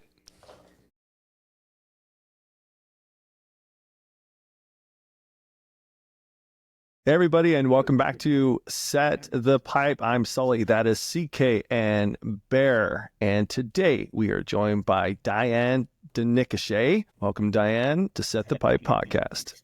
Thank you. Thank you so much. Yeah, absolutely. We're happy to have you. We do this on every podcast. We give a background on everybody and what kind of people we bring on here. And like Coley said, I got your bio to everybody, and Coley's like, oh my God, I didn't know what a stud she was at Tennessee because, Wow. back in the day, we didn't have the internet, we didn't have social media. But let me kind of go over that. Impressive. Are a Very, very volunteer. impressive. Volunteer, University of Tennessee out at Knoxville. Yes. Graduated with honors, by the way, with business administration and marketing. She also was inducted into the Tennessee Lady Vol Athletic Hall of Fame in 2007. You talk about impressive. Lady Vol Academic Athlete of the Year her freshman and sophomore year. And when it comes down to being on the court, she was an all SEC team her senior year. She was team captain her senior year. She was the Lady Vol team MVP her junior and senior year, and a 4-time all academic SEC team. So we're talking to a very smart lady here. Remember, I went to Northridge, Diane, so just And don't we went hold to a that state against me school. here. Yeah, Just let we you all know. three went to state school, so you know. They continue. Okay. She then went to be a professional indoor player, the European Indoor League. She went for 8 years, and she went to countries of Switzerland, Belgium, and Italy. Then she came back home and to do the AVP and the FIVB. She had a very successful run there, and she was at one time ranked 8th in the United States on the AVP. She had 2 AVP tournament wins in Santa Barbara and in New York. And I think that one of the most impressive things is she has 38 AVP tournaments with a finish of 3rd place or better. That's impressive. 2 FIVB World Tour 3rd place finishes. That's in Brazil, as well as Milan, Italy, and then that top hitter and blocker on the AVP and FIV World Tour today. And it's going to be a big topic for us, as she is the owner of Proactive Volley. It is a recruiting service for volleyball players, dealing with families and on the boys and girls side and to get them through this recruiting process. And with Bear being a college coach, me being a former Division I coach, Coley in the mix as well. This is going to be a very, very good conversation, very good podcast. We are very much looking forward to chatting with Diane. Welcome to the podcast. Thank you so much. That's very nice. When you hear that and it's read back to you, do you, I mean, of course you remember it, but so impressive. I mean, congratulations on all of that and all your success. How does it feel to hear that again? Thank you. It's crazy. It doesn't seem like it, as you get older and you're living your life and you're done playing, it's like, oh yeah, I did all that. Yeah. Yeah. It's pretty cool. Yeah. So, we started this podcast for a few reasons. One of it was to tell stories, right? And you've been playing volleyball for a long time, and playing in Europe and playing on the beach. I'm sure you have a lot of stories. And the other big reason was to get volleyball out to the masses and talk to everyone. We've had college head coaches on here. We've had professional head coaches. We've had pro volleyball players. Holly McPeak came on. I think it's a really amazing topic, and I've been going through it, as you know, with my boys in a different sport. And what you're doing is fantastic to help young girls and boys reach their dreams to get to the next level. Tell us a little bit about your program, what you do, and also, I know why, but tell us why you got into it.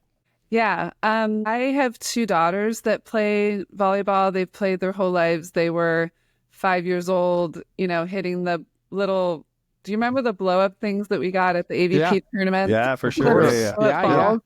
I'd bring those home from the tournaments, and then they'd be playing over the couch, with those. That's awesome. They've been playing since they were in 5th grade. I coached them while I was playing. And I was just like, when Avalon was 12, she's my older daughter who's now 25. Oh, and Devin's 20.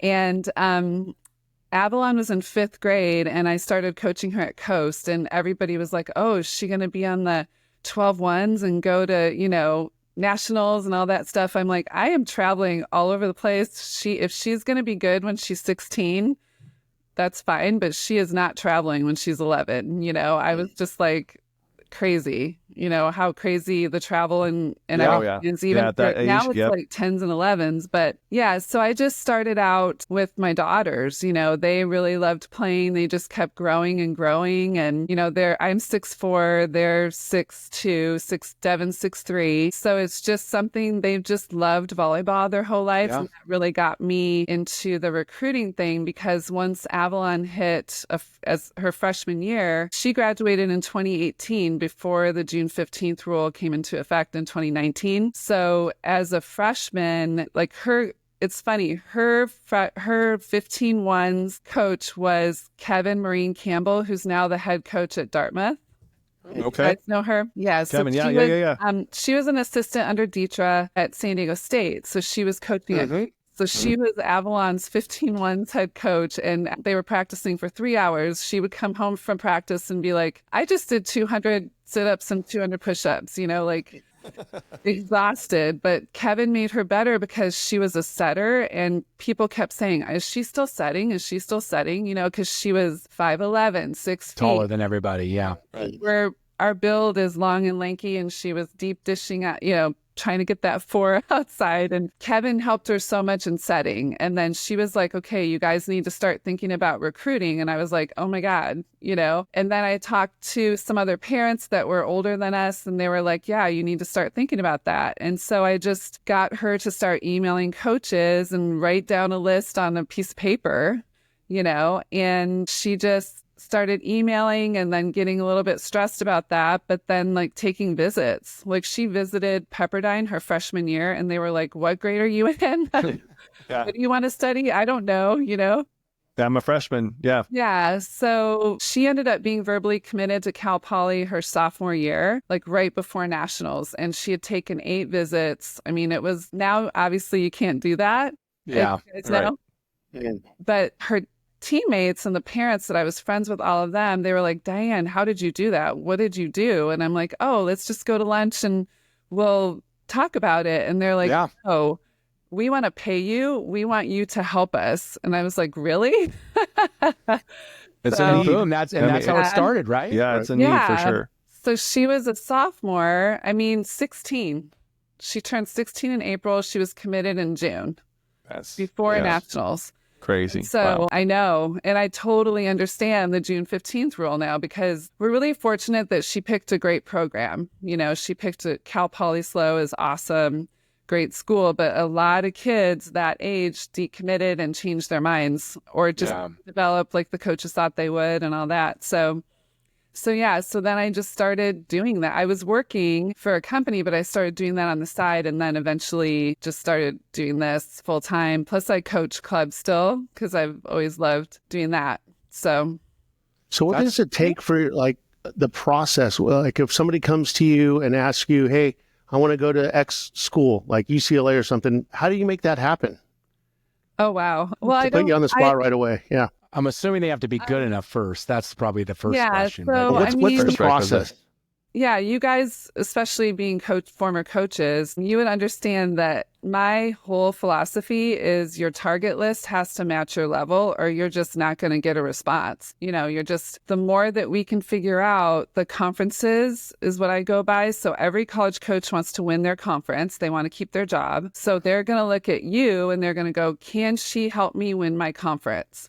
Is she better than my current setter? Is she better than, or could she be better than the best setter in our current, conference right now? So that's how I talk to players. Like, you can't put Stanford on your list or UCLA, like certain people, like I'm honest, but if go ahead. Sorry. No, I was just going to say, I think it's important. It's important to be honest, though. Yeah. And that's why, Yeah. well, again, another reason why we wanted to have you on here, because I know who you are and the character you have. And this is important for parents. This really is. And I think everyone hit subscribe and make sure you always set the pipe. But people really need to listen to this that have kids that want to play college volleyball.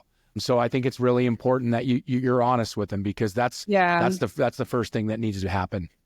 Yeah, we had one of my former club players, Jaden Blanchfield, on the podcast, and she went pro just like you did, right? And I was honest with her, and there's a lot of parents that don't want to hear it. No, my kid's going to UCLA, Stanford, and you're like, I'm hoping to get to D2 maybe, right? So I really appreciate your approach of being honest, and if you can get the parents wrapped in with that, man, your job is so much fun and rewarding if they get bought in. I start saying your list will light up. Your target list, we have it in Google Sheets, and we do everything Google Docs, Google Sheets, but we color code it. Once we know they need their position in their class, we turn them green, move them. These are my one-on-one players. Move them to the top of their target list, turn them green, and then I'm like, you just want more greens, like, But as a freshman, sophomore, I want them emailing 60 schools. I have a couple that are emailing 100 schools. Wow. Like what age do you start with? So I have a couple freshmen, which I don't love working with. I mean, I have a paid Facebook group, and I have eighth graders parents in there, because they just want to be a fly on the wall. I charge $20 a month, and they're like, what? This is how it works, because I do a Facebook Live in there every week. I have a Master College Coaches spreadsheet with every email on it. They can copy paste into their own target sheet, that like my template. I just tell them every week, you should be doing this, you should be doing this, you know. And then I've worked with boys and beach too, Okay. which is, I love doing that too. I know so many beach coaches, so Such a growing sport. We're going to have a few on here soon that are Yeah. coaching at the collegiate level at some of the best schools in the country to come in here and talk about, women's beach Yeah. volleyball at the collegiate Huge. level. So that's great. And I know down in San Diego, there's got to be, I know it here is in where I live in Orange County, that Yeah. it's pretty big in the high schools. Is it big down there in San Diego for Yeah, girls? we have all the high school programs have started up now. They're in their matches. Wave Beach Volleyball Club is one of the top in the country. So I've coached with Matt Olson there a little bit here and there. And Love Matt.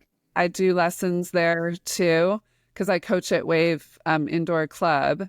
It's such a great club, great family atmosphere. But that's where Devin finished her club career. So then I just ended up staying and coaching there. Now, is Wave based out of San Diego? Say that San again? Diego.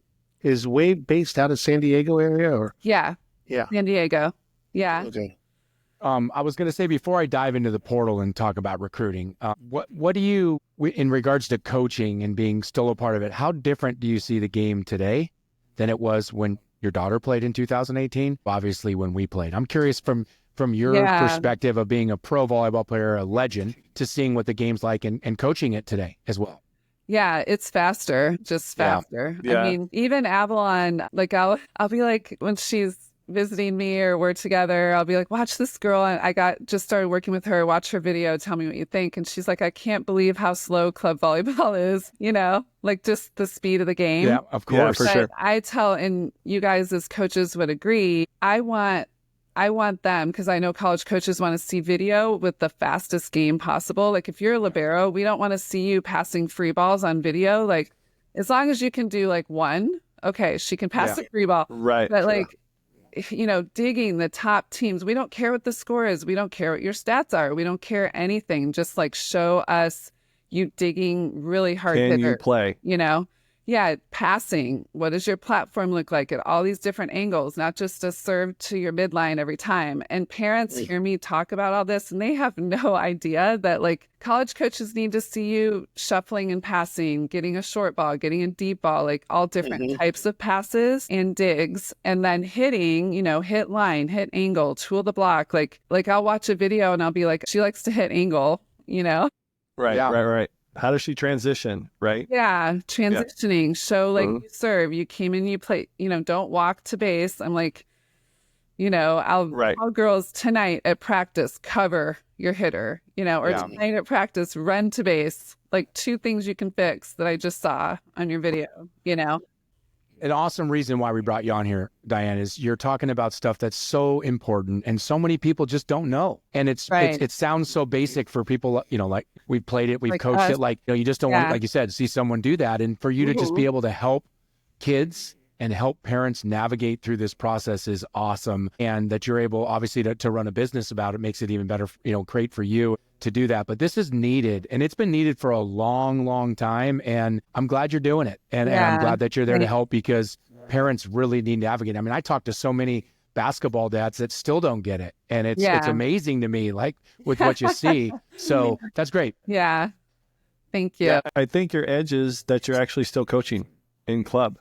Yeah, You I know what I don't mean? coach the top team because it's a little too stressful for me, But you're still in it. but I'm in it. Yeah. You're in it, right? You're in it. You see I all the just have to tell you development. guys, you're going to crack up. I walk into practice like 2 or 3 weeks ago and I'm like, my God, that's the head coach of Wisconsin, like Kelly Sheffield. Yeah. Like standing there talking to Brennan and Juliana. And I like just walked by, I got my team. We're practicing 15-4s next to the 16-1s, who he was watching. Sure. So there's these little bleachers and he's just sitting there and all the parents are just sitting around. Nobody's like walking up to him. And he was watching the 16-1s. We were right next to them. Like they're like right there. And I pulled the girls in and I'm like, girls, the University of Wisconsin coach is here to watch us. He's right there. And they're like, what? Oh my God. And I was like, no, I'm just kidding. He's awesome. watching them, but let's have a Right. really good practice. Best practice of the whole season, probably. But you know what's kind of cool, Diane? We had Theo Edwards, the Cal State Northridge University head volleyball coach, on here not too long ago. And his best player, who touches 12-3, didn't even start on the varsity game he went to watch. He watched him in the hitting lines. So Right. not that Oh it my happens God. not that it happens for everyone, but Yeah. that 15-4s court, he just might see something in someone someday that and it happens Yeah. and it happens. So, but Yeah. it's great because it gives them the girls on your court who are working to try to learn and get better. It gives Yeah. them some motivation. And I mean, she's right there, right? I mean, she's right there. So he's right there. Yes. He's right there, It and was pretty cool. pretty cool. So San Diego's a large area, Diane, right? It's a large area. Is that where you just do your recruiting clientele, or are you open book? I'm all I mean, over the country. Yeah, internet's a whole different ballgame so now, right? on my website, which if I can just say right now, proactivevolley.com, there's a button. And if you click that button, you can book a free meeting with me, anybody. Okay. So I do 30-minute free consultations. And it's funny, there's so many dads that are Googling college volleyball recruiting and they find me, or like moms doing college volleyball mom, and then I come up. And so I have, for whatever reason, I've had like Atlanta and several people in the Northeast. I have a girl in Chicago and Nashville and Northern California. And then I get a lot of referrals from past players that they have like a sister that plays with a friend that, I helped older sister. So yeah, I work with people here through word of mouth, but mostly not in San Diego, actually. That's Interesting. crazy. Incredible. Yeah. What an incredible business that you put together. But like I said, more importantly, it's helping. It really is helping. So Yes. on the lines of recruiting, and that's what you do besides coaching, what do you tell kids today? And I want to hear your experience with your own daughter, the portal. Yeah. Everyone knows the portal, but Yeah. a lot of people don't really understand what happens in it and what it is. I'd love to hear two things. One is tell us, if you wouldn't mind, your daughter's experience. And then secondly, Yeah. tell us what you tell the parents and what the kids are trying to get recruited today in high school compared to what it was 10 years ago. Yeah. The transfer portal, it was for me as a mom and a parent, it was hell. I mean, I know it the sucked. feeling.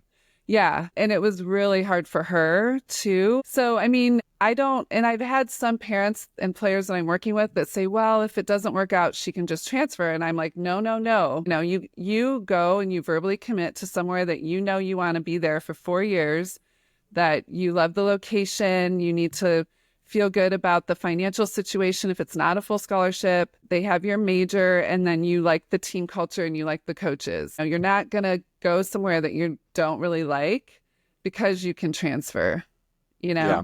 So that's the first thing. Another valuable lesson you're teaching. Yeah, but unfortunately, a lot of coaches actually pull or hold, I should say, like 2 scholarships for transfers every year now, which I don't love that at all, but they do because they don't know if people are going to leave. Right. Yeah. You know? And they are, though. They are. That's what's sad. They are leaving and they are going to get. And then this year, there were like 700 or 800 players in the transfer portal and many don't find a place to go. My daughter's lucky, but go ahead.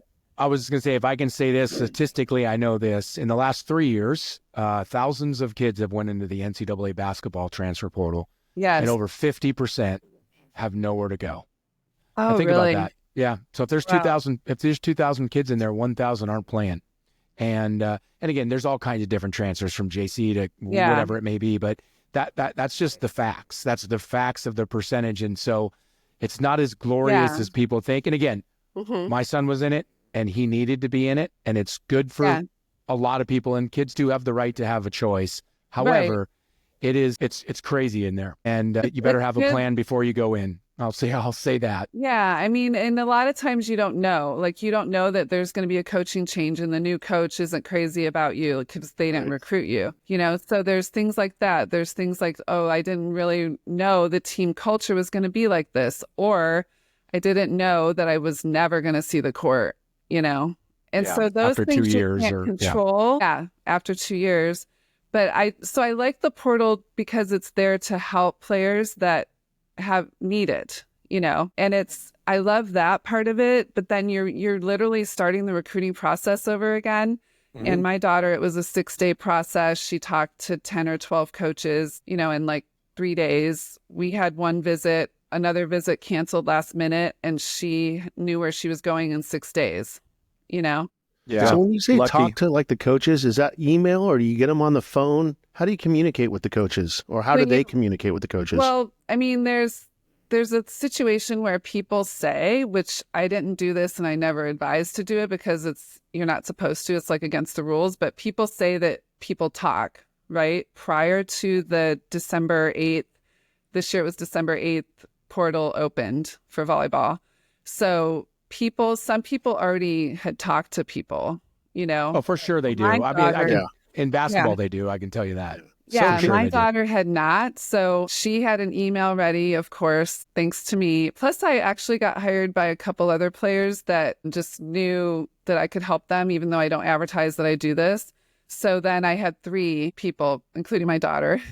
That were in the portal. Yeah. So then the questions are a little different, but she handled it amazing. She was awesome on the phone, but she emailed all of them. Then she was in the portal, got some people reaching out to her it's all via email. And then you set up the call, basically. Okay. Yeah. So I was just going to ask you that. Yeah. I was just going to ask you that. Would you want to add that to your business model? I mean, because it's there, and you're absolutely right. I've been saying this for a long time. I'm like, you're going to have to do the recruiting process all over again. It's kind of like going to a JC, right?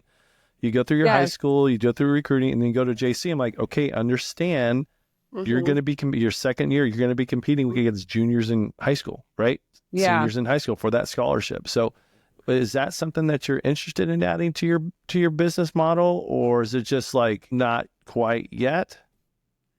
It's just been word of mouth. So I have helped people like the last 3 years, but it's not something that I advertise. I probably should consider it though. So Well, I think you should for sure. I mean, whether you advertise it, I mean, obviously you'll do it. Yeah. So if anyone, know that you'll do it. But I know they're different. But women's volleyball is probably one of the biggest women's college sports in the country. Yes. And I'm not going to put it with basketball, but it's big. And so looking at that, the portal is just gigantic, and people go in it left and right, whether you're starting or you're not. I mean, there's just so many different reasons. And I know. to be able to be advised by someone with high character like yourself, someone that has lived it. I mean, you lived it with your daughter, and that's even more so than just saying, hey, I run a business, I know what I'm talking about. You actually were a parent with a child that went in it, and it's not, and it's hard, and it's definitely different. It's far different than being recruited in high school. So yeah, I was talking to a college coach this morning. I was in Las Vegas and I flew back from a work trip and happened to see a coach there that I know, and he just talked about it. How's the portal? He goes, oh, it's crazy. And it's really hard for coaches. They're exhausted. They have to build a program. And Yeah. that's what he said. I'm a business. He goes, I'm a finance guy now. And, and he said a finance guy and something else. And it was interesting because NIL, and then you're talking about just, like running through kids each year and every year. And sometimes it's your fault. And a lot of times it's not, right, in these days. Right. So it's a tough business right now to be a college coach at any sport and at any level. Yes, absolutely. For sure. So do you ever play anymore? Do you ever get out on the beach? Do you ever play any indoor? Do you ever swing at the ball with the girls that you coach? We just did the pit drill last night in practice. I'm not jumping and hitting, but I am hitting as hard as I can. Swinging away. It's so funny. I play beach for fun, like at Wave or down, in Del Mar at 26th Street. I'll play for fun. Just not very often, like once every couple of weeks, unfortunately. But yeah, I still like to play. I can't. Some girls want to go 6 games. I'm like, I can do 4. 4. Right. I can't even do 1. That's amazing. Yeah, Barry Sully and I would probably they would do more than me. But that wouldn't happen. Hey, Diane, Coley mentioned NIL. So in your business model that you do today, are you active to a point that you're talking to coaches, or do you really let your athletes kind of take over? And why I ask this is because with NIL, and it's coming like a storm, to women's volleyball for sure.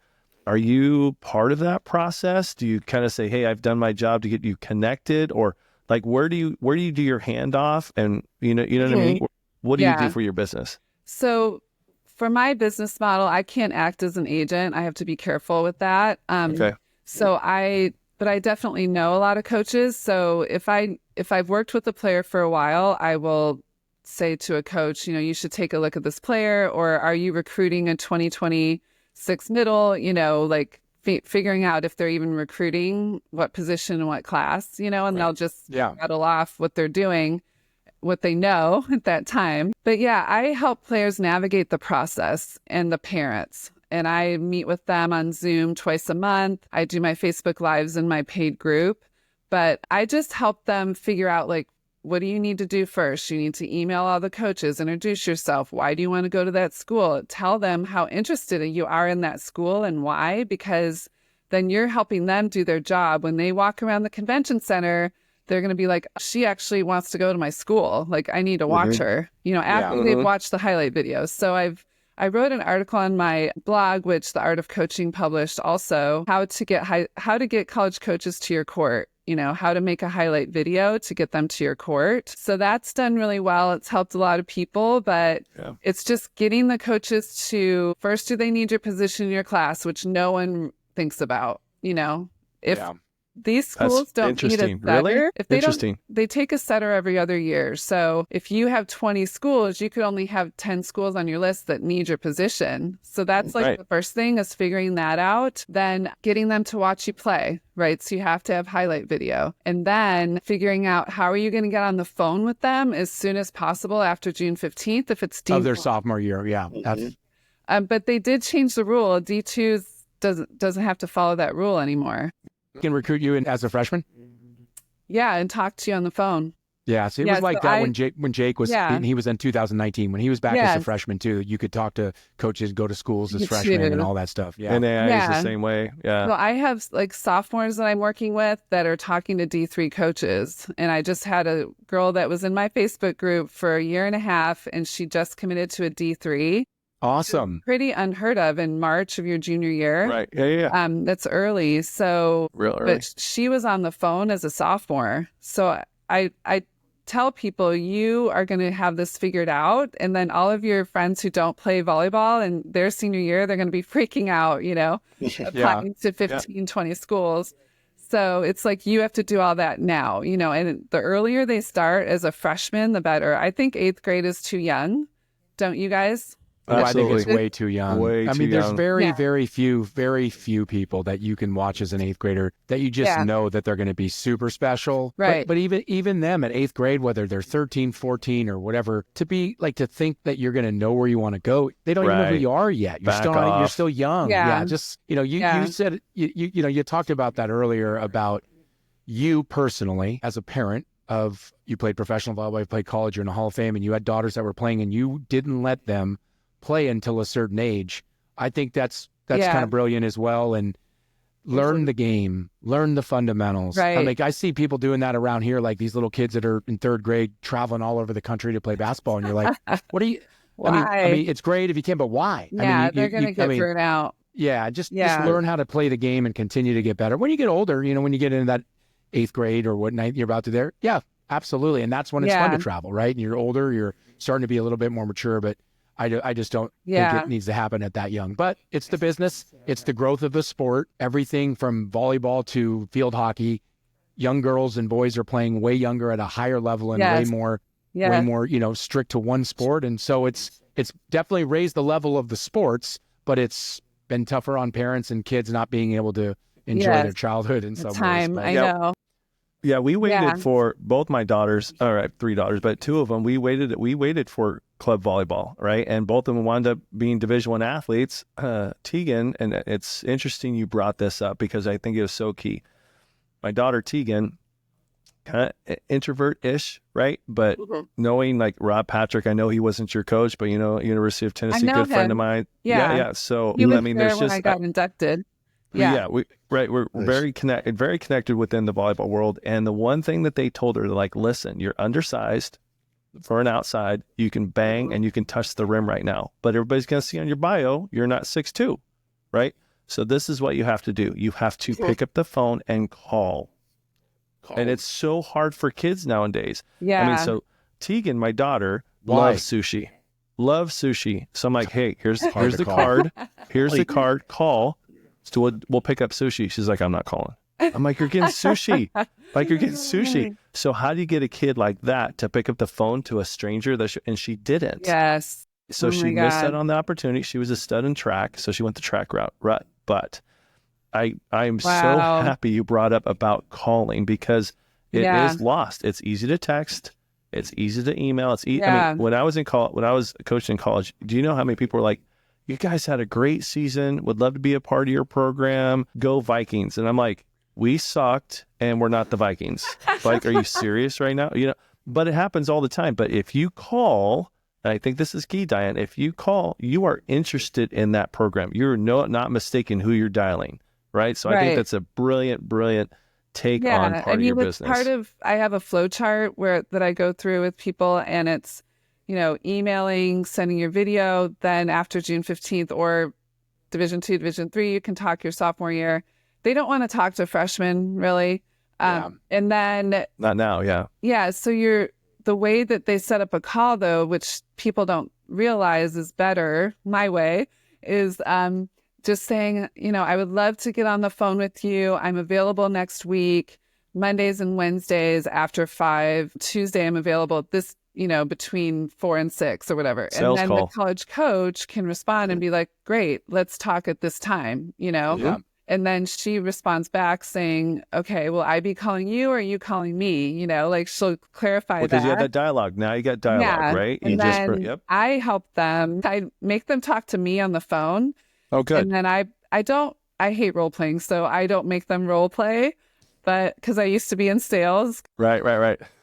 Yes, I know. Doing it all the time. Yeah, for sure. But I'm just like, what are you going to say when the college coach asks you, what do you like to do outside of volleyball? And then she's like, go to the mall. I like to be on TikTok all day, watch That's YouTube fun. videos That's of Set the so Pipe, funny. which is fine, by the way. You Yeah. just got to subscribe. But yeah.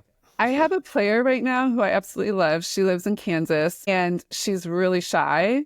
So I've done some phone calls with her and now she's talking to coaches. But every Saturday, she has a job, which shocks me that a player can work and play club and lift and go to school, right? She works at an assisted living place, like a nursing home place, where she Nice. helps on Saturdays, like serving food in the dining hall. I'm like, you have to tell the college coach that. And she's Right. like, really? Absolutely. Of course. Yeah, so I even had her put it in her emails. So of course You you know? should. That's because that's important, because that's the person again, if I'm recruiting, if I'm a college coach, I want someone like that. Oh my God. Character with character, Yeah. and you know that they're going to count on them and they're going to do extra things for other people. It's not about them. Yes. It's about someone else. And if you have that, you can win like that. Absolutely. I'm saying it's a recipe to win. You coach, we've coached. I mean, if you can get good kids and good teams to buy into actually making it about each other and not you, that's how you win. I mean, that's how the pros end up putting it together and win those NBA championships, and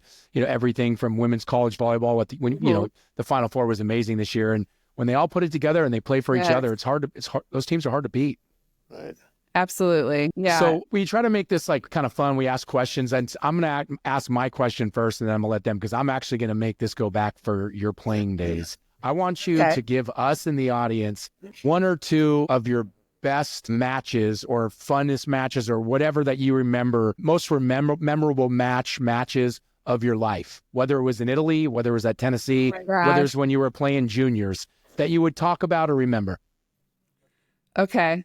Wow. Yeah. So when I played at the University of Tennessee, we were warming up to play Florida, and I did a topspin jump serve. So I worked hard on that. Being 6'4", it was pretty effective, and that got me in the back row too. Nice. I switched to outside hitter at Tennessee. So my freshman year, I was recruited as a middle and then switched to the left. And so I got a ton of sets, ton of attempts, which is why my stats were what they were. But the place we played, and it's not where they play now, it was an older gym, and it was like a theater type setting. So the balls were rolling up and then they would roll back down. And I was topspin jump serving and I landed on a ball. Oh my goodness. And I really sprained my ankle, like a full sprain. And I was like, oh my God, like I went to the bench right away. They taped me up, and I played because I was so like adrenaline going. I played, I had my season high 34 kills. Wow. Florida. With the And then blown I out was on ankle. crutches for a week after. I couldn't walk after. So That's that amazing. was really, really fun. Everybody's like, keep rolling the balls up. Keep rolling them up there. Watch, keep rolling them up there. That's Yeah, incredible. and then- So It's fun that go you ahead. remember that. No, I was gonna say that's great. What a great story. And I'm sure you have one more, so I'd love to hear it. I have one more. Beat. Yeah, over here. Good. So I used to go down to South Mission here in San Diego and practice, but on Saturdays or days where I was on my own, I just would go and serve. And I topspin jump surf. Why are these topspin jump surf stories? I didn't realize. So I topspin jump surfed on the AVP, ran a block, which was hard, right? Yeah, But definitely. I had my girls. So Devin was like 4 and Avalon was 9. And it was just me and them. And I had a whole ton of balls and they're over there. And I'm like, you guys go over there and you pretend to be, the people I'm serving at, the 2 people. So so they're like little and they're in there, serve receive, and I'm topspin jump serving. And I'm like, Diane, you cannot hit your children. Like, don't hit your children.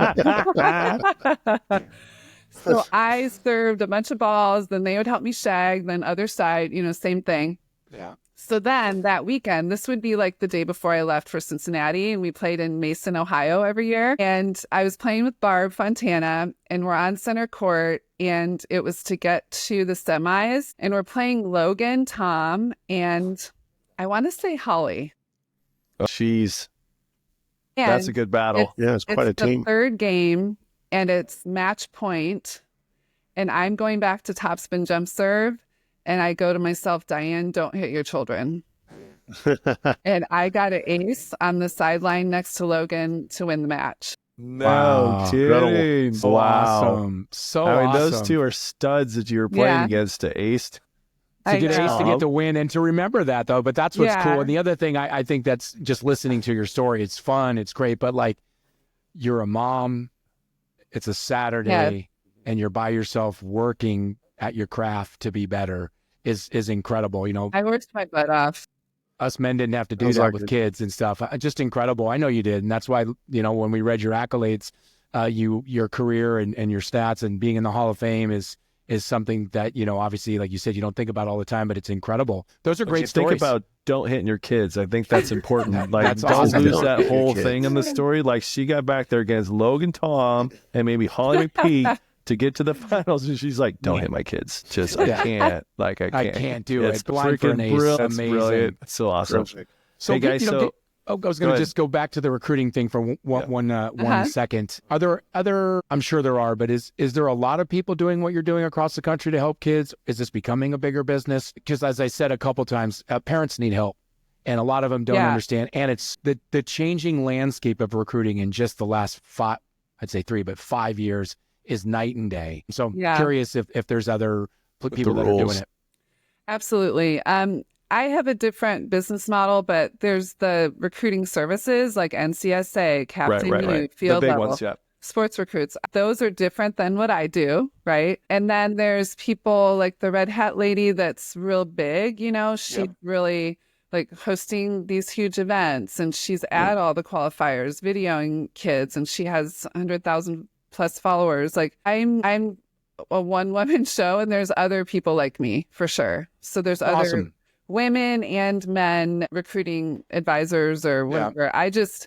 So to answer your question, Yeah, and the thing is, and the best part is what you're doing is different and unique, and you're helping the youth there's try to nobody reach else their dreams. with my background. So there's a lot of people that were former college coaches or whatever, but there's nobody with my exact background. So each one of us are very different. We each have this very specific way that we communicate. We have different things we offer, but nobody else played at the level I played at. I have 2 daughters that Division I full scholarship athletes that I went through the process with, And a portal one as well. So you have that experience as a mom, and you coach at one of the best clubs in America.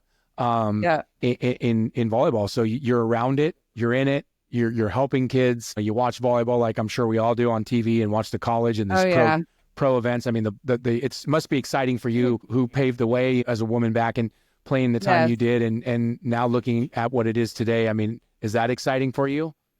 Oh, some awesome. Yeah, I have so many great friends out there that are a little older than me, or just, paved the way for players like me, for sure. And then I'm trying to pay that forward for others too. Yeah. So, and That's then awesome. just being a mom in this business and a mom coach, I think being a mother helps me be a better coach and then also do my job better. I'll be like talking to a girl and I'll be like, I wouldn't want my daughter to play for that coach. Yeah. Mhm. And Yeah, that's all I'm empathy. going to say. You get it. That's You good, know? Diane. You get it. Yep. I'm the same way. I'm like, I know that coach. There's no way I would have my daughter. And if I'm not Yeah. going to have my daughter do that, I'm not going to send you that way because there still are Yes. those coaches. Oh, Nope, Yes. not absolutely. doing it. There are. Yeah, absolutely. Hey, Yeah.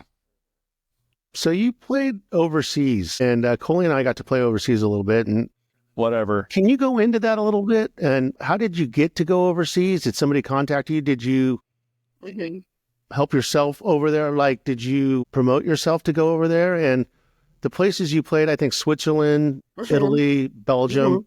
What were some of the Yeah. good things over there? What did you like the best over there? And can you share some of Yeah. those experiences with us? Absolutely. I loved that experience. I was like so excited to experience a new culture. I learned German in Switzerland. I learned Italian in Italy. I couldn't do the French thing in Charleroi, Belgium. But yeah, several Honor student. We just said. I Remember lived in that. France and I never learned Four-time, the right, language. yeah, back A then. academic four-time right there, all yeah. SEC academic that she learned all But these I went to a languages state while she school, was yeah. playing. Yeah. Okay. So weird Sorry. that pulled Sorry off. to Yeah. interrupt. Sorry to interrupt. What was really cool about it too is it gave my family the opportunity to visit me. I'm from Michigan and just my parents never would have gone to Europe if I hadn't played there and my Awesome. brother and sisters. So that was really cool. Also, I met families in every country that ended up visiting me here. Several came to my wedding, which was Oh. crazy. Yeah. And then like Giovanni Guidetti was my coach in Italy. Really? Yes. And I was 30. I turned 30 in Italy and he was 25. Wow. And I played with Francesca Piccinini, who's very famous in Italy. She was 16 and she was on my team. And it was just, that was an amazing experience for me. And I love Giovanni. He's awesome. Yeah. And so he was such an inspiring coach. And he would be like, Diane, never tip, no tip. Why do you tip? Hit the ball. Thank you. Everyone listen to that. Don't tip and hit. I tell my Tip guys is the a same thing. I told them tip. at practice today about that. Yeah. It's a strategic play occasionally. Yes. Very Right. occasionally. Okay. Jinx, yeah. So Well, I mean, she had to get set the pipe, right, Diane? I mean, that was you Yeah. had to get Oh, set the yeah. pipe. And for I sure. was at the pipe for sure in yeah, Italy. and when no one was even doing it back then. What's cool Yeah. listening to you, Diane, tell everything about from recruiting to coaching, girls at Wave to playing at Tennessee and just giving us those Europe stories is it just really solidifies why we're doing this podcast. I mean, you have Yes. stories Yeah. that have enriched your life and have made you who you were to be the mom you are, the businesswoman you are, the coach you are, the friend you are by playing this sport and traveling the world and playing all over this country. And it's just awesome that you did all that, but it's just great to hear the stories. And, that's what we're trying to do. We're trying to get them out and, tell them, Yeah. tell everyone around here what this sport can do for you and how fun it is and what a great sport and great culture of volleyball, what volleyball is. It's a great way to just build your life off of it, really. Once you're in the sport, I think it just sort of takes your whole life over. I mean, I've been a bridesmaid in 8 weddings of volleyball players. Wow. Wow. 8. Yeah. Have you been a groomsman? I've never been a Totally. Have you bridesmaid. been a Yeah, bridesmaid? I I don't know, bear in a I dress. was asked one time. actually kind of have been a bridesmaid, but I did stand on a woman's side when she got married, but I was not in a dress. Did you sing at the wedding, Coley? Because you're famous for your singing now. Actually, at that wedding, it was not at the wedding itself, but in the same hotel in like a little karaoke. So I did sing that way. okay. But I have been in a few, to say the least, and it's all most of my volleyball players, right? I mean, Yes. and all the friends we have, and we talk about this. Sully and Bear and myself, we played against each other in college, and then we played on Paul Mitchell, and this is 30 something years later, did and I. we're doing a podcast. Yeah, I know you did, and this is we're doing a podcast to talk about volleyball and talk about all the things that are fun about it and the culture. So it's just amazing, and I said this already, and if all the parents are listening here. Contact Diane. She has it right. She wants to help your kid, and she's honest. And if your kid should be playing at UCLA, amazing. If your kid should be playing at Chapman here in Orange County, which is an amazing school, awesome. Yes. It's important to seek advice. It's important to ask questions. They always say, if you don't ask questions, you never, obviously get the answers. Nothing's a dumb question. And in the recruiting process for your kid, use the resources, and she's a wonderful resource for that. So thank you for joining us. I'm so happy to have you. You want to say one more time? Is it proactive volley? Yes. Proactive. Be proactive in your recruiting process, obviously, but also in everything with volleyball, like weightlifting is super important, and just you have to be proactive to be successful in club volleyball too. And, in your recruiting process, getting on college coaches' radar early is important. And then matching your target list with your level is huge. So do you talk to your recruits about the process of getting better outside of playing club? Yeah. Like you just mentioned the weights, the extra work. Because what my kid puts in, I'm just amazed what he does daily, weekly. Yeah. It's truly amazing. Is that part of what you do also with the business to explain that to kids and their parents? Weightlifting was a huge part of my longevity and the AVP. You're still playing. You're still playing. Yeah, I lifted weights really a ton. It was so important as a professional athlete. So then when my daughters started playing, they started lifting at 13, 14, and I took my workout, which is volleyball specific, and I modified that. And then they started lifting that workout, which was mine, what I did. Yeah, right. And so now I have that, which I put in my paid Facebook group. It's one of the benefits of the group. So I do the workout on video. It's about 45 minutes and you can do it at home. And it's awesome. Alternating upper, lower. And it's fast. And it's great for, players that haven't lifted before. So just getting started with it and can do it at home and do it really quick, and I'm like, moms, you have to do it with them, But so I really am advocating for that for sure. Every time I meet with a new player that I'm working with, I'm like, are you lifting? How often are you lifting? And then I help them with don't lift the day before a tournament, that. So yeah, it's smart. I see it with Michelle. She runs a training business, and she's she amazing. used to, a lot of her clientele for a long time was middle-aged women. It was awesome. And then lately in the last few years, she's pivoted to the 13 to the 18-year-old. And great. It's been so awesome to her, and I have been going, she goes and I tag along with her to go watch the girls play in high school. So for us to be around girls high school volleyball for the last few years, just to go to all different levels, freshman, JV, varsity, summer starting, it's just been fun and she goes to support them and watches them and then sees some of the things that they might need to work on. But it's an important piece for athletes at a young age. For obviously longevity is probably one thing I tell my boys about, staying with it, not just so you can be a great athlete, but when you're my age, you can feel good about, your body and wake up every day and get after it. And that's great that you do that, because I don't think a lot of parents realize what it really takes to play college sports at any, it doesn't matter what level it is. It doesn't matter what school it is. It is very hard, and it's harder now. It's a full-time job, and it's harder now than ever out of high school with the portal. And it's difficult, and someone's putting in the work. That's probably what I would say. Someone is, and if it's not you, it's someone else. And so you better get out there, put in that work, and whatever it is, and weights are part of it. So that's great that you add that to your business. And again, like I said earlier, it's something that you're doing such great work, Diane, not just because you're running a business as a woman and crushing it because you played volleyball and you did it, but you're helping. And that's something that I think is really needed for high school kids and high school parents too.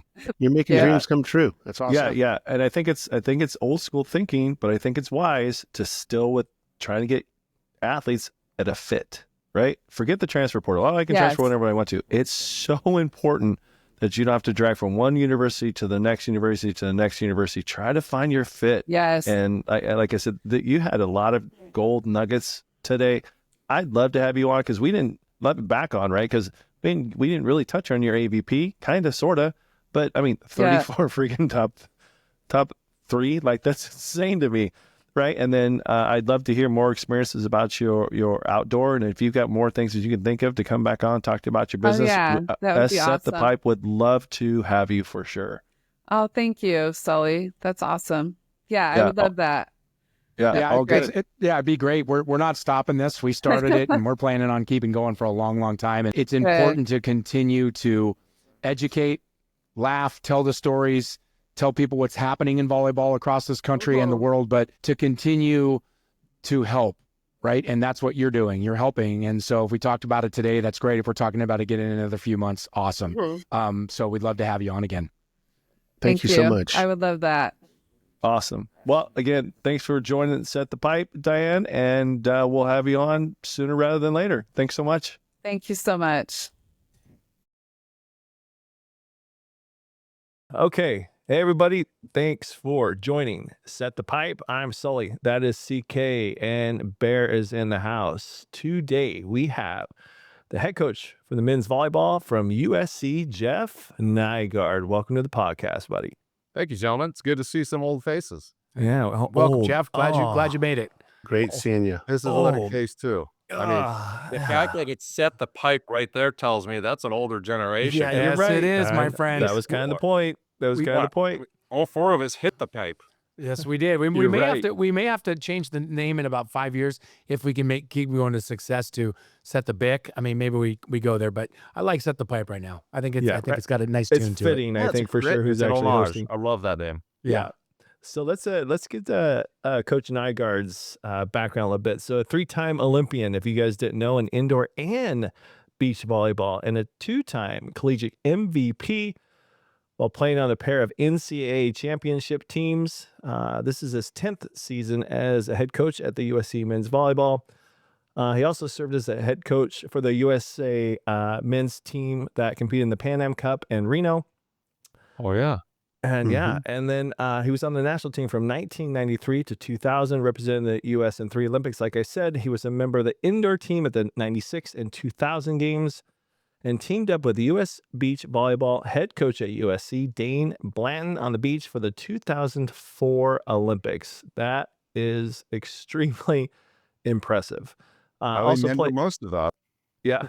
Most of it. Yeah. Also played overseas in Greece, Croatia, France, and in Turkey after his beach stint there, which we should talk about.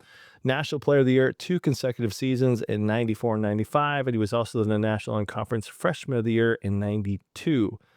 In the 1993 NCAA title, setting an NCAA tournament record by hitting, get this, an 867 in the semifinals. Semis, not the finals. Not the the final- semis. the Remember that. semis. It was against Ohio State.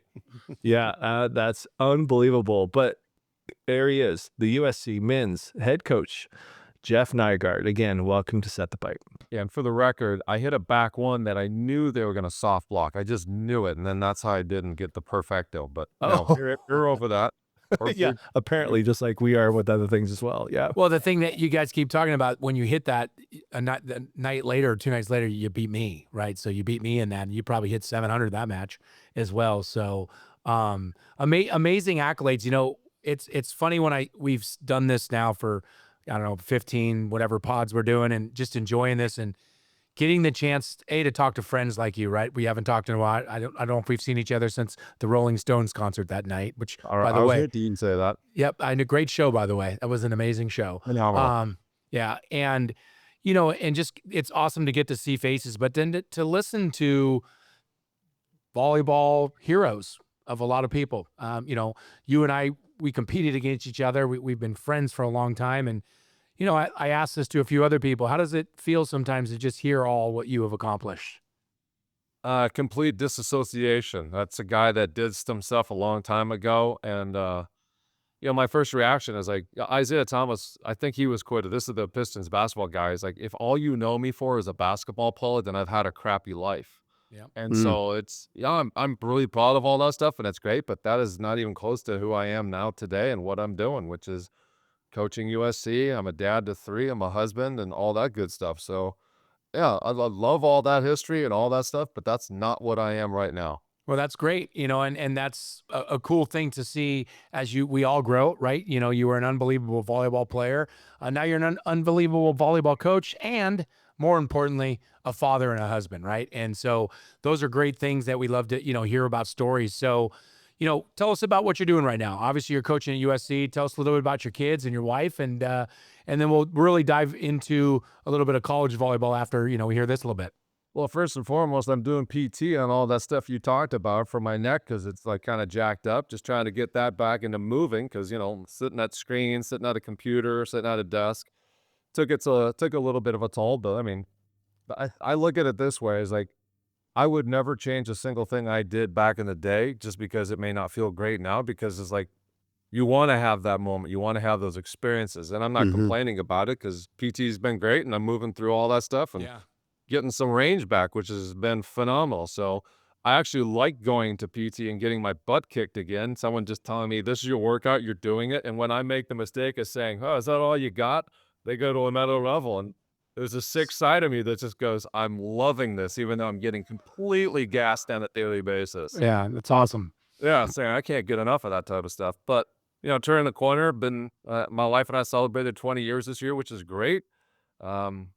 Still going strong. Had a great anniversary trip that I got to plan the whole thing, and she's still married to me. So apparently, it's working. Took you 20 years, but that's great that you got it, though. I haven't peaked just yet. playing. I haven't peaked yet. You're just on your way up. You're just on your way up. It's a snare barrel at this point. That's and the awesome. kiddos. 3 kids. Got an 18-year-old daughter, Sophia, that we're trying to navigate getting to college and maybe playing soccer. And then I got a 15-year-old daughter who she focuses in all her energy on swimming and water polo. And then I got a 10-year-old son that, who knows, he's just climb anything and it's just a ball of energy. And then we put him down at night and he recharges and does it again. That's what 10-year-olds should be doing. That's awesome. Exactly right. That's great. right. That's great. Yeah, swimming and water polo, that's great. That's my family grew up that way, and then we kind of ventured off in the volleyball world. But great sports. I mean, you got tons of opportunities down there in Southern California for sure. So those communities are great. Good for her. Speaking of Southern California, right before we came on here, I have a question for you. It's a twofold, but it's obviously one being from Southern California. I would love to hear after the journey from being from Wisconsin to just learn volleyball. And this will also make you realize why you're living in Southern California. My neighbor just caught some fresh fish, just gave me a huge thing of tuna right over the fence. And Michelle and I just had some sashimi right before I came up here. That doesn't happen for me. Want to shout out to Dale. Thanks for that. That's why I'm here in Southern California. And go back to, coming from Wisconsin. What made you fall in love with volleyball? Oh, wow. There's a lot of meat on the bone there. Fell in love with volleyball. First of all, we had to pull a sport in the fall to prepare for basketball in the summer or in the winter. And my options were pretty limited. My brother played volleyball and I asked him, wait, what do you think? What's the right sport? And volleyball was the number one thing. He said, you should play volleyball. So that's how I started. And then, I was slowly getting tired of basketball because I was super skinny. And these was just some big corn-fed guys knocking me around. I didn't like the 6 a.m. practice, all that stuff. So my junior year, I practiced for 3 days. I hated it. And right around that same time, I think I was 6'2", and for some reason I was on the varsity team as a setter. I came and I hit one ball in. I hit one ball in the entire year. And I remember it was like towards the end of the season. So I came back and I had grown 6 inches, 5 inches over the summer. I came back as 6'7.5". And the next thing I know, I could hit every ball on the 10-foot line in every direction. I just go, hey, this is fun. And that's what hooked me. And that right there. And then I quit basketball because I hated it. I played volleyball most of the time, and I loved it. And I just kept seeing growing, getting better and stronger. And it just seemed like I could do what I wanted with the ball wherever I was put. So, I don't know if the sport chose me or if I chose it. Yeah. So how did Al find you? Well, thank God Al was of the mindset of he'll take anybody just so no one else gets them. Of course, that was the mindset. Gotta love skater. Yeah. Well, I sent out 50 plus letters to every college that there was. I had enough of the right people that knew at least to reach out to all of them. So that's how the recruiting trail started. And I got all kinds of interest from all these people, but I'm still a 6'8" nothing from Wisconsin. Nobody had seen me play. But that's how the recruiting trail started. And then I had this videotape that we made of my skills and me reaching on the net and just doing some stuff. And here's some game footage. And we sent those to the top probably 10 schools that I was interested in. And then from there, that went to Ball State and UCLA. Took trips to Ball State, and then I took a trip to UCLA. And here's what's interesting is, do you know Todd Reimer? Does that name ring a bell? That is not to me. Yeah, Todd Reimer, phenomenal guy. He was my host at Ball State. I loved my trip to Ball State, but I watched the game and they were playing BYU, and that was one of the first years that BYU had a team, and I'm watching them play, and I just watched them do stuff, and they're bigger, stronger, they had mustaches, all that good stuff, but I really was looking at the level, just kind of going, it didn't seem like it was a really high level. Yeah. I was with my mom, we drove there and had a blast on the trip. Then I went with my dad to LA, and that was my first airplane flight. Wow. All of a sudden, here's 5 lanes of traffic. Here's some people I don't know. Yeah. In a busy city. I'm exhausted. I didn't enjoy the trip, but I do remember watching UCLA play, and I don't remember who it was that they were competing against, but it was really good. Yeah. And at some point, I looked at my dad and I go, I think I can do that. And my dad looked at me and goes, ah, crap. Like, You're "Hey, going gang, to you California. here." Yeah. No. Was that 90 or 91? Did you graduate in 90 or 91? 1990. Yeah, okay. Yeah, that's what Michelle said. You were a year older because she met you on her recruiting visit. When she first time she ever met you. And that was a long time ago. But that's, it's such a great story about how you did it because, we're trying to evangelize, volleyball, tell fun stories, but also just try to get more people involved in it and loving the game like we did. Like, look what it's done for you. A kid in Wisconsin playing basketball, falls in love with volleyball, plays it your way. You're the head coach at USC. You played in 3 Olympics. I mean, that's a pretty cool story, for someone coming out of a place like Wisconsin and not on the beach where everyone thought volleyball was the only place to be played. So, pretty rad. Well, I think timing and luck comes into play a lot of these stories as well because my brother actually was a good volleyball player too. He took a trip to Ohio State. I don't know exactly what happened, but we don't come from a big means type of family, a lot of resources. And in the span that he took that trip to where I took my trip, I had 3 grandparents that passed away, unfortunately, and they were able to leave us enough money to where that first year of out-of-state tuition, we could afford for that year. Okay. And it was on me to earn a scholarship beyond that and get in-state tuition for me to continue. And I remember the moment after my first year, I was up there near Al's office. Sealy came running out, and he's talking about all kinds of stuff. And he looked at me, and I'm like, "Hey, how's it going?" He's like, "Good. I just talked about scholarships," and I got white in the face. And he's like, "Wait, well, what's on?" I'm like, "I don't know if I could stay here if I don't earn a scholarship." And Sealy ran in there and told Skates, and then I had an offer on the table from that. But that first That's year great. was, if you give it a year before that, we would not have had the resources to be able to do that in the first place. So Yeah. timing and luck led everything to that. Yeah. and just remember, so women's get full rides. They get 12, and it's per person. Where we had 4.5, and it's been that way for decades until really next year. So they had to spread out the wealth. It wasn't like you got, or everybody got a full ride that was on your team. I never had a full ride. Yep. Any of my years, I never had a full ride. And Yep. I feel like I was a pretty successful player, but that's not how Absolutely. that works out. It's like you got to build a team with 4.5. And so fortunately, I was in a position to where what they were able to offer me, and I just worked for more and more and fine doing that stuff. But yeah, that's So- the nature of the beast. Perfect pivot. We had 4.5. You were one of the best players in the country from start to finish. That freshman year, you were a little skinny, as everyone knows, but you got better and you became, for 4 straight years, you were unbelievable. I love that. A little skinny. Yeah, so He you was were pretty thin.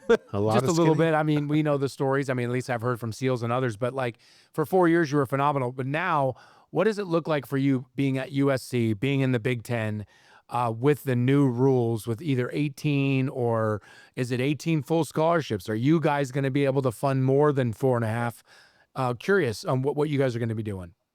Well, the 18, okay, there's your roster cap, and yeah, you're able to fund, but that doesn't guarantee that you can Right. get that funding for all of those No. 18. I think the schools that, I don't want to name names or anything, but let's say your tuition's $10,000 to fund a scholarship that offsets that cost. Let's just assume it's a 5% yield on whatever. How much that going to cost is like maybe $100,000 or $200,000. For us, that's $100,000 to get that same yield. That's $2 million to fund one scholarship. I mean, Right. that's real the wall. I mean, Yeah, there's yeah, other yeah. deals in out. And so, okay, sure, you could look at that and say USC has resources for sure, but I mean, there's all kinds of variance in that, and that's just one snapshot of that. So, okay, great, we have the ability to fund up to that, but then you also have to look at, well, is that funding going to go to your sport first and foremost? Because there are all kinds of sports that are going to be at LSD, and my assumption is that football is probably going to get the funding all the way up before it kind of trickles down to what Yeah. we're trying to do. So, Yep. we're all trying to fight for what we can get and try to build the best teams possible. So I'll take anything we can get to help offset the costs because, $100,000 just to trying to get some scholarships or trying to get some players is like, you want to win. So we Sure. got to do what we got to do to get to that. And does that also include NIL as well? Is something that you have to raise on your own? Is Look the at that school smile, helping with man. that? You I mean, I'm just opened up a curious. can of worms. We've asked, we've asked Alan, we've asked Theo. just curious your take on it. You know, you Theo and Alan are at Cal State Northridge and Long Beach State. You're at USC. You guys are in the Big Ten. You have 85,000 people that show up to the Coliseum when you're playing Michigan. You know, those kind of things. You're in a big conference that has, I can't remember, 6, 7 teams in the March Madness that gets money. Those teams don't. Will that help you in recruiting?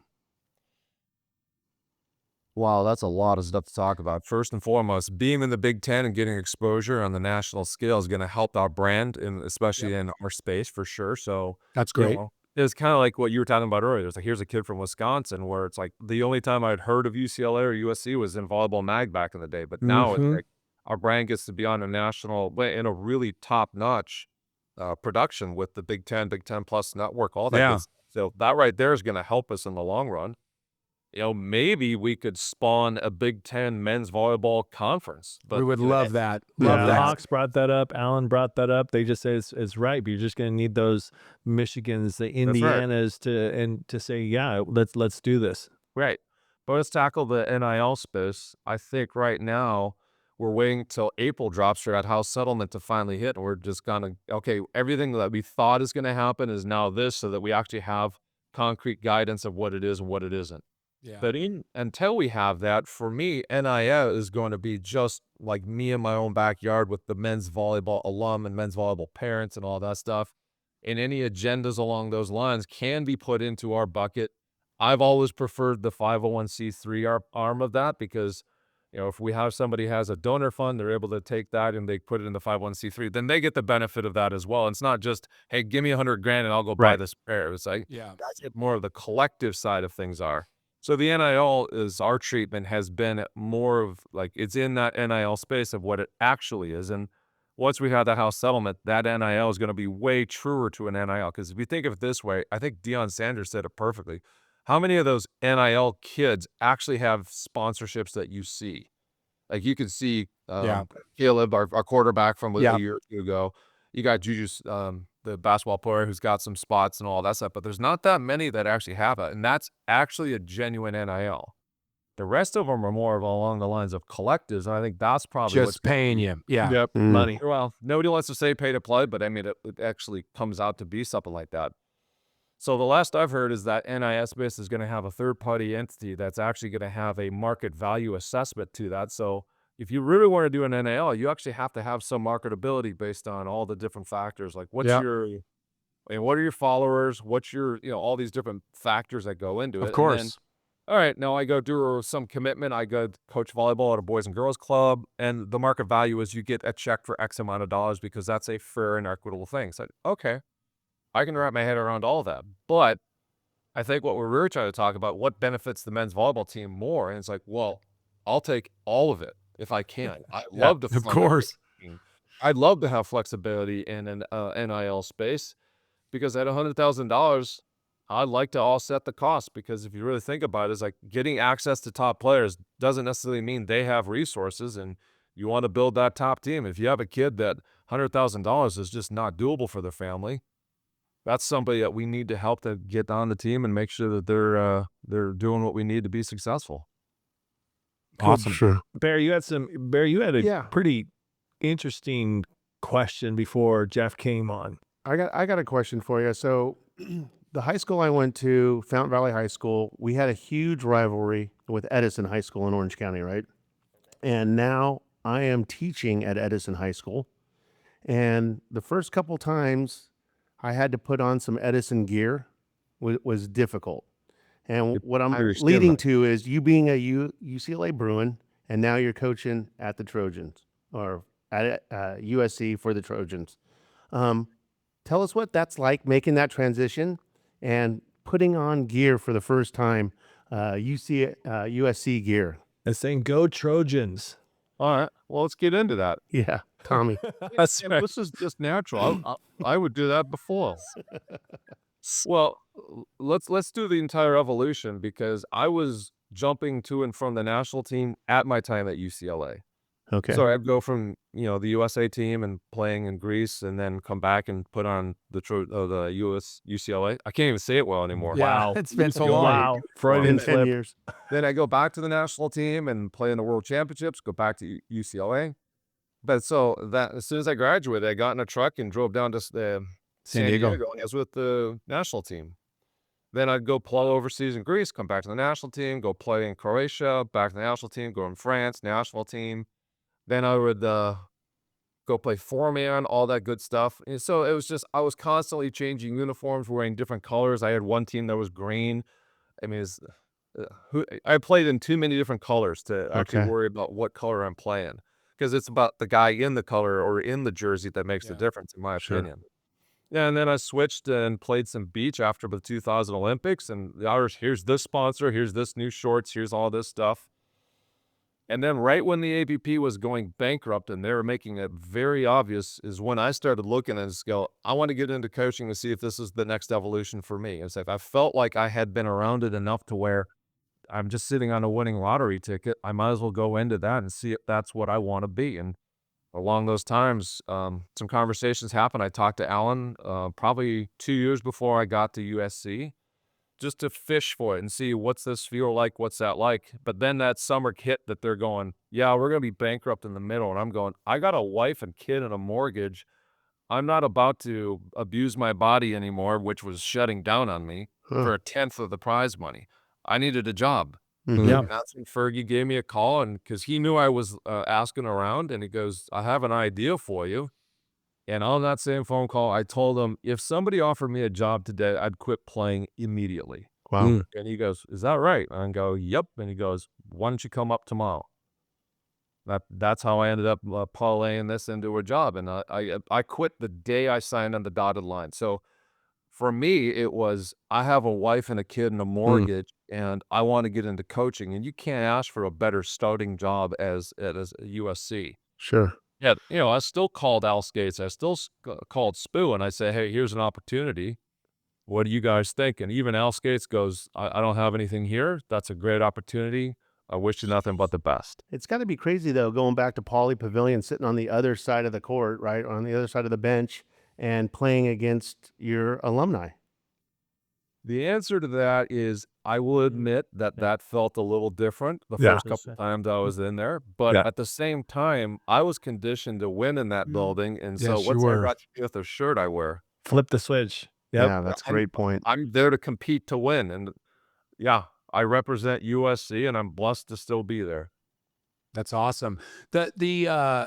The nature of men's volleyball from when we played to it is today. We've talked about this, the evolution of it and the growth, and seeing guys like Nikolov in the league, and just the level. I mean, I got to see you guys play at UCI. We talked about that the other day, and such a gnarly match in 5 and going really into double digits in that 5th set, and just fun to watch. How is it as a fan and a coach of volleyball to see how fast the game and big and the growth of it in general? How do you see it? Do you love it? Tell us a little bit about that. I think the best thing that happened for me was somewhere on year 5, 6, 7. I recognized that, for me being a volleyball player, and this is probably something you guys can relate to, is like when you stop playing, you no longer have your own personal physical expression of everything that you were as a volleyball player. And everything was in that space of being a volleyball person, not being able to compete and hit the ball and take frustrations out on your opponent and get super competitive and just, get hyper focused, all that stuff. You don't get to do that anymore in a physical way because that's gone. And now, along those lines, I had to really soul search and grow and do all kinds of stuff because I recognize that in that 5, 6, somewhere in there, that same competitiveness was coming out verbally, was coming out emotively, was coming out with leadership, was coming out in all these different ways. And it was such a breath of fresh air to have that connection that it's the same competitiveness that I used to express physically. And so now when I see someone on my team that we're coaching up and training, and you see the light go on, all of a sudden they go out and they take that big swing and they get that kill, that comes out of me immediately. Like I couldn't be more happy to see someone else do that in a way that for me would have been just a natural part of the game. So Yeah. Did you it's find- the exact same person, but just a different style. I can intellectually do it, emotionally do it, all that good stuff. So that's been really rewarding in my evolution as a coach.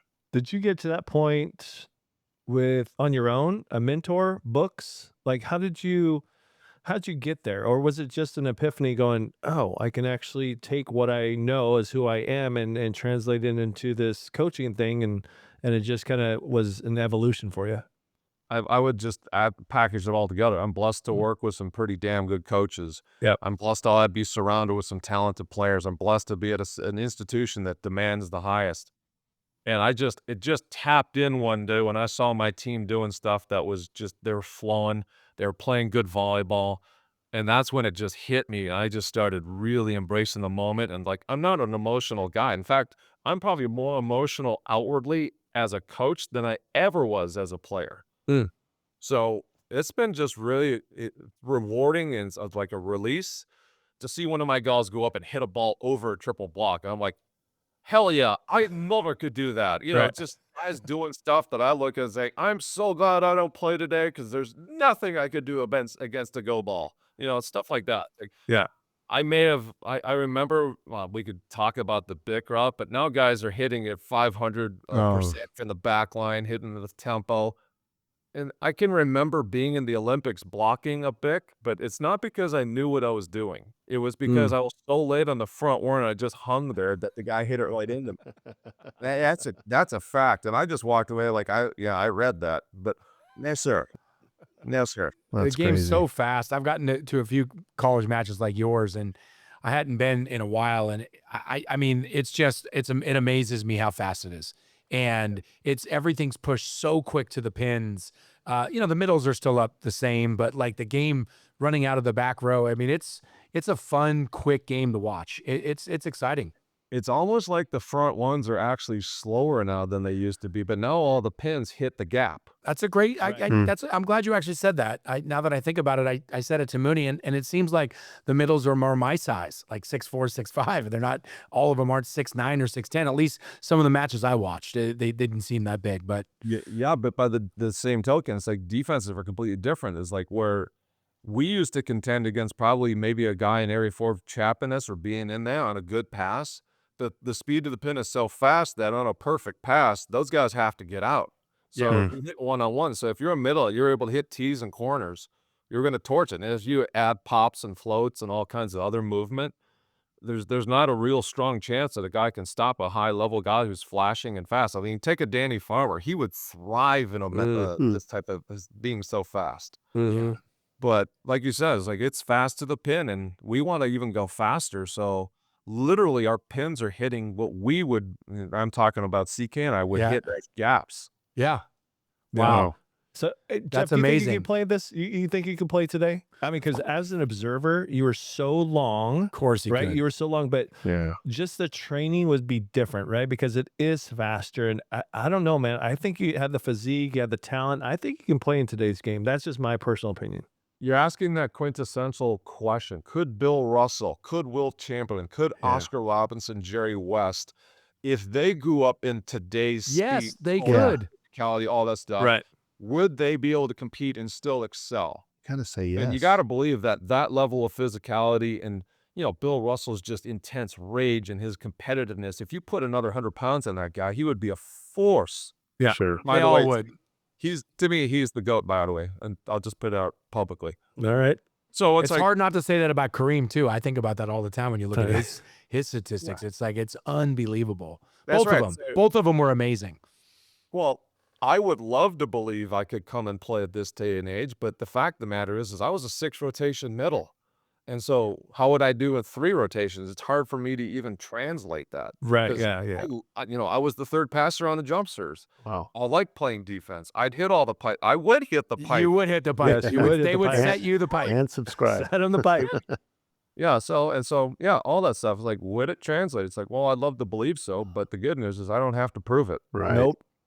No, I was just curious. Yeah, because I mean, like I said, I had a pretty good view from where I was, and to be able to see back in the day. But So did I. I was like, oh, right by me again. Oh, wow. hey, you had a huge win the other night, Hawaii, and we brought up Dylan Klein a couple because of Coley's relationship with his dad, and obviously he absolutely went off over 500 percentage. Congratulations on that win. So yeah, I've seen his highlights. I haven't obviously because I don't live in California anymore, but he's fun to watch. It He's jumps really fun to okay. watch. It jumps just okay. Yeah, Yeah, his all right. jumps all right. Well, I mean, what you see is only the tip of the iceberg because, I mean, obviously he's gifted with phenomenal genetics and jumping and a cannon for an arm. He's got amazing touch. He's super fast. You couldn't ask for more brilliant volleyball mind too. But what you're not seeing is all of the hard work and leadership he's been doing behind the scenes and his maturity and his growth and his learning and all that stuff. It's showcased when we play and he plays at a high level and he steps forward and against UH and that crowd has that kind of a night. But that's the thing that I get blessed to see is what he does all day, every day. And you know, the reason that our team's doing so well is, okay, we're physical, we're doing all kinds of nice things. There's no question about their growth, and it's really cool to see 3 freshmen on the floor, but they're just balling out and having a blast doing it. But I think that the thing that separates this team is just we have elite leaders on our team, elite captains, and the commitment that they had before we even got to fall practice was they took the reins of the ship and they're still doing it, and it's at a high level, and we're just blessed to have it.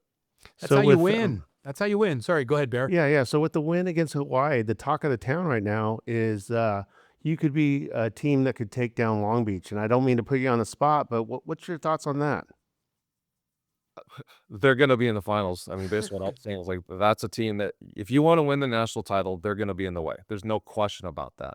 And they're playing really good ball, and they've obviously got a guy who, I guess at the risk of being funny, he's probably going to be on the all-freshman team for the Big West. And Maybe. More than likely, he's going to see some boats. Maybe. So, I mean, as a competitor, you want to play the best. Yeah. As a team that has goals of winning the national title, they're going to be there. You want to match up against them, and you want to prime your guys to think that, okay, we can go in there and compete. And so we're just doing good things. Like the Irvine match, we let that one go, but, they beat us fair and square. Okay. Yeah. And then we went to BYU, and that was a tough environment. Our guys found a way to compete and win and have fun doing it. So the progression is we're going in the right way. And then to go to UH and really play great volleyball wall to wall, man, that's really good process and really good progression. But yeah, one of our seniors, one of our fifth-year guys, after we won in the huddle, the first thing he said was, "God, we could play better." Wow. And it's like, that's music to a coach's ear. You're sitting Keep there, improving. just played a great neck, and the first thing that I hear is, "We got to play better."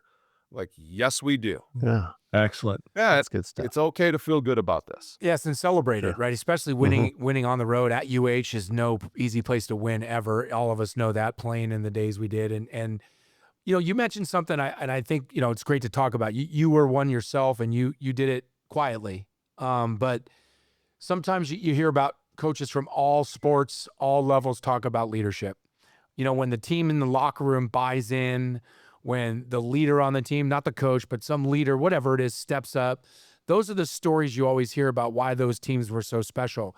And I'm sure every year when you played, every year when you coach, you don't always have that ideal leadership in your locker room. You hope you do. You got someone that's trying. So, you just talked about that. How do you continue to grow that in your culture at USC to find those kind of leaders like Dylan Klein and to lead your team? Like you said, they were locked in before fall practice. Like those are teams that want to win championships, that are all bought in by some leader, right? You had it in your years at UCLA. I got to play with Matty O and Geeter. Like you just follow those guys anywhere. Like when you have leadership, you do it. So I'd love to hear how, obviously them, but how you continue that culture at USC to build leaders like that. Oh, man. I think that's more important than the drills you run. I think that identifying leaders, identifying leadership voices, getting them opportunities to be leaders, it's got nothing to do with how old you are. It's got nothing to do with what position on the team you are. It's like if you have a leadership voice that people respect, you got to identify it and grow it and get it out there. Like, I got a guy on my team named Sterling Foley that I saw as a 14-year-old. He got into somebody, got in their ear because they weren't doing their job. And he was not afraid to say something. And to me, leadership has so many different forms. You could be a leader by example, but leading by example is only one piece of this. And to me, and I don't want to disparage it at all, but it's almost like that's now I take that for granted. It's like, You shouldn't be on a top team if you don't lead by example in some format. Yeah. So now leading is like, are you consistently living what you are selling? Are you the one that's willing to step out in front of everybody and say, this isn't good enough, we've got to pick it up, and then they are the first one through the wall? So it's more than just having that voice and doing it when it's easy and when it's convenient. You got to be there and be consistent when it's hard. And we've got that. We got that huge this year. And so identifying the younger guys that are starting to buy in, that they're listening, that they're eating it up, and then enabling them and going, hey, man, you're too quiet. We got to have that. We got to have that from everybody. And say, yes, we're having success this year, and so it's easy and it's all that good stuff. But we've got a lot of guys that, USC prides itself on being leaders, but these guys are really doing a good job with that. I could go to Sterling, I could go to Johnny. These are two freshmen, and I say, hey, you need to get your team focused and pick it up. And like in the middle of the game, they will run around to each guy and tell them, hey, do this, do this. And that's on top of DK already doing that. That's on top of our other captain, Guy Jenna's doing it. And it's like, if you can get everyone in some capacity to lead, you're in a good place. Yeah, and that's outside. That's not even on the court. You're talking in the weight room, on your sprints, being on time, right? All the intangibles that people don't see on national TV. It's a big deal. So you can have some guy that's down on the bench that is going to kick your ass in the weight room. Like, no, what are you doing? Like, let's go. We're USC. Let's do this, right? If we got a transition from weights to upstairs, and we're saying, hey, it'd be upstairs at 12:25. At 12:24, I got somebody running down to find that last guy just to make sure that everyone's up there. And so that stuff goes a long way when everyone's holding each other accountable. And it's whether it's a captain or not, like a freshman's like, hey, get over here. Like, we're doing this now. It's like, when you see that and it's elite leadership and it pervades everything you're doing, as a coach, I can spend my time thinking, how do we want to attack that team? Right. Yeah, instead of doing the other stuff, right? Strategy. Instead of focusing on that. Instead of babysitting or any of that other stuff. It's like, no. I'm going to talk about strategy. I'm going to talk about game plan. I'm going to talk about how do we beat this team. I'm going to think about, like, all right, in 4 weeks, we got to play against this team. They do this really well. That's not in our gym. So we need to start doing that now. So when we get there, we've seen it. We can own that. Yeah, that's again, I think it's important in playing for guys. These guys played at Long Beach. They were, you probably had everyone on that team was a leader. Sully was that guy though in the weight room. I'm telling you, even though he wasn't a starter, he was a leader and he wasn't a starter, and we all followed what Sully said. Well, it's important, and like you said, Jeff, it depends on your role. Not every person is the one that's getting 40 kills a night, and that's the person that's the leader. And I use this all the time. We all know him well, and he's going to be on here soon. But like, Chris McGee, Geeter at Northridge, like he was probably like our leader. I mean, Matteo and I did, but he was our leader. Everyone looked to him, everyone listened to him, and he didn't start till his senior year, and he played half the time. And he was a leader all the way back when we were freshmen. And so, and we allowed him that, and the coach, like you said, nourished that, and it's important to have that, and that's great to see. And I obviously know Dylan and have a stake in the Kleins. I want him, known him since he was born, and I want him to just win and be successful. Right. But to watch him in that role at that match was incredible, and like, you guys were comfortable, you were calm. You never panicked. You battled, and like you said, they beat you. They just hit one more ball than you did. It could have went either way, and but to see that, and then to see what you've done since has been really rad. You've won big matches on the road. You guys are putting yourself in a really good position right as the season is in middle form here. Long Beach is the team to beat for sure, but I like to hear that stuff because I think a lot of it's lost in today's game. It's all about money. It's all about this. It's all about that. And to see people lead and to see people wanting to do that and buy into a team is rad to see. And it's great that you got that right now at USC men's volleyball this year. We're going to enjoy it. We're going to just keep milking it. We're going to learn from it. We're going to just enable guys to keep running with it. That's what it should be. It shouldn't be us. It should be from them doing it because, I play for Al Skates. He'd walk into the room and all of a sudden he was like, oh, we're going to be serious now. But Eric Sullivan was the captain. Mike Seeley was the leader. Stein Metzger was the leader. I mean, my nickname was the captain. That's for another thing. And I never wanted to be the captain, but I had no problem doing all the reps. I had no problem. Give me any ball that needs to be. That stuff. Yeah, fine. I'm good with that. I love to be like a leader by example because I knew I could, but I didn't really want to lead anything else. Yeah. I And mean, and that's well, okay. Yeah, there's nothing wrong with that, right? Like you had some of the best there was at it, right? I mean, like you said, you had Eric Sullivan. I mean, who I mean, I was scared of him at times, right? Like, I mean, you did what he did. I mean, obviously, if you're going to talk about him, still no. By the way, this is important to let everyone know that Jeff Nygaard and myself are undefeated in wiffle ball. So, we played in 1993 at the World University Games. We're in Buffalo, and we didn't just play Americans. We played a bunch of different countries. They wanted a piece of us. Sully too, and they got a piece. They got a piece, and we went undefeated. We were just really good, and we just didn't like to lose, so it was fun. But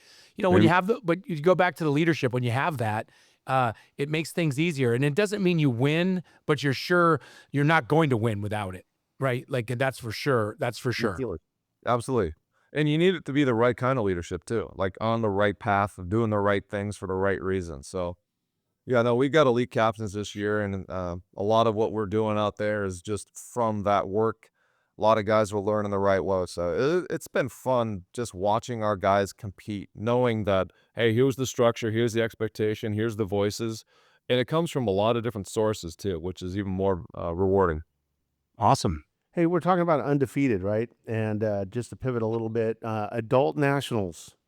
How many adult nationals did you play in, Jeff? Yes. 5. Okay. How many did you win? How many did you win? 5. That's what I thought. Yep, we were right. That's exactly what I don't think he's 5 ever for lost 5. nationals. Any team you played on 2 or 3 different teams, didn't you? What was it? L.A. Athletic Club. Paul Mitchell. Does anyone here know anything about that? Yeah, of course. Well, A6 Paul Mitchell I've heard of. Yeah, but 5 we for 5, undefeated. we went A6 Paul Mitchell, then we went to Paul Mitchell, and then we got nice. He came over to the good teams. There were some great matches. That match in San Jose where we lost to you, the double final. It was I still can't And believe Esau had a Sealy. swing, actually. Why Sealy set? You got to set Romaine. I love that he said Esau, and you stuffed him. I think, or it was Winslow stuffed him. But either way, it was. Of course I did. It was Winslow. Romaine, man, that was Titans going head to head. Yeah, that was a great match. So it was a great little arena too. But 5 for 5, I mean, that tells you a little bit about who you are. Obviously, you're a winner, and whether it's wiffle ball in Buffalo with me because we don't lose, or whether it's you're playing at Nationals for Paul Mitchell or Billy the Ferg at LAAC, you just don't lose. And that's awesome. I still remember that pipe I set Tom to finish the game. That was the longest and slowest ball going out I've ever seen in my life. Yep. It was slow motion the whole way. I still can't believe that actually went out by 3 feet. Yeah. And I think I celebrated that win more than I've celebrated on most other wins that I've ever been a part of, because for some reason that one just felt right. Yeah. That was a great week and weekend, and I don't know, man. We smashed you early on, and you guys just. Oh yeah. I mean, what a hell of a match, and you beat us. And again, on that play too is crazy. Wow. 2 stacked teams. It was fun. Yeah, it was really fun. There was a lot of matches over the years from even before we were playing, when Nationals was what it really was, before they even have NCAA, like some great teams to all the way even today. Just, we read recently they're going to bring it back, the Open, for men and women. So that'll be cool at Nationals. It'll be fun. Maybe some college kids will start playing it. A little bit of a money purse, but I mean, now that NIL's there, I can't see why anyone can't get it. But I guess you can't win money. But whatever they're doing, I think it's cool that it's going back. Yeah.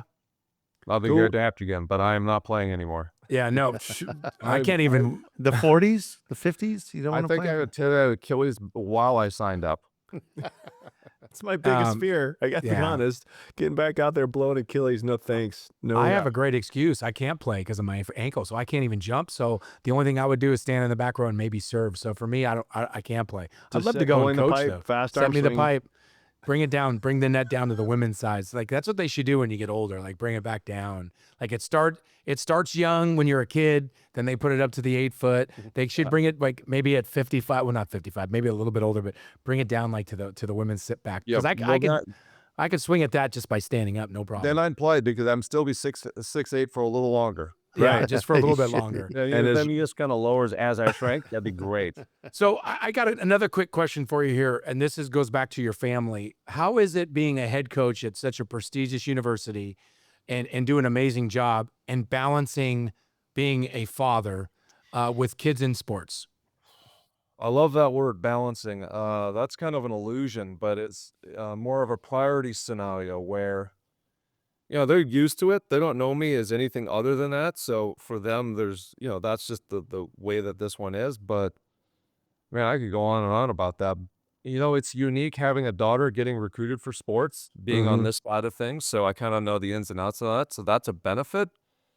I try my best to be present, which I've had to get better at when I come home. So I'm not carrying the day into things at home. Yeah, important. I mean, there's all kinds of little things like that trip that I get to take with one of my kids to whatever sporting event for me that's my time.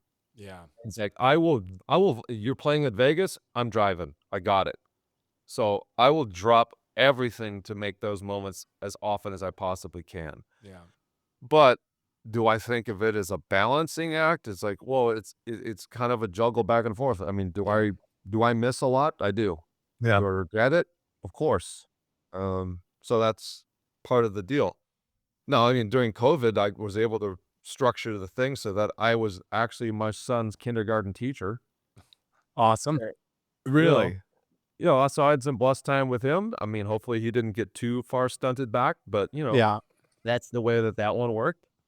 Now, with my my pedigree, so to speak, is my daughter blew her ACL out, so she had an ACL repair. Soccer? Soccer, yep. Yeah, it happens a lot in that It sport. happens a lot. It does. But I have so much therapy equipment that she literally can do therapy at home, and I could help her Jeff's with going through his 90% PT. of it. Us too. Our kids are very blessed in that regards. There you go. My water polo daughter has a bum shoulder, so I'm like, pull it. So let's go through all these different stretches, and then here's some therapy things, and I have all the equipment. And she's like, "I'm sorry I said that." Well, we can fix that. I already know 90% of this stuff. Yeah, So absolutely. there's some reflective glow in this decision. That's funny.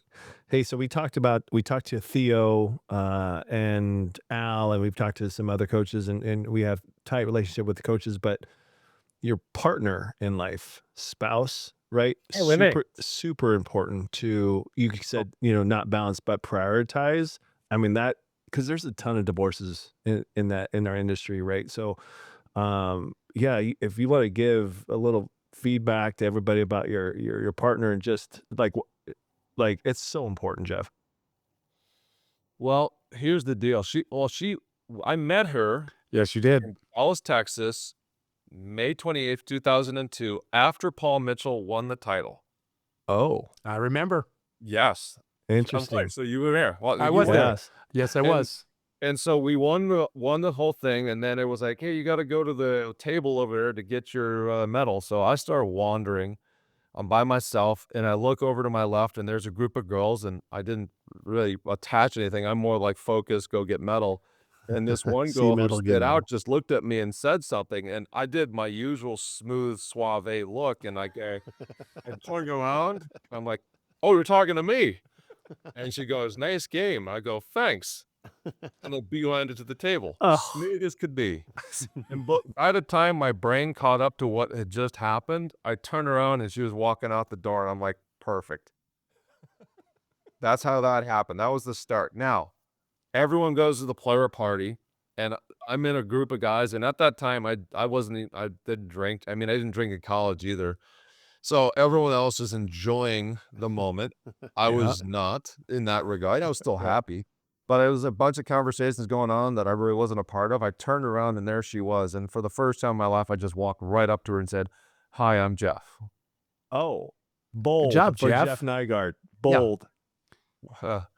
Well, recovered and then bold. Yes. 20 years though. I mean, then look, like that's amazing. You've been married for 20 years, and gosh, that's awesome. I do remember it. And Nationals has done that. Joy and Matt met at Nationals. And That's right. so Paul Mitchell just does a lot for everybody. But Yeah. no, Scott I'm just kidding. Pilson. But that's great. But I want you to continue because he asked you a couple questions about how it is, obviously where she is today with you. So I cut you off. You met her and you went up and said, "Hey, I'm Jeff," and Well, then the next time I saw her again was when I won with Albert Hanneman in the Hermosa Beach Open. So Oh, that was my first two. Here's a little bit about me. And then winner. well, it's something like that. And then I took her down to the beach and we were just peppering because she played a little volleyball too. She Yep. played at D3 in Iowa. And she was peppering and it was getting kind of fun and whatnot. And I just wasn't paying attention. I just hauled off and whacked one just like a normal pepper. And as soon as I hit her, like, oh crap. And she dug me straight up. And I'm Oh, going, sweet. "Ow, Wow. we got a gamer." Nice. So along the lines, we went to dinner and she actually ate an entire full meal in front of me with no issue whatsoever. I'm like, "Oh, you're not from California, are you? She's from the Midwest," as it turns out. I'm like, now we're talking. So Right. probably 3 months into dating her, I was in Whole Foods and I ran into Chip McCall. Renee was there. Chip was dating or maybe engaged to Amber. And Amber looks at me just out of the corner of her eye, and because I knew her a little bit, and she looks at Renee and then looks back at me, and I just go like this. And she, like, her eyes got wide, and I'm just like, oh, absolutely. Yeah. You And- knew. Yeah, I knew. It was just that smooth and that easy. And probably 3 months before I asked her to move in with me, she was already looking for jobs in California. So clearly, I'm not the planner of the family. And so, I mean, 20 years later, Yeah. we're still going strong and still having a great fun time and a great relationship. It's just, for me, maybe this is a little poetic, but, adding kids and all that stuff, it was my favorite poem about that was every kid that you have or every relationship is adding a new wing to the metropolis of your heart. Mm. And so I don't Nice. see it any different. 20 years, we're still going strong, we're still having some fun. She just, she did a vacation to Hawaii to celebrate one of her birthdays, and we just got back, and I took her to Hawaii, and that's the first time I've took my wife on a work trip like that. So we actually had an extra day to ourselves and went snorkeling. It was great. that's awesome. great, That's man. Good for Yeah. you. And you got the dub, which just made it even easier. That would have made it far easier for her. If you lost, I would have been Captain Poopy Pants, trying my best to make Anne fun, but I'm sure. you went her own way, and that definitely helped her. Yeah. Yeah, and we talk about the spouses; they just have to get it, no matter if it's a female or male. If you don't get it, and so with her D3 background, she kind of knows the grind, right? So that's a great story. Great Well, story. she's not afraid to tell me when I need to perk up and be a little bit better.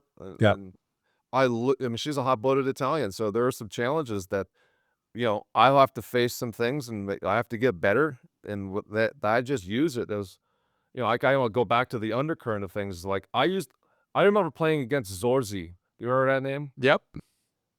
And I remember being super young. I played against the Italian national team. I got to play against Zorzi, and I literally feel like he torched me, but I felt like I was over on the block, and he just finds space under me, and then under me, then lower. I didn't block a single ball, but I got so close on all of them, and he literally got the kill, looked through the net, kind of like, "You're almost there, guy. Come on, you can do it. You're almost there." And I looked at him, and I just go, I hate you, but thank you. And I love that type of thing of playing better and learning more and just hungry for it. And so my wife is brilliant. She's gorgeous. She's extraordinarily passionate. You couldn't ask for a better partner. And she's driven, and she's constantly saying, what's the new goalpost? What's the new goalpost? And sometimes that's, for me, I want to chill and all this stuff, but she constantly pushes me to be a better version of me. And so That's Brilliant. amazing. That's Love all it. you can ask Absolutely for. love it. That there's is a part of me unbelievable. that's like, I love it. And there's a part of me that I would like to take a night off here, is Yeah, I Relax. mean, Relax a little And I'm bit. not saying it's not like that. I'm just I saying. know. Yeah, You're yeah. kidding. Theo Edwards brought that up too. Is that his wife gets in and has to go, "Hey, Theo, love what you're doing, but we got some priorities here, right?" That's right. Yeah. That's right. It's hard. I mean, like, because it's your career. It's one thing if it was like you were just out coaching for fun, like we're doing on the podcast here, but On my anniversary. like, oh, don't worry about it. We'll be back. No, but it's your job. And like, I grew up a coach's kid. My dad was a high school coach for 43 years. And like, he's not there, and he's at practice, and he's doing this. And so like, there's a lot to it, and you're so passionate, and it's a phenomenal job. I mean, coaching volleyball is awesome in a lot of different ways, and you're at a great school, and so it's real. I mean, I wouldn't expect anything. I've got to meet her when you did. She's great, and she supports you, and that's great to hear. I'm happy for you. I'm happy for you guys, and having someone like that who understands and supports you probably makes it easier for you to try to be better every day in your job and in life. It's a door that swings both ways because she has a tough job too. So I mean, every time she comes home and she's just killing it and doing better, and we celebrate all of her victories because she's climbing the ladder, so to speak. I mean, What does she do? She's the she's the HSE, the Health, Safety, and Environmental Department head for an oil company. Oh, okay. Wow. Awesome. Big job. Jeez. Holy Yeah, cow. I mean, just so you have an idea, is like she had organic chemistry back in the day, and she didn't get the grade she wanted, and so she got so mad that she didn't get the grade that she wanted that she not only retook the class, but she became a tutor just to force herself to learn it. Wow. That's the motivation there. OCHEM's rough too. Yeah. That's exactly what I did in school. No. Oh. Well, Harvard, right? Harvard, Yeah, the that's West right. Harvard That's is Northridge, that's Yes. right? And Took me Long Beach 9 is the years to Princeton, graduate, but I right? got it. Okay. Yeah. Yeah. Hey, so Jeff, it's almost been an hour, and we know we can go another 10 pods with you for sure. That's just like Alan. We'd love to have you back like anytime. I'm gonna throw out a name, if you remember this name, Mike Price. Does that ring a bell? Oh, you're talking about Mike Price, SeaWorld Mike Price? Mike Price, well, he was my roommate in college. No. Yeah, he was my roommate in college, and we actually did a pod with Tom Sorensen, and Mike Price is in Abu Dhabi, and we had him in on this. So we'd love to have you back, maybe after the season, get Mike on here as well. He was really fired up to get on this thing, so he's like, anytime, Sully, yeah, no problem. So I think that'd be really cool to bring him on. But he's got some good stories when you guys were down south and in San Diego, and yeah, I think that'd be great. But yeah, I think we've taken up a ton of your time right now. We're so thankful you came on here on Set the Pipe, and like I said, we can do 10 more pods with you, and we'd love to have you back. It's a pleasure, gentlemen. I mean, I love you guys the entire time. I love competing against you guys. I love competing with you guys, and now I get to talk about some of these stories. So thank you guys for doing what you're doing. It's been fun. It's been awesome. Really appreciate you coming on here, Nikes. And like Sully said, I think we really would like to get you on. I think you guys are going to make a hell of a push for this. Yep. I'm going to go ahead and say it. I think USC is going to be in the Final Four this year with Long Beach, and I'll save the other two for down the road. But I got 2 of my 4 picked in my bracket so far for men's volleyball.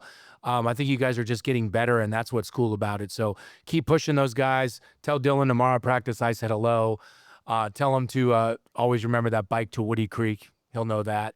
And The bike to Woody Creek. The bike to Woody Creek. Yeah, it's a tough. Yeah. It's a tough bike ride. He got mud all in his face. Let him tell you the story. It's great, but it's called perseverance, and you push through no matter what it looks like. And so tell him I said what's up, and keep winning. Keep winning. Oh, dear. Yeah, man. Best of luck to you. It's about our side, and it's about making us the best version of ourselves. And we know we have a lot of potential, and we're just doing the best we can to actualize that and try to peak at the end when it matters the most. So we're on a good path, on a good journey, but at no point do we feel like we've earned anything. So we're just staying humble and hungry the whole way. Yeah, Humble and hungry is the way to go. Yeah, best of luck the rest of the way, brother. Thank you, gentlemen. Appreciate you guys. Thanks, Jeff. Thanks for the fight on right there. That was great. Of course.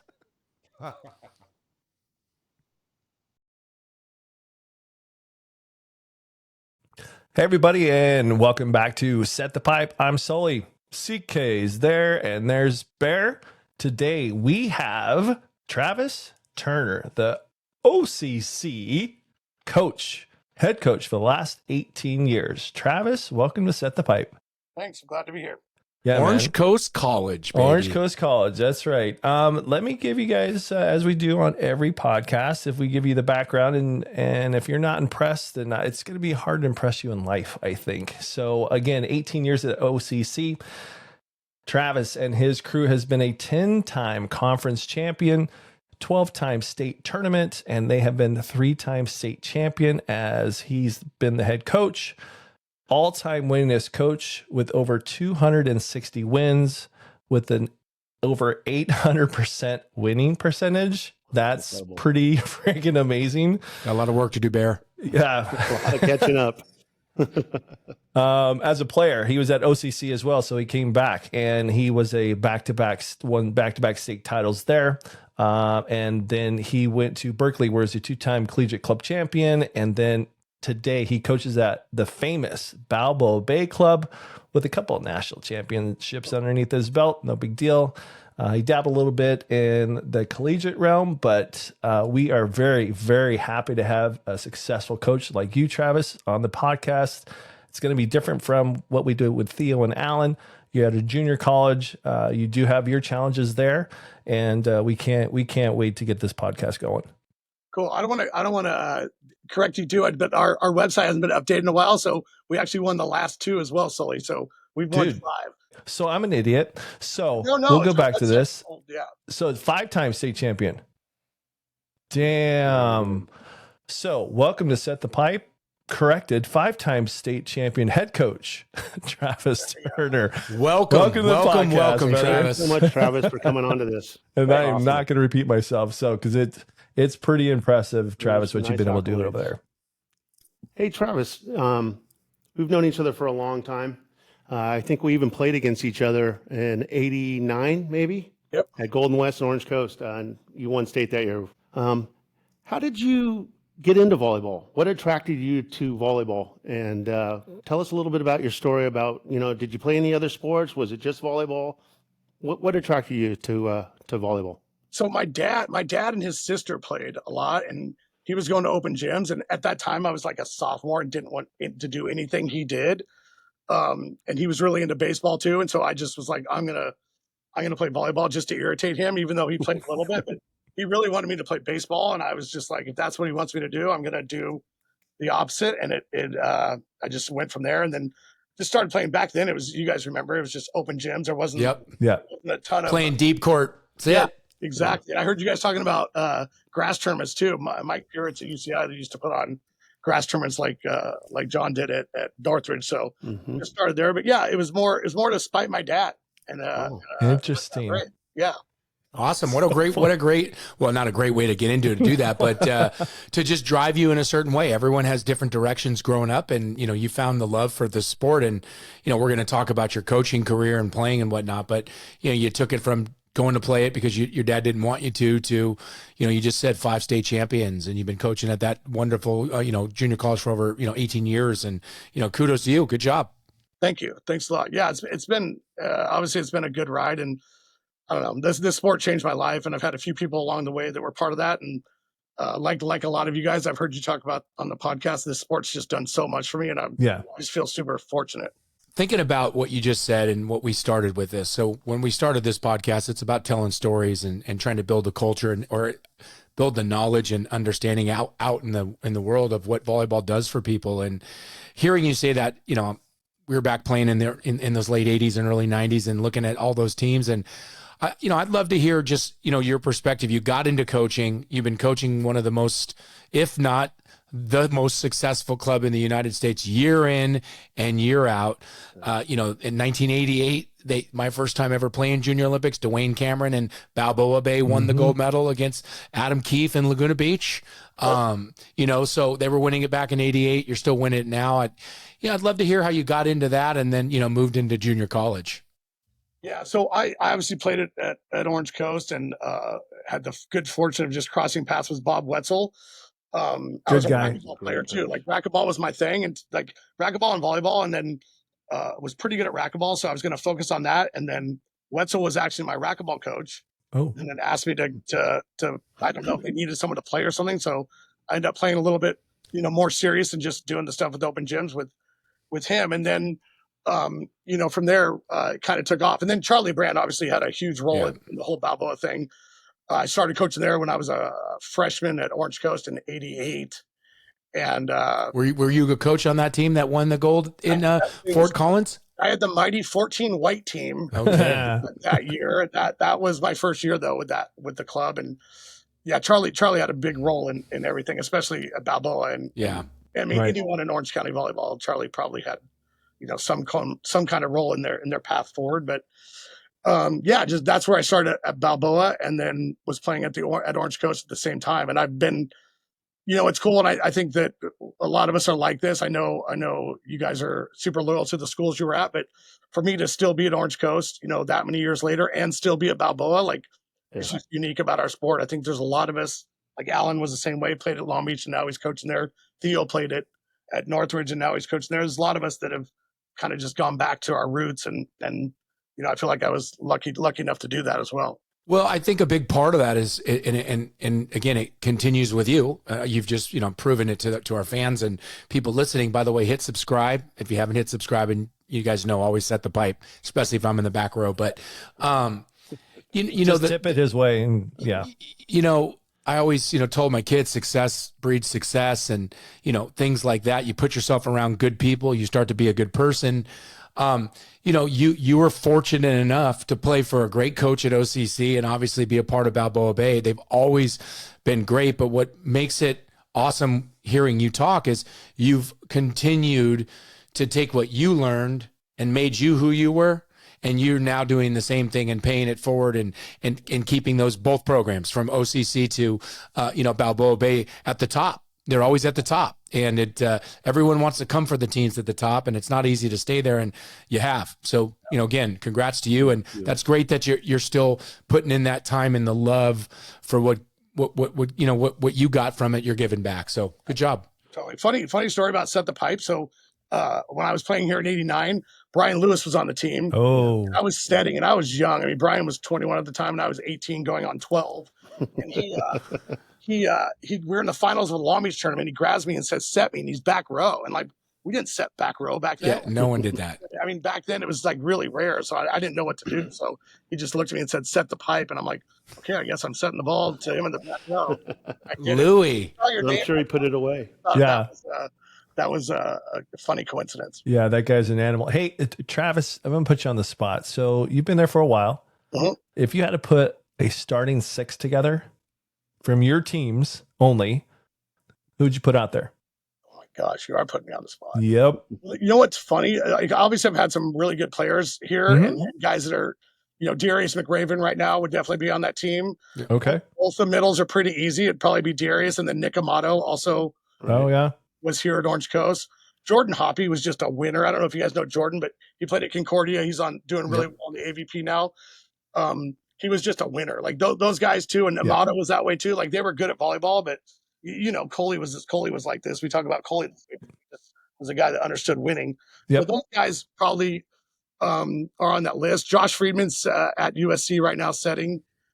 He would probably be in that group. He was a great leader, probably one of the best captains I've had. And then, it's tough. I mean, there's been so many teams here. I've probably forgotten more kids than those rosters I can remember, but there's been some really good players here, and there's some good kids playing right now. Like one thing we've done here that I'm kind of proud of is we've taken a lot of guys and let them gray shirt or red shirt here and not play for us at all. Like play on a roster, so they'll practice with us for a year. Right. And they go. And like there's two guys starting at Santa Barbara right now, Jess Bianchi and Joe Wallace. And Joe's dad had a huge impact on my life. Maybe bigger than anyone's besides Charlie was John Wallace, who you guys know. No one tell him that because we all know John. We put his head in this room. Wally.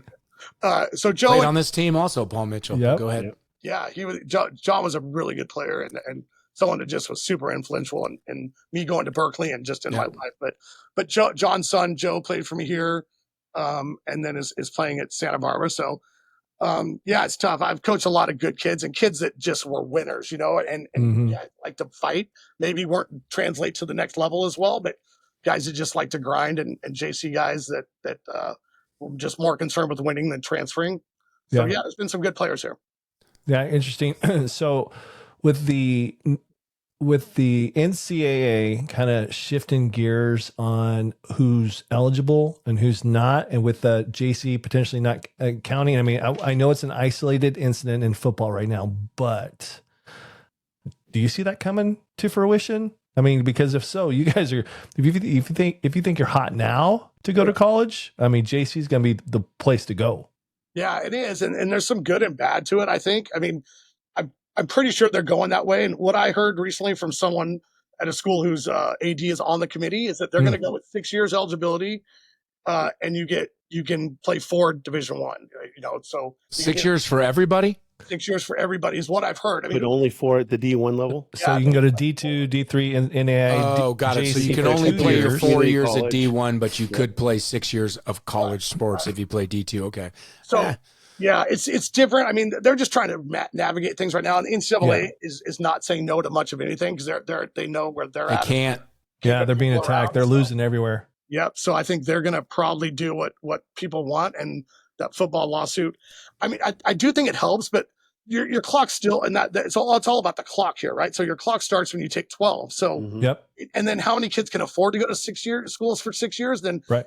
how many kids want to get their masters? I think one thing that came out of COVID was a lot of people got their masters that would normally got it. I mean, Coley, maybe your son's one of them, or maybe My daughter. I'm glad you asked. My son actually just finished his last. Congrats, Jake. I'm proud of you. He just finished his last paper today, and he finished with his master's degree. Yeah. Well done. Well done, Jake. Good job. Obviously, thanks. And that's, COVID had a part of that. He had that extra year that they gave him back. So it was 5 years, and he got to play 5, which is amazing. But he was able to, get that. And it took him another, half a year to finish it after that 5th year. But yeah, it's amazing. And I didn't mean to interrupt, but I'm really curious about this, like Sully is. We talk about it a lot, Travis, and recruiting. We've had some D1 coaches on, and I've been going through it on the basketball side. Like, do you, like you said, 6 years, like volleyball, there might not be that kind of money. But if I'm a basketball player and I can play for 6 years, and you can get NIL, but you can't only play 4 years of Division I, like,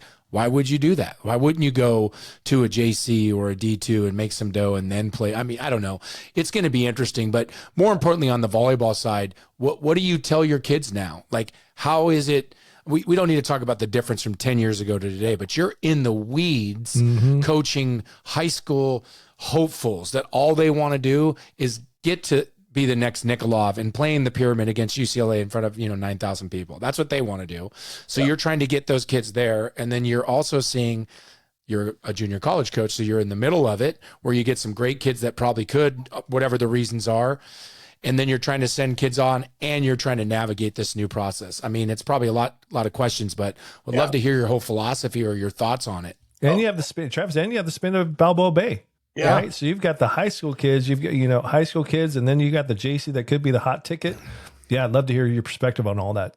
So a few things first. The JC thing's interesting because I've had a pretty consistent plan here of how I do things, and that's going to change. And it was what Randy Totorp, who did a great job at Long Beach City, just had a machine going there, and we kind of modeled what he did. And that was freshmen wouldn't play for us at Orange Coast. And it's pretty much happened since I've been here. We try to redshirt all the freshmen so they have a year to get stronger and get better.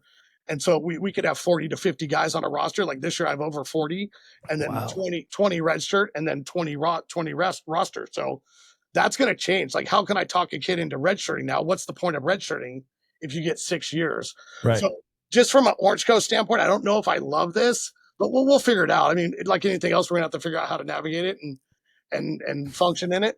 The issue right now, and this year is a huge bottleneck. There's just no one being recruited. We've never had seniors on our Balboa 18-1s not committed, and we have 4 right now. And then Orange Coast, I have 2 of the best kids I've ever had, Jacob Surratt and Noah Keelan, and they're getting the same conversation from every college coach. It's like, hey, I like you. Any other year I'd take you, but we're going to wait till the portal opens, and then we'll get back to you in April. So it's just this year is bad because of the bottleneck, right? Like, I know Alan talks about it, but there's just a lot of kids that are going to be put in the portal. So if I'm even Concordia or anyone else, why would I take a chance on a JC kid, even if he's really good, when someone better might be in the portal? So that's a portal issue that's changing things. But this year, with the roster numbers changing and the eligibility changing, I think that it is just different. It's just different, and there's fewer opportunities this year and next year than I've ever seen, and that's kind of a bummer. But It's a huge bummer. it is, but where we're at. So, like, obviously, I'd love to complain about it a ton, but it's just where we're at. So we got to figure it out. And you guys talked about this with Theo. There's so many other opportunities, but Division III is unique because there's not a ton of schools in California, and Right. just to All be back east for the most part. the demographic I deal with wants to go to UC Santa Barbara, right? Like, everyone wants to go to UC Santa Barbara, or somewhere in the only D3 in California besides Cal Lu is Santa Cruz, I think, which is a great school, but how many guys can they handle? So Mm-hmm. the other options are great, but even some of the DT schools or NAI are mostly in the Midwest, and no knock to the Midwest, all right. Like we've had some kids go there and do really well, but a lot of the kids want to stay in California, so Yeah. they have to switch, their thought process. And they're like, I had 3 kids 2 years ago go to Jamestown. Like, how cool is that to go to North Dakota? Like, there's 20 people in the entire state, and Right. go hang out in a really cool state and do some outdoor stuff. So just getting kids to kind of look at those other options, it has to be the way to go. But it's tougher to do it out of high school because you have kids, and Coley, and Tim and Sully. I don't know if you have kids, but you got 4. these kids that have this idea of working their butt off in high school, and then I want to go to a good school, and then they get there and it's like, well, wait a minute, there's just not as many opportunities. So, and that's why JC is good. So once they go to a JC, they've there 2 years, and they're kind of been like, okay, there's other experiences besides UCLA and Long Beach, and Right. just getting them to see that's a little bit tougher. But to Coley's first point, that the recruiting is changing, and I think that it's just going to be tricky to navigate it now and just figure out where there's opportunities. My concern is it'll affect kids playing the sport. I agree with that. And the reality is that another conversation that goes along with that, I was talking to a friend of mine, one of our best friends. She played at Northridge. She was in our wedding. Her sons play volleyball. One's in college now. One's going to be in college. We're going to have them on when we talk to our family groups to talk about raising kids. But like, she was concerned about international players. So we had this conversation the other day because you look at Long Beach, look at Northridge. It's not one player like it was maybe in the league, maybe 2 in the league. It's 3, 4 per team. So you're already shooting down dreams in this country right now with what's happening for college men's volleyball in regards to scholarships and time and place to play.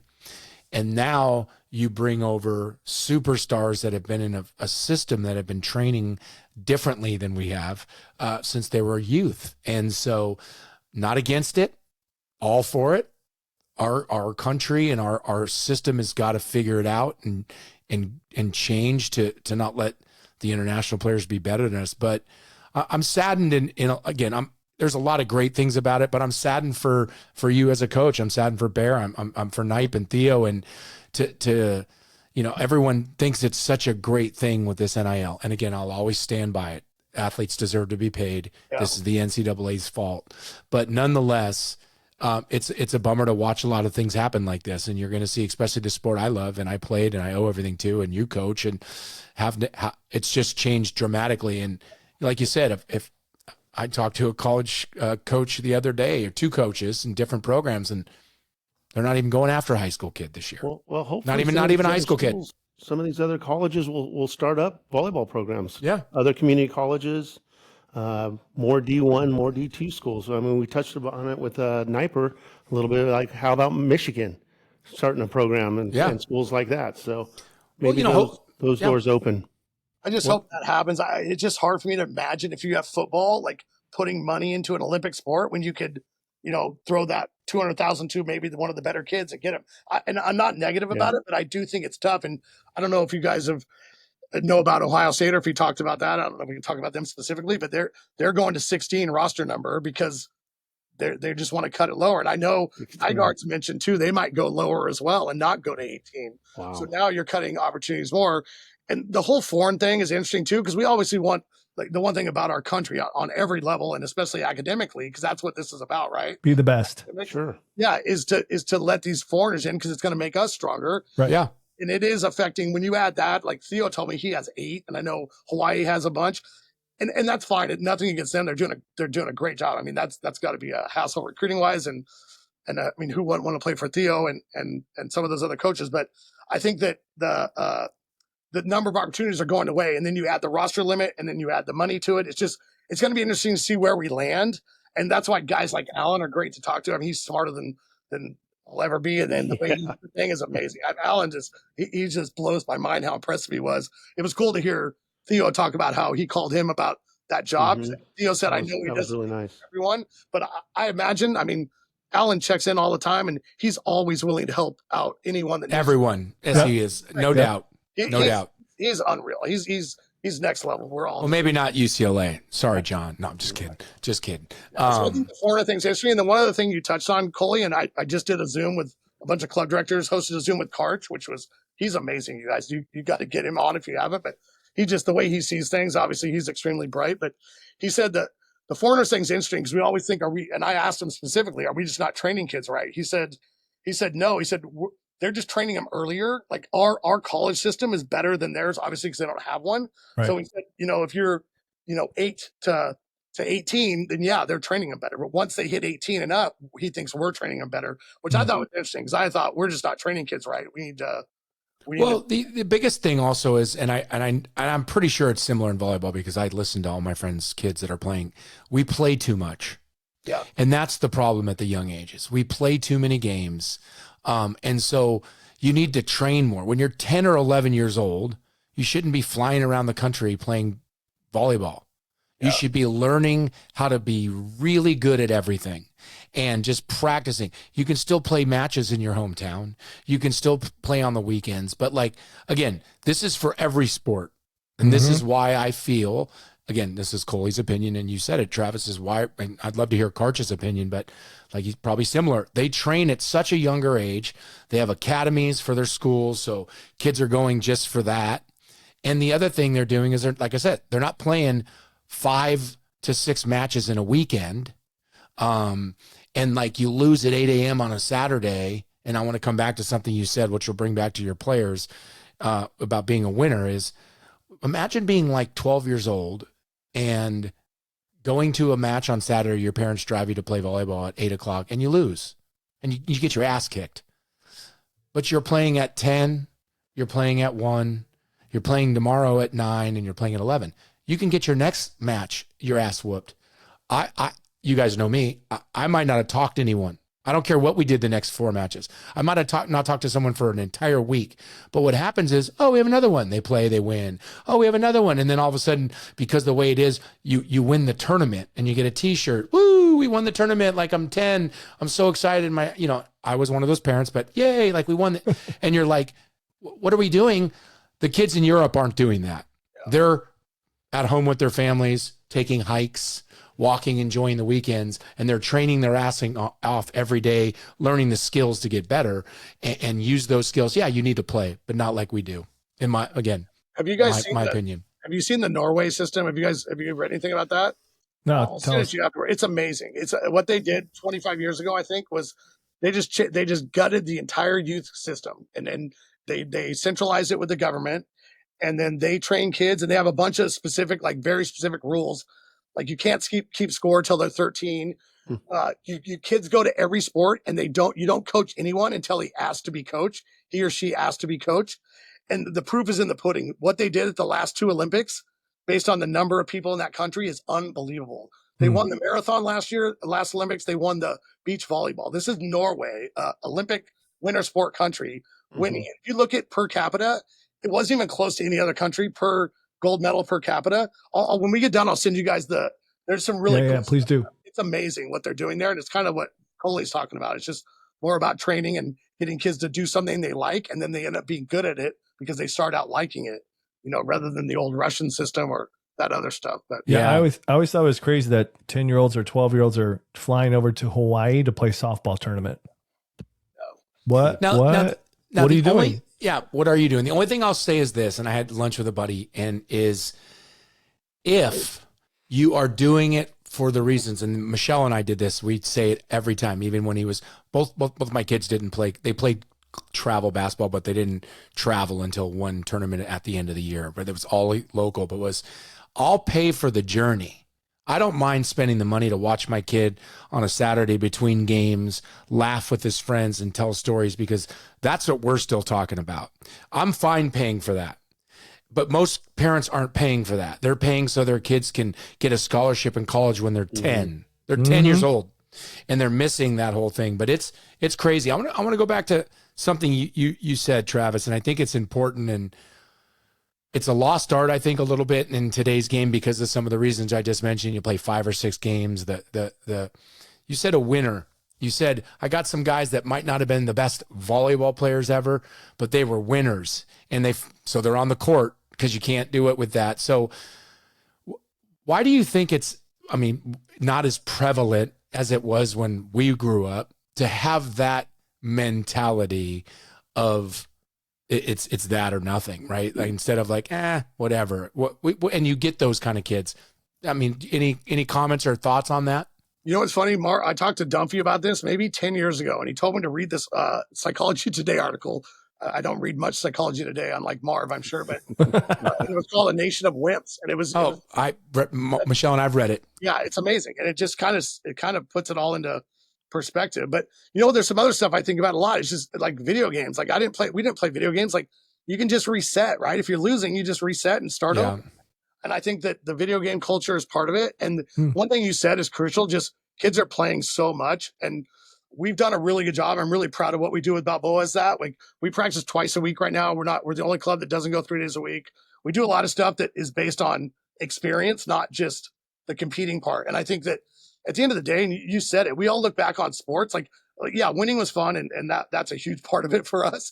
But look at the relationships we all have because of volleyball, and I think that that's what we're focused on. And we tell parents, if you're just here for volleyball, we are not the right club for you. But yeah, I think they're just playing too much. And I think when you end up playing a match, and like you said, you lose, you have another match an hour, you can get over it and play again. I think there's no that's what's great about football, not just the physicality of it. My nephew played football this year, and it's the greatest thing for those kids. There's just a different culture there that hasn't jumped on this over positivity thing that's going on. Yep. I have a little bit of an issue with, but I'm old.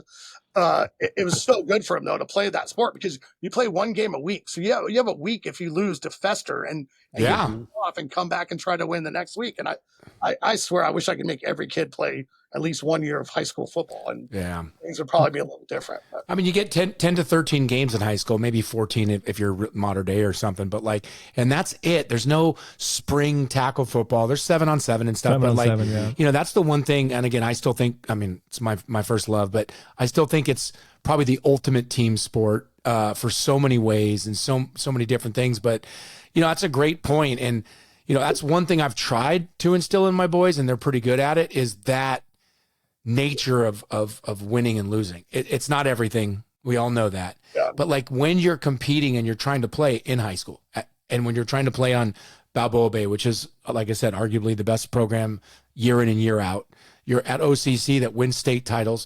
When you're trying to get to that point and you get on those teams, you didn't get there without an unbelievable journey of working hard and doing all those things. Again, sometimes it's natural, but a lot of it's you work hard. When you get to those points, it's are you really competitive like Delhi was, right? We all know Delhi, losing, all of those guys, that generation, it just was unacceptable. Yeah. And then when you lost, it was, you wanted to kill someone, and it wasn't for a minute or for 5. It was for a week. You could go on and win the championship, and we still talk a year later, 5 years later, of the loss and still how it stings. 30 years later. Yeah. It's, and not just the title games. That's a bummer. Only one team wins up, but I'm talking about matches or games that mattered to us. Mm-hmm. And I'm glad that you said that and you pointed that out, because I think, message to parents, if you're listening, especially at the younger levels, teach that. It shouldn't be a skill, but it's become a skill. Teach toughness, teach how to win, teach to be competitive, teach to be a teammate, and then learn all the other skills. Learn how to pass, learn how to serve, learn how to shoot a 3, learn that. But teach the other stuff at a young age, because that's what's lost, and that's what can separate you.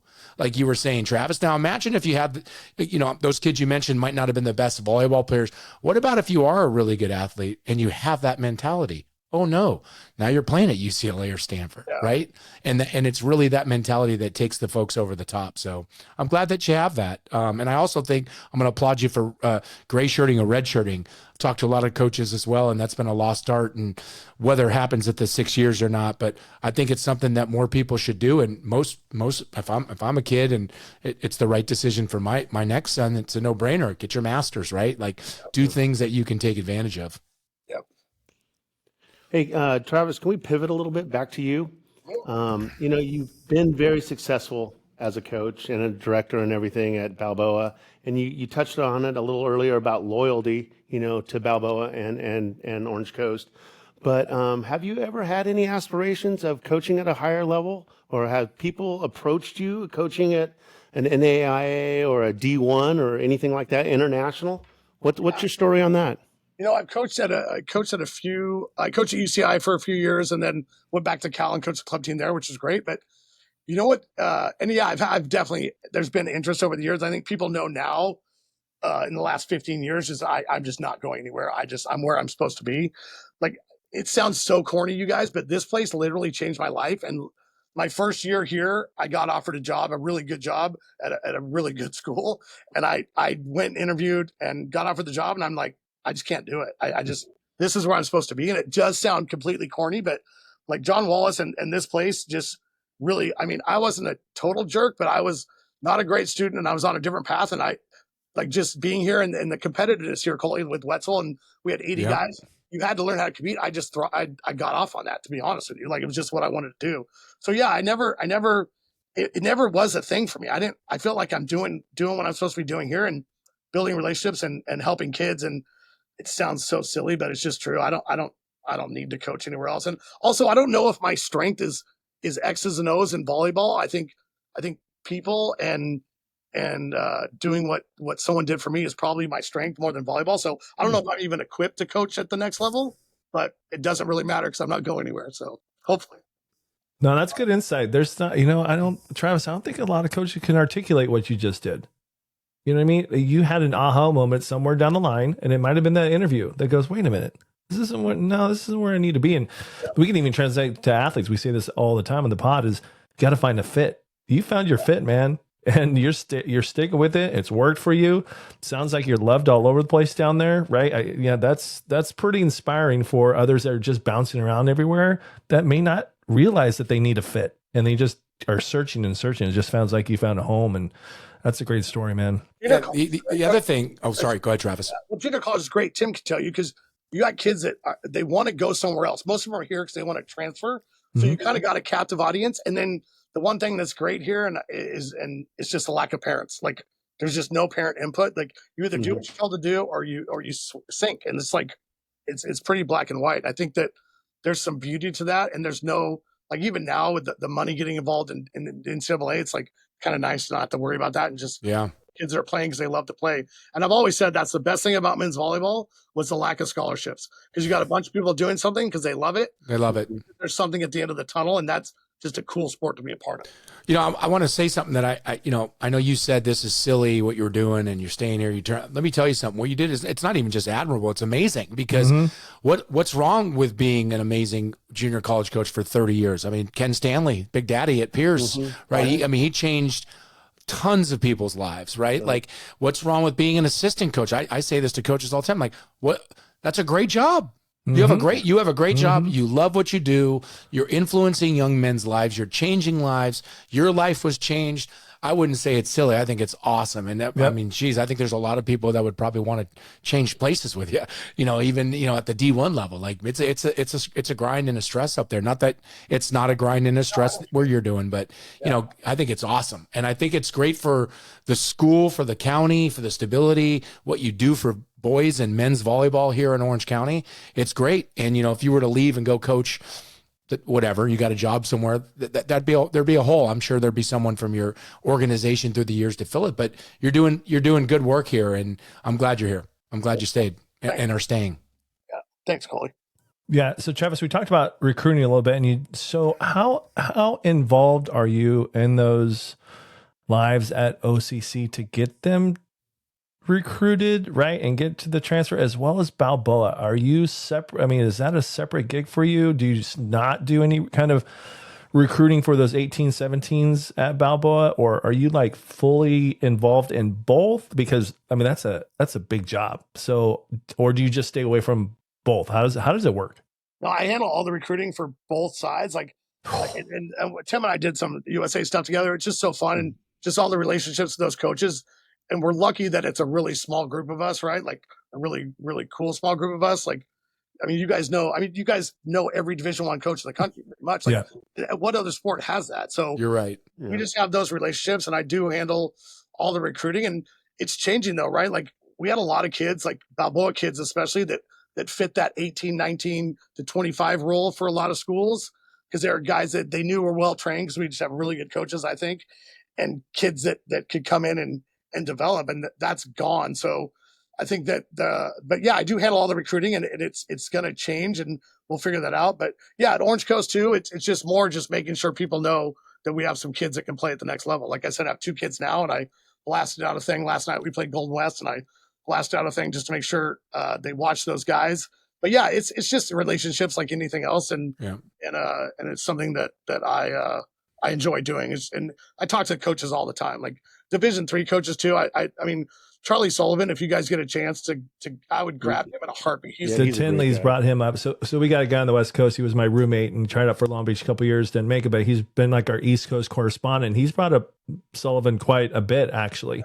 So he's gonna be key for us. And gotta be honest, Travis, I know this is a podcast, Set the Pipe, right? But we can reach out to David Tinley and you know to expand your base of I just need to stay here in California. And I do agree with you, by the way. I think it's been like that for years. Like, oh, there's only volleyball in California. Like when I was in California, I didn't realize JCs on the women's side give scholarships outside of California. I'm like, what? People Every sport. Oh yeah, they get a full ride. I'm like, no, like you don't know what you're talking about. Well, because I was a California dude, right? I knew everything. Yeah. Nope. I mean, once that opened my eyes, I'm like, holy smokes. So I'm just saying, if you start opening your guys' eyes to Division III and all across the country, I mean, I just hope that mindset just grows with the parents, that it's okay to let them go away. Well, it's okay to go from the beach just for a couple years. I don't know if it's going to be okay. Some of them are going to be forced to. And that's the difference. Like the difference is the reality. Like you said, Sully, when we talked about this, you had Jaden on. You were real with her. Yep. I know you are real with your players, Travis. I know you. I've known you for a long time. To the reality is the reality. And like, if there's one scholarship left, 10 years ago there was 4. Now there's 1. And if you could go walk on at this school, now you can't. Like, so like. You can either go play or don't play, right? And so like that's what's going to end up happening, which again, as Bear said and what Alan said, and NCAA, please listen, expand Division I men's volleyball. Find the money. It's such a great sport. All the teams in the Big Ten, you should all have them.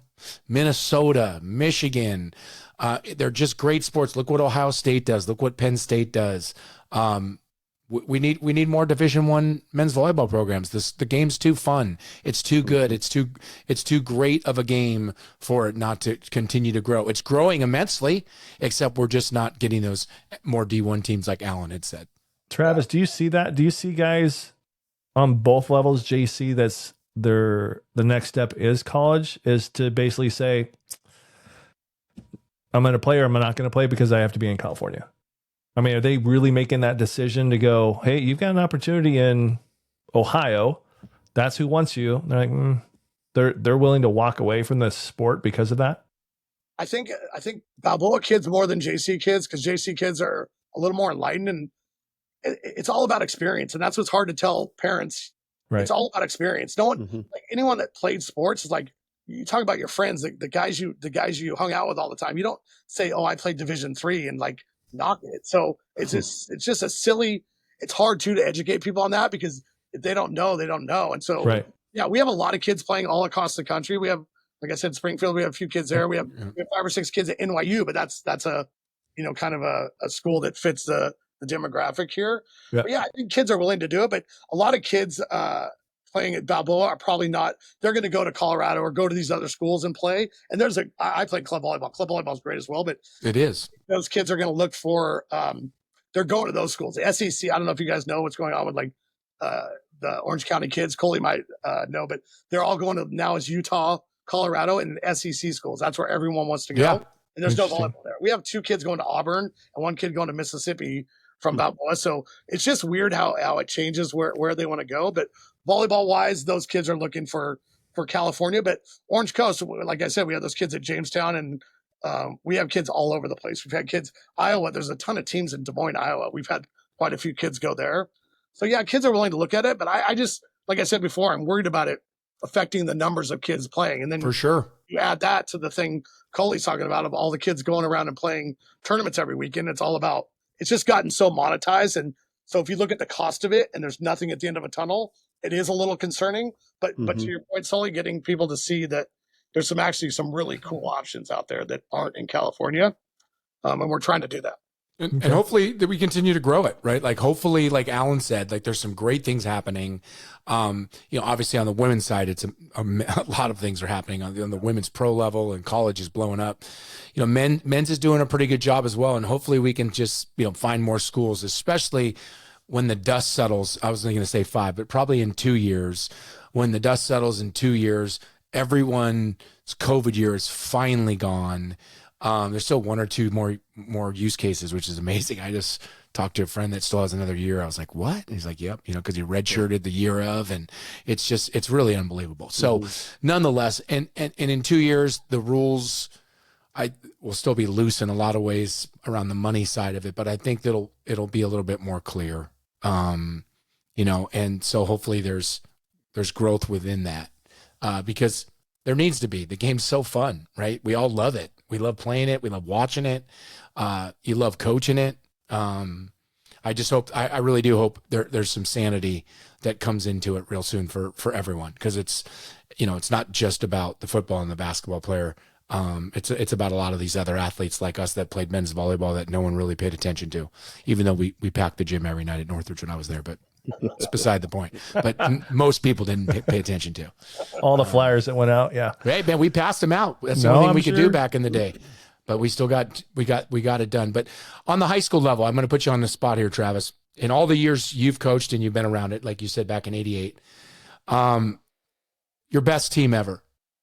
And it didn't have to win, right? Yeah. That didn't have to win, because sometimes you don't if you're playing against, the best team. But who's your best team ever, you think? Probably the 2000 Balboa team I had and also I was younger then, so it was kind of fresher winning. But Kevin Hansen, who was an Olympian, set that team, and then Brad Keenan was on that team. Wow. I had a really good kid named Greg Stampley who went to SC and ended up quitting volleyball. But I don't know. That was just a really meaningful group, and we lost one match all year to Pelzel's Saddleback team. So it was just one of those teams I remember that was just from day one was on it. All 12 of those guys went and played Division I volleyball and had a pretty big impact. Greg Garrett and Spencer Bemis. You guys all know the Bemis. Of course. We're going to have Corin and Sarah on here. Yeah, talk about their daughter, Marley. That's probably the best team I've coached, as far as just, you know how our memories are tricky, right? Like, they're but you didn't hesitate, Travis. You didn't hesitate. You didn't be like, you know what? Nope. You were like 2000, end of story, period. Yeah, for sure. And then 2 years ago at Orange Coast, we won, or 3 years ago, we won in 22, and Long Beach had just dominated all year. And they walk in the gym with shirts that basically all of them wearing shirts that said they had already won their 11th championship. And that night was it. And that was one of the best wins ever, because we were so undersized. They were loaded. And I'll never forget that match, because we had no business winning that match. But you did. Yeah, we did. It was awesome. I get goosebumps talking about it now. So great. So great. Dei Nakamura, I get an email from a kid from Japan, and it never pans out. I get foreigner emails all the time, and they ended up coming. But his email said, I'm already at Orange Coast, and there was a video attached. And it's the best kid I've ever coached in the gym. He went to UCLA, and then it didn't work out academically for him. He ended up playing some matches, but he was away from his country. It was just really tough. Yeah. He was on that team, and we played him at Libero all year and had lost to him twice or 3 times. And the finals, I moved him to outside and just took a huge chance. Like, we weren't going to beat him anyway, so why not? Mix it up.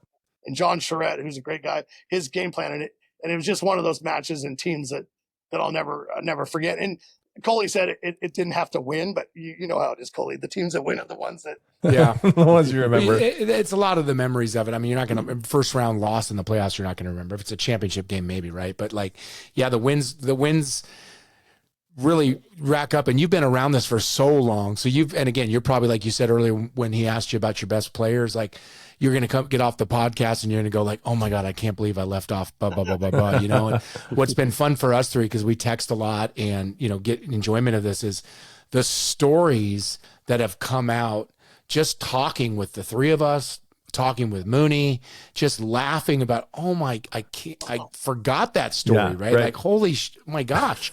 And so like but being around this sport and how we can get into mischief, the people that play this sport just a little bit, the stories you've heard, can you tell us one or two that are PG-13, not rated R, doesn't need to be G, like one or two travel stories with one of the teams? Could have been one of the USA teams you coached with, Bear, maybe when you played against Bear, anything, just a story that might be one of your most fun with volleyball. Bear, you're turning red. What's Any story with Bear, I probably can't tell, but Well, we've already said that. Thank you, There's a lot of Bear stories that were just. There's a lot. Oh, geez. What'd you guys think of that?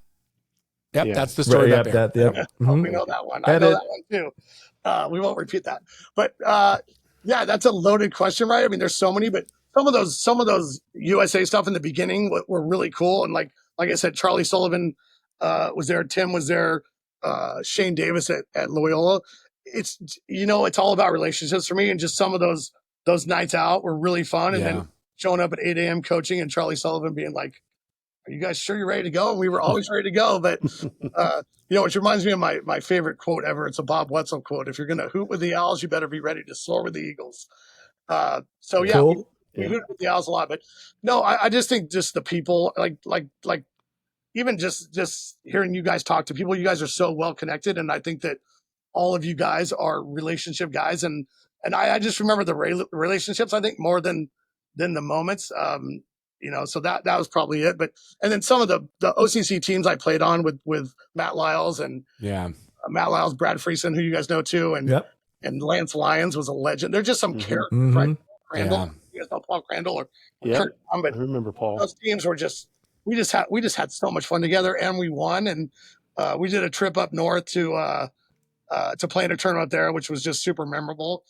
And some of my teams at Cal, I don't know, I feel so lucky to have been doing this for this long and to meet the people I've met, and just, I don't know. It's been a really cool journey that isn't over, by the way. So I'm talking about like it's over, but just to keep doing Just beginning.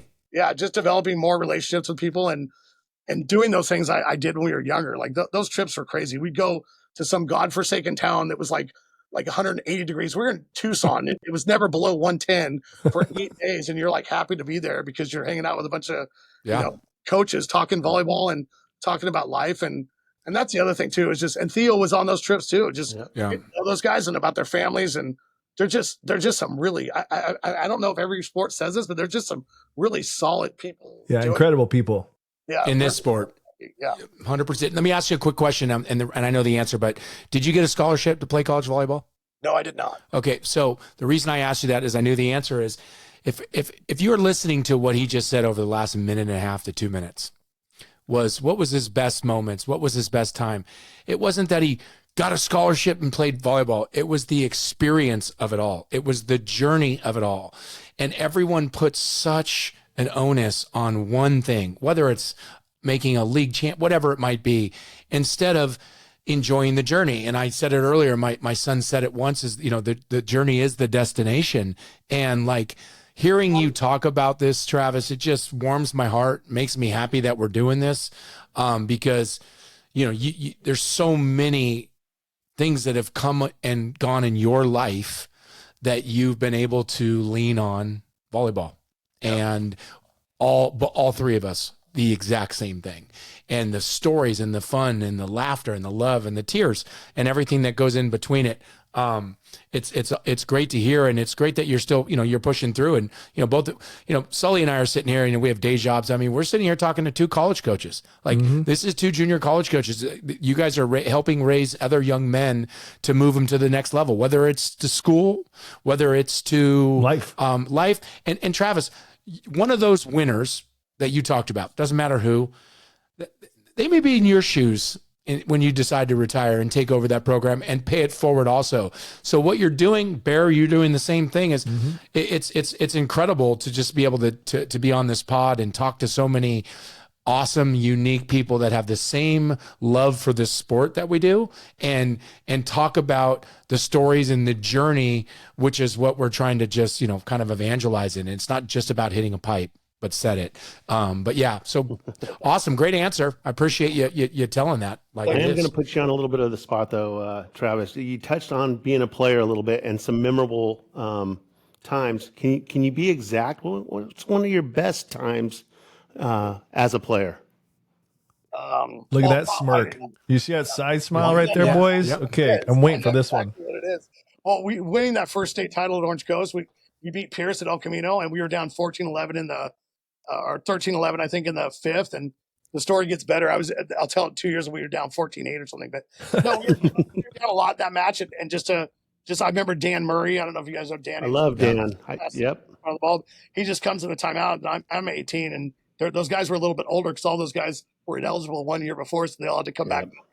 I was in that group, by the way. I know An ineligible group. So, Not real proud about that. not losing this match. I remember looking at him going like, I guess we're not losing this match. I don't know what he means, but yeah, that match, and same thing though. It's just the guy, like every story comes back to the guy. So, but that match and that year, cause I was just a little fat kid that didn't play a ton of volleyball, that earned a spot and got to play on that team with all those 87 guys that were like Gnarly. to me. Yeah. Lewis and Yeah. in that group. So, yeah, that's probably it. And just some really good times at Orange Coast playing. And we won a lot of matches, that next year when we had Lyles in that group. So I was so lucky. I got to play with Lyles and Brian Lewis. That's just Matty Lou's coming on this. He doesn't know that yet, but he's coming here. Well, no, he is. I'm telling you why, because his son's coming down here to play in a basketball tournament in a few weeks. So he's going to stay with us. So when he stays with us, yes, Matt, if you're listening, I'm not going to call you and tell you this, but if you're listening, you're going to get on. If you're not listening, then you're going to be surprised that you're getting on. We have the capability at Coley's house to put on more people for sure. So Matty Lou Lyles will be on this thing without him knowing it in a few weeks. So. Such a jerk, isn't he? He's just not a nice guy at all. He's terrible. Yeah, he's not I hate that's why I can't believe he's just barging into my house and staying here. I just cannot believe it. I love that guy. He's one of my favorite people, and we've said that before. I mean, there's not many better human beings than Matt Lyles. I'd love to get Louie on here. So I don't know Brian, but the stories when I was at Long Beach the whole time, it was constant. And then see his AVP career and hear Deli talk about him and Pesty and and Rocky and those guys. He was a stud. So do you talk to him much, Travis? Louis or Lyles? Louis. Not much, but I know where he's at. His kid's playing club, so I get. Yeah, I saw him not too long ago. Maybe 6-8 months ago. We see each other occasionally down the road. I can give him a shout. I think it'd be great to have on. And what's cool about this is we're sitting here, Travis, and you said this earlier, oh, you guys know everyone. It's not like we're trying to oh, you know everyone. It's just we know everyone. They're our friends. We know these people. Lifelong friends. Yeah, and so it's been so fun to be able to do that. We got some great guests coming up over the next few weeks, but what's the how long do you see yourself coaching at OCC? I know it's probably a tough question, but I'm curious, and do you have someone that is young that's by your side that will become the next you? Deli's young and by my side, so. Oh, Deli. Nope. Oh, Deli. Deli's coaching with me here right now. He's been here the last 10 years with me. But, awesome. You know what's funny? Last night we lost to Golden West in 5, so I was thinking a lot about how much longer I wanted to coach after that. I'll tell you. I feel you.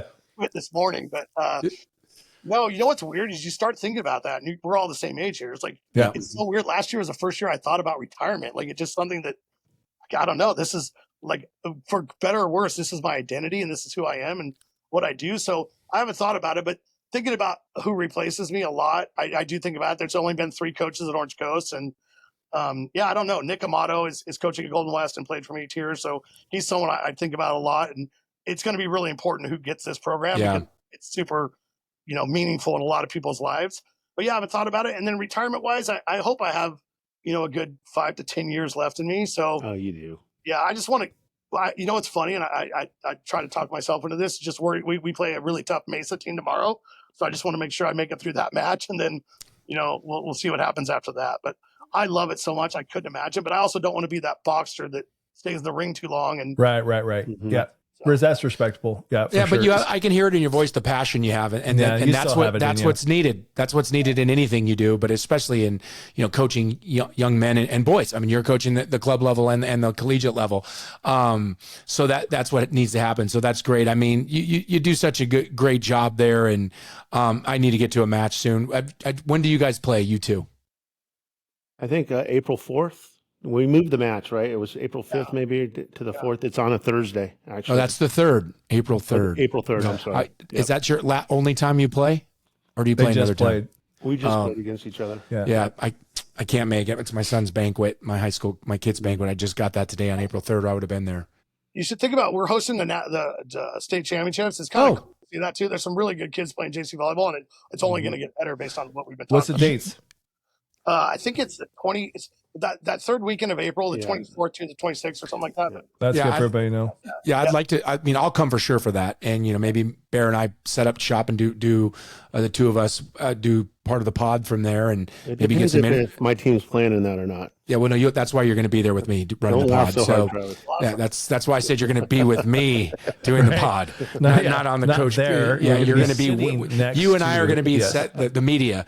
Maybe we can set up shop. Maybe do some interviews for the kids and JC and talk to you guys as coaches. I think that would be cool. I mean, obviously for us, but regardless, I'll be there. I'd like to come to some matches.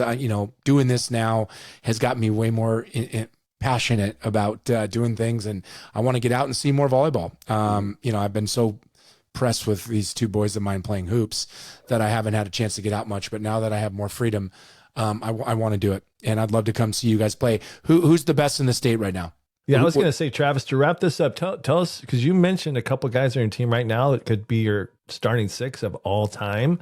Wrap up where you guys are at right now. How do you see it playing out this year? Give us a little wrap up of what OCC is doing this season, and of course you're expecting to win the state championship, but yeah, use this time to kind of tell us about your season right now. And don't forget the dark horse, Santiago Canyon. That's right. Careful. There's some really good teams this year, and Golden West is one of them that we had a tough 5-set loss to them last night, but those guys were a little hungrier than us and got after it. And then Mesa, we beat Mesa in the finals last year, and they have everyone back except one guy, and they have a 6'11" outside going to UCI. Wow, it's really good. And so they're we play them tomorrow night.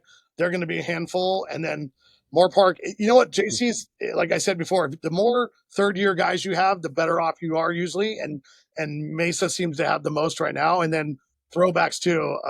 Long Beach State has a kid that was at Hawaii, and then a really good outside hitter named Aiden Powell who was at Long Beach. So I think those are the three teams. I like my guys. I think we got the physicality and the experience to be there in the end. But you guys have played, you know how it is. We just got to be good that last week, and that's what we're working on right now. So that's why we play. Yeah. Did you play Golden West at home or away last night? At home. They won the first two, and then we got the next two, and then they just dug everything in the 5th set. Yeah, they played really well. We haven't had too many losses the last few years, and it really obviously puts a target on your back. And we have a giant target on our back this year, and it's fun, right? Like bring it on, but it's also you don't want it any other way. Exactly. So every night. I don't want to reopen a scab for you and talk about your losses too much, but can you just tell us a little bit about that Moore Park match too? Because that 5th game, I've never heard a score that high in a 5th game. Was it 34-32, 36-34, something like that? It was 34-32, and I'll tell you exactly about that game. We blocked one ball in the 5th set. 64 points, so 66 points. So yeah, that was kind of the issue. And they have an older outside hitter that kid can just flat out play. He's like a smaller guy that just looks like he's been playing for forever. It was a great match. I'm too old to deal with that, but by the end, it was just like, can someone just win it? I don't even care what's us. Oh wow! Yeah, it was like that. And how was your assistant coach during that Delhi during that match? Was he losing his mind, or? The only thing I'll tell you is we left. We go to the bus, and I had to run back in to grab something. And I hear someone just yelling one word over and over again in the parking lot. And I'm serious. I didn't know who it was. And they're yelling one word. You can guess what it was. Sure. Like maybe 20 times. And so I stood there and listened. I'm like, is it some guy that needs some help maybe? Or I go around the corner and there he is. He does need help. Yelling. And I'm like, oh my God, Dylan, you'll be okay. So that's the competitiveness that it's hard. We told a story the other day about Hildebrand. He's cut from that same cloth. That's why he went to Long Beach. But they're not all cut like that anymore. And I see it every day. I don't care how good people are. There's a difference in that kind of mentality. And Delhi has it. Delhi's had it. Delhi still has it. Yeah. Maybe to a fault sometimes. But losing is unacceptable. Period. It's unacceptable. And even if you got beat by a team that's better, Yeah. it's still unacceptable. You hate it that much, right? You hate it that much. And Delhi's always been like that. So it's great to see that he hasn't changed. No, he's not changed at all. Not one thing has changed about him. Oh, I love it. I love playing. I love playing with him, for him. I mean, these guys played for him forever. He's one of the best to ever do it. And I love that he still has that competitive spirit. I really do. It's great for these kids to be around him too, and to see that it's okay to care. Like, it's, yes, you don't care that much. It's a big play deal. with a little chip on your shoulder. It's Yeah, fine. exactly. No, he's been huge and crucial in our success the last 10 years here for Everywhere sure. he's gone. Everywhere he's gone. Yeah. Oh Yeah. my, he's gonna watch this now. We're gonna have to deal with the backlash. I can't wait. Can't wait. I can't wait to cheer for you guys in Delhi for that state tournament. So it's gonna be awesome. Yeah. Cool. Travis Turner, impressive. Thanks for coming. Impressive interview, impressive resume, impressive career. Congratulations. Again, thanks for coming on Set the Pipe, buddy. It was a pleasure. Thanks, Travis. Yeah, thank you, Travis. I love you, brother. I really do, man. This is cool. You guys are doing this. I think it's a unique perspective on volleyball, and with your relationships, it's only going to get better. So thanks so much for including me. It's crazy I was included on this, but I'm proud to be a part of it. Thanks for really happy you came. Fine. Absolutely. We're telling everything. Stories from youth to collegiate to pro and everything in between. And we're just trying to grow the sport of volleyball. Hit subscribe, set the pipe. We love you.